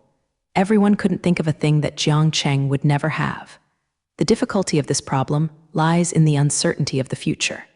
No one knows what kind of black technology will appear in the future that can solve things that are completely impossible to do now. When this problem gradually spread out, it became a very hot problem. Perhaps it's because Jiangcheng has always brought the image of omnipotence to everyone, so no one can really guarantee that there is something Jiangcheng really can't do. Some people put forward some things in the myth, hoping to prove that Jiangcheng is not omnipotent in this way. But soon someone suggested that our current society, when it was placed in the past, is the world in the myth. We can now go to every place in the world by plane, which was what gods could do in ancient times. Many ordinary things that we have now are God's creations when they were placed before. So no one can tell the future, because technology has infinite possibilities. There may be some things that can stump the current Jiangcheng, but it can't be hard to keep him. With the continuous advancement of human science and technology, there will be more and more opportunities for Jiangcheng to do, and Jiangcheng may really be omnipotent in the future. Regarding what Jiang Cheng couldn't do on this topic, the deity Jiang Cheng, who was busy with carbon, also heard the news. This topic is very hot now, and Jiang Cheng can sometimes listen to the whispered discussions of his technical staff. Even if Jiang Cheng didn't know about this kind of major topic involving the whole people, it would be difficult for Jiang Cheng. This time, Jiang Cheng's view on this topic is the same as last time. That is, people nowadays are too idle and boring, so Japanese letter will discuss such boring topics. Last time he discussed how high Jiang Cheng's IQ was on the internet. He himself commented on those who participated in the discussion. Anyway, he thinks that modern people may be idle, and Japanese letter will talk about such things all day long. For Jiang Cheng, he would always block such rascal things. So the question about what Jiang Cheng couldn't do did not affect Jiang Cheng himself. If he is busy arranging the construction of the space station, he has no time to manage those things. Now, the first batch of rockets has taken some parts and flew to the orbit of the space station. The first batch of Jiang Cheng launched in one go. It was a rocket with some materials and equipment and arrived at the orbital position of the space station. Of course, this first batch of 10 rockets is not all the rockets Jiang Cheng wants to launch, but only accounts for 1/10 of the total. In other words, the space station Jiang Cheng built this time actually required 100 rockets to provide what it needed. From this point, we can see how big this space station is, which means that it can only be built if so many rockets are used. Only Jiang Cheng's 30 rockets were used to build the Mars base. This space station actually used 3 times the number. Of course, the account cannot be calculated this way. This does not mean that the space station is 3 times the size of the Mars base. The main building materials for the Mars base are basically all made on-site on Mars, and all the equipment and machines carried in the past are so this space station is still not 3 times the size of the Mars base, but it's not a small man. The number of launches of 100 rockets for each project is the number of launches of the entire human race before. But now that Jiang Chengguang is building a space station, he needs to launch so many rockets.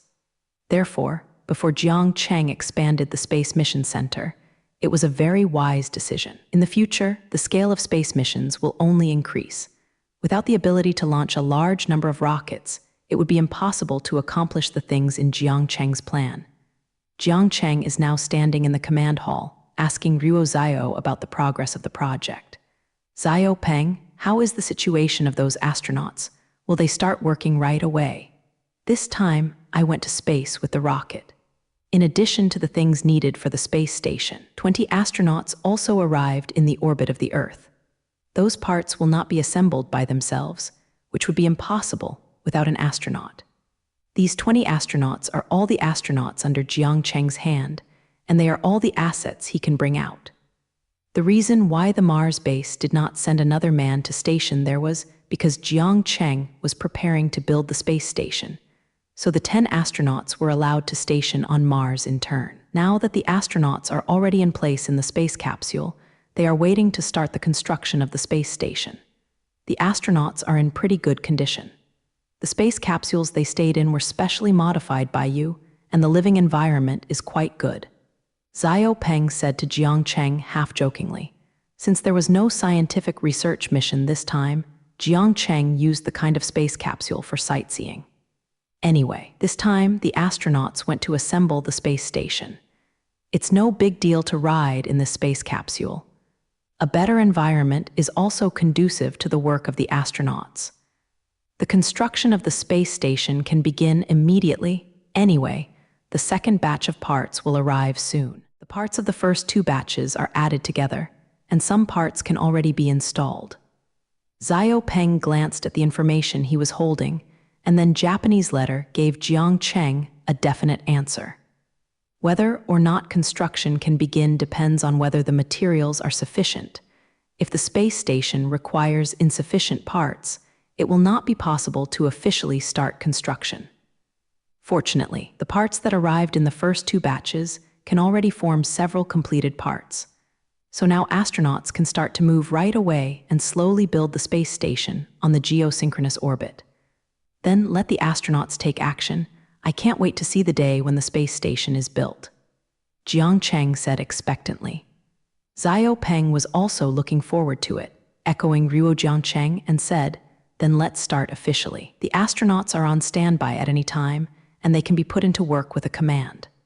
By the day our space station is completed, a giant will appear on the Earth's orbit. I really hope to see that scene right away." Peng is looking forward to the future scenes, when the Earth orbit will no longer be space-time.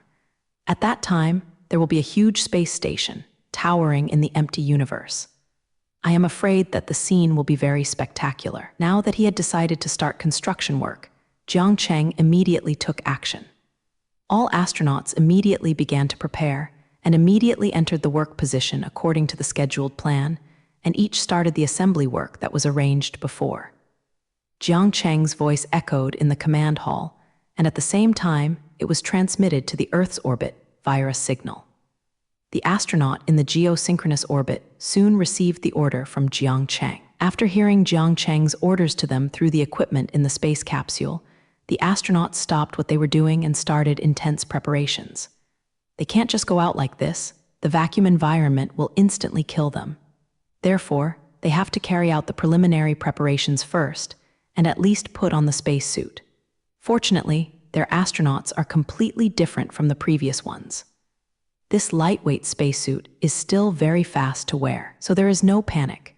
If they were wearing the same cumbersome astronauts they used to wear, they wouldn't be able to wear them at all in less than half an hour, and it was still with the help of others.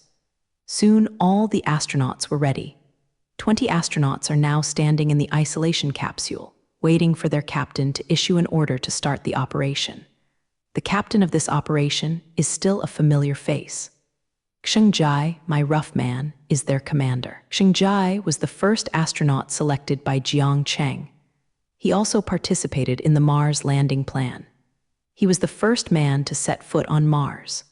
Because of his outstanding performance in the Mars landing program, he was appointed as the commander of all astronauts this time. In fact, not long after he came back from Mars, he was sent to participate in this construction operation. The other 2 astronauts participating in the Mars landing plan are all among the personnel in this operation. It can be said that Xing Jai and the 3 of them were squeezed by Jiang Cheng this time. I just came back from a place as far away as Mars, and then left the Earth before taking a long rest, and ran to the geosynchronous orbit to perform a mission. Fortunately, they are not too far away from the Earth this time, and their home is under their feet. The main reason is that Jiang Cheng really doesn't have a suitable person in his hands, otherwise he wouldn't use them like this. As the commander of this operation, Xing Jai must say something to everyone before officially leaving the capsule. I saw Xing Jela lowered the mask on his astronaut, revealing his thick-lined face. Then he glanced at the subordinates in front of him and said in a stern face, "I don't want to emphasize the importance of this mission anymore. I have repeatedly said it to everyone before coming up, so I hope everyone will show their best state to face the next task." Standing at the door of the space capsule, Xing Jai mobilized all the astronauts before the war. After he had explained all the precautions, he opened the door of the isolation capsule and then stepped directly out of the space capsule in one step. There is space outside the gate, and you can see the Earth under your feet when you lower your head. It is a wonderful thing to look at the Earth from this angle. You can see the scenery that you can't see at all. Xing Jai didn't care about the scenery under his feet, but opened a backpack-like thing on his back. The backpack-like thing he was carrying was a portable destroyer. There is no place to stay in space. Without this kind of booster, astronauts can only float in the universe and cannot even move their position. Soon some gas was ejected from the booster, taking Ruo Xing Jai towards the distance. After a period of spacewalking, 20 astronauts arrived at the mission site, which is the scheduled construction site of the space station. There are a lot of equipment and parts floating here. What they have to do is to assemble these things. Stand up. Xing Jai looked at the large number of parts in front of him and knew that their mission this time would not be easy. All these parts need to be assembled by them to become a whole. Although these parts have been specially designed, the difficulty of assembly is not very high, but it is not a simple matter to accomplish so many tasks in space. It seems that the time required for their mission this time is not short. You must know that these are only the first batch of parts, only accounting for about 1/10 of the total. Although this task was very difficult, Xingjai did not feel any fear. Since Jiang Cheng trusted him so much this time, he appointed him as the commander of this operation. He is going to take up the role of a commander, and if even he feels he can't do it, then this time the task is simply abandoned. Besides, Xingjai is not the kind of disposition that gives up easily, even if the task is difficult. He has to stick to it. Has arrived at the scheduled location, immediately began to perform the task according to the scheduled plan. Each team paid attention to the mission area they were responsible for and began to assemble the space station A1 area. After arriving at the scheduled mission location, Xingjai gave his men the order to start. Xingjai's order was conveyed to the ears of every astronaut through the equipment in the astronauts. All the astronauts started to take action. They were constantly traveling back and forth in space, busy as if they were responsible for their own affairs. The first thing they have to assemble is the A1 part of the space station. From this number, you can see how big the space station is. A combination of letters and numbers should be used to name the space station. How many areas after this space station, and what size has it reached? If you want to ask Jiang Cheng why it is so big, he may only tell you that this is already the result of control.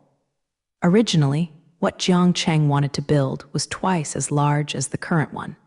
But the current technology could not afford such a large space station, so he had to reduce a lot of volume. This space station is more than just a space station. Jiang Cheng plans to expand into a spaceport in the future. If the space station is built too small, how could it be expanded into a spaceport?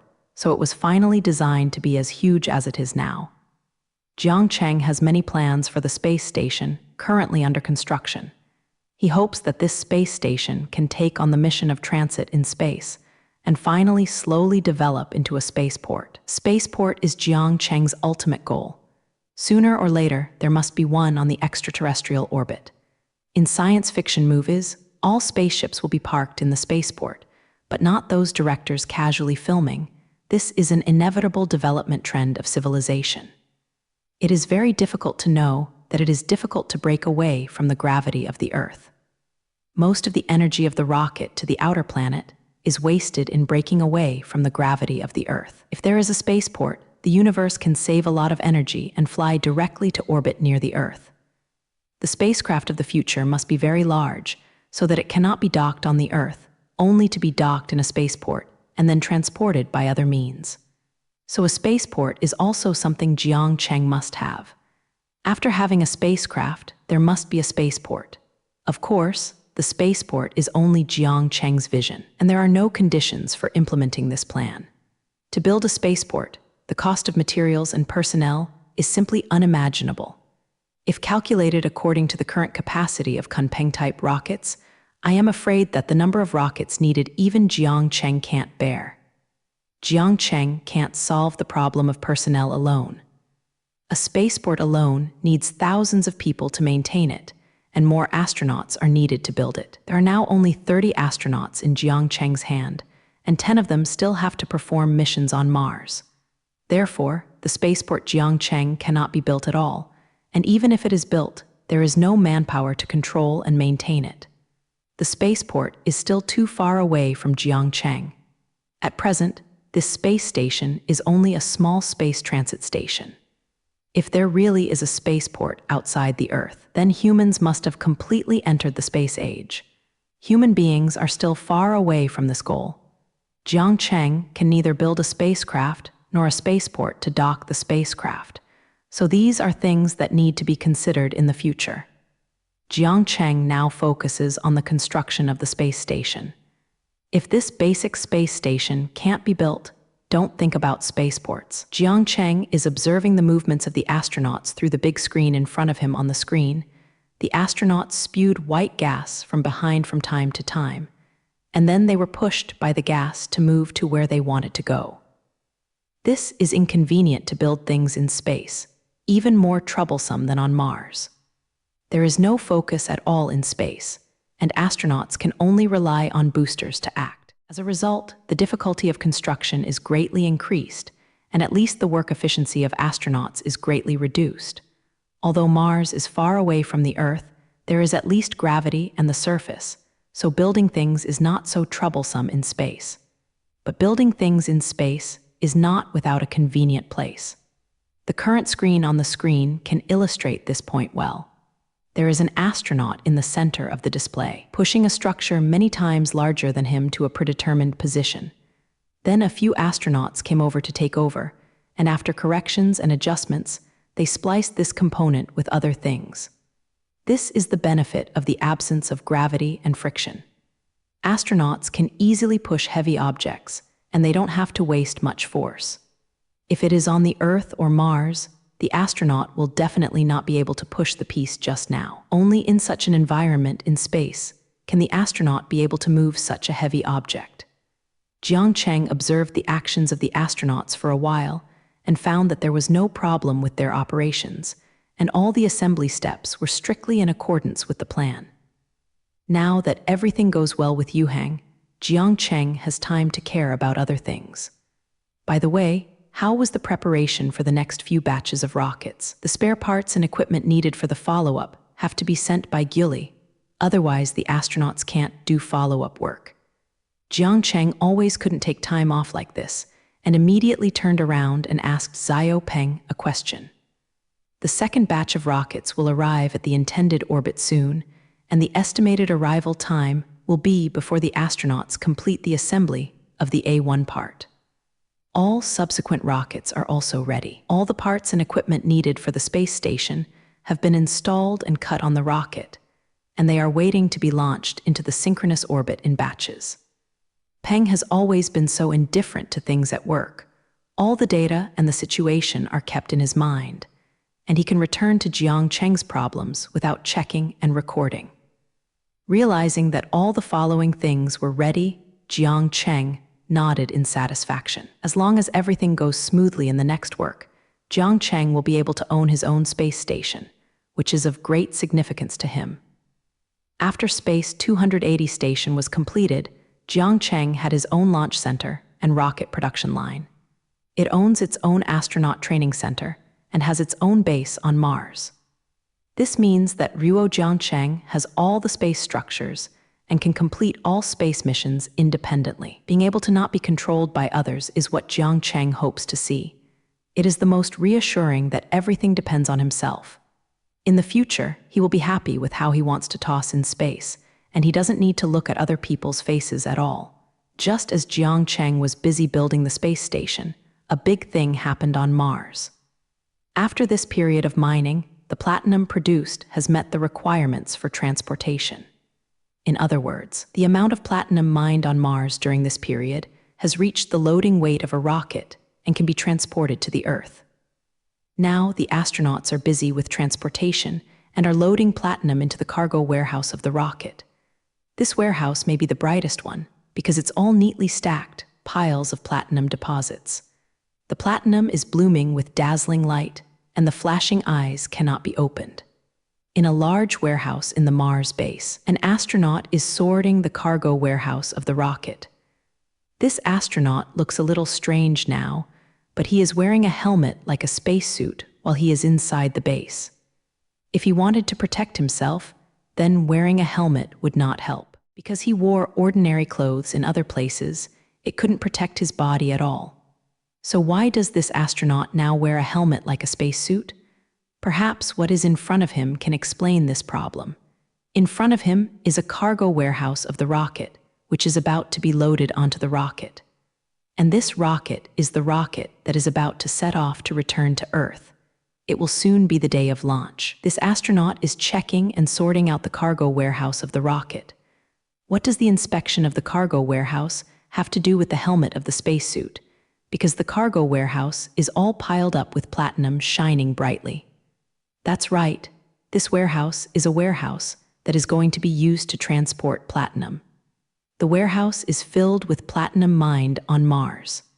This time, it is going to be transported to the Earth. Because the shining light of platinum was so dazzling that the astronauts couldn't work properly, so he had to put on the helmet of the spacesuit. If you don't protect your own eyes, the astronaut will not be able to inspect the warehouse. In places like Mars, he really couldn't find such things as sunglasses, and in the end, he could only use a spacesuit helmet to replace it. Fortunately, the helmet of the spacesuit has the function of shielding glare. Otherwise, the astronaut really can't help it. The astronaut climbed up and down inside the cargo warehouse, carefully inspecting the platinum key ingots stacked in Ryuo. While checking the stacking situation of these platinum blooms, he was still counting the number of platinum keys. It can be seen from his actions now that he is very attentive to this inspection. The main reason is that these goods are too scary, and he feels that no matter how careful he is, he will not be overly careful. Platinum is a more precious metal than gold. Anyone who sees platinum here will be scared to death. You can imagine that in a large warehouse filled with shiny platinum, everyone will be very careful when facing a scene like Rock the astronaut just behaved a little more cautiously, and he was fine without nervously forgetting his work. The value of these platinum ingot wheels can be extremely valuable, so he would be so careful in checking. He is conducting the last inspection before launch, and by the way, he will reconfirm the amount of platinum. This kind of work has been carried out several times, and the astronauts in the base are afraid that there will be problems with the platinum, so they check the situation of the cargo warehouse again and again. In particular, they must carefully check the quantity of platinum. There is a piece of platinum ingots here. You can't afford to sell them, so the quantity must not be wrong. After the last inspection, the astronaut finally climbed down from the platinum ingot. After leaving the shipping warehouse, the astronaut immediately took off the helmet on his head and then let out a deep breath. Some sweat slowly leaked from his head, and it seemed that the work just now made him a little tired. Checking these platinum ingots is not an easy task, mainly because the psychological pressure is too great. It is difficult for anyone to remain calm all the time facing this pile of platinum. Besides, there is too much platinum in the warehouse, and it is about to pile up into a hill. Climbing up and down these hills also consumes a lot of energy. He just climbed down from the Jinshin mountain, and it is normal to take a break. Using the term Jinshin to describe the platinum ingots in the warehouse is simply not appropriate. This is a golden mountain in the true sense, a mountain made entirely of platinum, without any rhetorical element in it. When the astronaut came to rest after taking a few breaths, he turned around and closed the warehouse again. After he locked the warehouse tightly, he was completely relieved. Responsible for organizing these platinum makes him very nervous, afraid of what is wrong with these platinum. Just after the astronaut finished his work, a middle-aged astronaut walked in from another room. This middle-aged astronaut is their team leader, responsible for managing their 5 missions on Mars. After seeing that Yuheng closed the cargo warehouse, the team leader asked him, "Letter 3005, last tidying and inspection work is over. How is the situation? Nothing went wrong, right, Tilda? This is the first batch of platinum we shipped back. If something goes wrong, it won't be easy to explain to the other side of the Earth. Just be careful." Their team leader was not very relieved of the goods and even came to ask about the situation. This can't be said that he was a little too careful. This is completely normal. Mining platinum is their most important mission on Mars, and it can be said that they are the biggest reason for staying on Mars. As the squad leader of this 5-person team, of course he should care about his own duties. This is the first batch of platinum they mined. If it can't be transported back to the Earth smoothly, his team leader's face won't hold. "Captain, don't worry, we have checked it many times, and this time, Nuoki and Zhao, there is no problem. Just wait for it to be shipped back to Earth." The astronaut patted his chest and assured his captain that this kind of inspection has been done too many times, and it is really impossible for any accidents to occur. It can be said that as long as there is no problem with the rocket itself, the platinum will definitely be returned to the Earth ornaments smoothly. It's fine if there is no problem with the inspection, mainly because the value of this batch of goods is too great, and it always makes me uneasy to put it in our base. It will be fine after the shipment is back, and I can sleep well. After the team leader heard the answer from his subordinates, he was a little relieved. After completing the last inspection, the rocket is ready to launch. The heading of the rocket this time is the Earth, It will go home with a lot of platinum. Jiang Cheng was sitting in his office, holding a pen in one hand and working hard to sign the documents in front of him. Holding a phone in the other hand, I was talking to the person on the other end of the phone. Hello, is it Xiao Peng? I'm afraid I won't be able to go to the Space Mission Center during this time. Zhang Manlin dragged me to the company to sign the documents. Yes, this period of time will not pass for the time being, and you will be responsible for the matters over there. Please contact me if you have any issues. While Jiang Cheng confessed to Xiao Peng on the phone, he had not forgotten the document he was signing. For Jiang Cheng, this kind of thing with one mind and two use is simply a basic skill. So he can guarantee that while he says things, the speed of signing documents under his hands has slowed down at all. Sitting across from his desk is our CEO Zhang Manlin. She is watching if her boss Jiang Cheng signs documents that must be signed by him. She looked at Jiang Cheng's two-mindedness. Although she was very dissatisfied with his current work attitude, she finally resisted not saying it.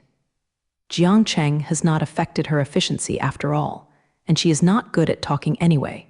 As long as Jiang Cheng finishes her work obediently, she doesn't care what Jiang Cheng has to do. The main reason why Zhang Manlin used the word surveillance in her current state was that she was really monitoring Ruo Jiang Cheng, for fear that Jiang Cheng would leave without paying attention. Jiang Cheng was too dashing some time ago. I don't know how long he has been outside, and he hasn't returned to the company to handle official business for a long time. Some time ago, Jiang Cheng went to Switzerland to accept the award, and then went to buy the Gulfstream company. He also bought a super large space station, by the way, but he never came back to care about the company. The files accumulated in the company were high again. Zhang Manlin couldn't help but drag Jiang Cheng back forcibly and kept guarding in the office, letting Jiang Cheng handle everything before she could leave.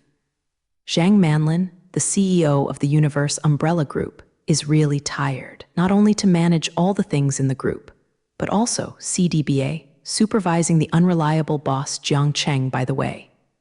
At this time, Jiang Cheng had already explained everything to Xiao Peng and was about to hang up the phone in his hand. He's going to concentrate on finishing the documents in front of him, and he will be liberated if he finishes it earlier. However, when Jiang Cheng was about to end the call, Xiao Peng's voice came through the phone. By the way, there is one more thing Jiang Cheng almost forgot to report to you.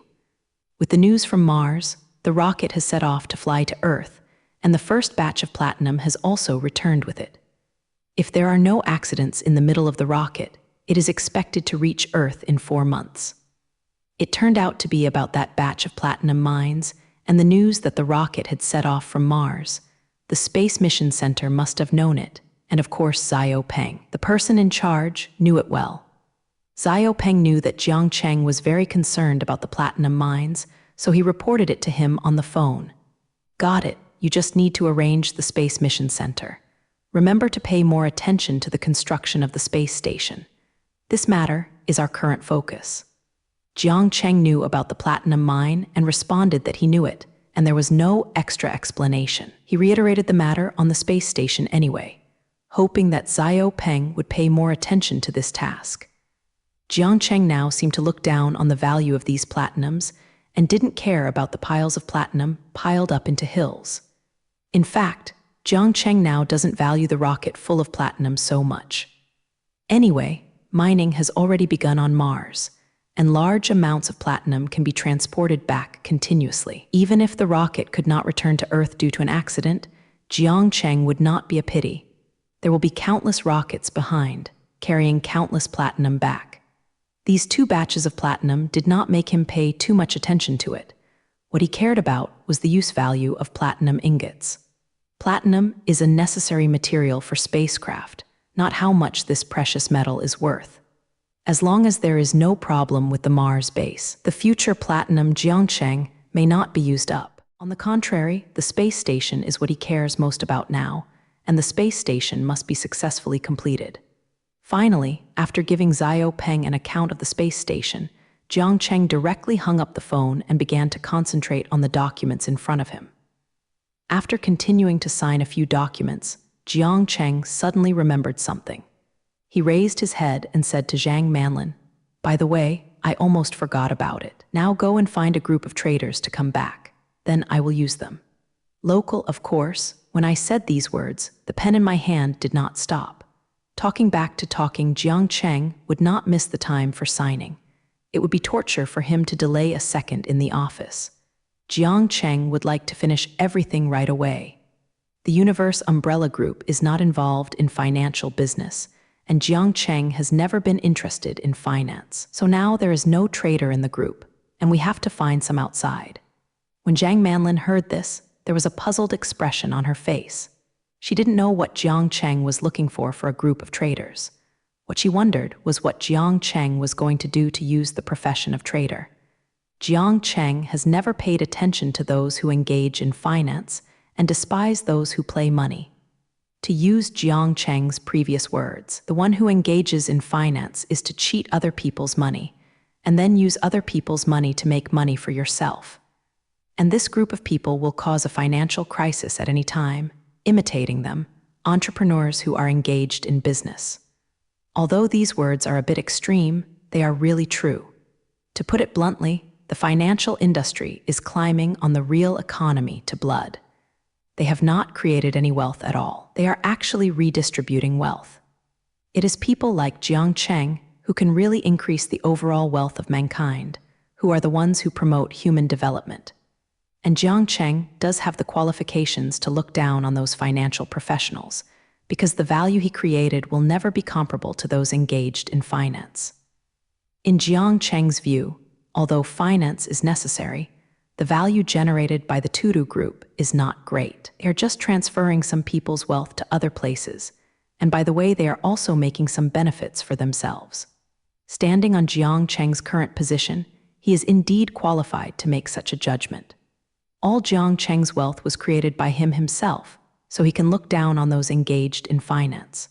But since Jiang Cheng has such an attitude towards leading the financial industry, why is it now looking for a group of traders to come back? Traders are those who are responsible for controlling the operations of the financial industry. All stock, futures, and funds are actually operated by them. This kind of profession is the exclusive profession of the financial industry, and they are not used in other places. Jiang Manlin is very clear about Jiang Cheng's attitude towards the financial industry, so she can't figure out what Jiang Cheng's purpose is. Stumped, my boss finally let go of his prejudices and wants to start Tilda dabbled in the financial field. Jiang Manlin was guessing Jiang Cheng's thoughts in her heart, and many thoughts were turned in an instant. If Jiang Cheng is really interested in the financial industry, she, as the CEO of the Universe Umbrella Group, is definitely in favor of it. The financial industry is a very profitable industry, and you can control huge amounts of funds at every turn. Basically, every large group company has to get involved in the financial industry when it develops. Otherwise, it cannot expand its scale. The Universe Umbrella Group can be considered a freak at one point. Their company has never been involved in the financial industry because of the preferences of its own boss. Moreover, there is not a listed company under the Universe Umbrella Group. Even if a listed company is acquired, it will be delisted. This kind of staying away from the financial industry appears to be unique among all large groups. No other group has ever been like this. After the group company has developed to a certain level, it needs the support of the financial industry to continue its development. Because these park companies need funds to expand their scale, they must at least go public to raise funds for development. This is an inevitable path for the development of a company, and basically no company can be exceptional. But the emergence of the Universe Umbrella Group broke this theorem, which can be said to be very unique. In fact, Jiang Cheng's group can develop to the present level without going public, relying on his products to make money too. Jiang Cheng's main products are very profitable, and they are all monopolistic industries. He has never raised funds from the outside world except for money from the bank at the beginning. Moreover, the bank's payment was paid off early, and there was never any external fundraising since. Because Jiang Cheng does not need external funds at all, the company's revenue has far exceeded the development needs. Now the cash in the company has already started to run out, where the support of the financial industry is needed to develop. Since Jiang Cheng's products can continuously bring him cash, then why does he need to go to those financiers? The Universe Umbrella Group is precisely because its own hematopoiesis can be too strong, so Japanese leather did not rely on the financial industry to develop to where it is now. This situation is very special, and it will almost never happen again. Unless there is another evildoer like Jiang Cheng, no one can replicate the path of the Universe Umbrella Group. Although the Universe Umbrella Group no longer needs to get involved in the financial industry, Zhang Manlin still wants to enter this field. With the funds currently owned by the Umbrella Group, if it enters the financial industry, it will surely be able to set off stormy waves. I don't know how much money it can make. Zhang Manlin never let go of this kind of thing that can improve company performance. So Zhang Manlin really hopes that Jiang Cheng will change her opinion and agree to her involvement in the financial industry. When Jiang Cheng saw Zhang Manlin thinking there, he knew what she was playing. Pay attention. Soon Jiang Cheng used ruthless words to break the beautiful illusion of his own CEO. Jiang Cheng temporarily stopped the work in his hands and looked at Zhang Manlin and said that I asked you to find a group of traders to come back. Does not mean that we are about to enter the financial field. This time, I actually saw an opportunity to make money, and I was ready to make a fortune. After this time, we should not touch this industry. My view of the financial region remains unchanged, and these people are still worthless. Actually, I thought that the last sum of money was just an incidental goal this time. My real purpose is to tease the financial gang. After Zhang Manlin heard Jiang Cheng's answer, not only did she not clear up her doubts, she started to become a little confused anyway. What do you mean by wanting to molest? Play with those who are engaged in finance and make some money by the way. It is difficult for Jiang Cheng to think that the financial industry is so simple. He can control this industry with any shot. You must know that the financial industry is very professional. Although sufficient funds are also capital, if the operation is not good, there is not enough money to compensate them. If you are unlucky for such things as stocks and futures, tens of billions of funds will be evaporated in an instant. Zhang Manlin didn't doubt Jiang Cheng's purpose because he was such a wayward person. Anyway, Jiang Cheng has always seen people in the financial industry upset, and it is normal to want to take action to teach them. What she really wondered was why Jiang Cheng was so confident that she could say that she could make money. With Jiang Cheng's IQ, it is impossible not to know how deep the water in the financial industry is. Is it unwise to rush to do this kind of thing? Jiang Cheng found that Zhang Manlin was still staring at herself in confusion and could only helplessly continue to explain. Well, I am actually going to enter the futures field and play a game, because I am 100% sure that I will be able to make money in futures. That's why I suddenly remembered to play and tease those futures speculators while making money. Jiang Cheng's confidence in controlling the futures market actually originated from the call he just hung up.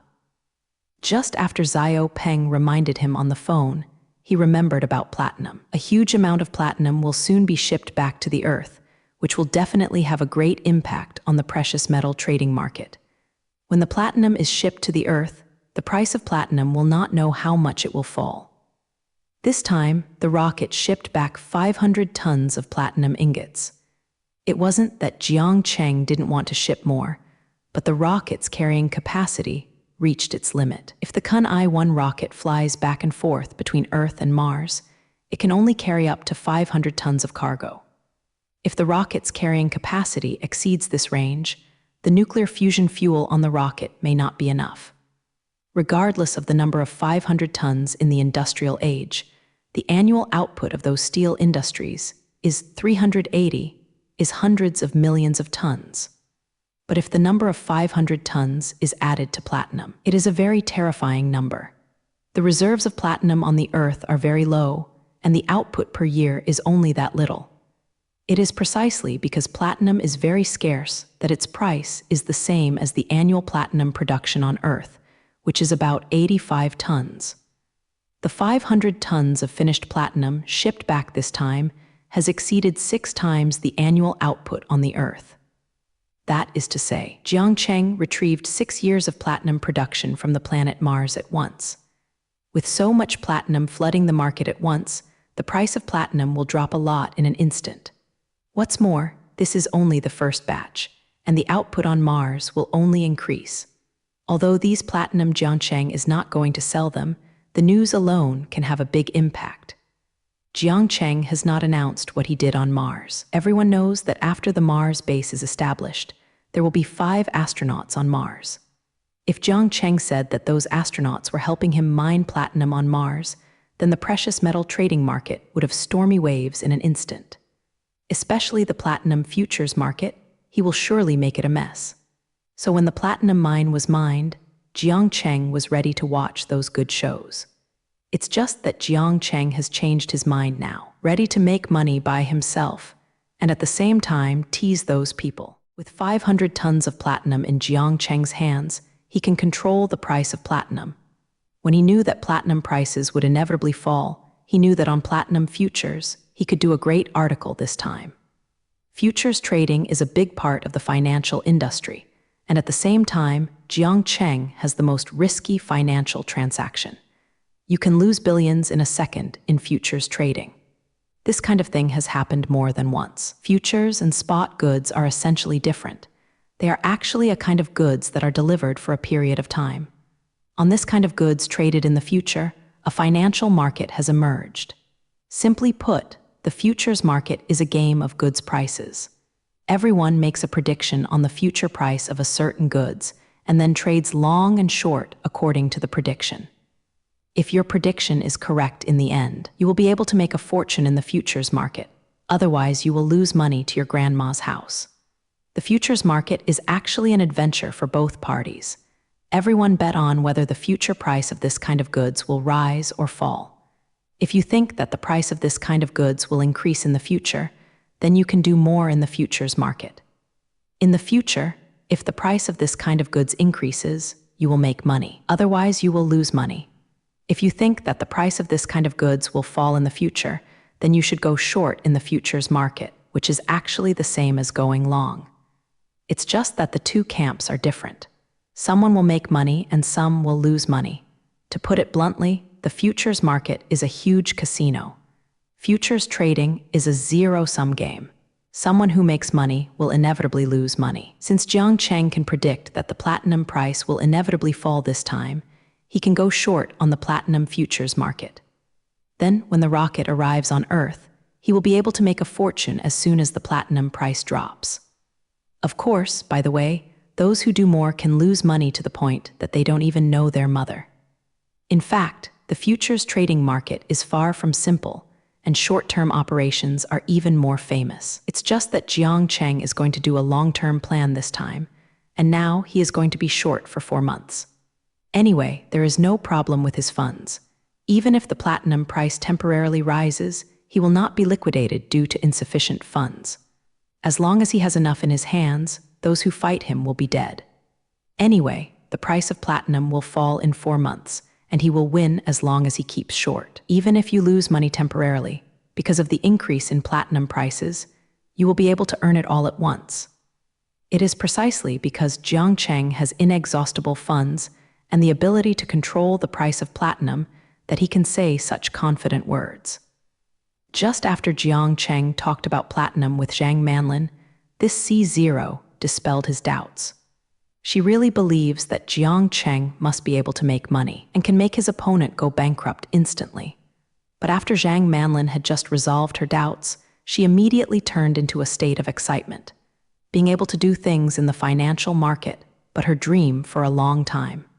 This time, she was able to trade futures without losing, and she had no need to say what she expected in her heart. Then, you should be busy signing the documents. I will take care of the trader's affairs immediately. I will definitely find the best trader for you. This time, we must make a good profit. Zhang Manlin left Jiangcheng's office as soon as she finished speaking, but she still did not forget her responsibilities.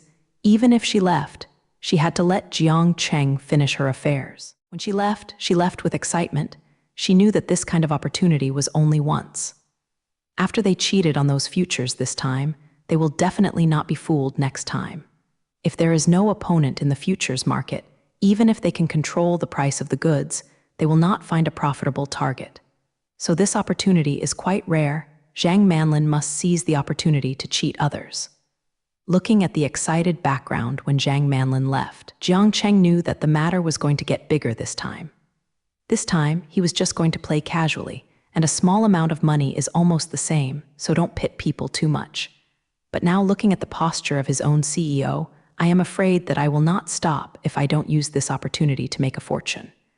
The futures market is a typical zero-sum game. The more money on his side, the worse he will lose. From Zhang Manlin's current state, we can know that she is ready to make a big deal this time. I don't know how many hedge funds will go bankrupt and how many people will go to the rooftops. As Jiang Cheng continued to deal with his documents, he began to mourn for others in his heart. It can be foreseen that this time his action to enter the futures market will definitely cause a lot of blood, and he will not agree to a big kill of Zhang Manlin. Jiang Cheng also knew that once his own CEO got up, even he couldn't help it. Hey, why the trouble is so big, I hope those people won't cry too miserably by then. In the end, Jiang Cheng could only sigh helplessly, and then continue to struggle against the file in front of Ruo. Anyway, those futures will not die and don't care about him. If more people like this are killed, maybe he will be very happy. Jiang Cheng spent a peaceful day like this, staying in the office and signing for the day. But what many people don't know is that the financial market will soon be unstable because Jiang Cheng is going to make a big shock in the futures market. Those who are busy trading futures do not know that a big crisis is approaching. A tiger will soon enter their flock of sheep and eat the lamb in front of them. Jiang Cheng, the fierce tiger, will soon show his fangs and pounce on the futures market.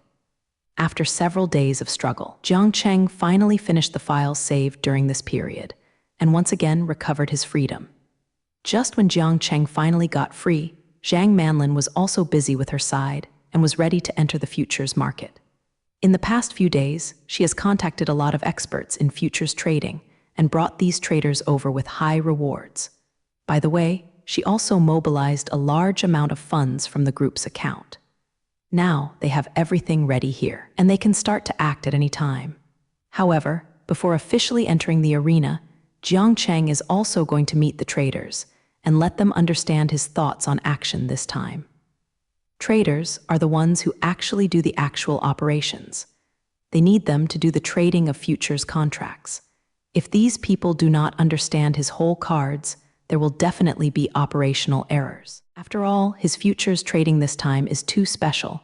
It is completely different from ordinary futures trading. 100% sure about the platinum price. After 4 months, it will fall sharply. No one has ever been able to do this kind of thing. Since Jiang Cheng's whole cards this time are completely different from the usual futures trading, the specific operations must be different. Jiang Cheng saw the trader recruited this time in his office. These traders come from different home countries and ages. Although their skin color and age are different, they are all top figures in the industry. Jiang Cheng started his own speech this time to these experts in the futures field. This time our main goal is the platinum futures trading market. We are preparing for a long-term operation. That's why we called you over. I hope you can do a better job this time, and you can get more shares by then. When he came up, Jiang Cheng said some words of encouragement, which is also a habitual action of the superiors. However, those traders are not that easy to fool, and the people who can mix in this industry are all extremely smart people.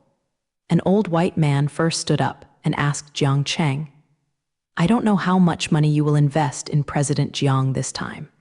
We must change the corresponding trading strategy according to the specific situation." It seems that this old white man is the most promising among them, so he talked with Jiang Cheng as a representative. "You are Oliver. I know your deeds. Once you made $100 million in one night, the funds you controlled were as many as several billion $. Jiang Cheng had the information of all of them, so he called the old white man's name in one go. He adjusted his sitting posture and then continued, "But our handwriting is far beyond your imagination, far more funds than you previously controlled. Don't worry about financial issues. No one in this world has more money than me, so you can do it without worrying about being forced to liquidate." When Jiang Cheng said this sentence, he took it for granted. The few traders sitting across from him didn't show any doubt about this. Because Jiang Cheng is now the richest person in the world, there is no need to discuss it. Some time ago, Jiang Chengyu just started the construction plan of the space station, and it is still a super large space station. Even people who can afford things like the space station don't have to doubt the money in their hands. Oliver became relieved when he heard Jiang Cheng's assurance, and the others also appeared happy when they heard Jiang Cheng's words. These top traders, they value the funds in Jiang Cheng's hands before agreeing to Zhang Manlin's invitation to join this action. Being able to control massive amounts of funds for futures trading is also an honor for their traders. To measure the qualifications of a trader is to see how much money he has in his hands.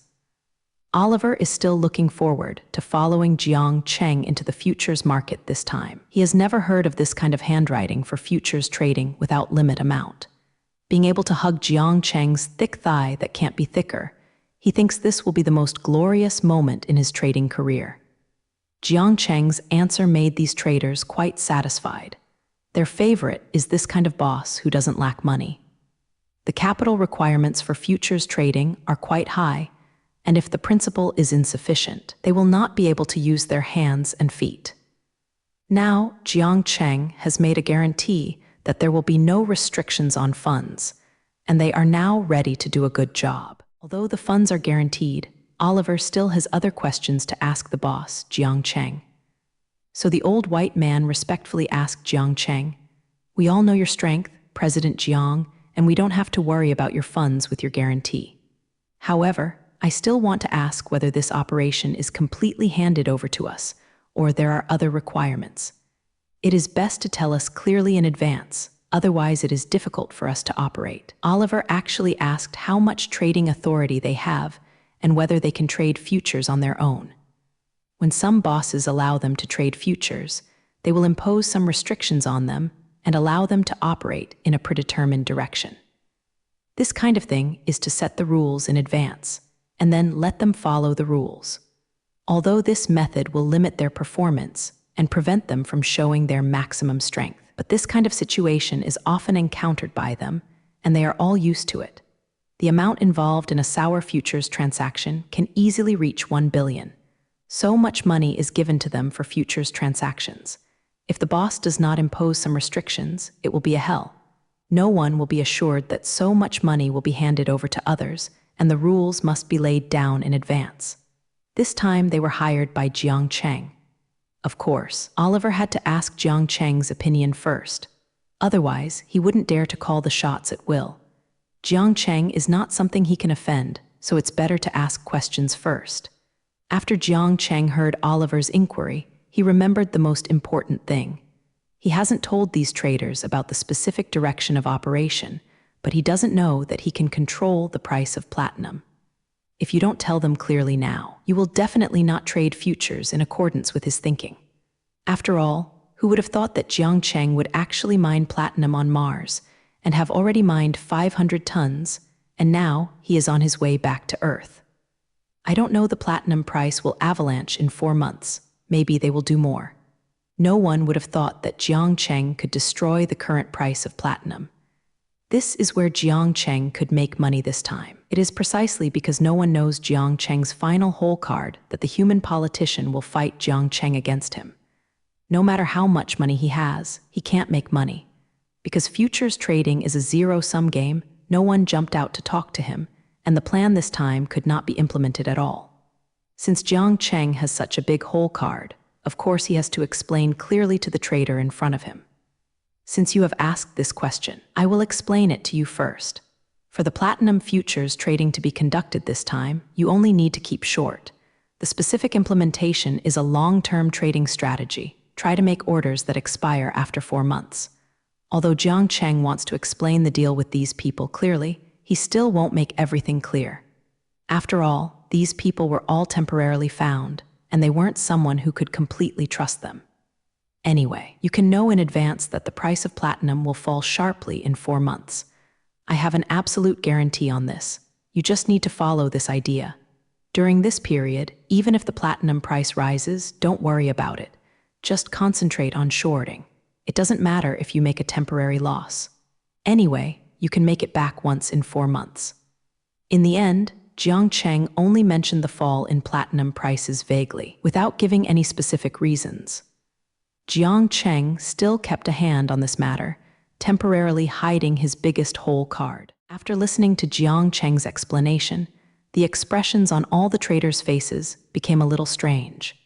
It was the first time they heard of such a request, and it was nothing to let them go short. It might be that Jiang Cheng felt that platinum prices would fall in the future. It is clear that the time for the price drop will be 4 months later, and there is no need to worry about the intermediate price increase. They couldn't figure out how Jiang Cheng made the judgment. For what reason, Jiang Cheng can be sure that the platinum price will drop by a big margin in 4 months. If you just say some general predictions, and the general trend of the future is not a big deal, this may only be a prediction of the future industry.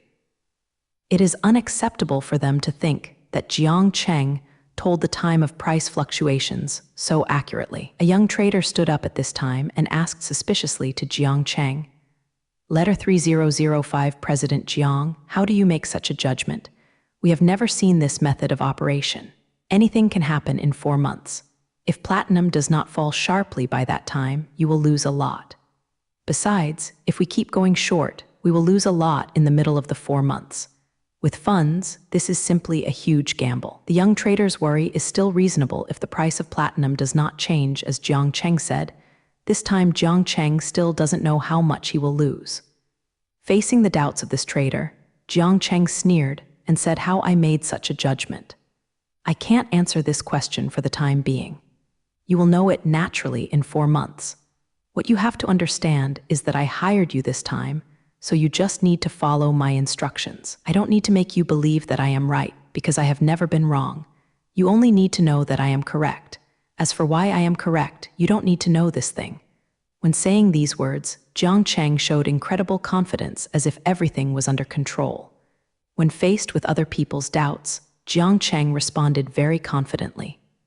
When Jiang Cheng said this, he unconsciously brought a trace of the aura of a superior person. The current Jiang Cheng has long been different from before. Jiang Cheng, who has been in a high position for a long time, has now developed a kind of superior aura. When he just spoke, he accidentally showed this kind of momentum. The young trader who questioned Jiang Cheng didn't know if it was taken from Jiang Cheng's aura or because of other reasons. Japanese letter SUDDENLY. I was shocked on the spot. His face turned pale when he was frightened by Jiang Cheng's words, and his hands and feet slowly began to tremble uncontrollably. At first glance, he knew that the young man was frightened by Jiang Cheng and stood there completely blankly. Jiang Cheng just showed a slight dignity, which caused the result like this. It can only be said that this is a bonus effect brought about by Jiang Cheng's status. Now that Jiang Cheng's status is comparable to that of a small trader, how can he let him question it like that? May also be that this young man's CV is not enough. Japanese letter will be frightened by Jiang Cheng. Oliver, who was standing next to the young man, immediately stood up when he saw the scene like this. "President Jiang, don't be angry. He is just young and ignorant, so he offended you just now. Please don't take it to your heart. He is just worried about the loss of your wealth. The starting point is actually good. This is just his professionalism as a trader. We always give priority to the risk of asset transactions." As soon as Oliver came up, he started to round the field. After hearing this, Jiang Cheng's face became better. In fact, Oliver didn't want to come out at this time. He had already seen that Jiang Cheng was a little angry, so don't let yourself in and lose money. However, among these traders, the oldest and the most prestigious person, at this time he had to stand up again. Oliver accompanied Jiang Cheng with a smile while scolding the young man for being ignorant. People Jiang Cheng has already said how to do it, so they just do what Jiang Cheng said. Anyway, this was what Jiang Cheng told them to do, and it would not be their responsibility to lose money. This is why the young man would say that when he had no experience. He didn't look at other people even if he didn't understand Jiang Cheng's actions. But no one spoke. Although someone had just been questioned publicly, his face was a little uncontrollable, but Jiang Cheng quickly calmed down. Jiang Cheng talked about it and said, "Well, you just need to follow my instructions and do it. What I said is still very useful. I said that the price of platinum will fall in 4 months, so it will definitely fall. You just need to rest assured to operate. This time you will certainly not smash your sign. He knew what these traders were worried about, so he gave them reassurance. What these traders worry about is that they will lose money at that time, which will have a bad influence on their reputation. The most important thing to evaluate a trader is to look at his performance. No one wants to hire a trader who often loses money. It is said that these traders will have some worries and fear that they will lose money if they follow Jiang Cheng's ideas. Jiang Cheng has come out and promised these traders. Of course, Oliver has to come out at this time. Oliver said respectfully to Jiang Cheng, "Since you have said so, President Jiang, then we will proceed according to your ideas. I know that Jiang Cheng, you are not the kind of arrogant person. You must have your own certainty to do this, but it is not convenient to tell us. So I will not go into this issue. I will only do my job well." After hearing Oliver's words, Jiang Cheng showed a very meaningful expression. "It seems, Oliver, you are a smart person, and dealing with smart people is easy. As long as you can understand, I can rest assured that the futures are handed over to smart people like you. I won't talk nonsense about other things. Go down and prepare for your formal entry." It seems that Oliver is a wise man who has guessed the real situation. Oliver must think that Jiang Cheng has a way to control the price of platinum, so that's why they let them trade futures in such a strange way. In Oliver's heart, Jiang Cheng is an extremely smart person, and of course he will not make a loss. Since Jiang Cheng asked them to do that, there must be something special in it. That's why he said something like this, but he didn't say it thoroughly either, just mentioned it vaguely. From this point, we can see that this Oliver must be an old fox, and doing things so smoothly must not be a simple entry. Oliver looked at the arc of Jiang Cheng's mouth slightly and exchanged a tacit smile with him. "Since you can trust me, President Jiang, I will not let you down this time. Then we will go down and prepare, and soon we can officially start futures trading." After Oliver finished speaking these words, he took the trader and left directly. They have to do some preliminary preparations, and then they have to enter the market with a large amount of money. Long-term futures trading that lasts for 4 months is not an easy task, and it will not work without a good rest. Futures trading operations cannot tolerate any mistakes, and the loss caused by one mistake may reach hundreds of millions of dollars. Therefore, they must stay awake at all times in the futures operations and not be able to make any mistakes. Maintaining a high concentration of energy for 4 consecutive months, this is also a great test for several of their traders. It must be an uphill battle. They must be prepared properly. After these traders had cultivated their spirits, they took the massive funds provided by Ruo Jiangcheng and directly entered the platinum futures market.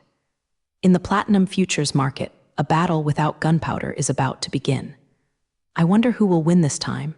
To the east of the famous St. Paul's Cathedral in London, there is a very prosperous area. There are tall buildings and narrow streets, and there are countless large international companies. The interior decoration of the building here is very luxurious. It can be said that it is a place with a lot of money. The people who come and go here are all successful people in suits and shoes. They all work in nearby buildings. The breath of money is ubiquitous in this tightly packed place because it is the oldest stock exchange market in the world and the oldest gold exchange market in the world. These glorious histories show the status of this place, and of course, now it also contains countless opportunities because this place is the world's largest foreign exchange trading center and the world's largest financial derivatives trading market. This is London Financial City, a place full of wealth. Every day here can be a miracle of wealth, and countless people yearn for everything here. Everyone who can work in London Financial City is basically an elite. Because there are many opportunities here, it depends on whether you can seize it. From time to time in London Financial City, you will hear the legend of getting rich overnight, because it is not an isolated case that a financial transaction made hundreds of millions of dollars. Of course, the tragedy of bankruptcy and suicide often occurs here, and those who fail to invest will appear after a while, after jumping off the rooftop. The financial market is so weird and unpredictable, but those who can understand the context a little can make countless money here. Whether you can catch the slightest opportunity in the financial market and become the last winner of Xiaodao depends on everyone's opportunity and actual strength. Today, London Financial City welcomed a group of new guests. I don't know what the ending is waiting for them. Oliver took several other traders and came to London Financial City. As soon as he saw the familiar buildings in London Financial City, Oliver couldn't help shouting, Oliver is back again. This time I will be successful. This time Lever had great confidence in success because he believed in Jiang Cheng's guarantee. Knowing the turbulence of platinum prices 4 months later is his biggest bargaining chip this time. Although he didn't know exactly how Jiang Cheng did it, he knew that Jiang Cheng would be able to do it. Because the name Jiang Cheng means success, and this time, Oliver will follow Jiang Cheng to success. Oliver believes that after this big deal, he will become the most successful person in the futures market, even comparable to those legendary names. Legends in the financial sector, such as Thoros and Baphite, are the goals of Oliver's struggle. London Financial City is the world's largest futures trading market, as well as the main precious metal futures trading market. Oliver wants to trade platinum futures, and of course they have to come to London Financial City. Although the technology is so advanced now, remote trading operations are completely possible. But Oliver still insisted on coming here to operate, so he took people to London Financial City. He feels that only here can he feel the taste of money, which can keep him clear in the transaction. Oliver walked into a building with a few others. The 12th floor here was their temporarily rented office, and the place where they would stay for the next 4 months. You are responsible for collecting the latest information on the precious metal market, not only about platinum, but also other precious metals. You go to contact the people in the precious metal trading market and ask them to open us a VP trading account with the highest level. We are really not bad money this time. We are qualified to enjoy the best VP treatment, and we can also make some demands with the market. After walking into the office that had been prepared a long time ago, Oliver began to arrange other tasks. Oliver was appointed by Jiang Cheng as the leader of this mission and can direct others to do things. This old white man's hope was sufficient, and he was appointed by the boss Jiang Cheng. Of course, others would follow his arrangements and dare not have any different opinions. Under Oliver's arrangement, the other traders began to get busy with their tasks. They are preparing to officially enter the market today, and the platinum futures trading market cannot be quiet from this moment on. Soon Oliver and the others opened a trading account. Sure enough, as Oliver just said, they got the highest level VIP trading account. This kind of VIP trading account can get a lot of additional benefits, of course. The price is quite high, a deposit of more than $1 billion must be paid. And finally, you can get the highest level VIP trading account. The money they brought this time is far more than 1 billion US dollars, and of course they can easily get this kind of treatment. Start to open a position and immediately open a short order on the market to short the platinum futures. When operating, be careful, don't let people notice our intentions right away. It's best to do it more secretly at the beginning. It is better to keep a low profile when we are just beginning. Soon Oliver started trading in futures and commanded to operate on the computer. He is going to adopt a conservative strategy at the beginning, shorting platinum futures. Although Jiang Cheng has guaranteed that the platinum price will fall, he is still ready to test the water first to see how platinum futures are going. It can be said that the futures market is very cruel, and they are fighting all the time. He is going to touch the bottom of those opponents first, and then enter on a large scale. Oliver is very good at this kind of trading technique, and it is also the capital he can cross the futures market. Oliver is much better than Jiang Cheng for the specific operation of futures trading. Otherwise, Jiang Cheng would not come to him.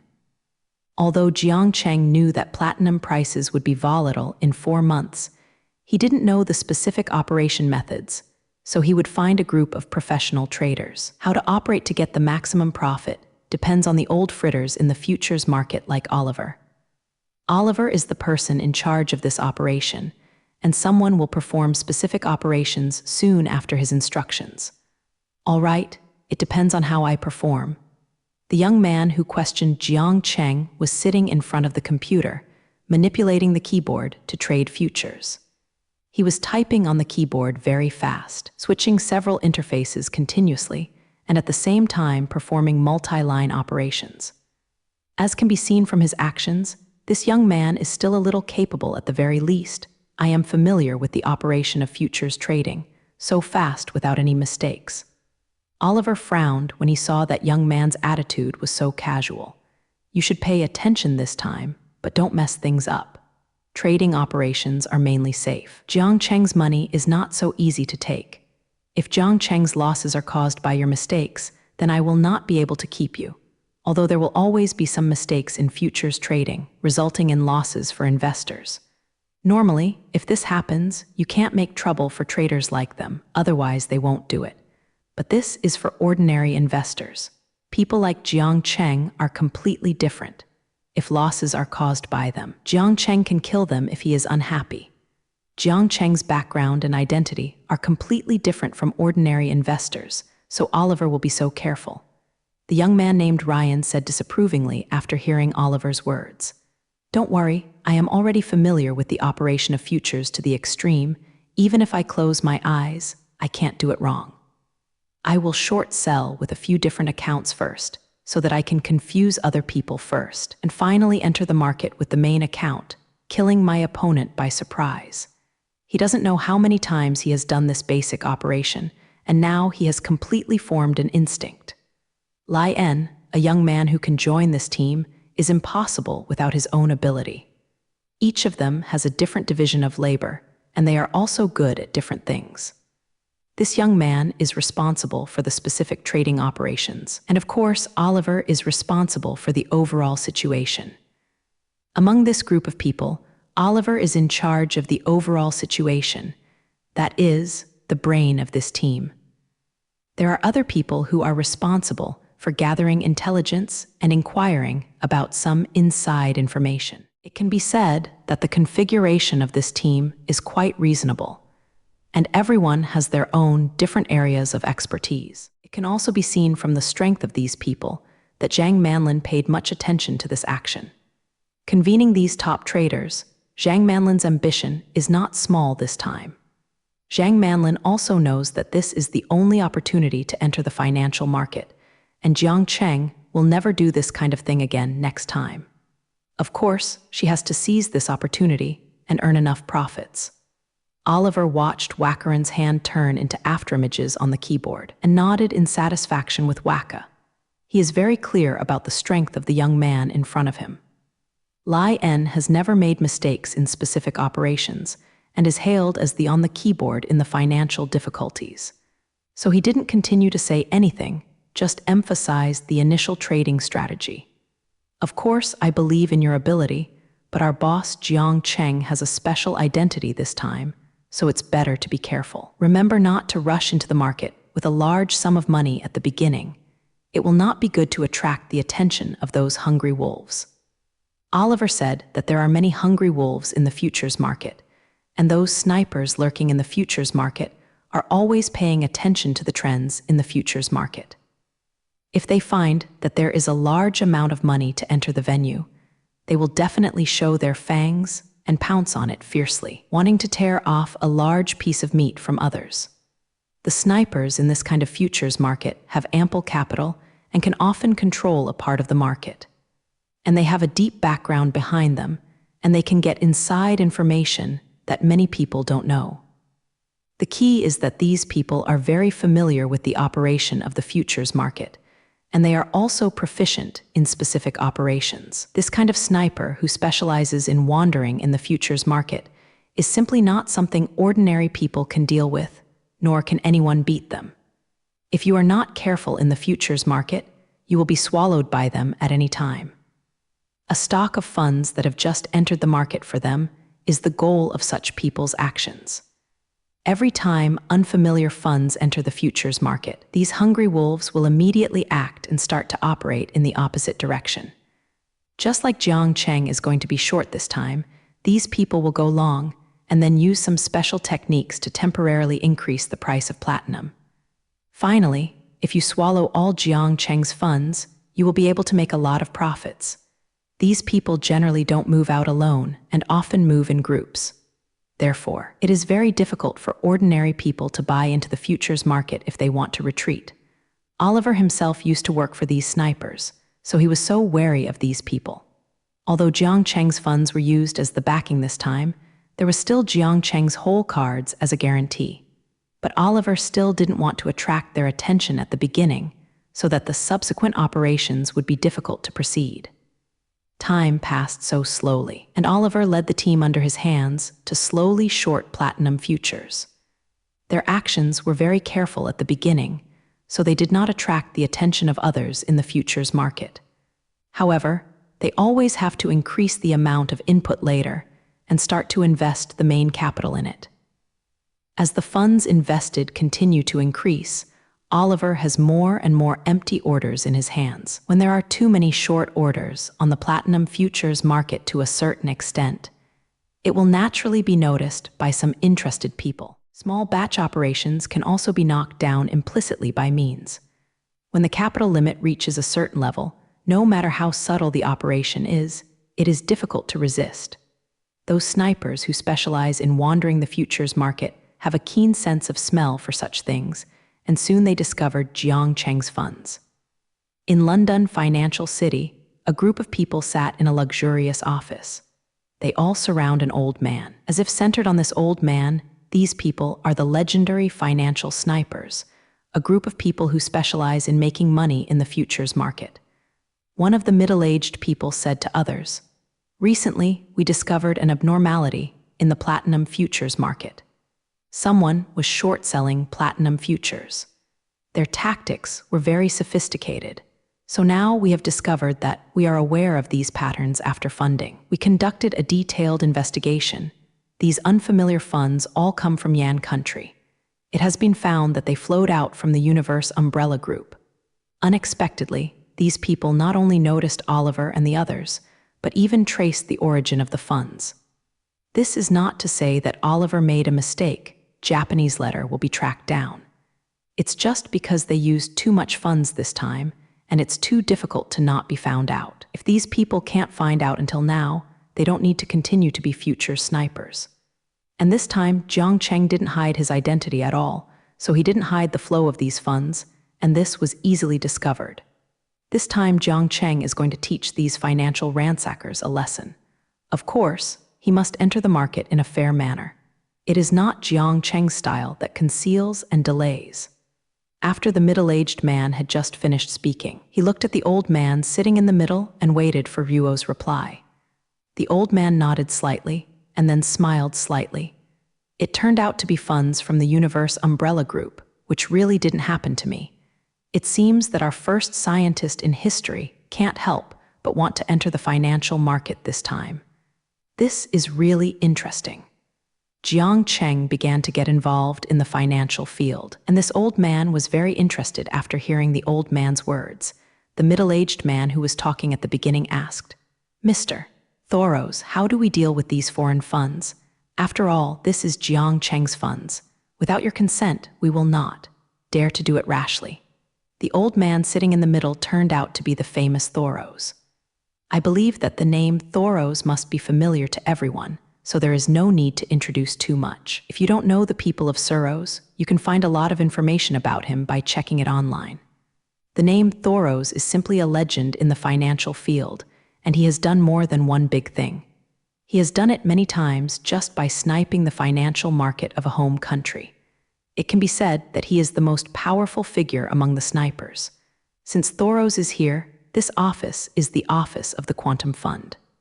This time, the person eyeing Jiang Cheng turned out to be Thoros' Quantum Fund, which is not very good news for Liver and the others. The Quantum Fund under Thoros' past record is really brilliant. Basically, it is an invincible existence. It is difficult for their opponents in this group to end well in the end. I don't know whether Jiang Cheng is lucky or unfortunate this time. Fortunately, he is not afraid that no one can fight him this time. The Quantum Fund is definitely a powerful opponent, allowing him to make a lot of money. Unfortunately, the strength of this opponent is a bit strong, arguably the strongest person in the financial market. Thoros, who was sitting in the middle, did not immediately answer his subordinate's question, but thought about Jiang Cheng. I am quite familiar with Jiang Cheng's deeds, and I have also analyzed Jiang Cheng's development trajectory.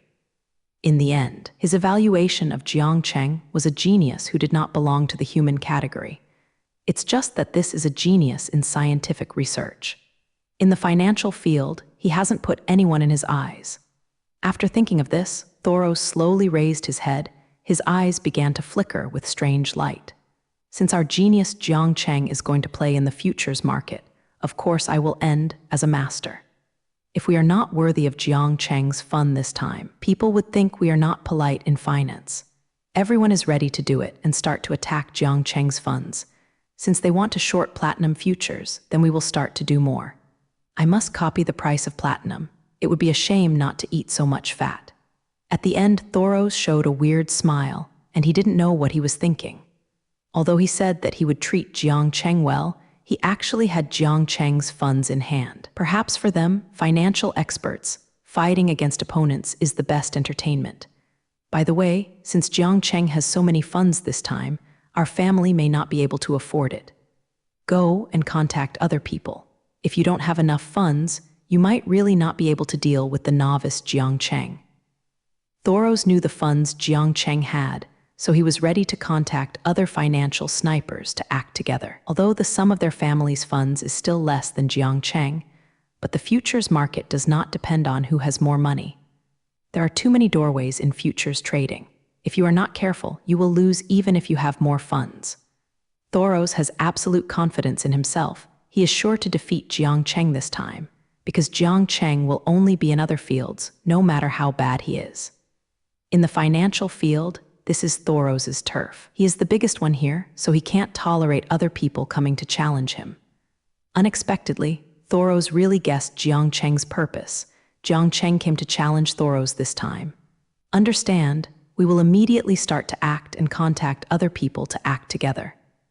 A trader of Quantum Fund said, Thoros Quantum Fund has officially joined the game and is ready to divide a victory with Jiang Cheng. I don't know who will have the last laugh in this futures battle.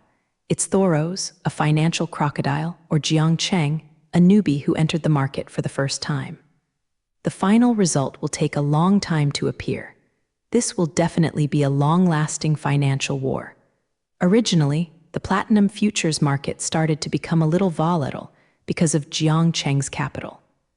Jiang Cheng was constantly shorting platinum futures, and Oliver led the staff to continue to absorb the short orders in the market, which immediately changed the originally balanced futures market. Oliver's actions were relatively cautious at the beginning, so the impact was not too great. After they began to invest a lot of money here, a large number of empty orders appeared on the entire platinum futures market. These empty orders were all released by Oliver, which had a great impact on the price of platinum.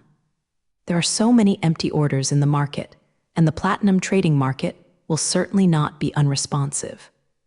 The international precious metal trading market is very sensitive, and any impact will cause price fluctuations. Under the pressure of these short orders, the price of platinum quickly began to fall.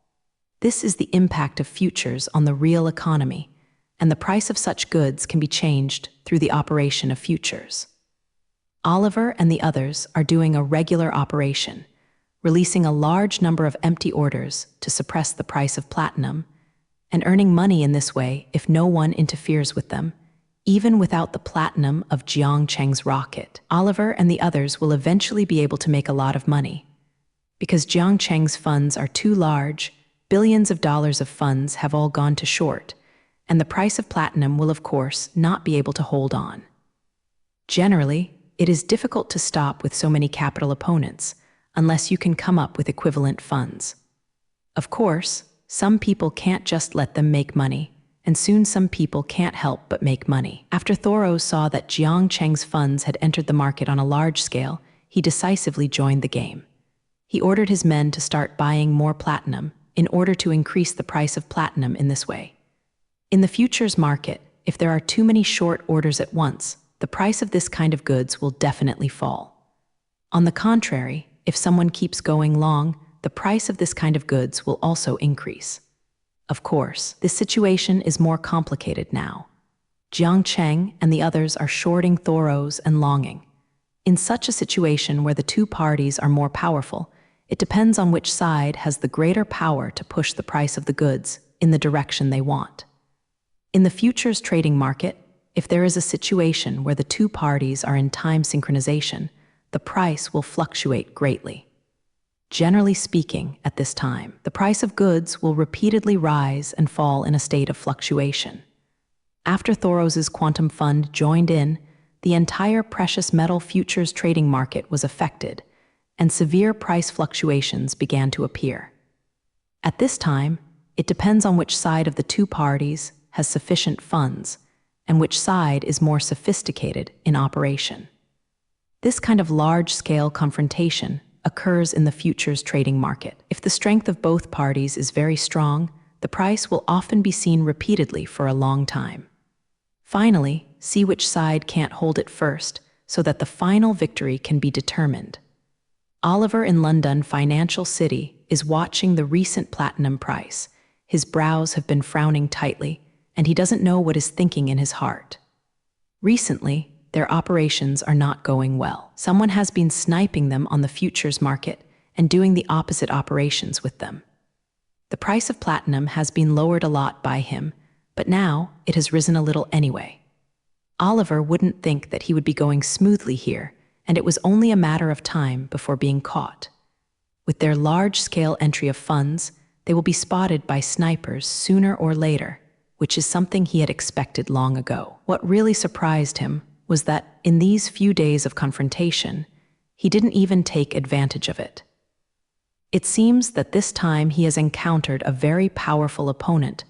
The opponent's strength in all aspects is very strong, even more powerful than him. Now Oliver is studying, who is antagonizing them this time and wanting to eat their money. It seems that we were targeted by Thoros this time. I am very familiar with this trading technique. This is definitely done by the people from the Quantum Fund. After a long time, Oliver was right next to Ruo, said the person. After discovering that his opponent was Thoros this time, Oliver's face became ugly. The success of the name Thoros is so great that the financial genius has defeated countless opponents, saying that he is not afraid that it is just a lie. Letter 3005 ITS really bad luck. Isn't Thoros seldom make shots anymore? How come we will be here this time? After hearing Oliver's judgment, Rian patted the keyboard in front of her forcefully and said, "In the past few days, Lai En, the young man, can be said to have been quite unhappy. His operations on the futures market basically did not have much effect. This made him feel a deep sense of frustration, as if he couldn't get it out of strength. At this time, the middle-aged man responsible for collecting intelligence said to Oliver, "After Thoros joined this battle, the situation immediately became complicated. It is important to note that Thoros still has many allies, and that group is not easy to provoke, good king." The atmosphere in the office suddenly became solidified.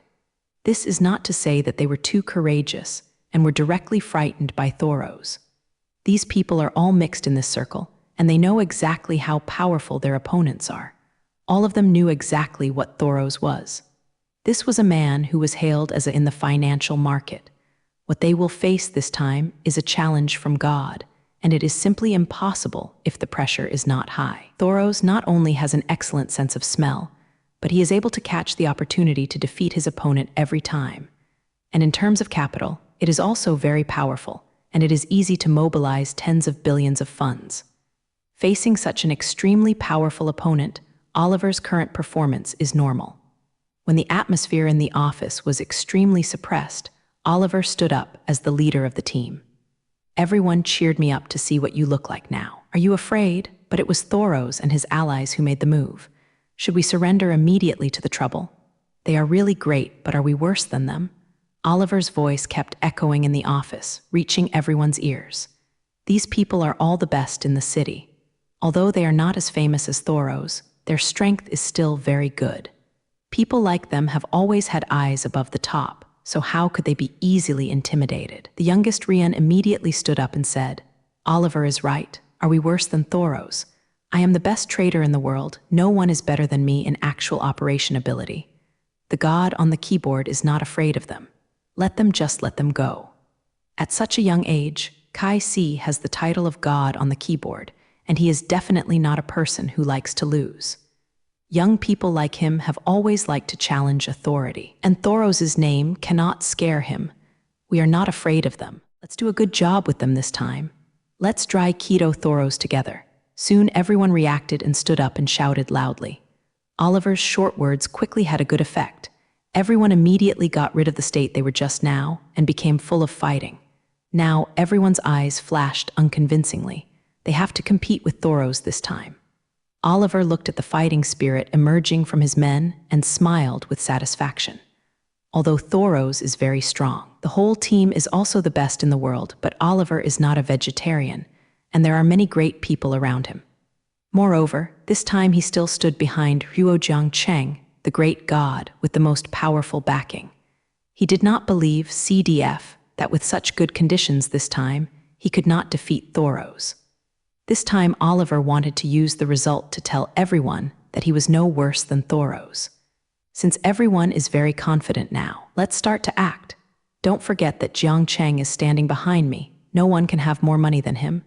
Increase capital investment immediately and continue to short platinum futures. I don't believe that we have such sufficient funds this time, and we still cannot suppress the price of platinum. Oliver's greatest confidence is Jiang Cheng's support. Funds play a decisive role in the futures trading market. If one party's funds have an overwhelming advantage, it will be able to account for a large part of the confrontation. They can eat all of the others' orders, and then keep releasing empty orders.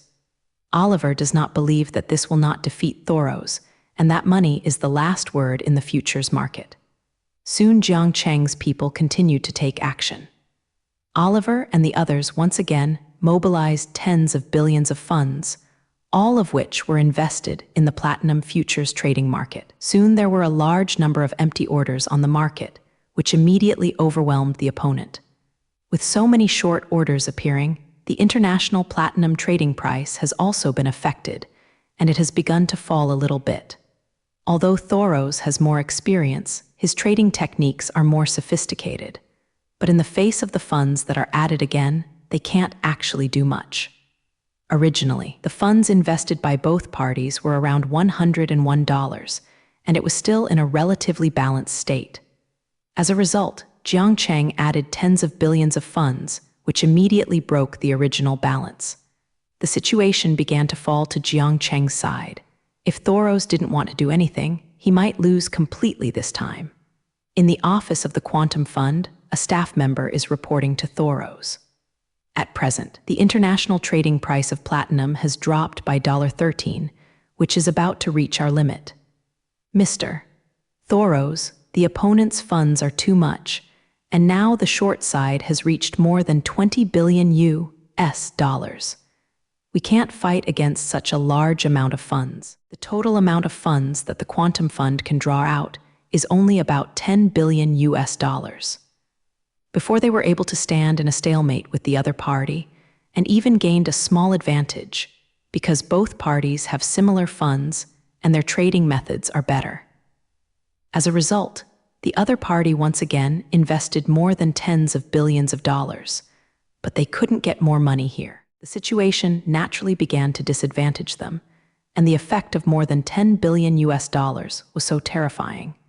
Jiang Cheng's appetite is really not small this time. He has already spent more than tens of billions of dollars. It seems that Jiang Cheng really wants to have a good time with me, so naturally I have to use all my strength. A sneer began to appear on Thoros' face. He felt that he had been challenged this time, so he was about to start with all his strength. Go and say hello to our allies. It's time for them to enter the arena. Thoros was able to confront Jiang Cheng because he had many allies. These allies can make simultaneous shots in the futures market, helping him ease the huge financial pressure. If his allies act at the same time, the disadvantage of their funds will be gone, and then they will see which method is better. As Thoros began to take full action, his allies also joined the battle. Soon, the Birkin futures market entered several shares of funds, and all began to do long platinum futures. After Case Ross's allies began to exert their strength, the situation changed again. The total amount of newly added funds even exceeded Jiang Cheng's side, reaching as much as tens of billions of dollars. At present, the funds of various parties on the platinum trading market have reached a total of $30 billion US. $30 billion US is a terrifying figure, even in the futures market. Thoros' allies are not 5 generations.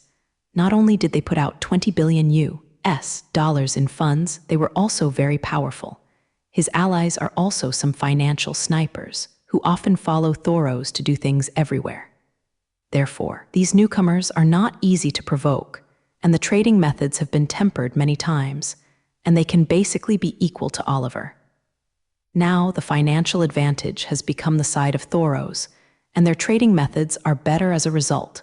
The wind direction of the platinum futures market changed instantly, and the situation began to cut diagonally toward Thoros.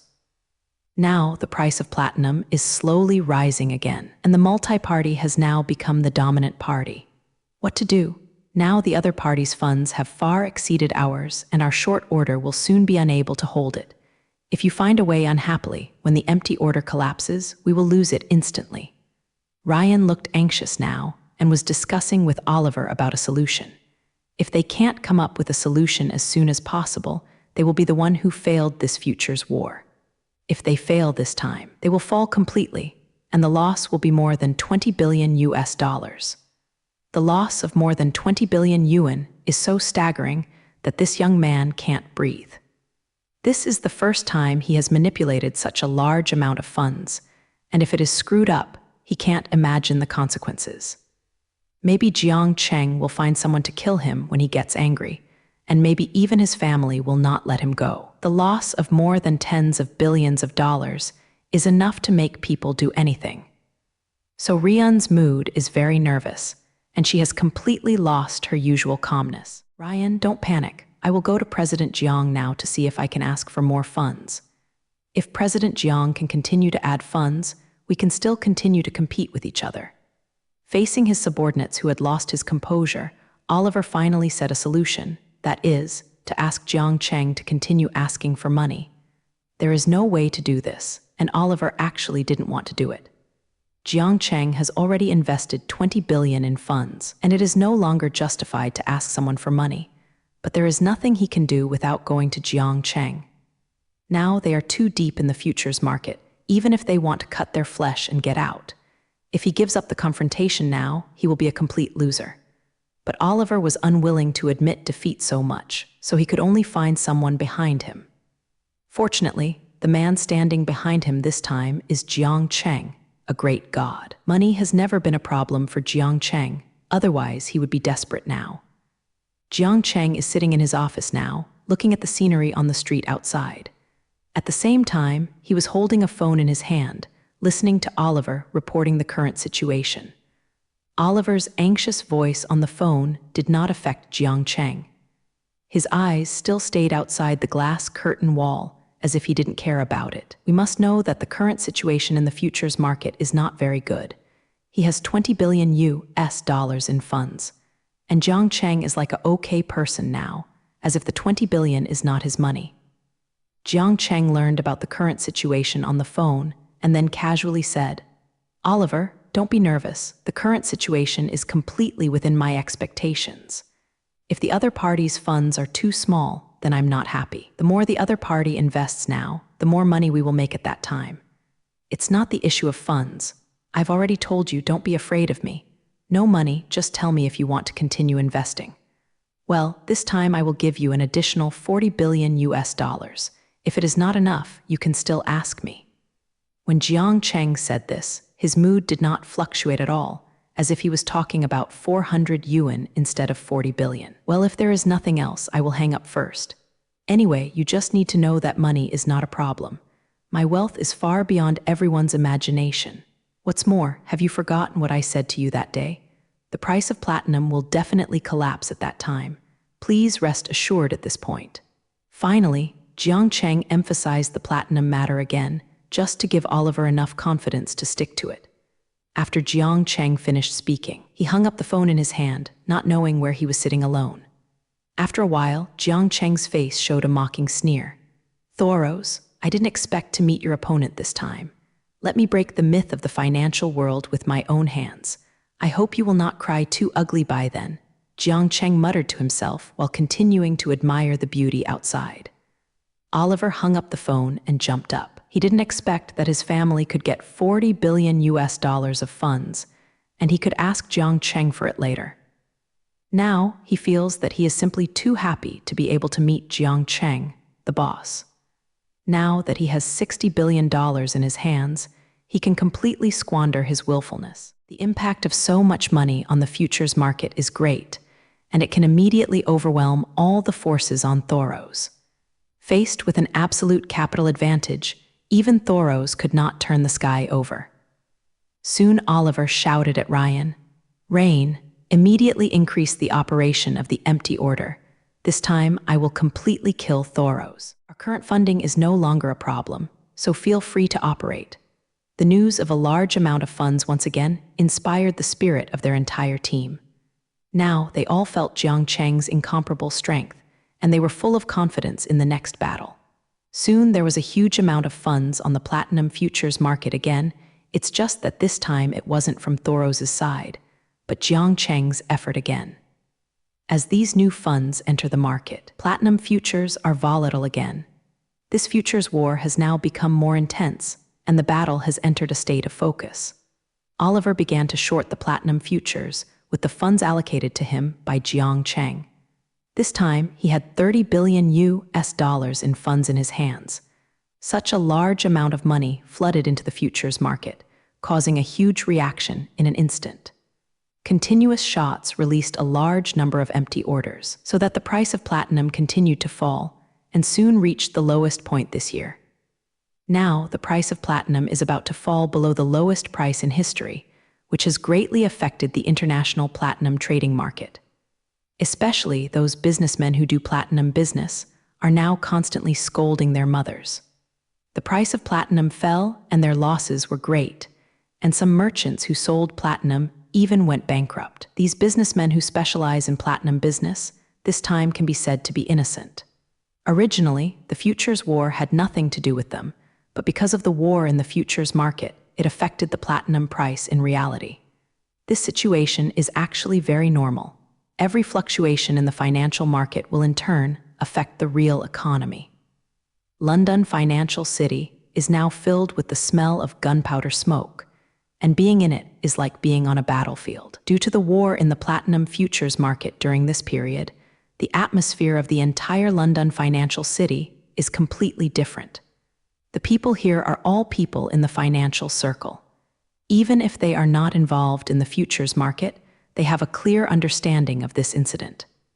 After all, this is a battle in which both sides have mobilized tens of billions of dollars. It is very difficult if you want to know. People in the financial city are now discussing the inside story of this futures war. Everyone on both sides of this futures war is already clear. One is the myth of the financial industry Thoros and his allies, and the other is Jiang Cheng, the most dazzling young man. What everyone didn't expect was that Thoros would be at a disadvantage now. Now, the platinum price has fallen to an extremely low level and will soon reach the lowest price in history. The current price of platinum means that many parties are about to lose, which means that Thoros has been forced into a desperate situation. If all futures are settled at the current price, Thoros will lose at least $20 billion. All of the $20 billion that Thoros lost, except for the unexpected handling fee to the exchange, had to fall into Jiang Cheng's pocket. This is the cruel side of the futures market. After all, futures is a zero-sum game. If someone makes money, someone loses. If now is the futures delivery date, Thoros can already surrender. Fortunately, there is still a period of time before the futures delivery date, and Thoros has a chance to turn around. The delivery date of the futures is the date of settlement of the futures, and then everyone will clear the orders in the hand. If the price is higher, then you will make money with more orders. Otherwise, you will make money with empty orders. How much money you earn depends on the intermediate price difference. The more the price difference, the more you earn. If platinum is used to deliver futures at such a low price, Thoros is afraid that he will lose money to his grandma's house. It's just that there is still a period of time before delivery, and I don't know if Thoros has any other means to come back. At this time, there was a bleak scene in the office of the Quantum Fund. These staff members are well aware of the recent situation, and they are now in crisis. At this time, a staff member is reporting the current situation to Thoros. From his face, it can be seen that the current situation is full of sugar. Mr. Thoros, our funds are now completely exhausted. The situation on the side of our allies is similar. If this continues, we will soon be liquidated, and then we will lose completely. After this period of crazy longing, all the funds in their hands have been exhausted. However, their opponents have sufficient funds, and they continue to release a large number of empty orders, and there is no sign of the funds drying up. Now, they no longer have the power to continue their offense. They can only watch their opponents continue to suppress the price of platinum. Thoros was sitting on his favorite chair now, listening to the report from his staff without speaking. This time, Thoros admitted that he had really miscalculated. He did not expect that Jiang Cheng's funds were so sufficient. He knew the assets of the Universe Umbrella Group were huge, but he didn't expect that there would be so much cash to be transferred. Generally speaking, a company will not keep too much cash, and the excess money will be used for investment or expansion of the company. An industrialist like Jiang Cheng could have so much cash. This was something Thoros had never thought of before. This time, Jiang Cheng put out 60 billion US dollars at a time. Jingren did not affect the operation of the Universe Umbrella Group at all, as if it could still put out tens of billions. Such bottomless funds made Thoros feel a little scared. It's not that he can't raise money now. If he is willing to put his face down, tens of billions of funds can still be raised. It's just that he was afraid that even if he added additional funds, Jiang Cheng would be able to spend several times his money. Now, he is not afraid to continue to invest more, because no amount of money can match Jiang Cheng's side. But if he just gave up like this, Thoros would definitely not want to. He has not experienced a 3-0 defeat in the financial field for so many years. It is a shame to lose to Jiang Cheng, a layman. The most important thing is that he was still crushed to death by Jiang Cheng's funds. This feeling of being humiliated by money is something Thoros would never want to see. Don't continue to release long orders. Just keep the long orders in our hands. We can't afford to continue investing. I will think of other ways to see if I can stir up the price of platinum. Thoros finally reluctantly explained a few words to his men, and then fell into deep contemplation. He is not ready to take a shot in the futures market now. He wants to defeat his opponent in other ways. This is Thoros's backhand, and now Jiang Cheng has forced Thoros to use the last hole cards. Thoros's backhand is actually very simple. Since he can't beat Jiang Cheng in the futures market, then he's going to influence the price of platinum in other ways and raise the price of platinum. Futures are only related to the price of goods, but there is no saying that they cannot bypass the futures and directly affect the physical goods. If Thoros could increase the price of platinum through other means, he could also laugh at the end. In this way, even if his funds are less than Jiang Cheng, he can also defeat Jiang Cheng in the futures war. Futures are not the only way to affect platinum prices. There are many other factors that can affect platinum prices.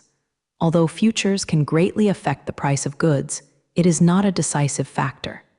In fact, something like futures is just a financial derivative product, and it can affect physical prices only because it is too large. But if the essential properties of this kind of goods change, there will be no way for futures to continue to affect physical goods. Among them, the relationship between supply and demand is the most critical factor and the biggest factor in determining the price of goods. If the output of a good is less than the demand, the price will surely soar. Jiang Cheng's trump card is actually related to this, and it also directly interferes with price changes caused by supply and demand for dry cleaning. He will soon be able to own 400 tons of platinum, which has far exceeded the current demand for platinum in the world. If these platinum flows into the market, It is impossible for the price of platinum not to fall. 400 tons of platinum cannot be digested on the earth at all, and the price cannot be as high as possible. And the method Thoros wanted to use this time was actually similar to Jiang Cheng's whole cards. He is ready to intervene in the production of platinum joints and reduce the output of platinum. If platinum production declines, platinum prices will definitely rise sharply. This is where the basic supply and demand relationship determines prices, and it is also something that futures cannot affect. Unexpectedly, the two sides of this futures war actually have similar cards.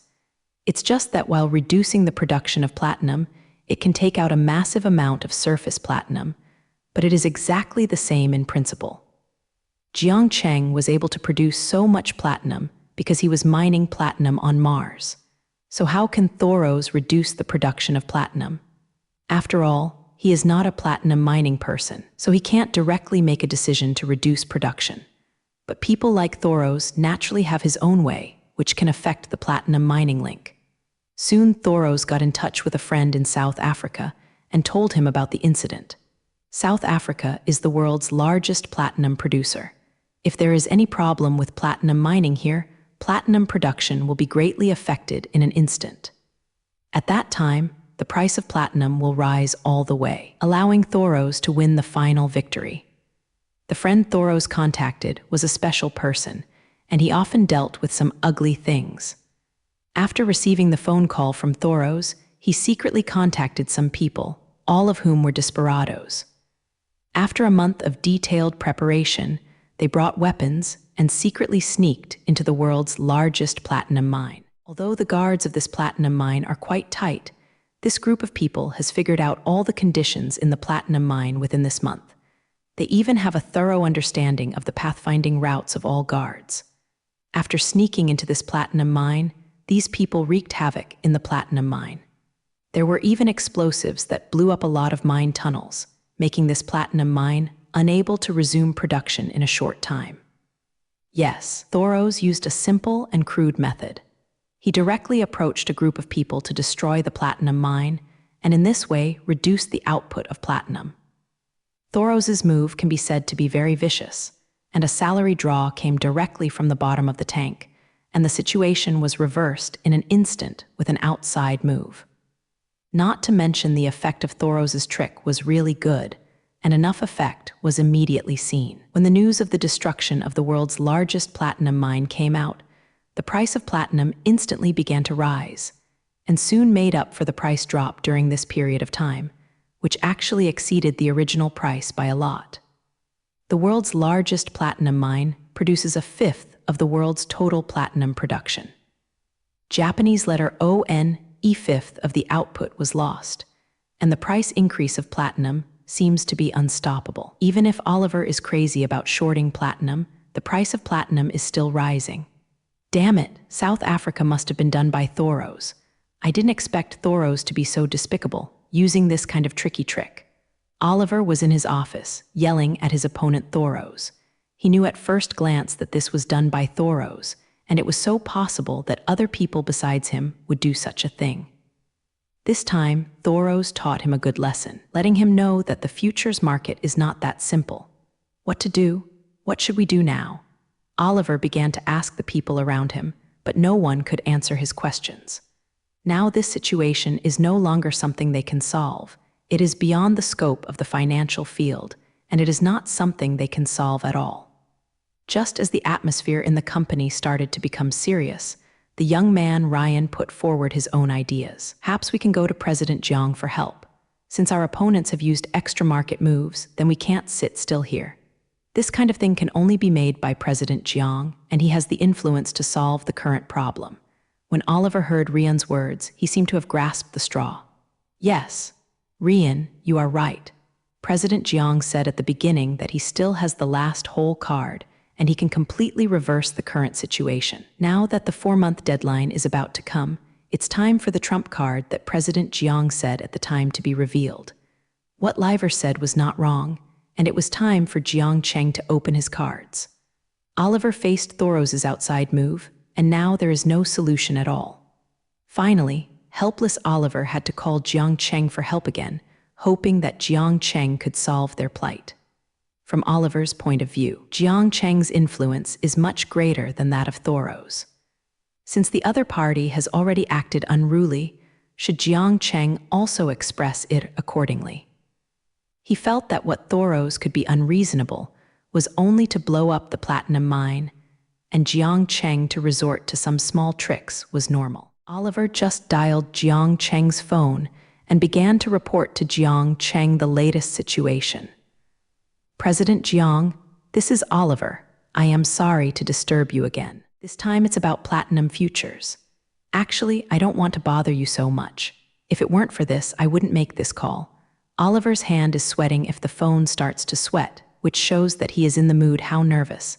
If it weren't for Thoreau's off-day move, Oliver really didn't want to make this call. Jiang Cheng had already given him so much support, but he still couldn't win the left-back victory. In Oliver's view, he was already a little dereliction of duty. His performance in this operation was very poor, and he even had to solve the problem himself in the end.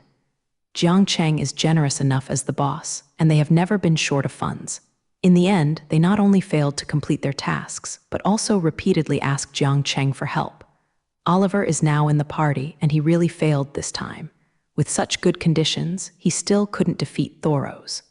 In the end, I had to ask for help to Jiang Cheng, which was simply attributable to Jiang Cheng's previous trust in him.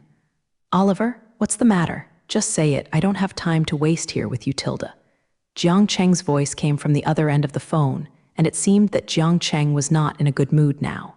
It was mainly Oliver's just hesitating words that made Jiang Cheng a little unhappy. Just say something directly. Jiang Cheng annoys Oliver the most. Therefore, Jiang Cheng's tone was quite unpleasant, and even a little bit of blame. I'm really sorry, President Jiang, you have rested against you.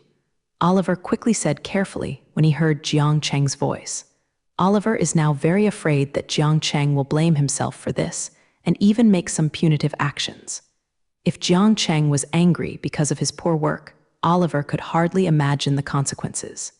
He couldn't bear Jiang Cheng's anger at all, and even death would be the best ending.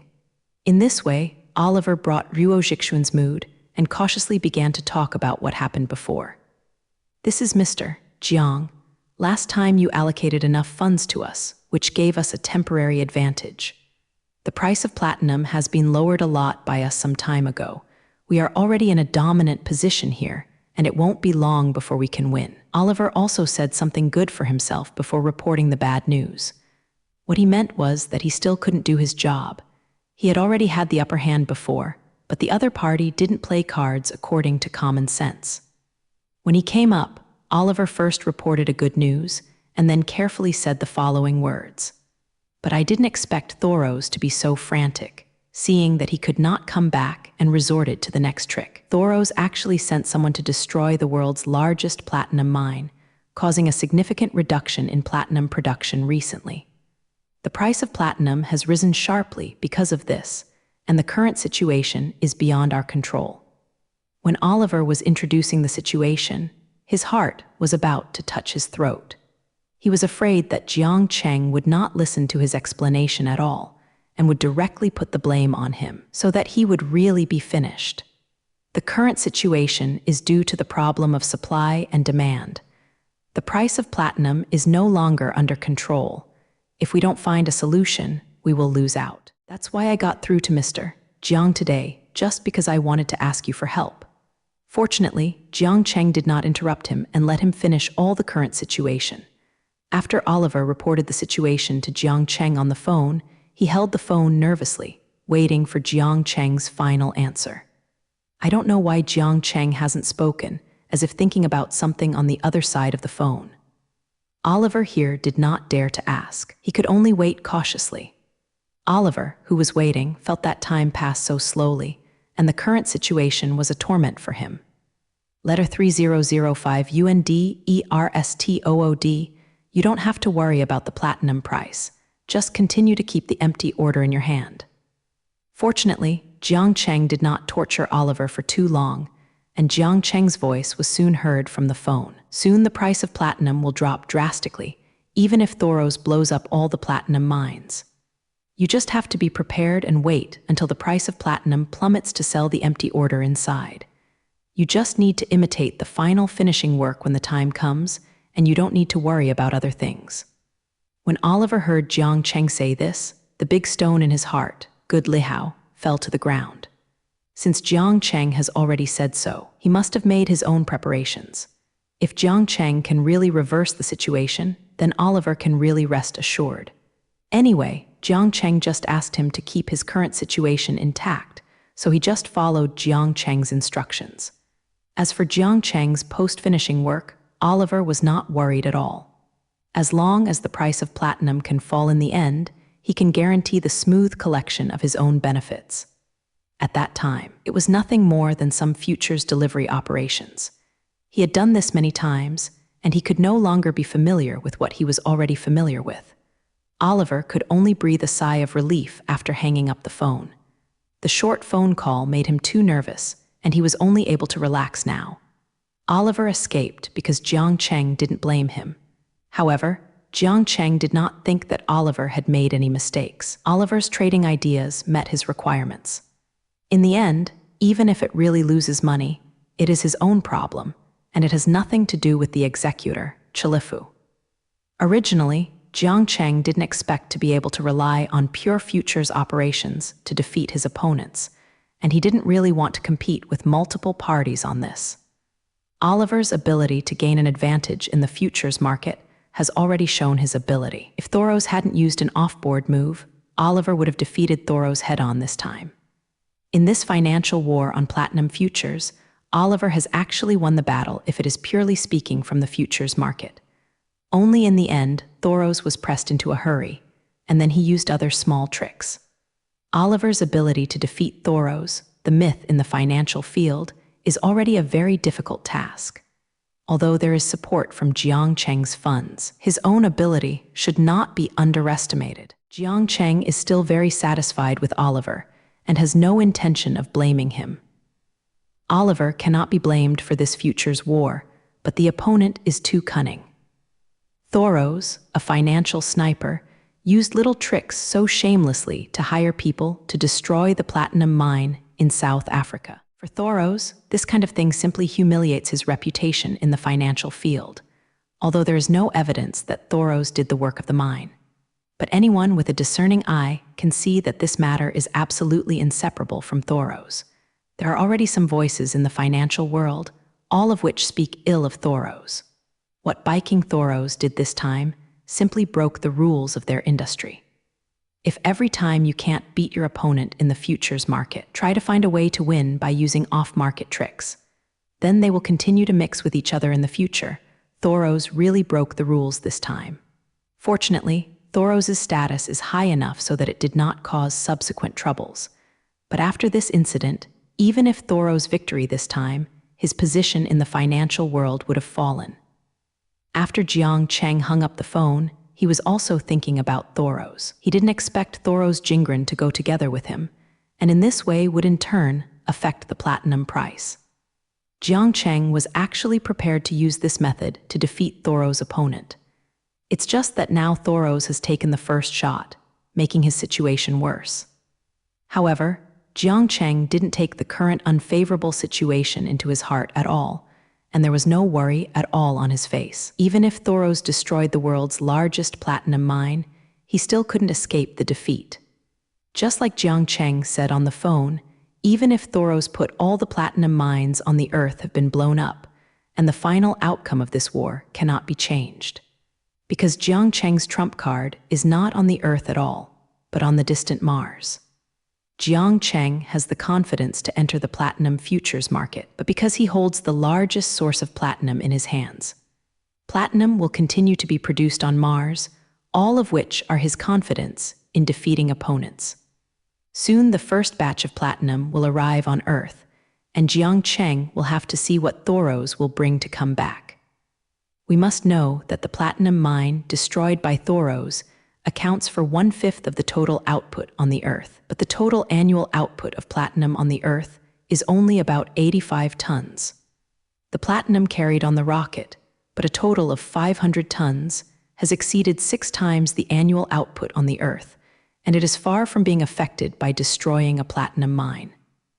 At that time, Jiang Cheng will not have to deal with the platinum in his hand. He only needs to let out the news that he is mining platinum on Mars, and the price of platinum will inevitably fall to the lowest point in history.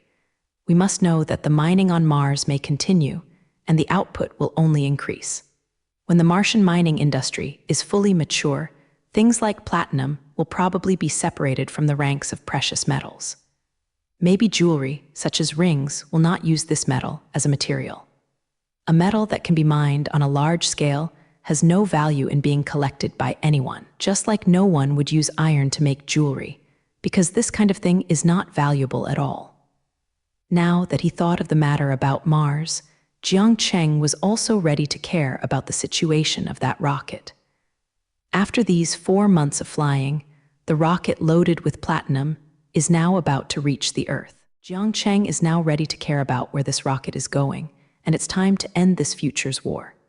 Jiang Cheng thought of this and acted immediately, picked up the phone and dialed a number. "Hello, is this Zio? This is Jiang Cheng. Where is the platinum-loaded rocket now, and how long will it take to reach the Earth?" Jiang Cheng began to ask Zio Peng on the phone about Ruo, that rocket. "Is it close to the Earth now? How many days will we be able to reach the Earth?" "Very good, you did a good job this time. When the rocket arrives, remember to notify me. I will use the platinum on the rocket soon." After Jiang Cheng inquired about the rocket, he hung up the phone contentedly. Judging from the news from Zio Peng, it was only a few days before the rocket reached the Earth. It seems that this futures war is about to be determined. Waiting until the day when the rocket officially arrives on Earth is also when Jiang Cheng is ready to end his opponent. This time, Jiang Cheng was going to use the power of thunder to launch the deadliest blow to Thoros. He believed that as long as he took out the 500 tons of platinum, Thoros would not even have a chance to fight back, and he would completely lose this battle. Thoros, who had just used the extra day move, I am afraid that Jiang Cheng would use the same method to deal with him. It's just that Jiang Cheng's tricks are more deadly, so he is the one who failed this time. The futures war between Jiang Cheng and Thoros has attracted the attention of many people. Especially people in the financial industry are very concerned about the outcome of this war. They wanted to see Thoros, who was invincible in the end, laughed and said, in the end, it was Jiang Cheng, the enchanting genius who once again performed miracles.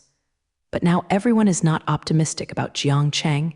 Everyone thinks Thoros is almost about to win Tilda Li. Since the news of the destruction of the world's largest platinum mine came out, the price of platinum has been rising all the way, and there has been no decline at all.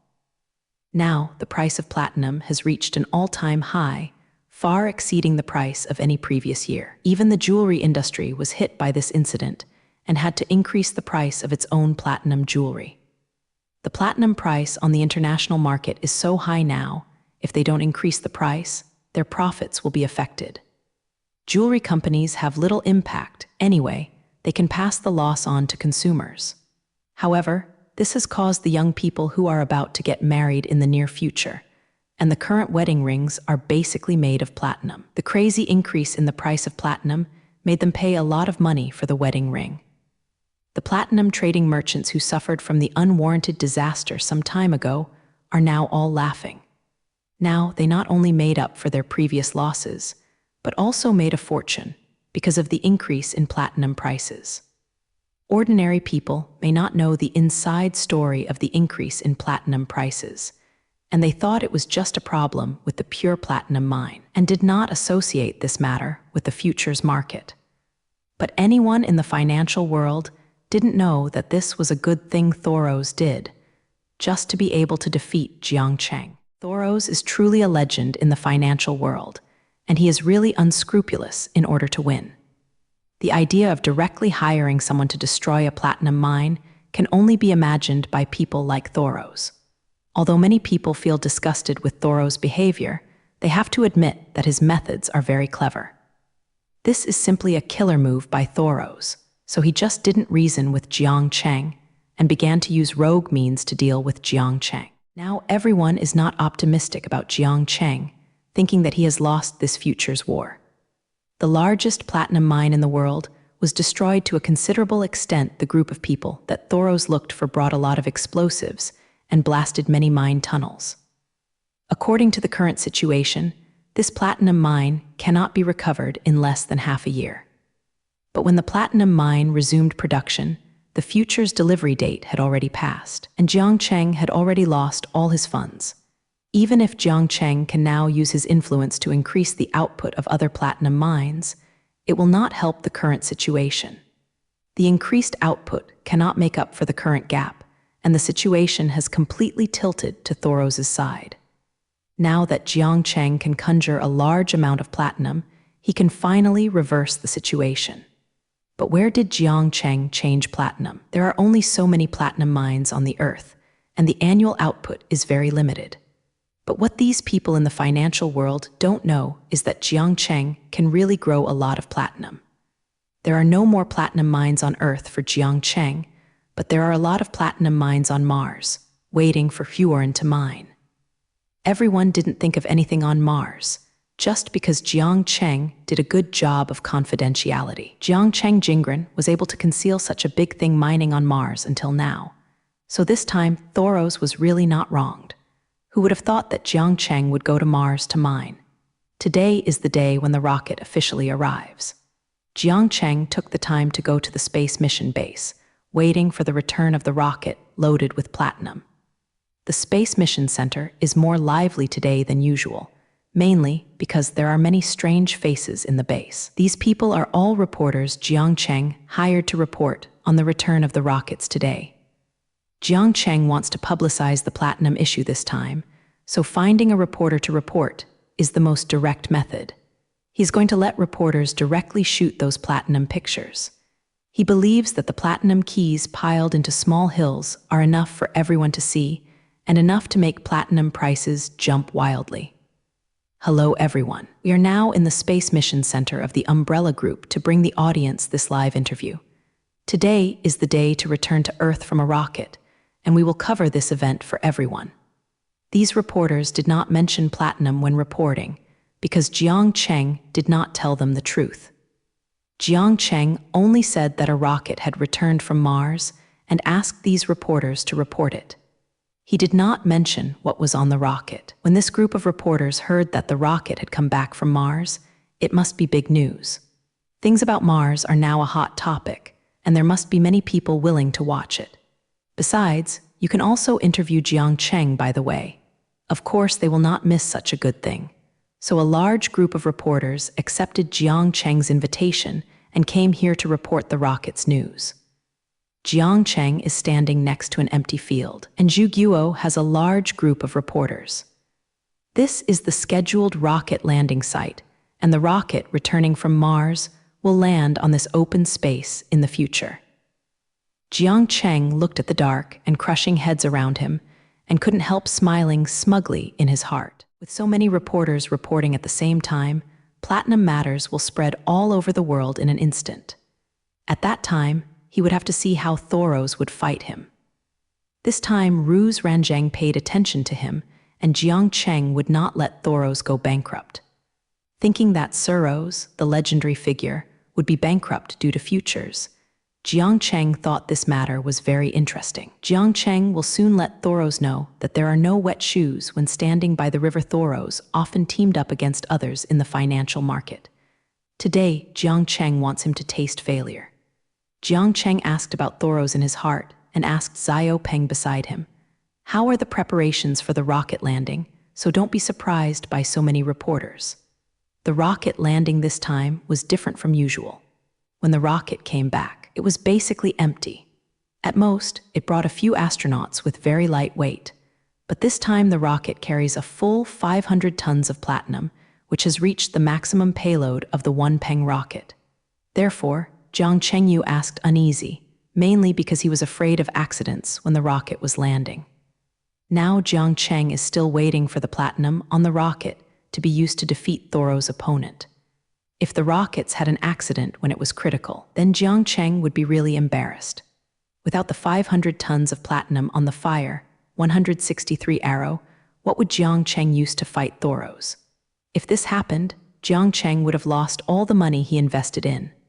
Although Jiang Cheng didn't care about the money so much, he didn't want to lose to people like Thoros. Failure is something that Jiang Cheng absolutely does not allow, so he must ensure that the rocket can land smoothly. President Jiang, don't worry. All landing work has been prepared, and there will be no accidents. After Xiao Peng heard Jiang Cheng's inquiry, he immediately assured Jiang Cheng. He also heard about Jiang Cheng in the futures market, and knew this. What does the rocket mean to Jiang Cheng? Therefore, he made all-out preparations in advance for this rocket to land safely. Time passed slowly while waiting, and there was no time for those present to wait too long. Soon the rocket reached the orbit of the Earth and officially began the landing phase. The bottom of the One-Peng rocket was emitting a blue light, and it began to slowly fly towards the surface of the Earth. After a period of flight, the rocket was already very close to the surface. Everyone on the landing site can now see the rocket's contours. Seeing that the rocket had already exposed the porch, a reporter immediately said to the assistant beside him, "Hurry up and aim the camera at the rocket. This is a rocket coming back from Mars. You must let everyone see clearly." Soon all reporters pointed their cameras at the rocket, recording the entire process of the rocket landing. The technology of the Peng-type rocket has been greatly improved compared with that of the Peng-type rocket. The shape of this type of rocket is even brighter, and the lines have a streamlined beauty. Most important thing is this improved rocket, which has been greatly improved in flexibility. Everyone saw that the rocket made an arc in the air and then landed smoothly on the ground. When Jiang Cheng saw that the rocket had landed, he let go of the last worry in his heart. Now that the rockets have landed steadily, all that is left is to announce the platinum news and then use this method to suppress the platinum price. When the rocket landed, the reporters were planning to leave, because they are mainly here to interview the rocket's landing process. Now that the rocket has landed safely, these reporters are also ready to end this live broadcast. However, Jiang Cheng stopped these reporters and told them not to leave in a hurry. Jiang Cheng called these reporters over this time, but he had his own purpose. Now the main show hasn't started yet. How could Jiang Cheng let them leave like this? This time we brought back something from Mars, so everyone will be able to take pictures. Jiang Cheng still didn't say anything about platinum. He still wanted to keep a sense of mystery so that when platinum was exposed, he would have the greatest shock effect. The reporters all gave up the idea of leaving when they heard that there were things on the rocket that were brought back from Mars. The things they brought back from Mars are relatively rare, and they don't want to let go of such good reports. Soon under the busy staff, the outer part of the rocket was completely dismantled, and the warehouse inside was also revealed. "Everyone, please come with us. Let's open Huo Jian's warehouse and see what's inside." A reminder to the audience in front of the TV. Don't be too surprised for a while.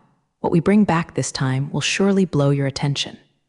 After Jiang Cheng said these things to the camera, he took the lead and walked towards the door of the rocket warehouse.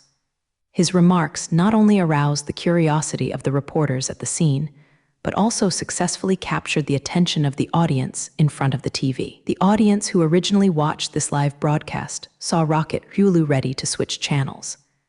As a result, Jiang Cheng said something like this again, which immediately aroused their curiosity.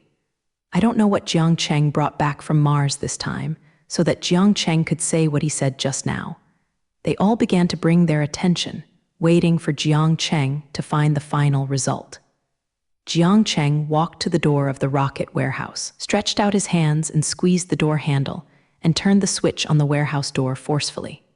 The door of the rocket warehouse slowly opened, revealing the cargo carried inside.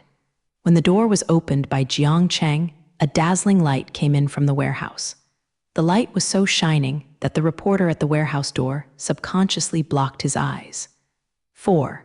1. Slowly wait for them to adapt to this light before they can see clearly what is in the yard. When everyone could see the field inside the warehouse, everyone was shocked by the contents of the warehouse. There are piles of platinum ingots neatly stacked in the warehouse. It turns out that the light just now is emitted by these platinum keys. The piles of platinum keys that are like hills constantly hit everyone's eyes, making everyone believe what they see. This is all priceless platinum, platinum that is more expensive than gold. What they see now is even more illusory than the scenes in the movie, piled up like a hill of platinum ingots, frightening everyone. All the reporters on the scene were shocked by the writing about platinum and even forgotten that they were live broadcasting. The reporters stood so stupidly at the original plan, looking directly at the platinum ingots in the warehouse. The current situation of the audience in front of the TV is not much better. Although watching the current picture through the TV, it is far from the shock that was felt at the scene. But the audience who saw the picture on the TV was still shocked by what they saw. God, is it all platinum? How much is it worth? Is there a problem with my eyes? I'm not mistaken, is the shining thing in the warehouse platinum? God, who can tell me whether this is true or not, and is it all fake? Or where did Jiang Cheng get the platinum? Every audience in front of the TV set exclaimed in their mouths. It can't be blamed that they haven't seen the market. The current scene is too exciting. Slowly, the platinum in a warehouse, whoever sees it will be their reaction now. Jiang Cheng saw that the reporters were all frightened, so he took the initiative to end his work. Jiang Cheng faced the camera and said in front of all the audience, "Everyone has no problem with their eyes, and these things are not fake. What you are seeing now is a completely real picture." While talking about Jiang Cheng, he walked into the warehouse, touched the platinum key with his hand, and continued, "These are all genuine platinum, and I can clearly feel their touch. In this rocket warehouse, there are now 500 tons of platinum ingots, all of which are platinum with a purity of over 24K. These 500 tons of platinum are what we brought back from Mars. Today, the Principality will show you this live broadcast. The platinum was mined from Mars and transported back to Earth after being refined. In order to make these platinum produce better results, Jiang Cheng began to introduce the origin of these platinum. Everyone knows that the platinum reserves on Huicheng are very rich, far innumerable times the Earth's reserves. That's why I had the idea of mining platinum on Mars, and now this idea has finally come true. This platinum is only the first batch now, and it will continue to be shipped back to the Earth in the future. Therefore, the development of outer space is the wisest choice, because the outside world is far bigger than you think, and you have more things than the little Earth. Through this incident, I want to tell everyone that space is the alien of mankind. In the end, Jiang Cheng also emphasized his point of view, by the way, so that everyone can better accept the development of outer space. Now that there is such a good opportunity, Jiang Cheng will of course not let it go easily. Nothing is more convincing than these platinum, which proves the abundance of outer space resources. With these platinum as evidence, everyone will definitely be more enthusiastic about the development of space. The entire 500 tons of platinum in the warehouse was transmitted to the world along with the TV signal. And Jiang Cheng's words were accompanied by the TV screens and penetrated everyone's heart. Everyone has only now discovered the fact that the Earth is indeed too poor platinum, which is extremely abundant on Mars, has become the rarest resource on Earth. Now everyone is beginning to yearn for outer space, because it is full of wealth like platinum. Arousing everyone's enthusiasm for space development is not the biggest impact of this incident. The most affected is the price of platinum. The emergence of so much platinum has caused the international platinum trading price to collapse, by the way. Especially, Jiang Cheng also said that there will be a steady stream of platinum in the future, which makes the price of platinum drop below the lowest price in history, even only half of the original price. The price of platinum dropped by half in an instant.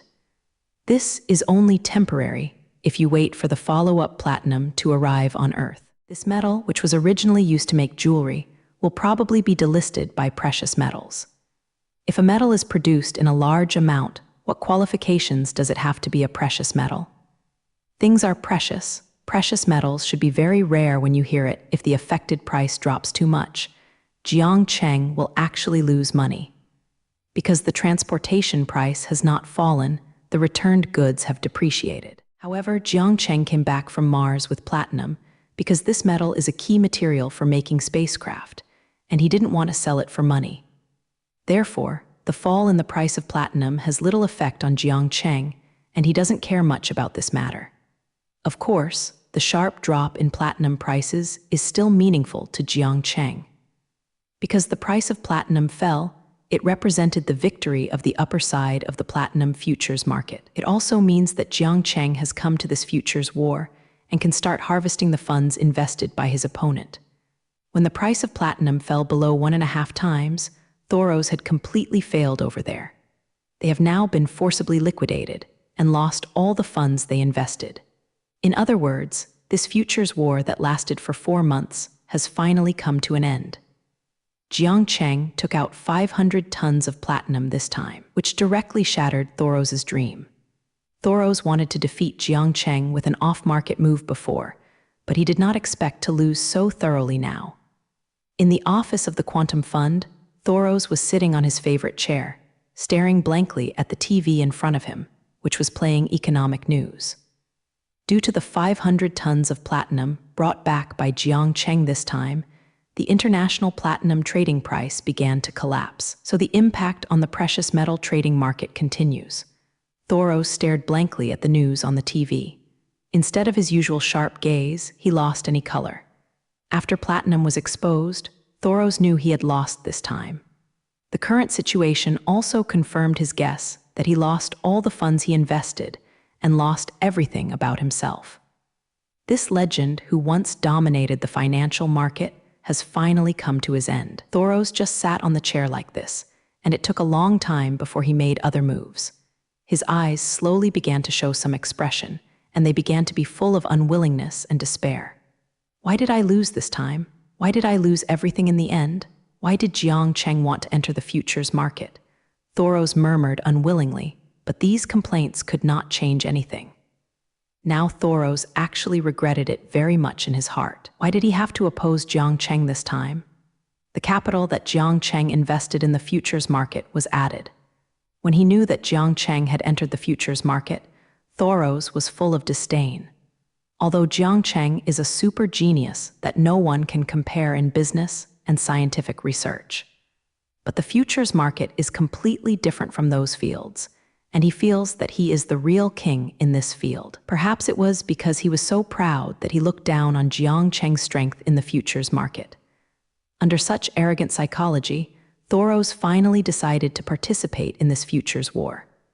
But in the course of the futures war, Thoros saw Jiang Cheng's terrifying funds, and he almost was not crushed by the money Jiang Cheng took out. Later, due to insufficient funds, Thoros had to break the unspoken rules of futures trading and use some shady methods. When Thoros sent people to destroy the platinum mine, the contest in the futures market was already lost. But even if Thoros had lost his dignity and used methods outside the financial field, he would still be unable to defeat Jiang Cheng in the end. Jiang Cheng finally took 500 tons of platinum and defeated Thoros simply and neatly. Now that Thoros' quantum fund has been forcibly liquidated, even if he wants to come back, there is no chance. This time, in the futures war between Thoros and Jiang Cheng has won the final victory. Jiang Cheng, who has never been involved in the financial field before, was able to laugh this time and said that in the end it was beyond everyone's expectations. No one thought that Jiang Cheng actually mined platinum on Mars and sent it back to Earth smoothly. It is precisely because of Jiang Cheng's simple and rude means that this old fox can be pitted against Thoros. In the end, Thoros didn't expect that he would fall to this result. Now he is desperate in his heart, because this time he has lost a huge amount of $30 billion. The money is not his own, and Thoros is not like Jiang Cheng, who can easily come out so much money. He even raised a lot of the $10 billion he took out from other people. Now, he not only compensated all the money of the people behind him, but also his allies were cheated by him for $20 billion. Those who have lost their money will certainly not let him go easily. Those capitalists will kill people for tens of millions of dollars in profits, let alone $30 billion this time. Thoros knew that the capitalists had just let him go, and he would definitely not be able to survive after losing them so much. He has been in contact with those capitalists for so long, and he knows their style too well. Maybe after a while, there will be news that he died in an accident, a seemingly coincidental, unexpected. But Thoros was unwilling to accept the way of death, the feeling of being arranged for his destiny, which was simply an insult to him. I can't just die without dignity. I, Thoros, have been in the financial world for so many years. Even if I die, I will die with dignity. Thoros roared unwillingly, wanting to ask for such an ending. But Thoros himself knew that he couldn't give those people an explanation, and only his death could make up for the losses of those people. So Thoros finally made a decision. He was ready to end his life by himself.